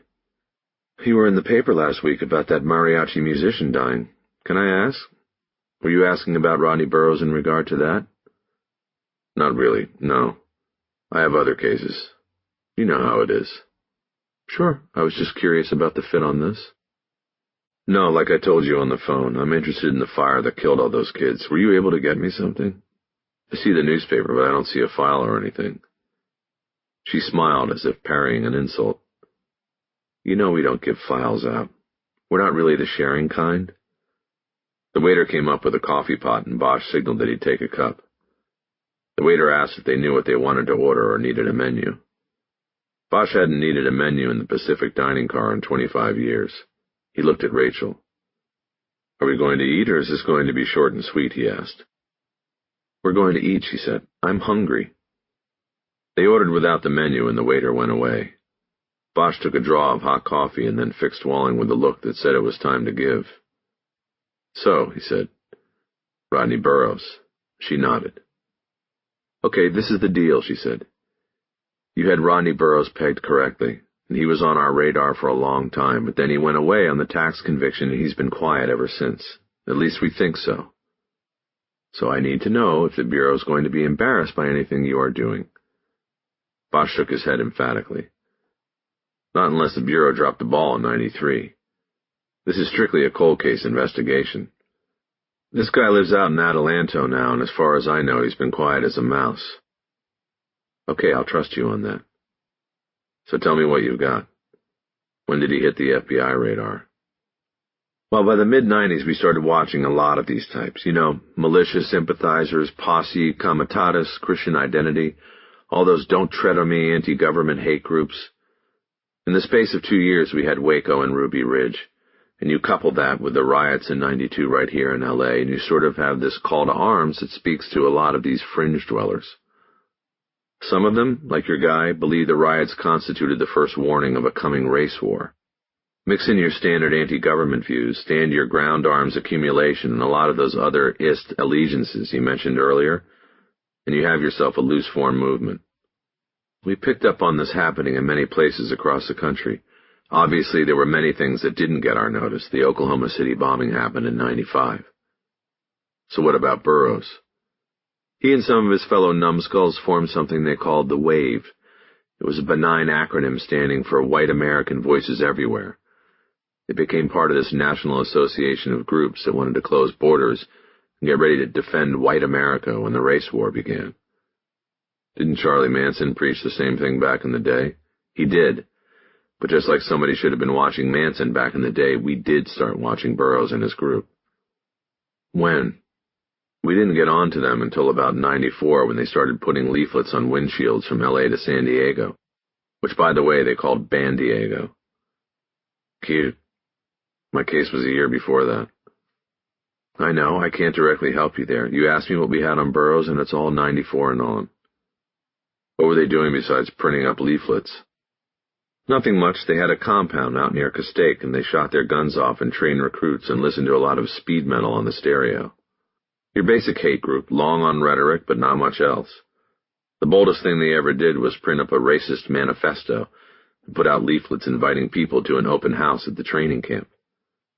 We kept a loose watch on them, had a plant inside the clubhouse, and the determination was that these guys were all talk and no walk. They would not start the war, they would just be cheerleaders when it came. A plant? Did you bug the place? No, we had a CI. One of the members of WAVE got jammed up on something else and agreed to inform. Where'd the money come from for this compound? Did these guys have jobs? What? The summaries I read before coming here described them as very well funded, but the source of that funding was not determined. These guys were security guards and long-range truckers. It didn't account for their funding. The robbery I'm talking about netted $260,000. There was another one a few months before that could have been connected. Well, that could explain it, but I saw nothing about that in the summaries. Was Burroughs the top man? No, he was just a worker bee. Wave was started by a guy named Garrett Henley, who was a long-haul trucker. He was the initial recruiter. Bosch got out his notebook to write the name down. You won't be able to talk to him, Walling said. He died 12 years ago.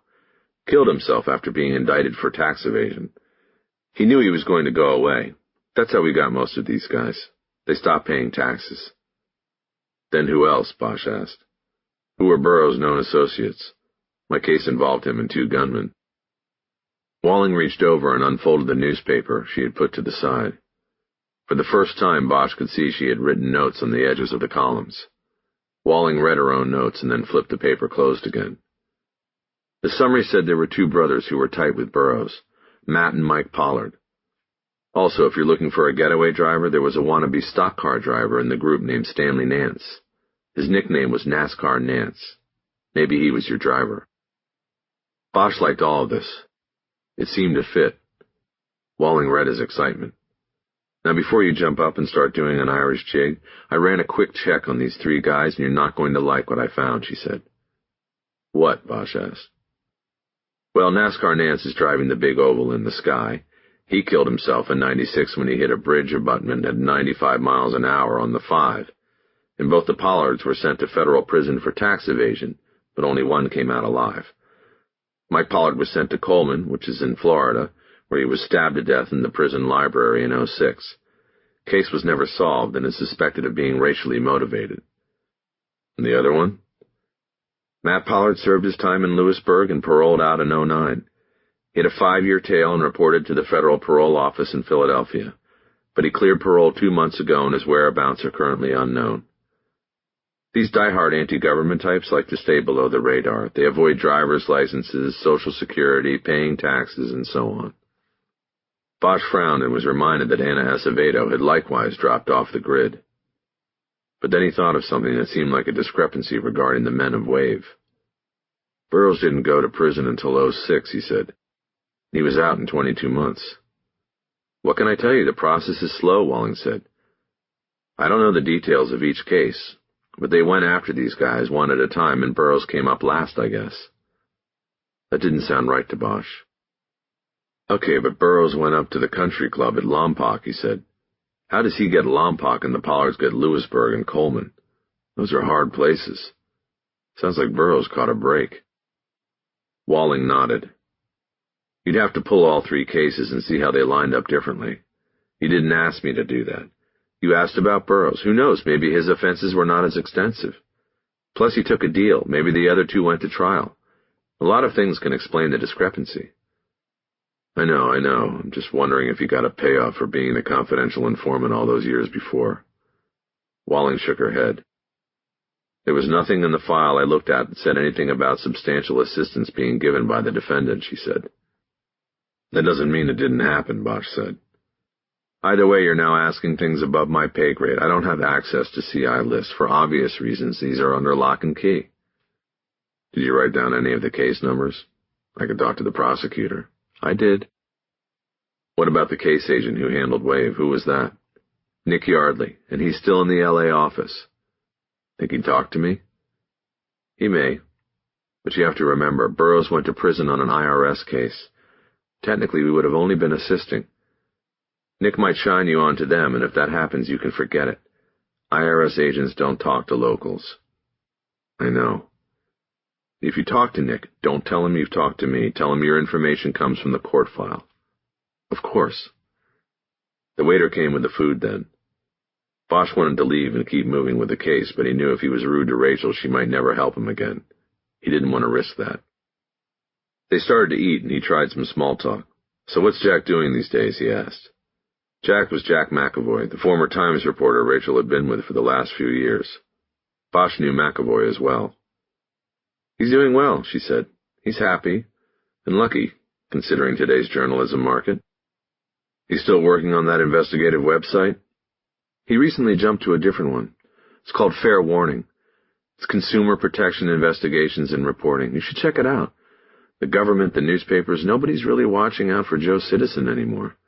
They do some interesting stuff on the site, and he loves the work again. That's great. I will check it out. Fairwarning.com? .org. It's a non-profit. Okay, I'll take a look at it. Bosch thought about asking her about the tightrope she walked at the bureau by being in a relationship with a reporter. But before he said anything, he felt his phone vibrate in his pocket. He put his fork down and checked it. It was a text from Soto. Ready to go.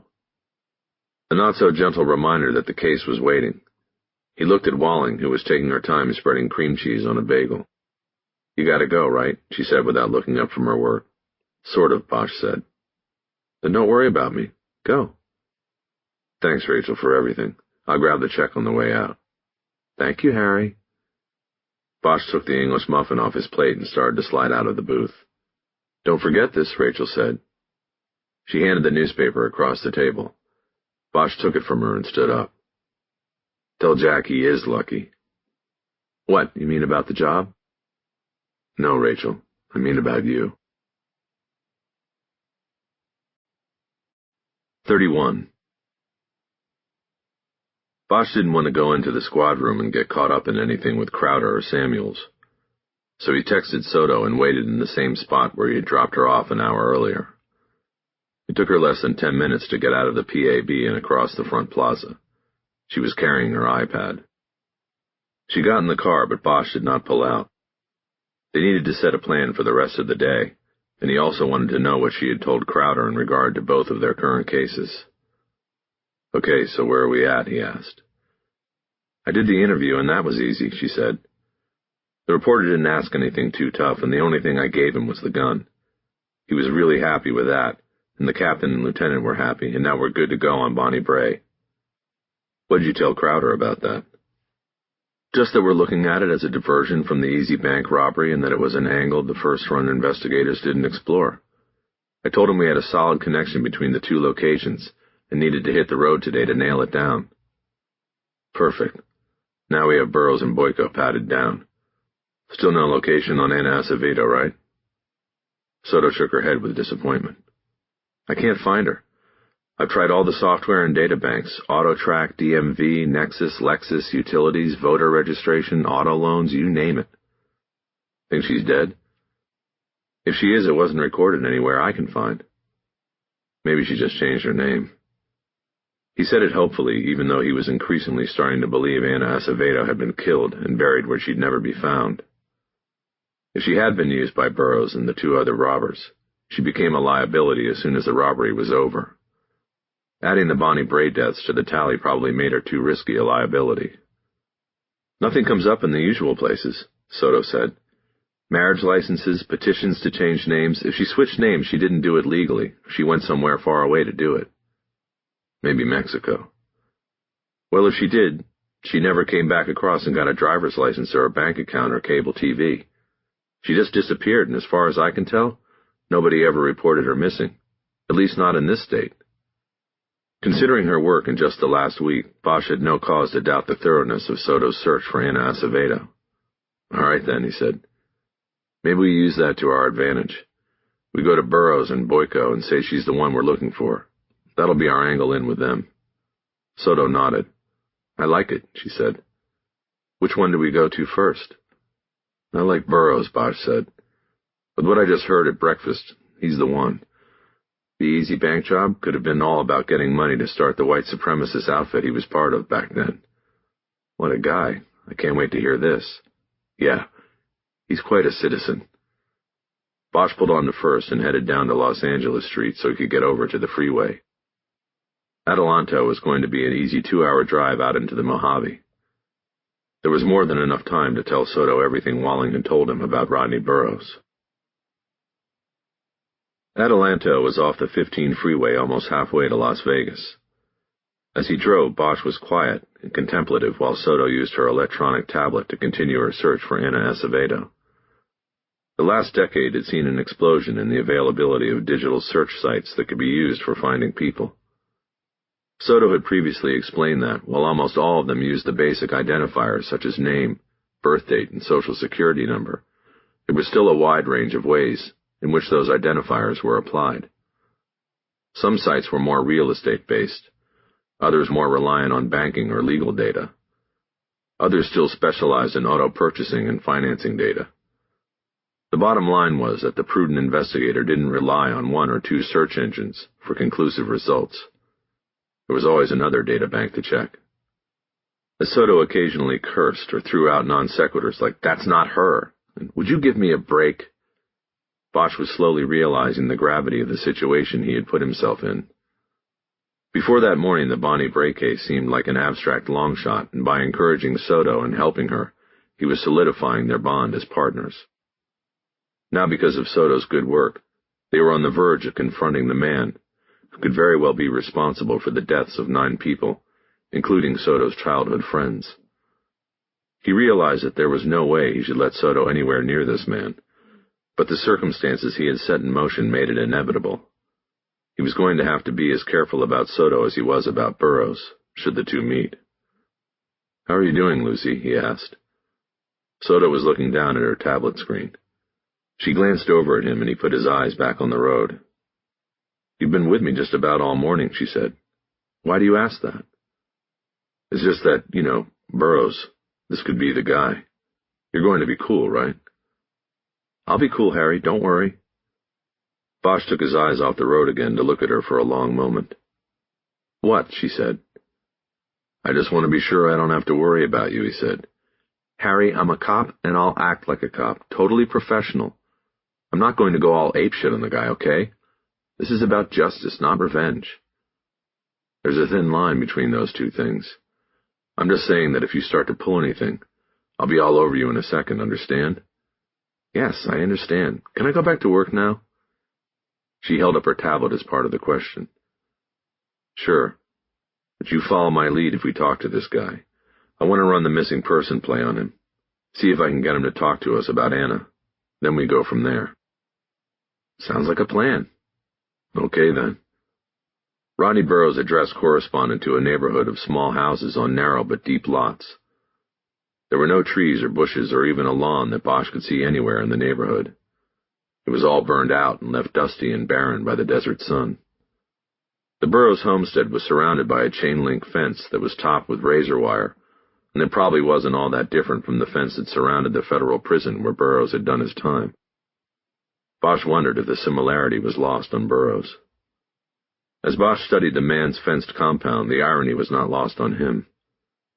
Burroughs, like many others with his beliefs and practices, had most likely moved 80 miles away from the city and into the desert town because he wanted to get away from all that he felt was wrong with society and its large urban centers. In his estimation, the problems came down to things like immigration and crowding from growing populations of minorities who sapped the infrastructure and lived off the government dole. So he lit out, as they say in white power circles, for open spaces and white faces. He found Adelanto and established his homestead, only to find that the small town was no different than the big town. It was a microcosm, a ladle dipped into the melting pot and coming out with the same mixture of ingredients. Adelanto was a town with minorities in the majority, and so it was no wonder to Bosch that Burroughs had surrounded himself with a 6-foot chain-link fence, his last-ditch effort to keep the world out. And the capper to the irony was that Adelanto was the Spanish word for progress. Burroughs' fence formed a chute that Bosch angled the fort into so he could reach out the window to a call box at the entry gate. The box featured a keypad, a camera lens, and a call button. It was attached to a pole below one sign that said "Beware of Dog," and another that showed the black silhouette of a handgun above the words, "We don't call 911." Bosch was uncomfortable the moment he saw the setup, because it would allow Burroughs to control the situation in terms of the initial contact and confrontation. Soto was uneasy as well. "What do we do?" she asked. "Nothing much we can do," Bosch said. "We see if we can get him to open up." Bosch reached out the car window and pushed the call button to make contact. He had to push it a second time before getting a response. The voice on the box was male and gruff. "What is it?" Bosch held his badge out to the camera, but intentionally held it in a way that one of his fingers covered the embossed letters that said Los Angeles. "Police, sir. We need you to come out to the gate, please." "Why would you need me to do that?" We have an investigation and we need you to help us, sir. What sort of investigation? Sir, would you please come out? Not until I know what's going on. It's a missing persons case, sir. It will only take a few minutes. Who's missing? I don't know anyone in this neighborhood. They could all go missing as far as I'm concerned. This was not going the right way. Bosch decided to go strong. Sir, you need to come to the gate. If you refuse, then we're going to have a problem. There was a long pause before the voice came back over the box. Just hold your horses. It's going to take me a few minutes. Thank you, sir. Bosch backed up from the box enough so he could get out of the car. He put it in park and looked at Soto. He was still unsure how she was going to react to seeing the man who might be responsible for the tragedy of her childhood, if not her life. Okay, I'm going to get out, act casual, and wait for him, Bosch said. You stay in the car. I'll signal you if I need you. Okay, Soto said. What are you going to do? Not sure yet. Play it as it lays. Sounds good. Bosch unbuckled his seatbelt and got out of the car. He walked to the front and leaned against the grill in a very casual pose, hands back on the hood for balance. The house was about 50 yards up the driveway. Soon he saw the garage door open and a pickup truck that had been backed into it start down the driveway to the gate. As it got closer, the automatic gate in front of Bosch began to slide open. He could see a man behind the wheel and a dog on the seat beside him. He then saw a rifle on the rack behind the driver's head. Bosch started to get concerned, but tried not to show it. The truck stopped 20 feet short of the gate, and the man left it idling as he climbed out. Bosch heard him tell the dog to be good. The first thing Bosch saw when the man closed the truck door was that he had a Western-style holster on his belt and strapped around his right thigh. There was a pistol in it. This escalated things quickly, and Bosch dropped the casual pose and stood up off the front of his car. He pointed at the man and issued a command. "Stop right there, sir." The man stopped in his tracks and looked around as if confused by the circumstances. He was shorter than Bosch expected. For some reason his adversaries always loomed large in his imagination, and then more often than not, they didn't measure up to what he expected. Burroughs had a roly-poly body beneath his plaid shirt and jeans. He had a bushy red beard and wore an old John Deere hat. "What is it?" he asked. "Sir, why are you wearing a holstered weapon?" Bosch called back. "Because I always do, and I have the right to bear arms on my own goddamn property." "What is your name, sir?" "Rodney Burroughs, and would you stop with the sir all the time?" "Okay, Mr. Burroughs, I want you to reach across your body with your left hand, take the gun out of the holster, and put it on the hood of your truck." Perhaps sensing something in the tone of Bosch's voice, the dog started barking, and had moved over to the driver's seat to be closer to its master. "Why would I do that?" Burroughs asked. "I'm on my own property." "For my safety, sir, Mr. Burroughs," Bosch responded. "I want the gun on the hood of the truck." By pointing at the truck, Bosch set off another paroxysm of barking from the dog. It started moving back and forth in the truck cab, jumping from seat to seat. Bosch heard the passenger door of the Ford open behind him and knew Soto was getting out. But he did not want to turn his eyes away from the armed man in front of him. When he saw Burroughs start to raise his hands, palms out, he knew Soto had drawn her weapon. "Sir," Soto yelled, her voice high and tense, "put the weapon on the hood." "Soto, I have this," Bosch said. "Stand down." "Sir," she called again, ignoring Bosch. "The weapon." Okay, Burroughs said. "I'm doing it." He started moving his right hand toward the holster. "Left hand," Bosch yelled. "Left hand." "Sorry," Burroughs said casually. "Left hand, Jesus." He removed the gun from the holster with his left hand and casually tossed it onto the pickup's hood. It banged hard on the steel and caused the dog to increase its volume and animation. "Lola, shut up," Burroughs yelled. The dog did not oblige. With the gun on the hood of the truck, Bosch felt safe enough to glance back at Soto. She was behind the open passenger door of the plane wrap, in a two-handed combat stance, arms braced on the windowsill, and still aimed at Burroughs' center mass. "Soto, cool it," Bosch said. "I've got this." "I've got you covered, partner," she said. "Stand down," Bosch said evenly. Holster your weapon." He waited for Soto to comply, then turned back to Burroughs and stepped forward, putting his body in the line between Burroughs and Soto. Bosch pulled Burroughs away from the truck and over to the plane wrap. He proned him over the hood and started checking him for other weapons. He looked over him at Soto, giving her a hard stare. "Here's a tip," he said to Burroughs. "When the cops knock on your door, don't answer it with a gun on your belt and a rifle in your truck." "I don't know what you're doing, man," Burroughs protested. "I'm on my own land. I have every right to—" "You are a convicted felon in possession of a firearm," Bosch said. "That trumps any of your bullshit." "I don't recognize your law." "Yeah, well, good for you. The law recognizes you. Do you have any other weapons?" "I got a knife," Burroughs said. "Back pocket. This is bullshit. This is government harassment. And this hood is fucking hot." Bosch didn't respond. He didn't care how hot the hood was. He dug the knife out. It was a switchblade. He pushed the spring lock and a 4-inch blade popped out. He held it up high so Soto could see it and would be able to deflect any claim that Bosch had planted it. He closed it and put it on the car's hood, sliding it out of reach. Bosch leaned his weight on Burroughs, pushing his chest down on the hood. He could feel the heat Burroughs had complained about. Then in a long practiced maneuver, he kept a forearm on the man's spine to hold him in place while he pulled the handcuffs off his belt and hooked one onto Burroughs' left wrist. "Hey, what are you doing?" Burroughs asked. Bosch brought Burroughs' left arm up behind his back and shifted his weight to the other forearm so he could then bring the right wrist back to complete the cuffing. He then stood Burroughs back up and turned him around. "You can't do this," Burroughs said. "Arrest me on my own property." "Wrong," Bosch said. "I own you now, Burroughs. Is there anyone else in your house?" "What?" "No, no one."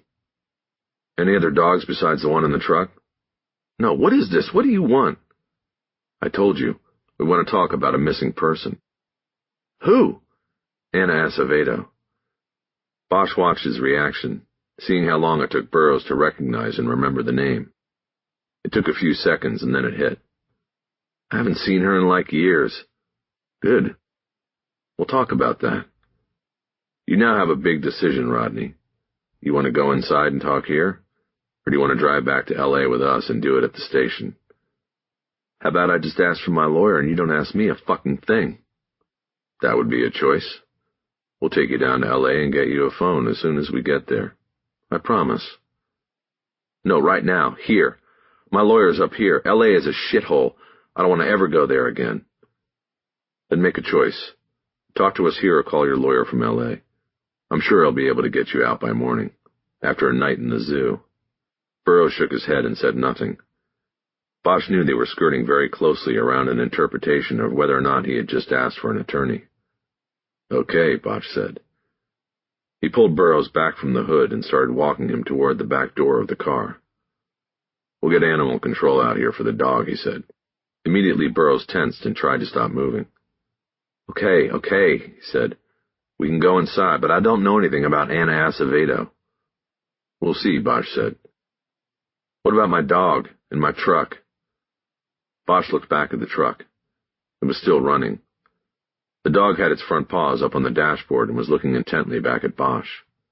"They'll be fine," he said. He turned Burroughs toward the house, keeping one hand on his upper arm. With the other he signaled to Soto to get the gun and the knife. "You have to close the gate," Burroughs protested. "Otherwise they'll come in." "Who will?" Bosch asked. "The people out there. The kids on the street." "How do we close it?" "There's a clicker in the truck." "We're not opening the truck. The dog is harmless. She likes to bark." "Okay, I'll open the truck. But just so you know, if the dog comes at me, I'm going to shoot it." "She won't." Bosch signaled Soto over so she could take control of Burroughs while he walked over to the pickup. He drew his weapon and then lowered it to his side. He opened the door and was greeted with a paroxysm of barking, but the dog backed up against the passenger door. Bosch reached in and pushed the button on a remote clipped to the windshield visor. The gate to the Burroughs compound started to close. "Lola down," Burroughs said. The dog leapt out of the truck and passed Bosch in a gray blur. By the time he had raised his gun, the dog was already on the ground and by Burroughs' side. "Good girl," Burroughs said. Can you kill the engine? Gas ain't cheap around here.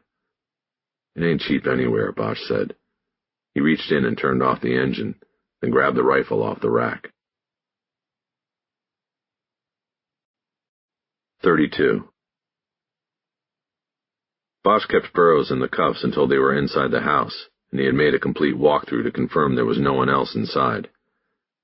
He found a table and chairs in the kitchen and sat Burroughs down against a wall adorned with a Nazi flag. He put the two weapons on a counter, then returned to Burroughs, uncuffed him, and took the seat across the table from him. Soto stood to the right, next to the counter by the guns. The nearby sink was overflowing with dirty plates and glasses. She took out her phone, turned on its recording app, and placed it down on the counter while Burroughs exaggeratedly rubbed his wrists to restore feeling in them. The dog went to the bowl by the back door and started loudly lapping up water. They waited until the noise subsided. "What is she?" Bosch asked. "Part pit, part rotter," Burroughs said. Bosch nodded toward the flag. "Goes with the flag, huh?" he said. Burroughs didn't respond. The dog found a spot by the door, circled around twice, and then laid down. "Do you live here alone?" Bosch asked. "Yes, I do," Burroughs said. "Can we skip the small talk now? I just want to get this over with." "Sure." "Where'd you get the guns?" "A gun show in Tucson. All legal. I was living there at the time." "Except you forgot to mention you were a convicted felon." "I bought from a private citizen. He didn't have to ask.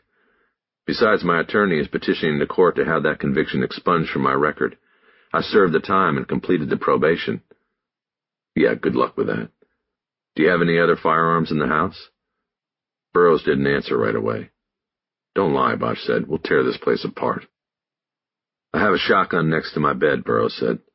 "I'm surprised you didn't see it when you tromped all through my home. I only hesitated just now because you asked about firearms in the house. I also have a Colt .45 in the glove box of the truck, but you didn't ask about the truck." Bosch nodded to Soto, and she left the kitchen to collect the weapons. Harry checked to see that she had left her phone still recording on the counter, and then turned back to Burroughs. "Okay, I'm going to read you your rights now." "What do you mean? I thought we were just going to talk." "We are. But I haven't decided what to do about the firearms yet. The switchblade is illegal, too. Let's just see how we get along here, and let's do everything right." Without taking his eyes off the man in front of him, Bosch pulled his badge wallet. He then glanced down and read Burroughs' rights off a card he kept in it. "Do you understand these rights as I've read them?" he asked. "I don't recognize these rights," Burroughs said.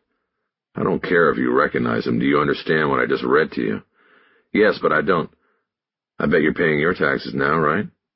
"Under protest." "Okay. Same thing. These are your rights under the government of this land. You can protest that government, but those are the rules. Do you want to proceed with the interview, or do you want to get in the back of the car and head on down to L.A.? "I understand the rights. I will talk to you without my attorney present." "Good. We're making progress here. Where's Anna Acevedo?" Burroughs physically moved back in his seat, as if Bosch's bluntness was a solid object he had been struck with. "Look, that's what I've been trying to tell you from the start," he protested. "I have no idea where she is. I haven't seen that girl in 20 years. "When and under what circumstances did you see her last?" Before he could answer, Soto came back into the kitchen. She put the two weapons she had collected with the others, then reclaimed her position by the counter. Bosch turned back to Burroughs and repeated his question. "Tell us about the last time you saw Anna Acevedo." We're talking about the 90s here. How can I remember the exact—" "But you lived with her. You ought to be able to remember when you—" "No, I did not. Who said that? I would never—" His voice trailed off. "Never what?" Soto asked. "Never lived with a brown person?" Bosch threw Soto a back-off look. He wanted to keep Burroughs off guard, and the best way to do that was to have one person in control of the interview. "If you didn't live with her, then you at least visited her at the Bonnie Bray," he said. "We have witnesses." Yes, that's exactly right," Burroughs said. "I visited her there. I didn't live there. I never lived there, and I never lived with her."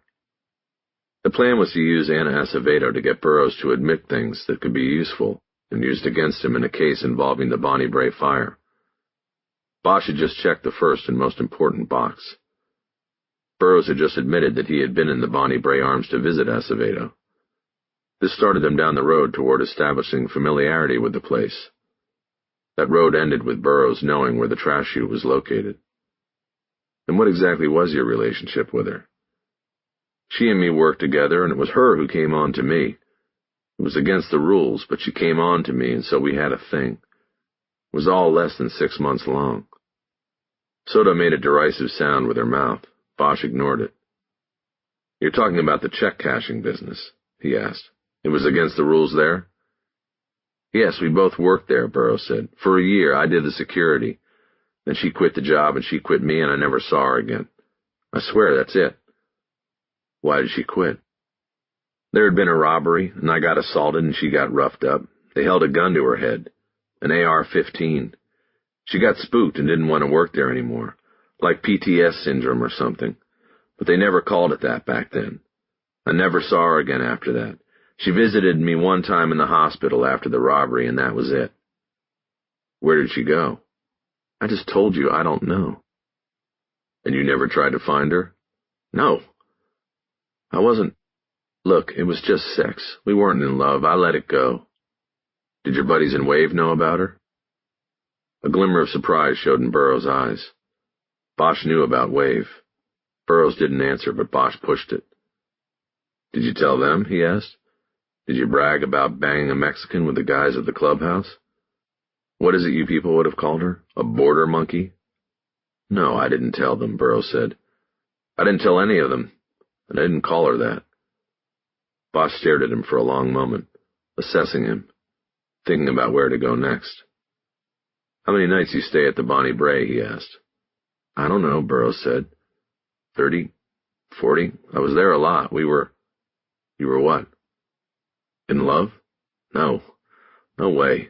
It wasn't love. Did you leave clothes there? Yeah, I left some work uniforms there so I would have them. Did you do laundry, take out the trash? I helped out, yeah. It doesn't mean You took out the trash for a woman you didn't love? Look, man, you're totally twisting this. How? Did you take out the trash or not? I took out the trash, but it didn't mean shit, and it doesn't matter because I still haven't heard from her in 20 years, and I don't know where the fuck she's at. Bosch paused. He let things calm down, even though inside he was roaring, because he had everything he needed from Burroughs. What do you do for a living now, Rodney? He asked. I drive a parts truck, Burroughs said. What parts?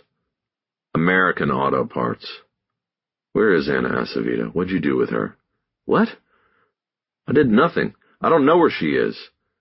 He yelled it, and the dog picked her head up off the floor. You know what, Burroughs said? I don't care anymore. Just take me to L.A. I want to see a lawyer. He started to stand up, but Bosch was waiting for the move. He jumped up, reached across the table, and drove Burroughs back down into his seat with one hand on his shoulder. Sit down and don't get up until I tell you to. Bosch heard the low rumble of the dog's growl from the doorway. You're violating my civil rights, Burroughs protested. You can't come in here to my home on my property and tell me what to do. Bosch looked over at Soto and nodded toward the phone. Burroughs had asked for a lawyer, so the interview was technically over. She switched off the recording app. Bosch turned back to Burroughs. Funny how you guys always say the same thing, he said. You want nothing to do with this country and its laws, and then all of a sudden you want us to play by the very rules you deny. I want my lawyer. You invited us into your home, Mr. Burroughs. You had a choice and you invited us in. If you're saying you want a lawyer, then we'll stop all this right now. Take you to L.A. and book you. Burroughs put his elbows on the table and drew his hands over his face. Or, Bosch said, you could just tell us about that robbery at Easy Bank. Burroughs shook his head like he had no choice. 2 guys, he said. They came in, shot up the place, and gave me the butt end of one of the guns. I got a cracked skull and a concussion, and couldn't really remember anything after that. But what I was told was that they had me on the ground and they put the gun up against my head to shoot unless someone opened the security door. What happened? Bosch said. Anna opened the door. She'd already pulled the silent alarm. She knew the police were coming, so she opened the door. Then the robbers came in and made them open the vault and the cash drawers. Made who open the vault? The manager of the place was back there with her. It was him. Who was that? His name was... I can't remember it. It was like a Russian name. You mean Ukrainian? Whatever. Was it Maxim? Yeah, that was it. We called him Max. He was fucking in on the side too, right? Again the surprise showed. No, that's bullshit, Burroughs said. That's not what happened. You sure? I would have known. Really? You said you weren't living with her. You weren't there every night. You just told me. But I would have known. How many days a week were you there? 3 or 4 times? It would have been more, but her roommate didn't like me. But there was nobody else. So what you're saying is that after this robbery, Anna Acevedo quit her job and quit you at the same time. That's what happened. She had PTS. I get that about the job. But what about you? She said I was a reminder of what happened at the store. What store? The place we worked? Easy Bank. We called it the store. When was the next time you saw Anna after she quit? How many times I gotta tell you? She came to the hospital to say goodbye. I never saw her again. So she bagged you. How'd the police treat you after the robbery? Yeah, that's who you should be investigating. Those bastards, they tried to put the whole thing on me. They said I set it up. Like, yeah, part of the master plan was to have my skull cracked open like an egg. They arrest you? I was never charged. You know why? Because I had nothing to do with it. I had a fucking concussion and these guys were telling me while I was in the hospital bed that I set the whole thing up. What bullshit. Bosch didn't respond. He was assessing things. He had checked all the boxes he'd come to check. They had Burroughs, by his own words, solidly inside the Bonnie Bray and aware of the trash chute. He had taken out the trash. It was time to sharpen the blade. Time to get on point with Burroughs. He glanced back at Soto, and she nodded slightly. The recording was back on. Its legal viability would be questionable, but Bosch wanted this part recorded just the same. Tell me about the fire, he said. Burroughs looked confused. What fire? He asked. At the Bonnie Bray. That fire that same day? I don't know anything about it. Anna didn't live there anymore. Her roommate had kicked her out. That fire was set by the gangbangers who owned that street. Like the year before with the riots, these people burning down their own neighborhoods, killing their own children. How fucked is that? I mean, this was our whole point. In his peripheral vision, Bosch saw Soto come off her relaxed lean against the counter. He turned and gave her another look that pushed her back down. Now was not the time to air personal emotions and clash with the racist. They had a purpose here, and the more they kept Burroughs talking, the closer they got to it. Explain that, he said to Burroughs. Who are you talking about? What was the point? The wave, man, Burroughs responded. We saw this coming. It's only a matter of time. Before the race war? You could call it that, but it doesn't matter what you call it. It's coming. Which one of the Pollard brothers made the firebomb? What firebomb? The one they dropped down the trash chute at the Bonnie Bray. Burroughs seemed stunned, speechless. Before they robbed the Easy Bank, Bosch said. You're crazy, Burroughs said. We were completely nonviolent. We never hurt anyone. You can't pin that on us. In fact, I didn't even know those guys back then. That came after. Bosch leaned across the table. Bullshit. You don't just say, I think I'll sign up for a race war now. You knew them, and you all knew what you wanted, and you needed money to build your little clubhouse out in Castaic. No, you're crazy, and that's it. I'm done talking. Either take me in and book me or get the hell out of my house and off my property now. Bosch stood up and signaled Burroughs to get up. Then stand up. Why? What are you doing? We're going to L.A. Oh, come on. You're not going to do this, are you? Stand up, please. We talked. I helped. What do you want? I don't know anything about Anna Acevedo. I had nothing to do with that fire, and you have zero evidence that I did. I met the Pollards a year later in Castaic. Bosch walked around the table, coming toward Burroughs. Soto joined him, and the physical message was clear. Okay, Burroughs said, raising his hands. I get it. You people don't give a shit about the truth. You just need a scapegoat, and I'm it. I'm always the easy fucking target. That's right, Bosch said. You've got it. Burroughs stood and Soto moved in behind him to cuff his wrists. Bosch walked him out of the house while Soto carried the weapons. They closed the door with the dog inside and moved down the driveway. At the truck, Bosch opened the door and used the remote to open the gate. Burroughs was placed in the back of the Ford and the guns went onto the blanket in the trunk. Bosch then waved Soto back toward the pickup so they could talk without Burroughs being able to hear. So what do you think? He asked. I think he's a racist dirtbag like we knew all along, she said. What do you think? He's that for sure, but I don't think he's our inside man. Why? He puts himself in the Bonnie Bray, he admits he knew where the trash chute was, he had access, he had motive, and he couldn't have cared less about who might have been hurt in that place. Bosch paused for a long moment and looked over her head at the Ford. It appeared that Burroughs had his head down. Bosch could not see him. It's not so much what I heard, he finally said. It's what I saw. The reads I got. The tells. He didn't know about Boyko and Anna. He didn't know a lot. What, you believe him? Lucy, I've been reading people for almost 40 years. You reach a point where you trust your instincts. My read on this one is that he's not the guy. She folded her arms tightly across her chest. I wish I was that good at reading people. Have you ever been wrong? Sure, I've been wrong. Nobody bats 1,000, but it doesn't change what I'm feeling here right now. Then what do you want to do? Just kick him loose? He was wearing a gun on his hip like he's some kind of cowboy. No, I don't want to kick him loose. I want to turn him over to the San Bernardino sheriff on the gun charges and let them sort that out. Then we get out of here and go on to the next one. Boyko. Yeah, and then Anna. We still need to find her. And look, I'm not saying we close the book on Burroughs. We've still got our nets in the water. Maybe we come up with something that changes how we look at him. But for now, he looked back at the Ford again. Burroughs had now straightened up, and Bosch could see him staring out through the windshield at them. You want me to call the sheriffs? Yeah, go ahead. Tell them they'll probably want to bring animal control out, too. Soto nodded glumly.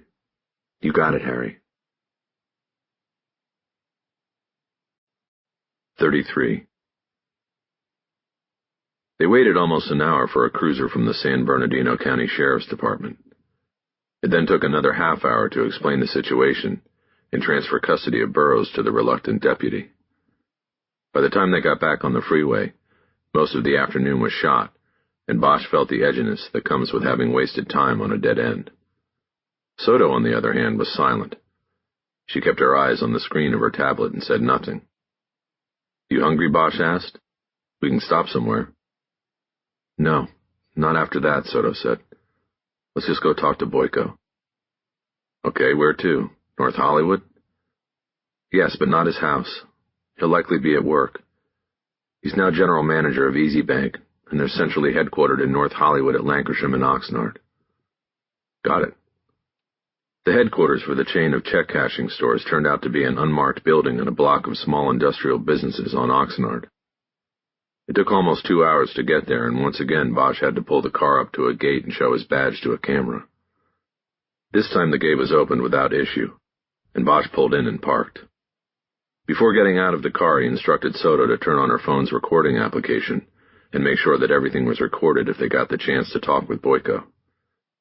The two detectives then got out and entered through a door marked only with the word entrance, stepping into the operational center of the business, which essentially sold cash to an array of distribution centers.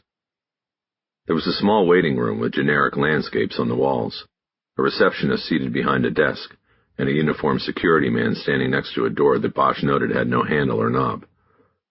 We're here to see Maxime Boyko, Bosch said. The receptionist looked down at a calendar book on her desk and frowned. Do you have an appointment? She asked. Bosch detected a slight accent, Eastern European. He pulled out his badge again and showed it to her. This is my appointment, he said. Tell Max it's about the robbery.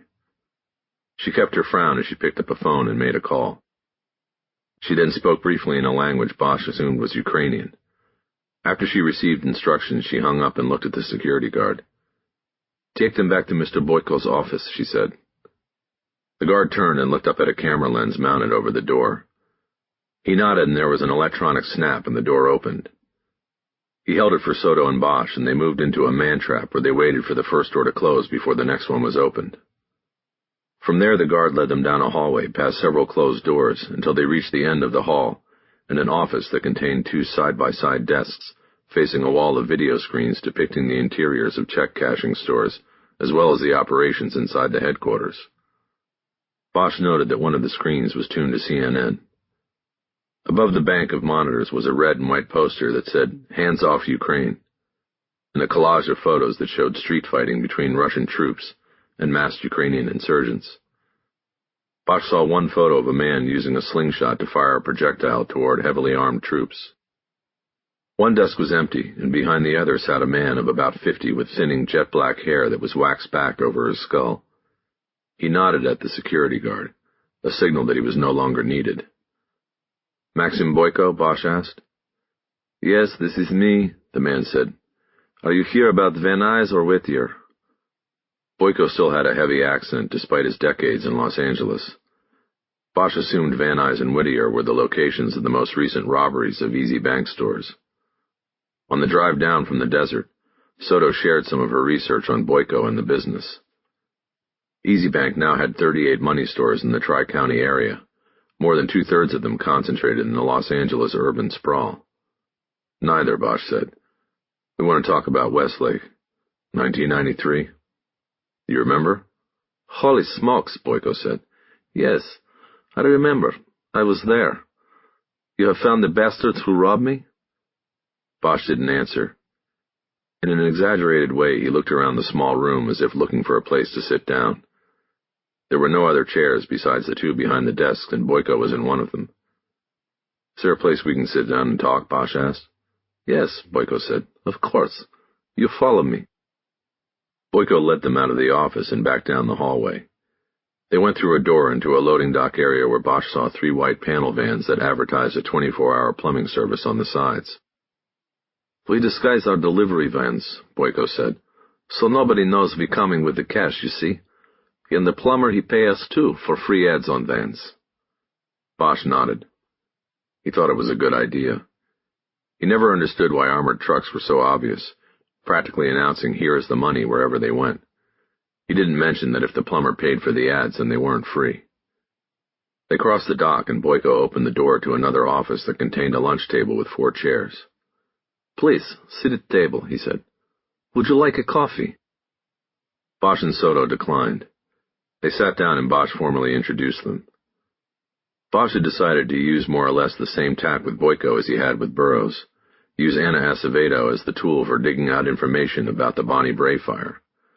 But Boyko had a clean record, and that gave Bosch less leverage. He had to use more finesse this time around.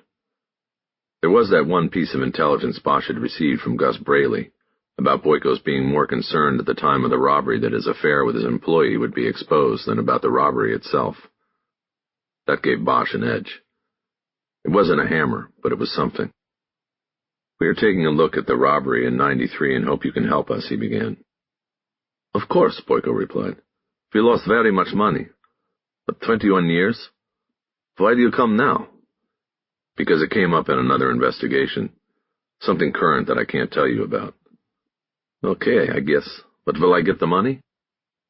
Bosch didn't recall there being any sort of reward offered in the case. "What money is that?" he asked. "That was taken by the robbers," Boyko said. "Oh, well, like you just said, it has been 21 years. I would not count on there being any money. But you never know." "Okay." "You guys recovered the losses through insurance anyway, didn't you?" "Not all. We took the bath. We learned, though, on insurance. Never have more than what is insurance, you see?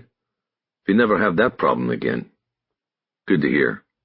And you've come far, too. You had 2 stores then, now you're everywhere." "Yes. I am very successful with the company." "Congratulations. Your wife and children are very proud, I bet." "Wife, yes. No children. Too busy. Work, work, work." "Right. Well, we don't want to keep you from it for too long. The reason we are here is that we're looking for someone and we were told you might be able to help us." "Okay. Who is this?" "Anna Acevedo." Boyko frowned and then made a very bad effort to look confused by the name. "Who is this person?" he asked. "You remember Anna," Bosch said. "She worked in the store with you. She was there the day of the robbery. You opened the safe when the robbers put the gun to her head?" Boyko nodded vigorously. "Oh, Anna, sure. Yes. I could not remember, being a very long time. She's not working here anymore. Not since then." "Right. We heard she quit." "Yes, quit. She said too much stress, things like that. She thought the robbers would come back again." "We were also told that she was your girlfriend, so we were hoping—" No. She is not my girlfriend." Boyko put his hands up as if to ward off an attack. "Well, maybe not now," Bosch said. "But back then you used to visit her at the Bonnie Bray apartments where she lived. You remember that?" Boyko went back into his mouth open, eyes on the ceiling pose of amnesia. "No. Her boyfriend was the security man who guarded us," he said. "They were together, yes." Bosch leaned across the table as if to speak confidentially, man to man. He lowered his voice. "Look, Maxim, it's in the file," he said. "You and Anna. That's why you opened the safe." "No, please," Boyko responded. "Take out of the file. This is not the true thing. I am a married man. My wife I love." He signaled toward the door as if his wife was standing on the other side of it. It made Bosch wonder if the woman who had received them and spoken another language on the phone was his wife. "Look, Max," Bosch said, "we're not here to embarrass you or cause you any problems, so calm down a beat. But we do have the file, and there are witnesses in there who say you visited Anna at the Bonnie Bray on a regular basis, and you even admitted this to Detective Brayley way back then." "Okay," Boyko said, his voice a whisper. "Back then, but not now." "Okay, back then," Bosch said, making the concession. "That wasn't so hard. It was a long time ago, so what? It happens. You said you knew about the other guy, the security guard." Boyko shook his head as he realized that his admitting to the affair now opened a door to what might be a cascade of questions. "I did not know, and then I did," he said, "and so I stopped." "You stopped going to Bonnie Bray to see Anna?" Bosch asked. "Yes, this is true." "Why didn't you tell her to stop seeing the security guard? I mean, you were the boss at the store, right? Why were you the one who stopped?" "No, I had my wife, you see. I wanted very much to stop. Anna had started the whole thing, and it was a very big mistake for me." "You mean she came on to you first?" "Yes, exactly as you say." Bosch nodded like he completely understood how Max had been taken advantage of. "Okay. How often were you at her apartment before that?" "Not too many." "Where is Anna Acevedo right now, Maxim?" Boyko held his hands out in an almost pleading manner. "This I don't know, I tell you. Not since her quitting time." "You haven't seen her since then?" "We have witnesses who—" "No, that is a lie. What witness? This is security guard tell this? Burrow?" Bosch thought it was curious that Boyko could still remember the partial name of the security guard he worked with 21 years before. "I can't tell you who the witness is," Bosch said. "But you're saying you haven't seen her since back then, correct?" "This is correct," Boyko said. "What about talking to her on the phone? Any contact with her at all since then?" "Only for her taxes." "What do you mean for taxes?" "When she wanted to file for IRS refund, she had new address and asked me to send to her the taxes." "Do you mean like a W-2 or a 1099 form?" "Yes, exactly." "So she had moved away after the robbery and wanted you to have her new mailing address?" "This is what happened, yes." Bosch tried to keep a calm tone in his voice, but it was difficult. Boyko's answer gave him renewed hope of finding Anna Acevedo. "You have employee records here, right?" he asked. "Of course," Boyko said. "Okay, is there still a file on Anna Acevedo? A file with that address in it?" "But it is 20 years ago." "I know, but she was an employee and there might still be a file." "Okay, sure." "Where? Are the files in this building?" "Yes. I could check if you—" "Yes. I want to check. Right now I want you to check. We can wait." Boyko got up and left the room. Bosch looked at his watch. It was almost 5. He had a feeling that these last few minutes were going to lead to something that would salvage the whole day. "What are you thinking?" he asked Soto. She pursed her lips for a moment and considered her response before giving it. Probably the same thing you're thinking, she finally said. Both these guys today said Anna pursued them. Seems a little out of the ordinary. Like she was Nympho, or she maybe had a plan. Bosch pointed a finger at her. Exactly what he had been thinking. Couple that with her disappearance and what do you get, he asked. And I'm not talking about her just leaving town. I mean she disappeared. You get somebody who moves to the top of the list, Soto said. Bosch nodded toward the door. When he comes back, we have to ask him about that day, he said. About the suspects and the identification of them as being white. If that still holds up, we have to look into her life and find the intersections. The nexus, as you call it. Before Soto responded, the door opened and Boyko returned. He was holding a sheet of paper. I have an address for you, he proudly announced. He put the sheet of paper down on the table between Bosch and Soto and then returned to his seat. Bosch leaned over the table to look at the paper. It was a photocopy of an Internal Revenue Service W-2 form for 1993 earnings and deductions. It was made out in the name of Ana Maria Acevedo and carried an address in Calexico, California on it. Calexico? Soto asked. What's in Calexico? She moved there, Boyko said, helpfully stating the obvious. Soto pulled her bag up from the floor and dug out her digital tablet. Bosch looked at Boyko. Do you remember her mentioning Calexico? He asked. No, I don't remember, Boyko said.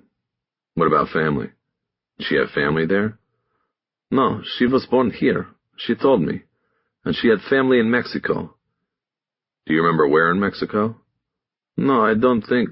Harry, Soto interrupted. Take a look. She passed the tablet to him, and he looked at the screen.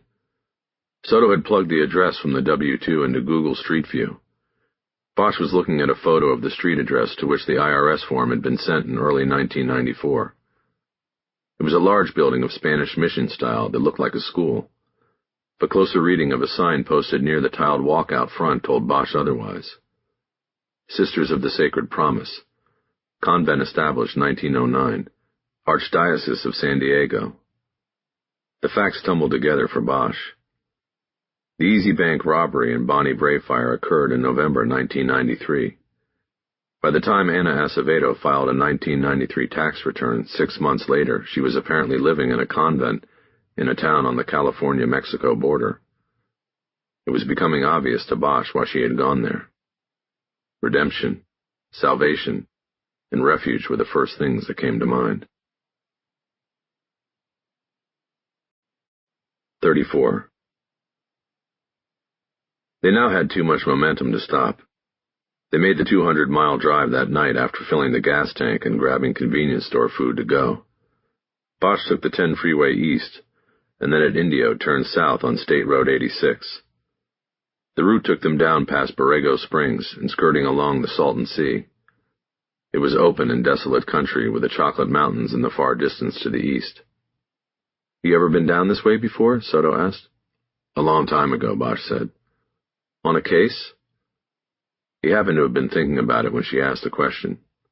Sort of, he answered. I was looking for my partner. Your partner? What happened? It's a long story. In fact, it would probably fill a book. He went off the reservation and he never came back. You mean he disappeared? No, he got killed. Bosch glanced over at her. You knew about me when we got assigned to each other, right? He asked. Not really, she said. I was just told I was with you. Well, just so you know, I've lost 2 partners. Another one got shot but survived. Then I had one who ended up killing himself, but that was a long time after we were no longer partners. That filled the car with silence for a few miles. Soto eventually went back to looking at the screen on her tablet instead of taking in the pink hue of the desert air. It's a strange place down here, Bosch said after a while. These 2 towns on either side of the border, Calexico on our side, Mexicali on theirs. Hard to figure out what's going on. I remember when I went down here. It would have been even before the case with my partner, I think.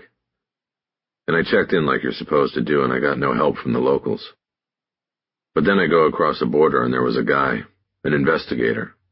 And it was like he was the only guy who wasn't corrupt and wanted to get something done, on either side of the border. Soto didn't respond. She was probably still working out the math on all the partners he'd had who died.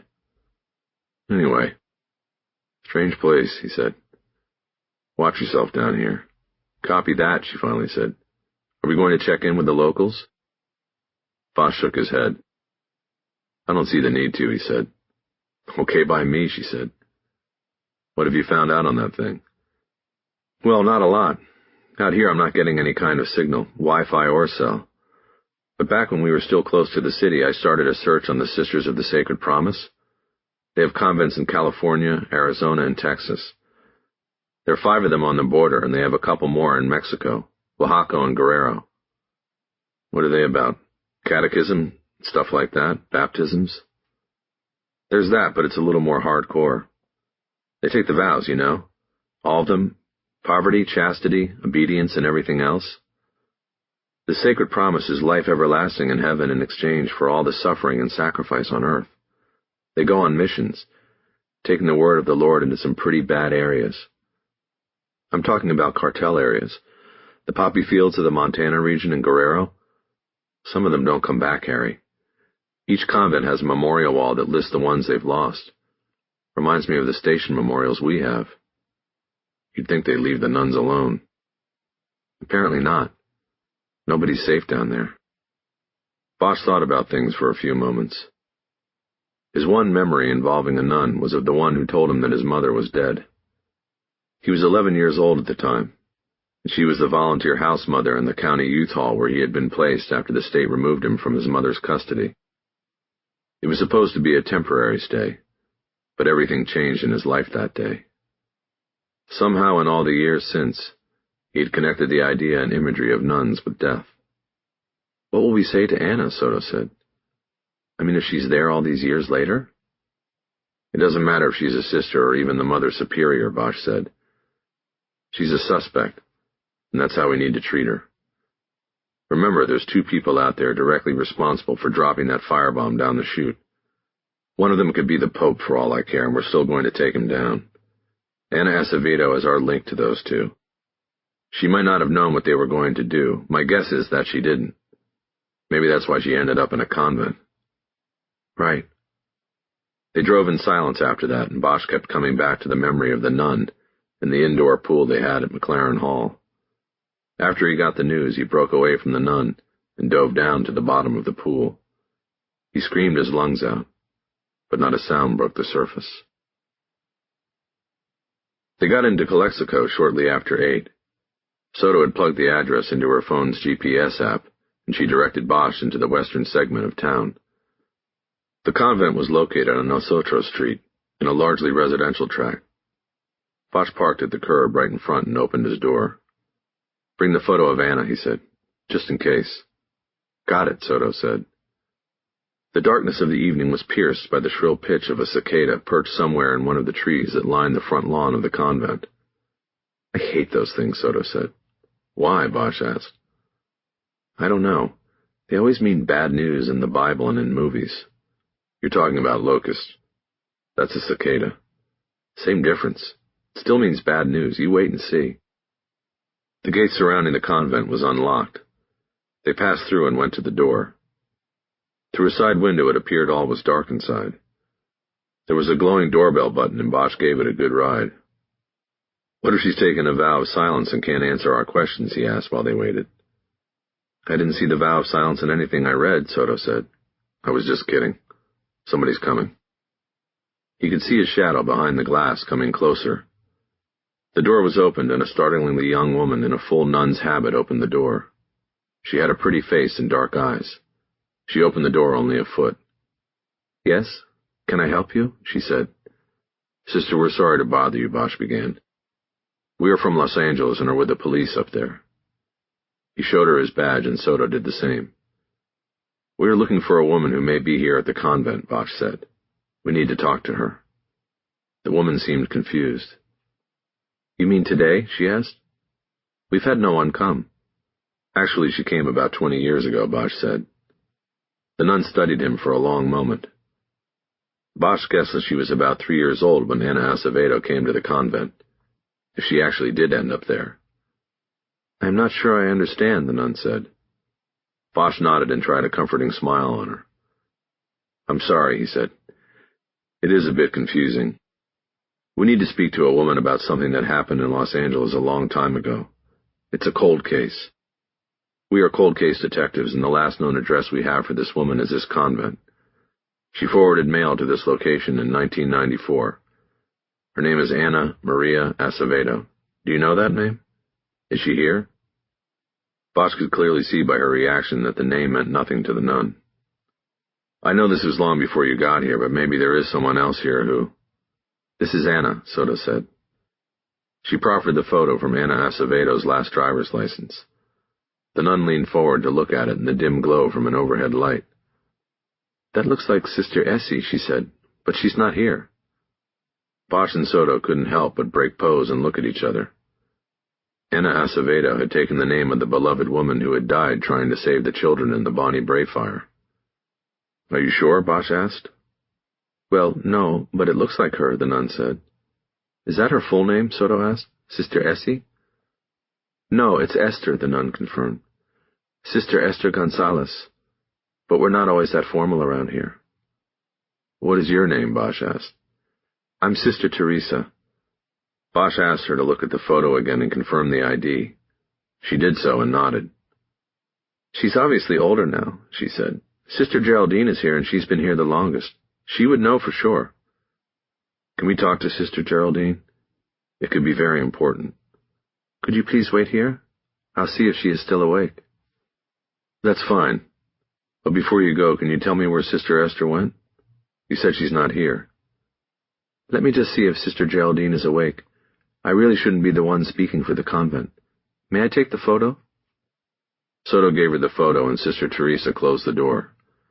Bosch and Soto looked at each other. Things were falling together. She took Essie's name, Soto said. If that's not a guilty conscience, I don't know what is.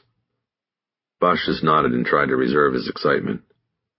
Sister Esther was not in the convent. Even if she was Ana Maria Acevedo, they still had to find her and hope she'd be able to lead them to the men who started the fire. 5 minutes went by before the door was reopened. The young nun handed the photo back to Soto and announced that Sister Geraldine was waiting to speak with him. They were led into the building and down a hallway. On one side was a memorial to the nuns who were lost. There were 9 names and photos, all of them women in habits. They all looked the same. They arrived at a sparsely furnished sitting room with an old box television in the corner. Another nun was waiting for them. She was in her 60s and wore rimless glasses in front of sharp eyes that Bosch guessed had seen things that rivaled what his own had seen. Detectives, please be seated, she said. I am Sister Geraldine Turner, but around here people call me Sister G. I believe the woman in the photograph you gave Sister Teresa is our Sister Esther.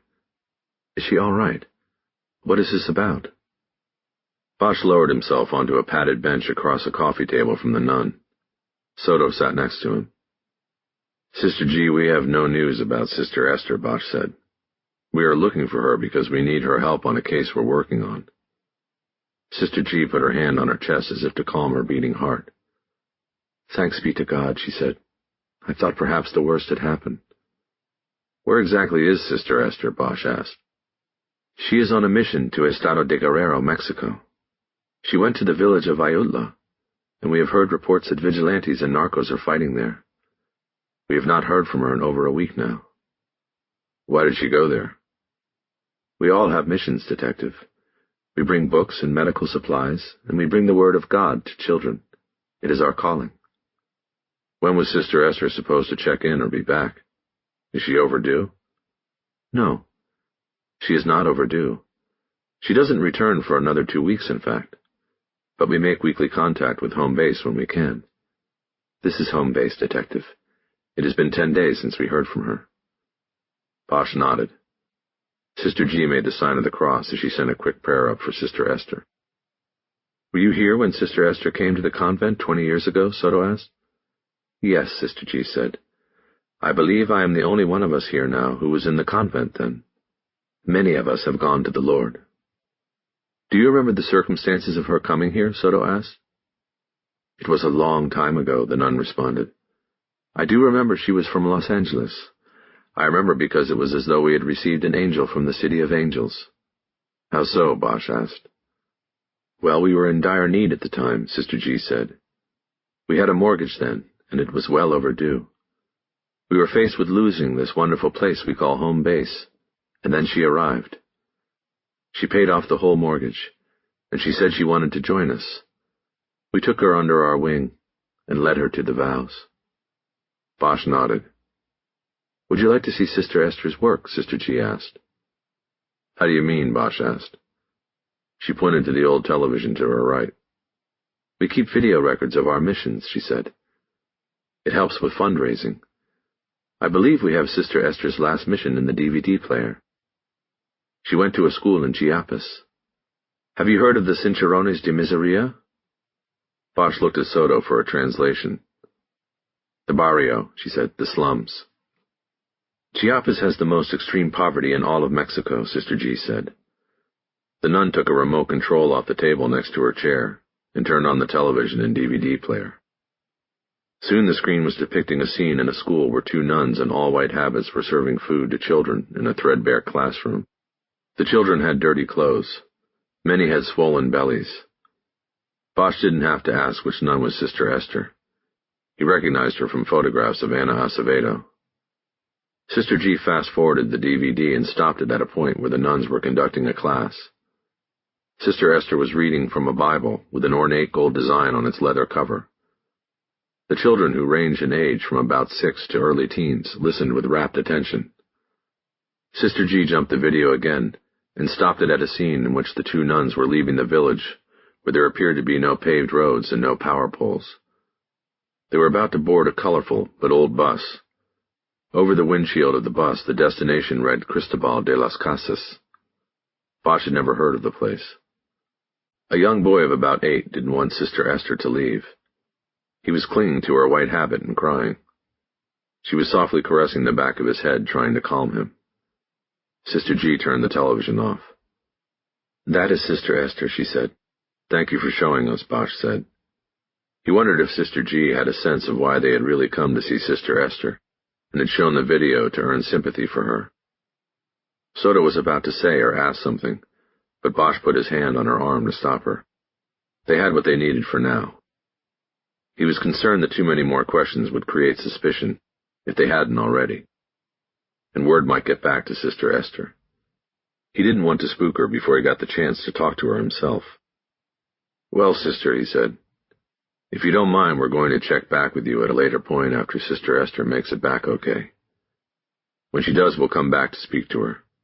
We're sorry for this intrusion and thank you for your time. He started to get up. Can you tell me what this is all about? Sister G asked. Sure, Bosch said pleasantly. I don't know if Sister Teresa mentioned it, but we work on a cold case squad and try to solve old cases, old crimes. Sister Esther, back when she was Ana Acevedo, was a witness to a crime, and we are taking another look at it. We would like to talk to her and see if she remembers anything she might not have shared with police back then. You would be surprised by how much is imprinted on the memory and has a tendency to bubble up to the surface over time. The nun looked at Bosch suspiciously. I'm sure I would be, she finally said. If you want to leave a business card, I'll have Sister Esther call you as soon as she returns, the Lord willing. You don't have to bother, Sister, Bosch said. I'm sure we'll be in touch. It was midnight by the time Bosch came in the front door of his home. The lights were on, but all was quiet. His daughter's bedroom door was closed. She had gone to sleep. He had spoken to her from the car during the drive up from Calexico. Bosch was keyed up despite the long day, most of it spent in the car. He went out onto the back deck and stood against the railing, taking in the city, and thinking about the strides made on the Bonnie Bray case. In the morning he would bring Captain Crowder up to date, and then they would need to decide whether to go to Mexico in an attempt to find Ana Acevedo, a.k.a. Sister Esther Gonzalez, in the cartel-controlled mountains of Guerrero, or be content to await her return to American soil. Either way had its risks, and Bosch would leave it to the captain to make the call. He made a note to himself to attempt to find out in the morning if Ana Acevedo had legally changed her name to Sister Esther Gonzalez, and why the transaction had not come up during Soto's efforts to locate her. He assumed she traveled to Mexico on a valid passport. There should have been a record somewhere of the change. His thoughts of Soto's efforts seemed to conjure her. Bosch's phone buzzed, and he pulled it out of his pocket. Her name was on the screen. Lucy? Harry, were you asleep? No, not yet. Where are you? Bosch had dropped her off at her car inside the garage beneath the PAB. At the squad. I'd left my keys up here. He wasn't sure she was telling the truth. And I just checked on things before I was going to go home. I pulled up the story on the Merced case in La Opinion to see how it came out, you know? Okay. Everything was fine with the story. It got good play and I wasn't misquoted. It said we recovered the murder weapon. So then I scrolled down to the comments. You know what I'm talking about? Not really, but go ahead. Well, online readers can make comments about any story on the website. So there were some comments, including one I'm sure is from our anonymous caller, the woman. She won't give up, and I'm thinking we need to talk to her. What did she say? It was in Spanish, but it basically says the police are liars. They know who did this because they've been told, but it's a big cover-up to protect the mayor and the real man in charge behind him. Bosch thought about it for a few moments. We still think she's talking about Zayas, right? Right. Who would be the man in charge? Broussard? I guess. And she didn't put her name on there, right? No, you can type in any name or words you want. She typed in, José. I know. Is that sort of thing traceable? Probably with a court order. I doubt the paper will help us without it. I was just going to keep trying to call her, get her to answer. Then we set up a meet. No, let's not keep calling her. We spook her and she throws away the cell. She wants to be anonymous for a reason. Then what? We ping her. Okay. Go home now, Lucy. Get some sleep. We'll set it up in the morning. I know a judge who will sign the order. Okay, Harry. And good work. It's getting hard to keep up with you. Thank you, Harry. Bosch clicked off the call. He wasn't so sure he had said it as a compliment. 35. Bosch finally beat Soto into the office on Thursday morning, arriving before dawn with a coffee in hand from a 24-hour Starbucks. He found the call-in tip sheets on her desk and immediately went to work preparing a search warrant application that would allow them to locate the cell phone used by the anonymous caller who had repeatedly complained of a cover-up in regard to the shooting of Orlando Merced.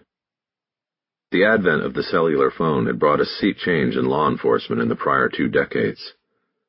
The Communications Assistance for Law Enforcement Act of 1994 had been updated and expanded almost annually to accommodate the rapidly changing electronic landscape and the many ways it was exploited by criminals. The law required manufacturers and service carriers of telecommunication devices to include surveillance capabilities in all designs and systems. That was where pinging came into play. An unregistered or throwaway cell phone might appear to be the perfect tool for anonymous communications, whether legal or not, but the device could be traced and located by its constant connection with cell towers in the cellular network. With a court-approved search warrant, the LAPD's tech unit would be able to send an electronic pulse to the phone, a process called pinging, and pinpoint its location to within 50 yards by longitude and latitude coordinates. The tech unit worked quickly. Once a ping order was in hand, the process would begin within 2 hours. That was why Bosch had come in early. The plan was to have a warrant on Judge Sherma Bartlett's desk before she got the chance to convene court for the day. Bosch was not new to the process of pinging cell phones.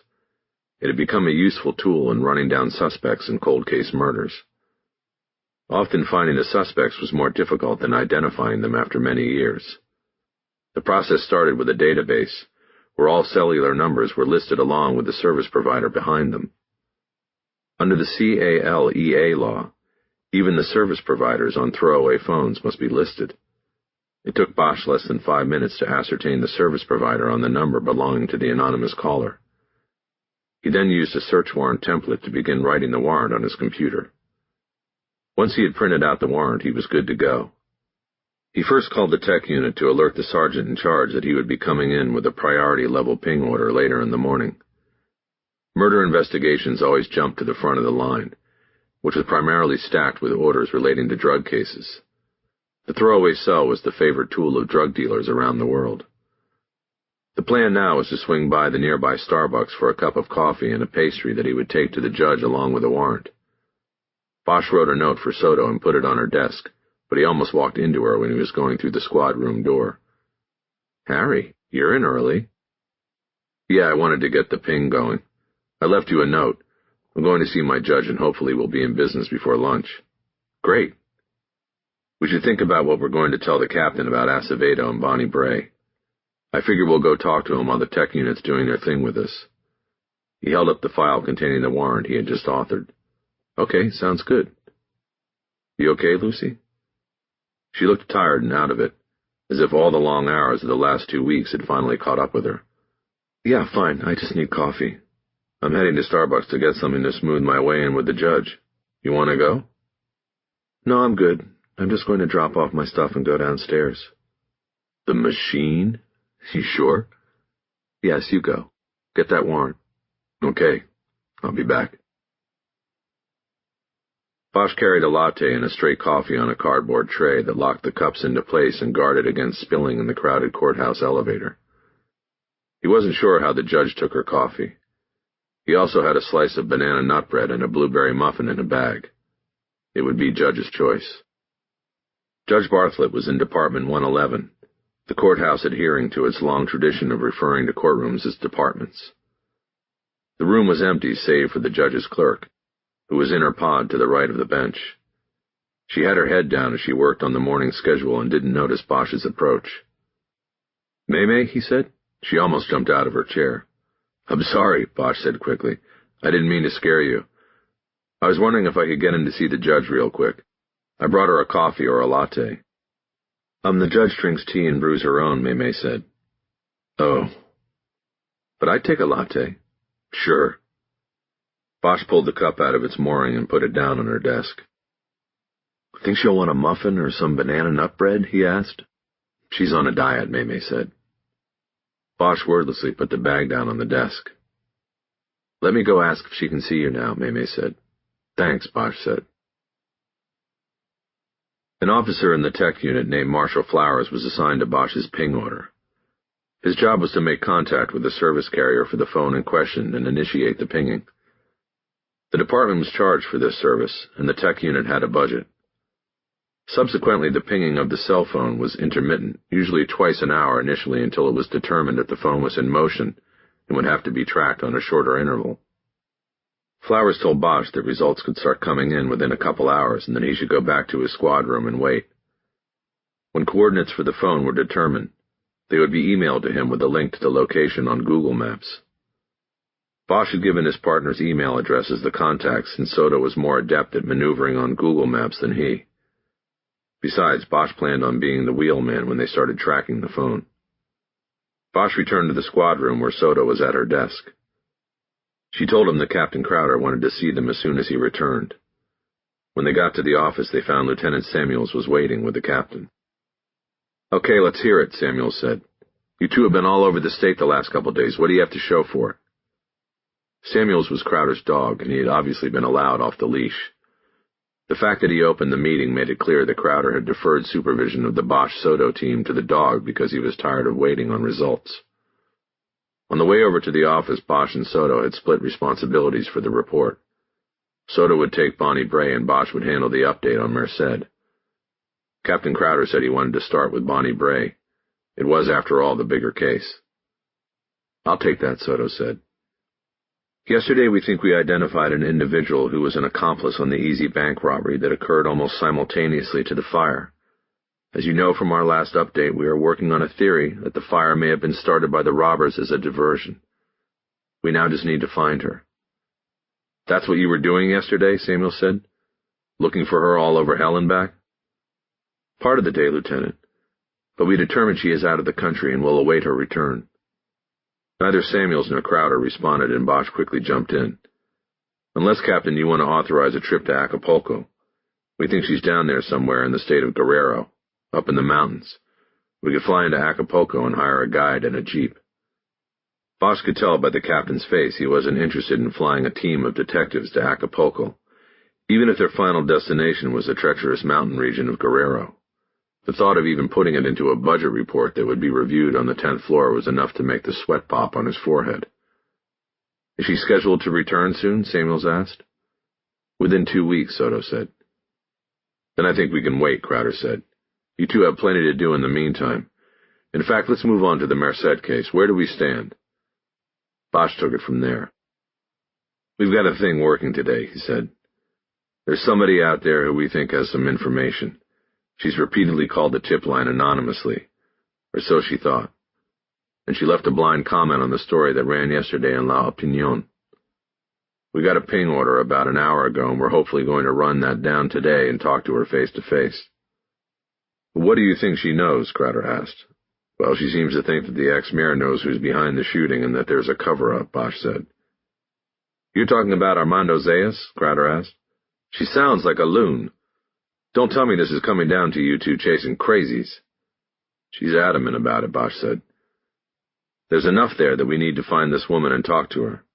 It's probably a long shot, but sometimes long shots pay off." "Probably a long shot?" Samuel said. "You're telling us after more than a week on this case all you've got is a long shot? Some crazy who's probably just making a beef to try and collect some reward money? Who do you think you're kidding, Bosch?" "We have other leads and are closing in on the suspect," Bosch said calmly, "but the investigation dictates we identify and talk to this woman. That's what we're—" "You're wasting resources is what you're doing," Samuels interjected. "Who's this suspect you're telling us about for the first time?" "Willman, the man who owned the murder weapon," Bosch said. "It's in the reports." "Your report said he's dead," Samuels said. "He is, but we still think he took the shot," Bosch countered. "Why did he take the shot? For who?" "We're working on that," Bosch said. "The other firearms we collected from his house have come back tied to other killings in San Diego and Las Vegas. It's looking like this guy was a killer for hire." "So who hired him to take the shot at Mariachi Plaza?" Crowder asked. "That's what we're working on," Bosch said. "We're tying up loose ends, and this anonymous caller is one of them." Samuels wasn't mollified. He shook his head disdainfully. "You two have till end of watch Friday," he said. "You put something together on this case, or I'll put a team on it that gets results." "Fine," Bosch said. "That's your call." "Damn right it's my call," Samuels said. "You two can go now." Bosch and Soto walked silently back to their cubicle. Bosch realized that his teeth were clenched so tightly that his jaw was beginning to ache. He tried to relax, but couldn't. He wanted to turn around, go back to the captain's office, and throw Samuels through the glass window next to the door. The guy wasn't a detective. He had never worked cases. He was an administrator who believed the best way to motivate people was to belittle their efforts and show zero patience with difficult cases. He would be just the type of bureaucrat Bosch wouldn't miss for a minute once he left the job. When they got back to their desks, Bosch sat down and put his hands flat on the blotter and drummed his fingers on the surface, hoping it would somehow dissipate some of the bad energy he was carrying. "I thought you didn't want to tell them about the firearms yet," Soto said to his back. Bosch answered without turning to her. "I had to give them something," he said. "Just to get out of there." Bosch looked over towards the captain's office. Samuels was still in there talking to Crowder, gesturing with both hands. "Hey, Harry," Soto said. "We got our first ping from the tech unit." Bosch turned and pushed himself in his chair over to her desk. Soto had clicked on the link provided in the email from Marshall Flowers.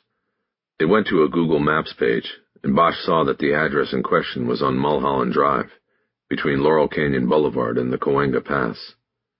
"Go to Street View," he instructed. Soto clicked her wireless mouse on the appropriate tab, and soon her screen showed a street-angle photograph of the address from which the first ping on the anonymous caller's cell phone had emanated. The image was of a roadway with a guardrail, and beyond it a wide-angle view of the city sprawled below. "There's nothing here," Soto said.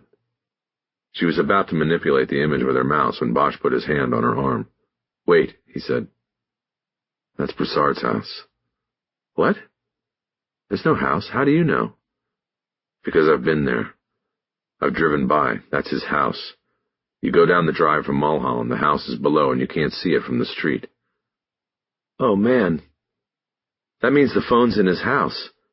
The anonymous calls came from... It's his wife. All this time she's been trying to rat him out. 36. They decided it was too risky to go directly to the house. There was no telling if Broussard would be home, and even if he wasn't, the exterior camera surveillance of the house suggested that there might also be interior monitoring of the premises, as well as of his wife. Instead, Bosch and Soto put the house under surveillance, taking a position at the public overlook a block away.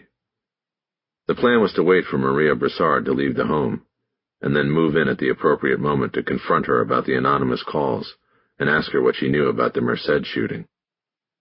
They split the surveillance, with one of them remaining in the car and the other sitting on one of the benches out on the overlook. It gave them front and back angles on the Broussard property 50 yards away. To help avoid boredom, they switched posts every 30 minutes, stopping long enough during the change to discuss the case or whatever else had come to mind. During one of the transitions, Bosch told Soto about a previous surveillance he had been involved in on Mulholland Drive. It was a case from almost 20 years before, when he had been assigned to the Hollywood Division Detective Squad and was partnered with Jerry Edgar. Edgar was a stylish dresser who liked custom-tailored suits and tasseled shoes. They were watching a house and were not even sure the subject, a suspect in a series of rapes and murders, was inside. It was winter cold, but in the car it was stuffy because the windows were up. Both detectives had stripped off their suit jackets. The sun went down and no lights were visible from the house under surveillance. An hour went by and took them into full darkness. Still no light behind any of the windows of the house. Frustrated, Bosch finally said he was going to climb down the hillside and try to get a look at the back of the house for signs of life. Edgar urged him not to go. He warned that in the darkness he might easily slip and fall, possibly hurting himself, not to mention dirtying his clothes. Bosch told him not to worry as he reached over the seat to grab his jacket. Sure enough, Bosch fell down the hillside. He didn't hurt himself except for a few minor scrapes and bruises, but he muddied his clothes and ripped the seam between his suit coat sleeve and shoulder. He also determined that the house in question was empty. The surveillance abust, Bosch and Edgar drove back to Hollywood Station, where it was revealed in the harsh fluorescent light of the squad room that the torn and muddied jacket Bosch wore was Edgar's. Soto laughed so heartily at the story that she didn't hear Bosch when he announced, "Car!" He had to grab her arm and tell her again. "There's a car pulling out," he said, directing her back toward their Ford. "Let's go." "Can you tell, is it her?" Soto asked. "I can't see the driver, but that's a woman's car." "Oh, really? What makes it a woman's car?" "I don't know. I just don't see a guy driving that." They jumped in the Ford and Bosch started the engine. The car that had left the Broussard residence was coming their way. Bosch waited for it to pass the parking turnout and then pulled onto Mulholland behind it. The car was a two-seat silver Mercedes. Its windows were tinted and there was no way to confirm who the driver was, let alone if it was a woman. He realized that his comment about the car was probably sexist, but his gut told him there was a woman driving that car. Whether it was because of the model of the car or not, he had to go with it. "It's got to be her," he said. "Better hope so," she said. They got no help with a confirmation when Soto called the comm center and asked an operator to run the Mercedes plate. The car was registered to Broussard Concrete Design, which could easily mean it was driven by either one of the Broussards. Bosch gave the Mercedes some distance and followed it west on Mulholland. At the light at Laurel Canyon, it went straight, and Harry began to entertain all manner of paranoid ideas about them being led astray. Perhaps they had been spotted on the overlook, and someone left the house and the Mercedes on a leisurely cruise along the mountain ridge in an effort to pull them far off the surveillance. But finally the car turned right and started down the northern slope of the mountain on Coldwater Canyon Boulevard. The car now appeared headed into Sherman Oaks or Van Nuys, but then turned sharply just before Ventura Boulevard into the parking lot of a Gelson's supermarket. Bosch quickly made up the ground between them and pulled in as well. He got eyes on the Mercedes and parked one lane away from it. When the driver's door of the Mercedes opened, it was indeed a woman who emerged from the vehicle. She was small and dressed in silver pants, and a knee-length coat worn open over a pale blouse. She had blonde hair, which threw Bosch because he expected a brunette. "Is that her?" he asked. "She's blonde? Didn't she have dark hair in the photo from the mayor's election?" "She did," Soto said. "She also has dark hair on the DL issued 3 years ago." Bosch opened his door. "Let's go in," he said. They followed the woman in and watched as she pulled a shopping cart out of the stack and proceeded down the store's first aisle. Gelson's was an upscale chain that attracted customers who were interested in quality over price. As the woman began filling her cart, Bosch didn't see her check a single price tag. It gave him confidence that they were following Maria Broussard. Still, the blonde hair threw him, and he wasn't sure why. "It's a dye job," Soto whispered when they casually moved in closer to the woman in the produce section. "How do you know?" Bosch whispered back. She held up her phone to him. On the screen was a photograph Soto had Googled of Charles and Maria Broussard. It showed them embracing for the camera. Maria had dark brown hair. Soto then thumbed to the next image, and the screen displayed the same woman with blonde hair. "She's dyed it," she said. "Judging by dates here, I'd say sometime in the last year." "Okay," Bosch said, "let's talk to her." They moved in on her from either side of an end display of bananas. "Mrs. Broussard?" Bosch asked. The woman looked up from the banana bunch she was considering with an easy smile. It froze when she saw a stranger's face. It then dropped off her face like an avalanche when she saw the badge he was holding. "Yes?" she said. "What is it? What's wrong?" "We want to talk to you about your husband and the phone calls you've been making." "I don't know what you mean. My husband's fine. I was just with him at our home 15 minutes ago." "We're talking about the anonymous calls to the police tip line from your house," Soto said. Marie Broussard spun around, not realizing that Soto was behind her. "That is crazy," she said, her voice tight with panic. "I have never made a call to the police, anonymous or otherwise." "Calls about what?" Bosch studied her for a moment, trying to read her. Something wasn't tracking here. "About the shooting of Orlando Merced," he said. He saw something flare in her eyes. Some sort of recognition, but he wasn't sure if it was of the name or something else. "Stay away from me," she said. She grabbed her purse out of the shopping cart and moved between Bosch and Soto and away. She walked as quickly as her high heels allowed her. Soto started after her. "Mrs. Broussard?" Bosch grabbed her arm. "Wait," he said. "Something's wrong. He didn't finish. He pulled his phone and went to the recent calls list. He hit the number he had used that morning to make contact with the tech unit. He asked for Marshall Flowers and started moving toward the market's exit. "Let's go," he said to Soto. "Where?" she said. "What are we doing?" Flowers picked up the call. "Marshall," Bosch said urgently, "I need you to ping the phone again." Flowers seemed confused. "What do you mean?" he asked. "Ping the phone. Do it now." "We hit it 20 minutes ago. It hasn't moved all morning, Detective. Ping it again and call me back, now." He disconnected before Flowers could protest. They exited the store and Bosch saw Maria Broussard striding toward her car. She was on her phone. "We have fucked up," Bosch said. He started walking and then broke into a run toward the Ford. Soto gave chase, calling across the roof of the car when she got there. "Harry, what are you talking about?" "The woman I saw had brown hair. Get in." Bosch pulled out onto Ventura Boulevard and pinned the accelerator. He wasn't going back to the Broussard house the way he had come. Too slow, and he didn't think Mulholland was the way to approach. He flipped down the red flashers on the windshield, but reserved the siren for when needed at intersections. "Harry, what woman?" Soto demanded. "Tell me what's going on." "Hold on," Bosch barked back. He had his phone out and had called Flowers again. He waited as the line buzzed repeatedly and the call was finally picked up. "Flowers, talk to me." "We just got it. No change, Detective. The coordinates are still the same." Bosch disconnected and dropped the phone into the center console. He was angry with himself. He glanced over at Soto, but only for a moment. He was now going 60 on crowded Ventura Boulevard and needed his eyes on the road. "I should have said I fucked up back there. It wasn't you, Lucy. It was me." "Harry, what the hell is it? What are you talking about?" "The other night I was at that overlook on Mulholland. I was watching Broussard's house." "Why?" "I don't know. I wanted to get a measure of him, I guess. I thought maybe I'd get a look at him or something." "Okay, what happened?" "Nothing happened. But the lights were on and I could see into the house. I had my binoculars. I saw a woman in the kitchen. She was emptying the dishwasher and she had brown hair, not blonde.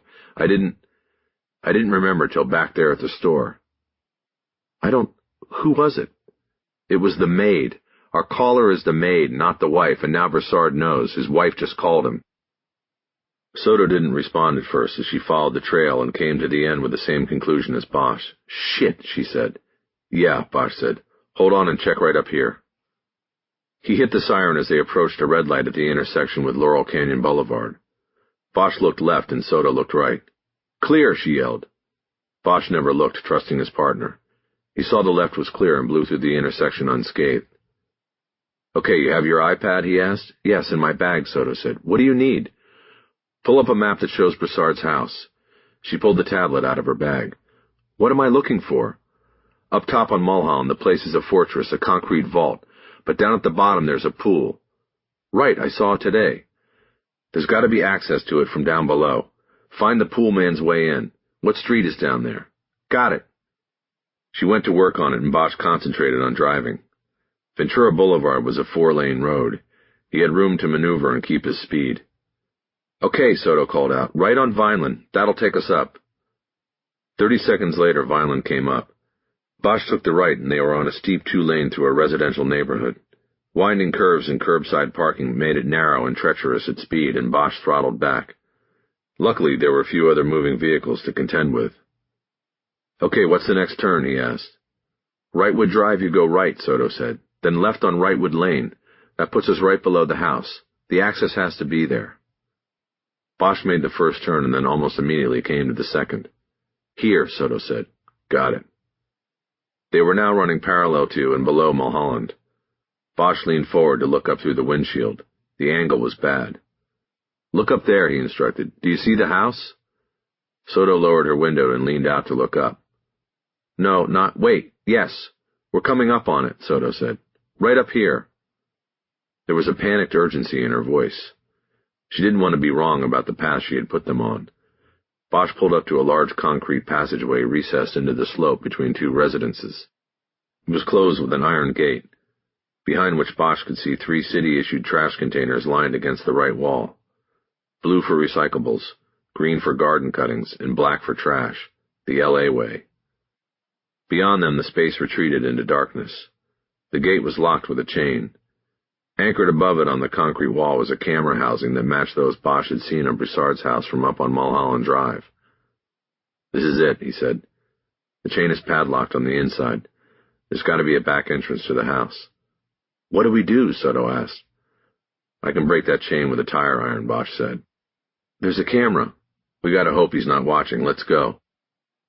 After retrieving the tire iron from the trunk of the car, Bosch quickly moved to the gate and slipped the long tool into one of the chain's links. He was about to start winding it to leverage pressure on the chain when he looked at Soto. This was new territory for her. I consider this exigent circumstances, he said. We have to go in. He was laying down the legal groundwork for breaking into the premises of a suspect in a murder investigation. The threat of imminent danger to an individual created the exigent circumstances that allowed them to act and enter without court order. Right, Soto said. Of course, imminent threat to life. Our witness is in there and we have strong reason to believe the suspect knows. Bosch nodded. Okay, be ready. For what? Anything. 37. The chain was no obstacle. Bosch easily opened one of the links and they were in. He and Soto moved around the trash containers and through the storage space to a steel door at the rear. Bosch grasped the handle and found it unlocked. He looked back at Soto and whispered, Ready? Ready. Bosch pulled his weapon from its holster and held it down against his thigh. Soto followed suit with hers.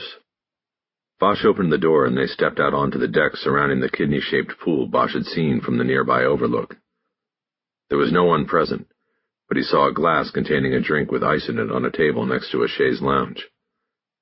There was an ashtray along with a pack of cigarettes and a disposable lighter as well. There was no entry to the house on this level. A set of concrete stairs led to the first of 3 stepped balconies going up the sheer hillside. Bosch looked up and saw no one on any of the balconies. With his gun, he pointed toward the stairs, and they moved in that direction. There was a table with an umbrella on the first balcony, as well as a row of French doors and another exterior staircase to the next level. Curtains were open behind the doors, and Bosch could see it was a large bedroom that appeared empty. He moved down the line of doors, checking the handles until he found one that was unlocked. He opened the door, half expecting an alarm to sound. But there was no alarm, only the sound of voices from inside the house. Bosch stepped in, followed by Soto. As they moved across the room, the voices grew louder, one of them angry in tone, but the words were not clear. The unfinished concrete design of the house's exterior carried into the interior design, leaving the home with concrete walls that created a cross-current of echoes and left the words indistinguishable. All Bosch could tell was that a man was yelling at a woman, and the woman was barely able to say anything in her defense. They moved quickly through the bedroom and into a hallway that led to another bedroom, an elevator, and a stairway. The voices were coming from above, so Bosch continued up, Soto following behind him on the stairs. The stairway led to the middle level of the house, where there was a hallway with 3 doors. The voices were coming from a room with an open door, and now the words were clearer. "What did you tell them?" the man's voice boomed. "I didn't," the woman replied. "I don't." There was a sound of flesh striking flesh. More of a slap than a punch. Bosch picked up speed and moved into the room, his gun now up and leading the way. A dark-haired woman was holding one hand to her face while using the other to gain purchase on a desk as she climbed up from the floor. She wore no uniform but had an apron tied around her waist. A man with his back to the door stood over her, menacing her. He was at least twice her size. Suspender straps crossed his broad back. It was Broussard. As the woman stood up, he raised his right hand to strike her again. Bosch saw his hand wrapped around a black object. "Please," she begged. "Tell me," he barked. "Police," Bosch yelled. "Stop!" Suddenly 2 shots echoed loudly off the concrete walls and in all directions. The bullets hit Broussard's center mass, just above the Y formed by his suspenders. He momentarily arched his back at the impact, but then his arm dropped like it was dead weight, and he collapsed into an awkward heap on the floor. Bosch knew his spine had been shattered, all the body's infrastructure crashing in an instant. The object he had held had dropped to the floor next to him. It was a stapler he'd grabbed off the desk in his rage. Bosch looked down at his weapon, unsure if he had fired. Then he turned to Soto, who held her weapon out in a 2-handed firing position, her finger in the trigger. She had fired. His attention was then drawn back to the desk by the shriek from the woman pressed up against it. Looking down at Broussard, she'd brought her hands to her face and released a sound that started low and deep in the throat, and then rose into a shrill scream. "Lucy," Bosch yelled. "Holster and then get her out of here."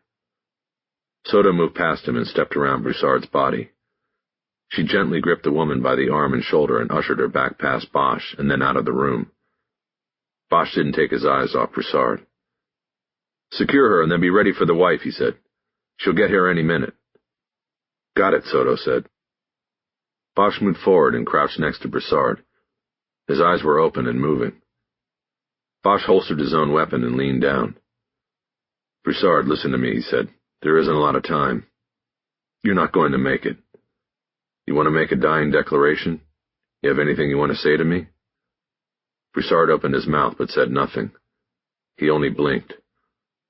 Bosch waited a moment and then tried again. "You had Willman shoot Merced, didn't you? And then you killed Willman.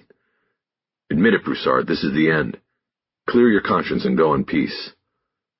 Broussard's mouth started to move, and Bosch heard the air coming out of his lungs. They were shutting down. Bosch leaned in close and heard a whisper. "Fuck you." Bosch pulled back and looked at him and tried one more time. "Zayas knew, didn't he? Your maid told him. She thought she'd get the reward, only Zayas used the information to blackmail you. Just nod if I have it right." Broussard's face looked as though he was forming a smile. He then started to whisper again. Bosch leaned down close and turned his ear toward the dying man's mouth. "You don't have shit, you—" Bosch waited and didn't move, but nothing else came. He finally turned his head to look at Broussard and saw that his eyes were fixed. Broussard was dead. Bosch started to get up. He looked around the room and realized by the photos on the walls of Broussard with various politicians and celebrities that this was the man's home office. He stepped over to the desk to look at its contents. He saw an iPhone on top of some paperwork.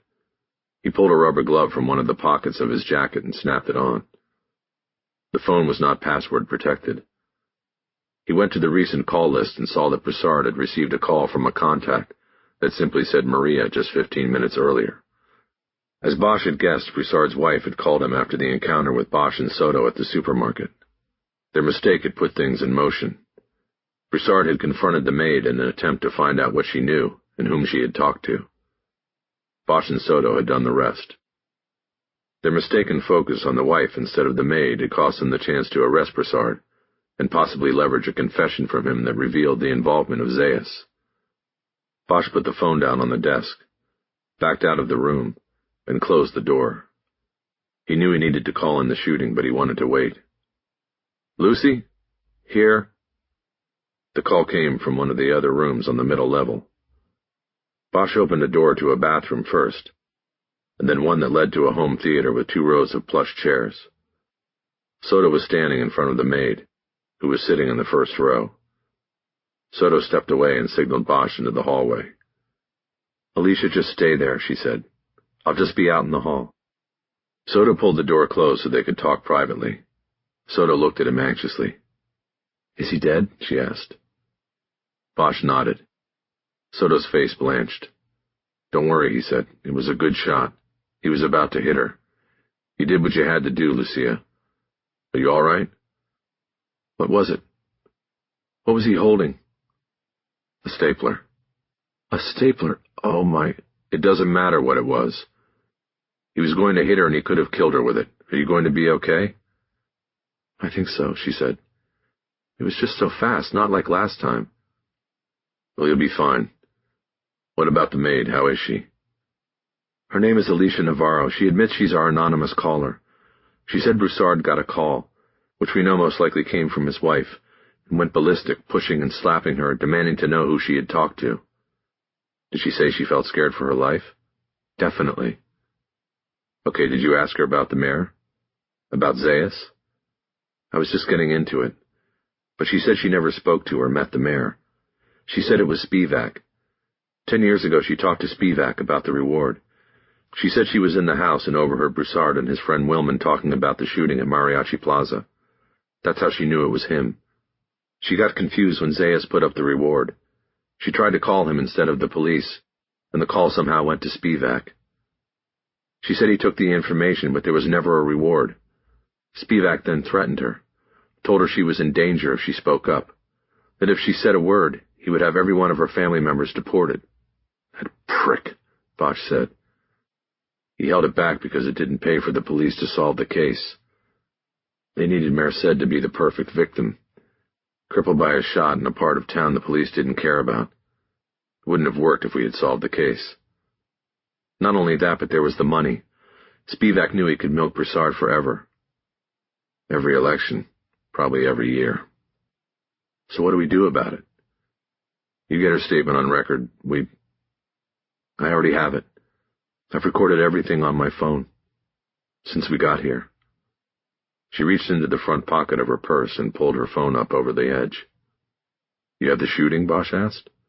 "Yes." Bosch didn't know if that was a good or bad thing. He would have to think about it. But there were more pressing problems to consider right now. He had just heard a door close upstairs. Someone in high heels was crossing the floor on the level above them. Soto's eyes turned up toward the ceiling. Bosch whispered, "Go back in and stay with Alicia. I'll go up for Maria. Once she is secured, we need to call out the shooting team." "Okay." "You will have to stay with them. As soon as I can, I'm going to leave." "Where are you going?" Before he could answer, there was a call from upstairs. "Charles? Are you here? Alicia?" Bosch turned from Soto and headed up the stairs. Before he got to the top, Maria Broussard appeared on the landing, saw him, and screamed, "What are you doing here? Where's my husband?" Bosch rushed up the remaining stairs, raising his hands in a calming gesture. He then put his hands on her shoulders and tried to turn her from the stairs. She struggled to break free. Don't touch me. Where is Charles? Charles, what did they do? Bosch managed to control her by angling her against the wall when she tried to go past him to the stairs. He leaned against her and considered cuffing her, if only to control her, but then passed on the idea. Mrs. Broussard, you need to calm down. No, I won't calm down. Not until I see my husband. Charles! She tried once more to get past him, but he had her pinned tight against the wall. He gulped down air and then whispered into her ear. I am sorry, Mrs. Broussard, but your husband is dead. For the second time in 10 minutes, an ear-splitting scream echoed through the house. Bosch felt Maria Broussard's body go limp. He pulled away from the wall and partly supported her weight as he walked her toward a couch in the living room. Once she was secured and seated, he pulled his phone so he could start making the calls. 38. The Zayas for Governor Exploratory Committee was in the process of opening new offices on Alvera Street near the Avila Adobe. They were going for the easy metaphor of setting up in the founding place of Los Angeles. Another new beginning, not only for Los Angeles but for all of California, was afoot. The storefront headquarters was a beehive of activity as desks were being positioned and phone banks installed. Volunteers working for the man who would be governor moved about the three-room suite at the direction of a team leader with a pencil behind her ear. Bosch walked into the main room and asked the lady with the pencil if Connor Spivak was around. She studied Bosch and the two men he was with for a moment, then decided not to ask them to state their business. Connor, she called out. Visitors. I'm back here, came the chief of staff's reply. The team leader removed the pencil and pointed it at one of the side-by-side doors at the rear of the main room. Bosch headed that way and entered a smaller room with a desk already in place and Spivak sitting comfortably behind it. On the wall to his rear was a duplicate of the Everybody Counts poster Bosch had removed from the Beverly Hills Hilton earlier in the week. The last man in after Bosch closed the door. Detective Bosch, what a surprise, Spivak said. Is it? Bosch said. Yes, but a pleasant one. Who have you brought with you? Two of L.A.'s finest?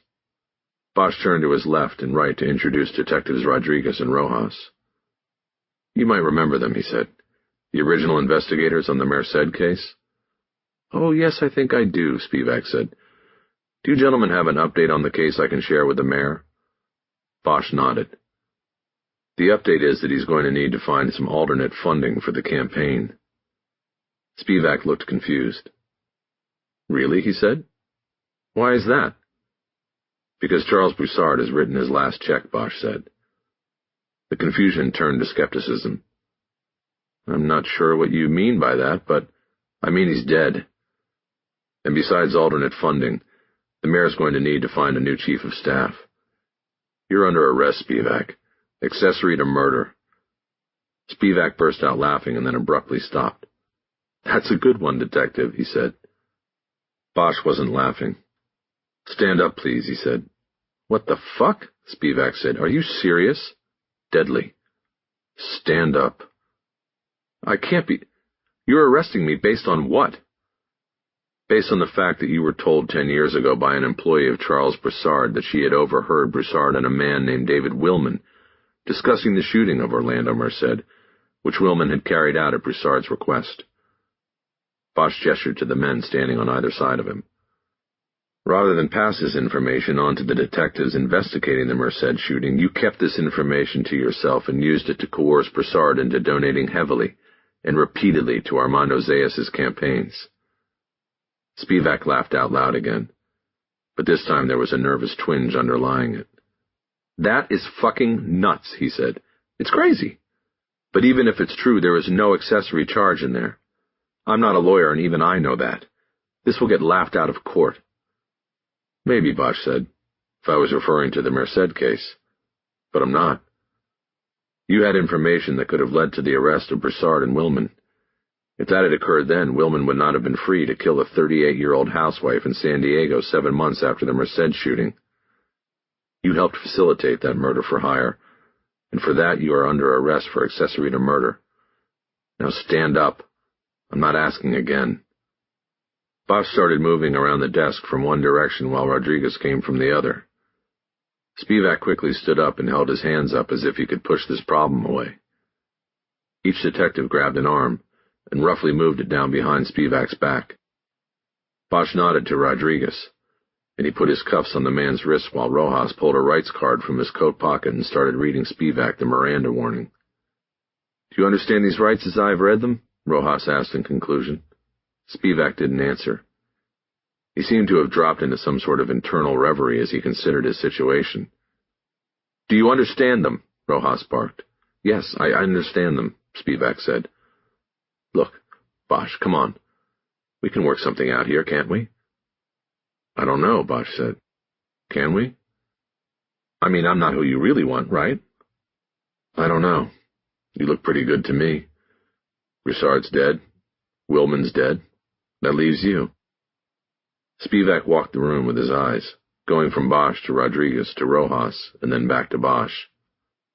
"I can give you Zayas," he said desperately. He knew. He knew everything, and he approved it." "You got evidence of that, or just talk?" Rojas asked. "I have emails and memorandums," Spivak said quickly. "I wrote everything down just in case." "What about recordings?" Rodriguez asked. "Do you have him on tape?" "No, but I could get that. I could wear a wire. You send me in and I tell him Broussard's dead and we have an exposure problem. I'll get him on tape, camera, you name it. He's home right now in Hancock Park. I just talked to him. We can get this done before it all hits the news. What do you say? He's the one you want, not me." Bosch nodded to Rodriguez, and he stepped in to remove the handcuffs from Spivak's wrists. Things were going the way he hoped and expected them to go. The arrest had been a bluff. Spivak had certainly committed moral crimes, but prosecuting him as an accessory to murder was a huge legal stretch. Instead, Bosch's goal had been to gain his cooperation. Once Spivak was uncuffed, Bosch put his hand on his shoulder and gently pushed him back down into his desk chair. Bosch casually sat on the edge of the desk and looked down at him. "We are going to give you one chance at this," he said. "I won't fuck up," Spivak said. "I promise." "You do, and we're back to hanging it all on you. You understand?" "I promise I can deliver him. What we're going to do is walk on out of here like we had a good visit and everything's cool. Nobody out there needs to be suspicious about anything. We're going to walk over to the parking lot in front of Union Station and wait for you there. You've got 15 minutes to tell your minions out there that you're taking off to go see the candidate, and then you come meet us. If you don't show up, you better have a Learjet standing by with fuel tanks topped off, because we'll come looking for you." "I know. I'll be there. I promise." "Good. We're going to take you over to the DA's office, where we've got a guy standing by to structure the deal and give you the parameters of what we expect and what you'll get for delivering." "You mean you knew? You knew I'd make a deal?" "Let's just say we had a plan. You start with the little fish if you want the big fish. You still in, Spivak?" "I'm in. Let's do this." 15 minutes, then. Don't be late." Bosch stood up from the desk and looked over Spivak's head. He stepped around him and yanked the poster down off the wall. He left it torn on the floor. 39. Bosch waited until noon on the Friday 2 weeks after the Broussard shooting to approach Lucy Soto at her new desk. On Fridays, his squad room was half empty because of the 410's workweek option. The rest of the detectives were at lunch. Soto was riding the Pine, on desk duty, pending the outcome of the officer-involved shooting investigation and psych evaluation. She was assigned the desk outside the captain's office. Her job was to answer the tip line. Holcomb was back working with her partner. "So," he said, "what do you hear?" "Dr. Hinojos gave me the RTD stamp on the psych eval yesterday," she said. "Nothing yet from OIS." Bosch nodded. He liked that she had referred to the officer-involved shooting team instead of what the unit was called now. FID, as in Force Investigation Division. It showed her old-school allegiance. "Good," he said. "You shouldn't have any trouble with the OIS. They just take forever because of the paperwork." "I don't know," Soto said. 2 incidents in less than a year? They may think there's some kind of pattern." Bosch frowned. 25 years ago, they would have given you a medal and a raise for a pattern like that, he said. "Different times, Harry," she said. He nodded and decided it was time to move off the subject. even if the next part of the conversation was going to be uncomfortable. "So, I have some news on Sister Esther," he said. "What is it?" Soto said, not hiding her excitement. "Is she back at the convent?" Bosch shook his head. No.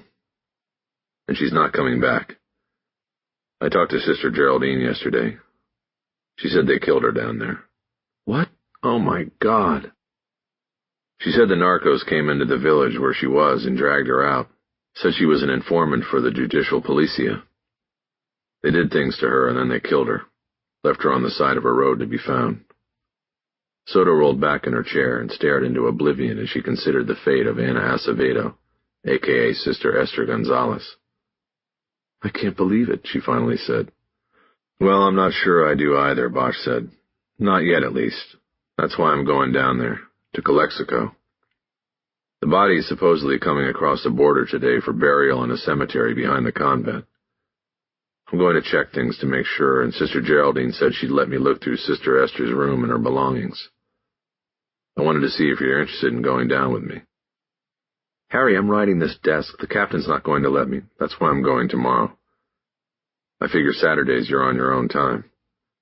The captain can't tell you what to do. They're putting her in the ground Sunday, so it's tomorrow or never." Soto was nodding before he was finished. "I'm in," she said. "Good," Bosch said. "I want to get an early start." "I'm okay with early." Bosch smiled and nodded. "I know. Let's meet here at 7. Soto got that faraway look in her eyes again. "What?" Bosch asked. "I was just thinking," she said. "Do you think Sister Geraldine told her that we had been at the convent asking about her?" "Yes," Bosch said. "I asked her that, and she said she did tell Sister Esther we were there, and we wanted to talk to her. She finally heard from her a few days later, and that's when Sister Geraldine told her." "Okay," Soto said. "So do you think she—" Soto didn't finish, but Bosch knew what she was thinking and what she was about to ask. Could Sister Esther have informed because she knew the word would get back to the narcos, and then there would be swift and sure consequences, no matter that she was a nun on a mission in the region? "Yes," Bosch said. "That's exactly what I think." They got to the Sisters of the Sacred Promise Convent at noon Saturday. They came directly from the funeral home in downtown Calexico, where they had first stopped to view Sister Esther's body and confirm both her death and identification. Bosch had borrowed a mobile fingerprint reader from Flowers in the tech unit. He used it to take the right thumbprint off the body and then sent it to the State Department of Motor Vehicles database, where it was matched to the print taken from Ana Maria Acevedo when she had applied for a driver's license in 1992, the last license she had before disappearing. Young Sister Teresa greeted them at the convent door and invited them in. She had been told by Sister Geraldine to expect the detectives from Los Angeles and to allow them access to Sister Esther's room. She led the way up a flight of stairs, and then down a long hallway that looked like a college dormitory, except for all the religious iconography and Bible quotes on the bulletin boards between doors. "Will you be staying for the funeral mass tomorrow?" Sister Teresa asked. "No, we're just here today," Bosch said. "Oh, that's too bad. It's going to be very special. Sister Essie is going home to the Lord." Bosch just nodded. He didn't know what to say to that. Sister Teresa stopped at the last door on the right side of the hall. There were a variety of holy cards stuck into the edge of the door, and she removed them before opening the door. It had not been locked. "It's small," she said, "so I'm sure you don't need me in there taking up space." "I think we'll be fine," Bosch said. "This shouldn't take long." She glanced down the hall as if to confirm that they were alone and Sister Geraldine wasn't watching. "Can I ask you something?" she said. "What are you looking for? What is it you think Sister Essie did? I don't think I've ever met someone as kind as she was." Bosch thought a moment.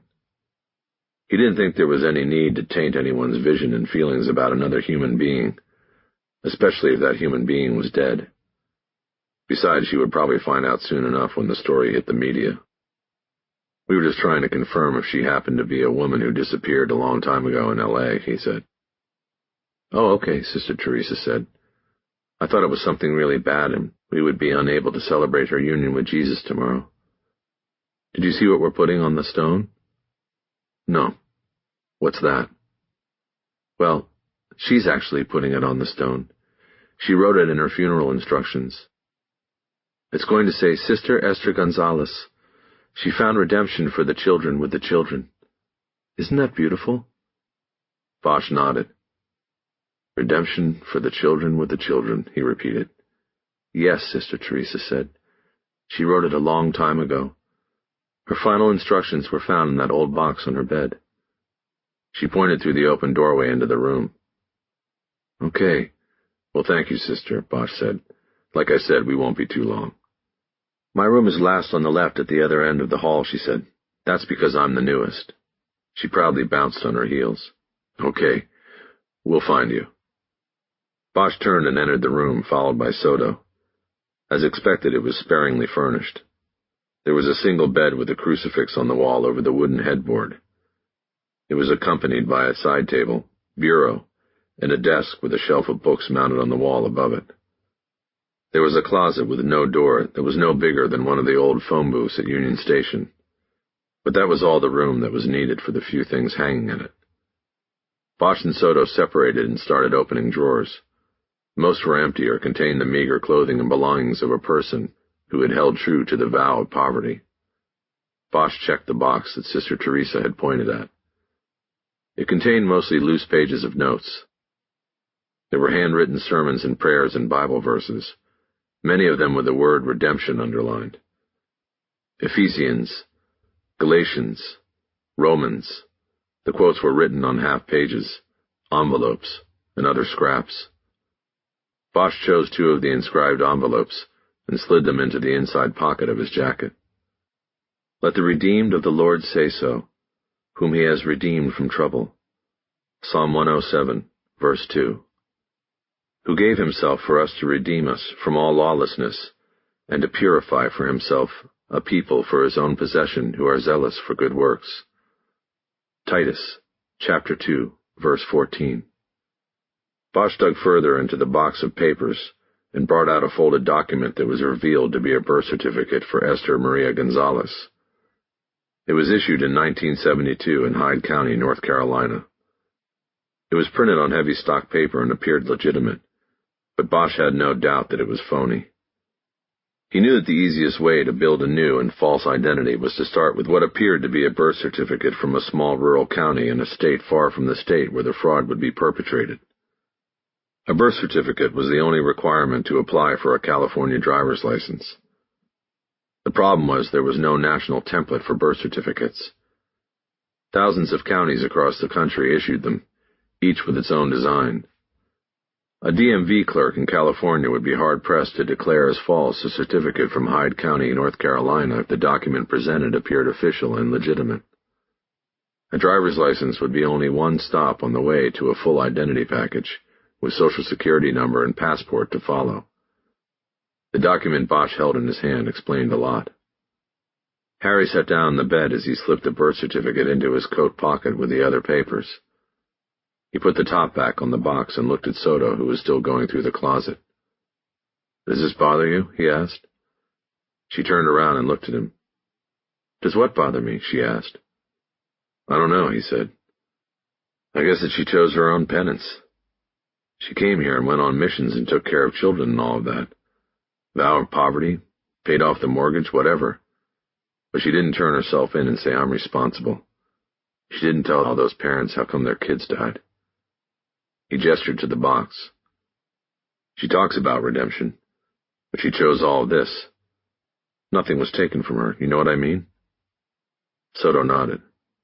"I understand," she said. "It's going to take a while for me to process everything about this. I'll tell you how I feel when I know, okay?" "Yeah," he said. "Okay." Soto went back to work in the closet and Bosch moved on to the desk.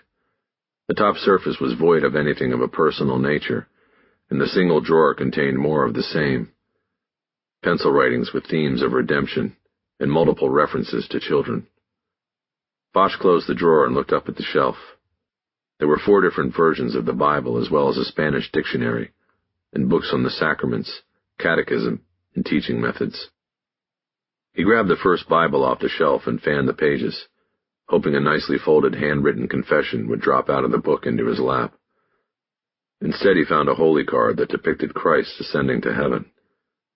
The card marked a page in Acts where words had been underlined intermittently and formed a sentence if read consecutively. Repent, and your sins may be blotted out. Harry?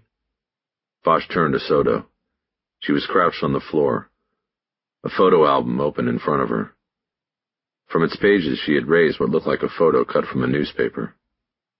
This was Lucinda's photo album. She said, "It's them, isn't it?" Bosch took the clip and studied it. It was faded newsprint depicting side-by-side photos of two men. Bosch had no trouble recognizing the two North Hollywood bank robbers. There wasn't a cop in L.A. who wouldn't recognize them. He nodded. It's them. So Gus Braley was right? Bosch kept staring at the photo, remembering that day. I guess so, he finally said. But he couldn't connect the dots back then. Soto came over and sat on the bed next to his chair so she could see the clip as well. It's not a picture of her with them, she said. It doesn't prove anything. Maybe not in court, Bosch said. But it pretty much closes things for me. But where did they all cross paths? Good question. I remember something about the two guys meeting in a gym somewhere. I think Venice. Anna was about as far from Venice as you could get. They must have crisscrossed someplace else. Well, we may need to find that place if we ever want the DA to sign off on our closing it. The thing is, if they knew her then, they probably had been in the Bonnie Bray and knew about the trash chute. It fits. But we'll never be able to prove anything. They're all dead. What if we put it out to the media? Maybe somebody comes forward with a connection. Bosch thought about that. 20 years had gone by. It was a long shot, but he didn't want to be pessimistic with Soto. She seemed to read him anyway. All those families who lost kids, she said, they should know. The family of Essie Gonzalez, too. The real one. She took the clip out of Bosch's hand and studied it. Bosch remembered something and snapped his fingers. It was the thing that had bothered him before, after he had spoken to Gus Braley. Varsol, he said. What? Soto said. I just remembered something. That day of the shootout. I got there at the end, and I was put on the evidence team. I had their car, actually. He pointed at the men in the clip she held. I basically had to babysit it until an evidence team could get to it. And that took a couple hours because they were needed all over the place that day for like a 5-block stretch. Anyway, while I'm waiting, I put the gloves on and poke around the car, and there's this army blanket in the back seat covering up something. So I pull it, and there are a few more guns laid across the seat, and there's a Molotov cocktail held under the seatbelt so it wouldn't move. Was it made with Varsol? I don't know. I don't know if it was ever even analyzed that way, but we could find out. Either way, the use of Molotov cocktails is another link between these guys and the Bonnie Bray. Soto nodded. So what do you think? Was Anna a planner or just a gopher?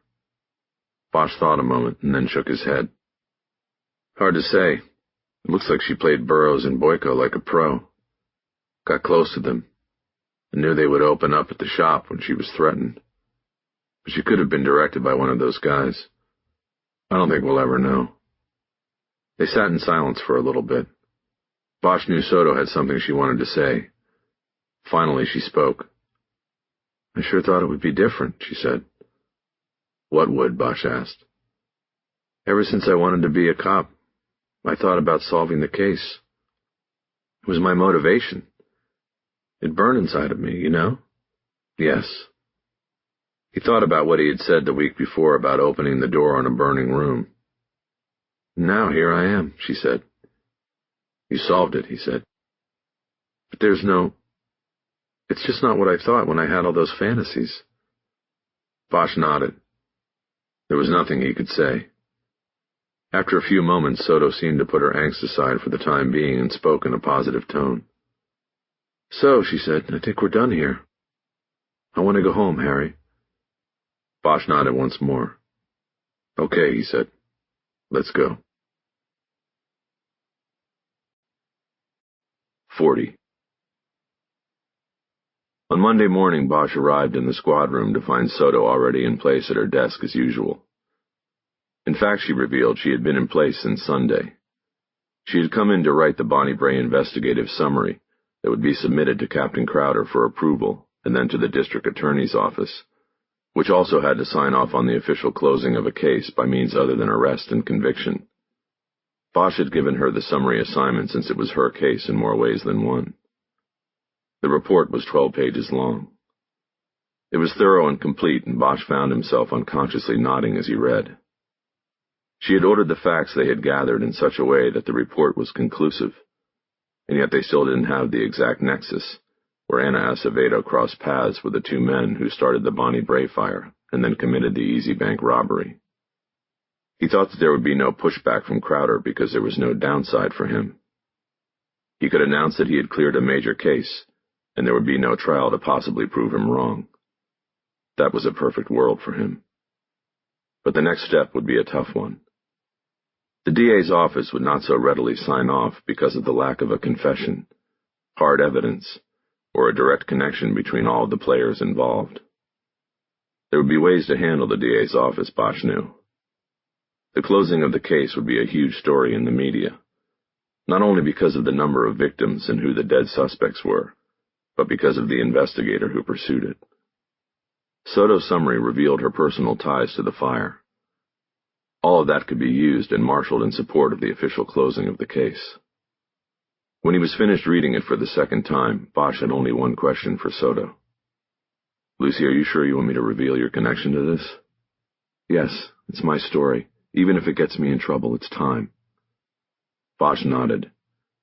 He wasn't going to talk her out of it. She was right. It was her story, and it was time to tell it. It would, however, reveal that when she had applied to the department, she had left out any mention of the Bonnie Bray fire as a motivating factor in her decision to become a police officer. The phone on his desk buzzed, and Bosch picked it up. It was Crowder. "Harry, I need you to come in here," he said. "Good," Bosch said. "We were just going to head over to see you." "No, just you." "Come over now." "But Soto has just you." Crowder hung up before he could argue further. Bosch put the phone down and told Soto they would submit the report to Crowder later. He walked the perimeter of the squad room and entered the open door of the captain's office. Lieutenant Samuels was sitting in one of the chairs in front of the desk. "Harry, take a seat," Crowder said. "That's okay."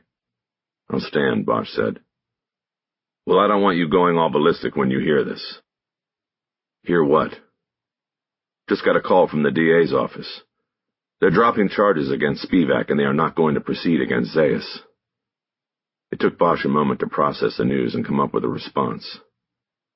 "What cowards," he said. "What bullshit." "Look," Crowder said. "The guy who called me, Boland, said the evidence isn't there for conviction. There's no independent corroborating evidence. Zayas didn't say anything remotely incriminating on the tape. He totally played Spivak. And all of Spivak's so-called evidence is self-serving bullshit any defense lawyer in the land could knock flat. So it comes down to that. Zayas wins, especially if he gets an East Side jury." Bosch shrugged as if the news was a minor irritant. "I'll refile it with somebody else over there," he said. "Boland's a kid afraid of the dark. Either that or he was bought off." "No, Harry, you won't refile with anybody," Crowder said. "The decision wasn't Boland's. It came from on high. It's over. Lucky Lucy put Broussard down, and that's where it ends. Case closed. You can take comfort in knowing that Zayas has no shot at the governor's mansion, and no other candidate out there will ever hire Spivak again, not after the way the Times has been blowing this thing up the last 2 weeks." Virginia Skinner was leading the charge for the Times, thanks to Bosch making good on his promise.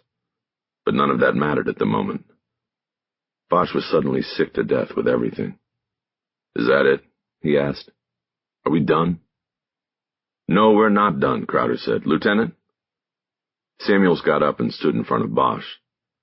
It looked as though whatever he was about to say, he was going to be happy to say it, and that didn't bode well for Bosch. "Detective, I need you to put your weapon and your badge on the captain's desk," he instructed. "What are you talking about?" Bosch asked. Gun and badge on the desk, now. You are suspended, Detective, pending the outcome of an internal investigation. Bosch glanced at Crowder and saw the captain watching him passively. He'd get no help from him. Samuels remained pointing at the desk, his posture stiff, like he was about to get physical if necessary. He was much bigger, wider and younger than Bosch. It would be no match. Bosch slowly pulled his gun from his holster and put it on the desk. He followed that with his badge. Crowder took them and put them into a desk drawer. I don't know what you're talking about, or what I supposedly did, Bosch said. But Soto and I are about to close the biggest case cleared around here in 20 years, and you're going to look like— You want to know what I'm talking about? Samuels interrupted. I'll show you what I'm talking about. I just played it for the captain. Samuels walked over to the TV monitor that was on top of a 4-drawer file cabinet. He picked up the remote that was beneath it and hit play. A darkened room appeared on camera. In the background there was a rectangular floor-to-ceiling window next to a closed door. The window allowed for some light to enter from the outside room. Captain Gandil over in Robbery Special collects pens. Did you know that? Samuels asked. No, I didn't, Bosch said. Who gives a shit? Well, Captain Gandil does, and the problem is that people have been coming in his office and stealing his pens, and hell, some of them are worth a lot of money. So the captain got himself a nanny cam and set it up on the shelf in his office, and look what he got. On screen the door opened and an overhead light was flicked on. There was Bosch entering the room. He tossed something into the trash can and proceeded to the shelves holding the robbery journals. That's breaking and entering right there, Bosch, Samuels said.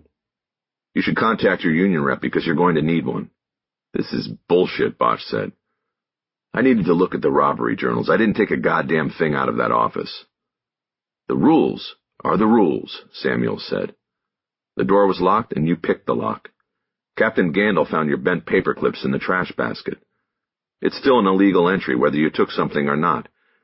You're lucky you're not under arrest right now, but the good captain here determined that wasn't necessary. Bosch looked at Crowder one more time. You're okay with this? He asked. Harry, what the fuck? Crowder said. You broke into a captain's office. Was that really necessary?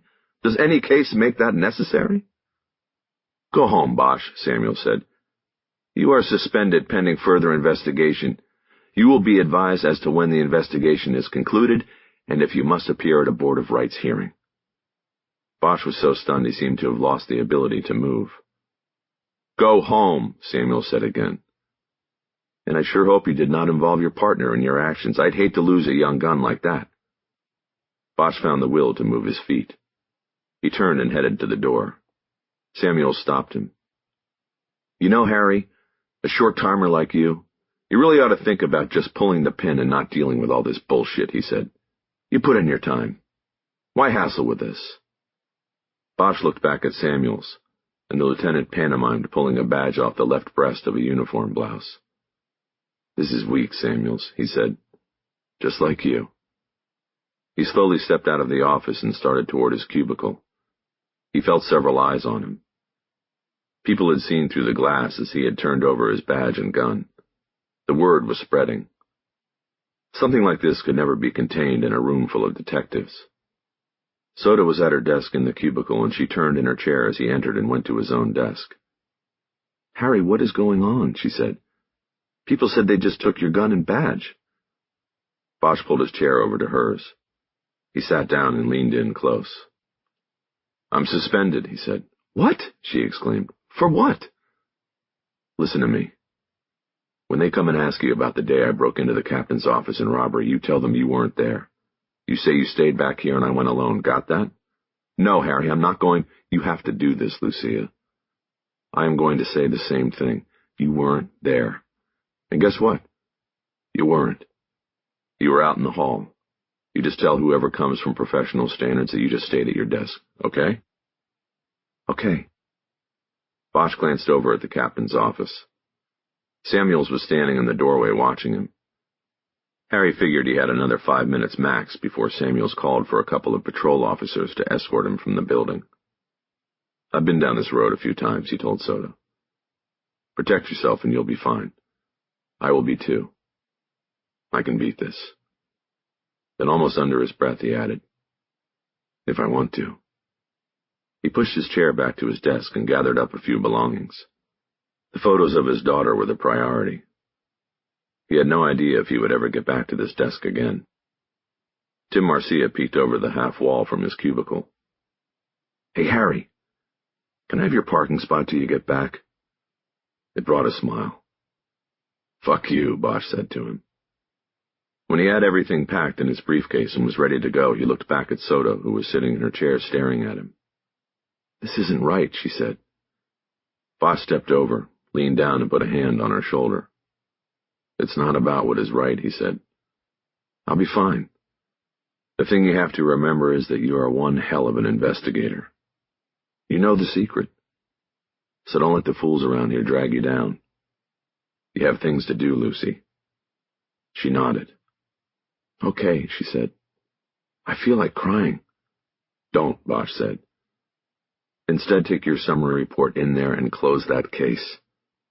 Take about a day or two to savor it and then get back to work. There's only 10,000 more cases waiting for you."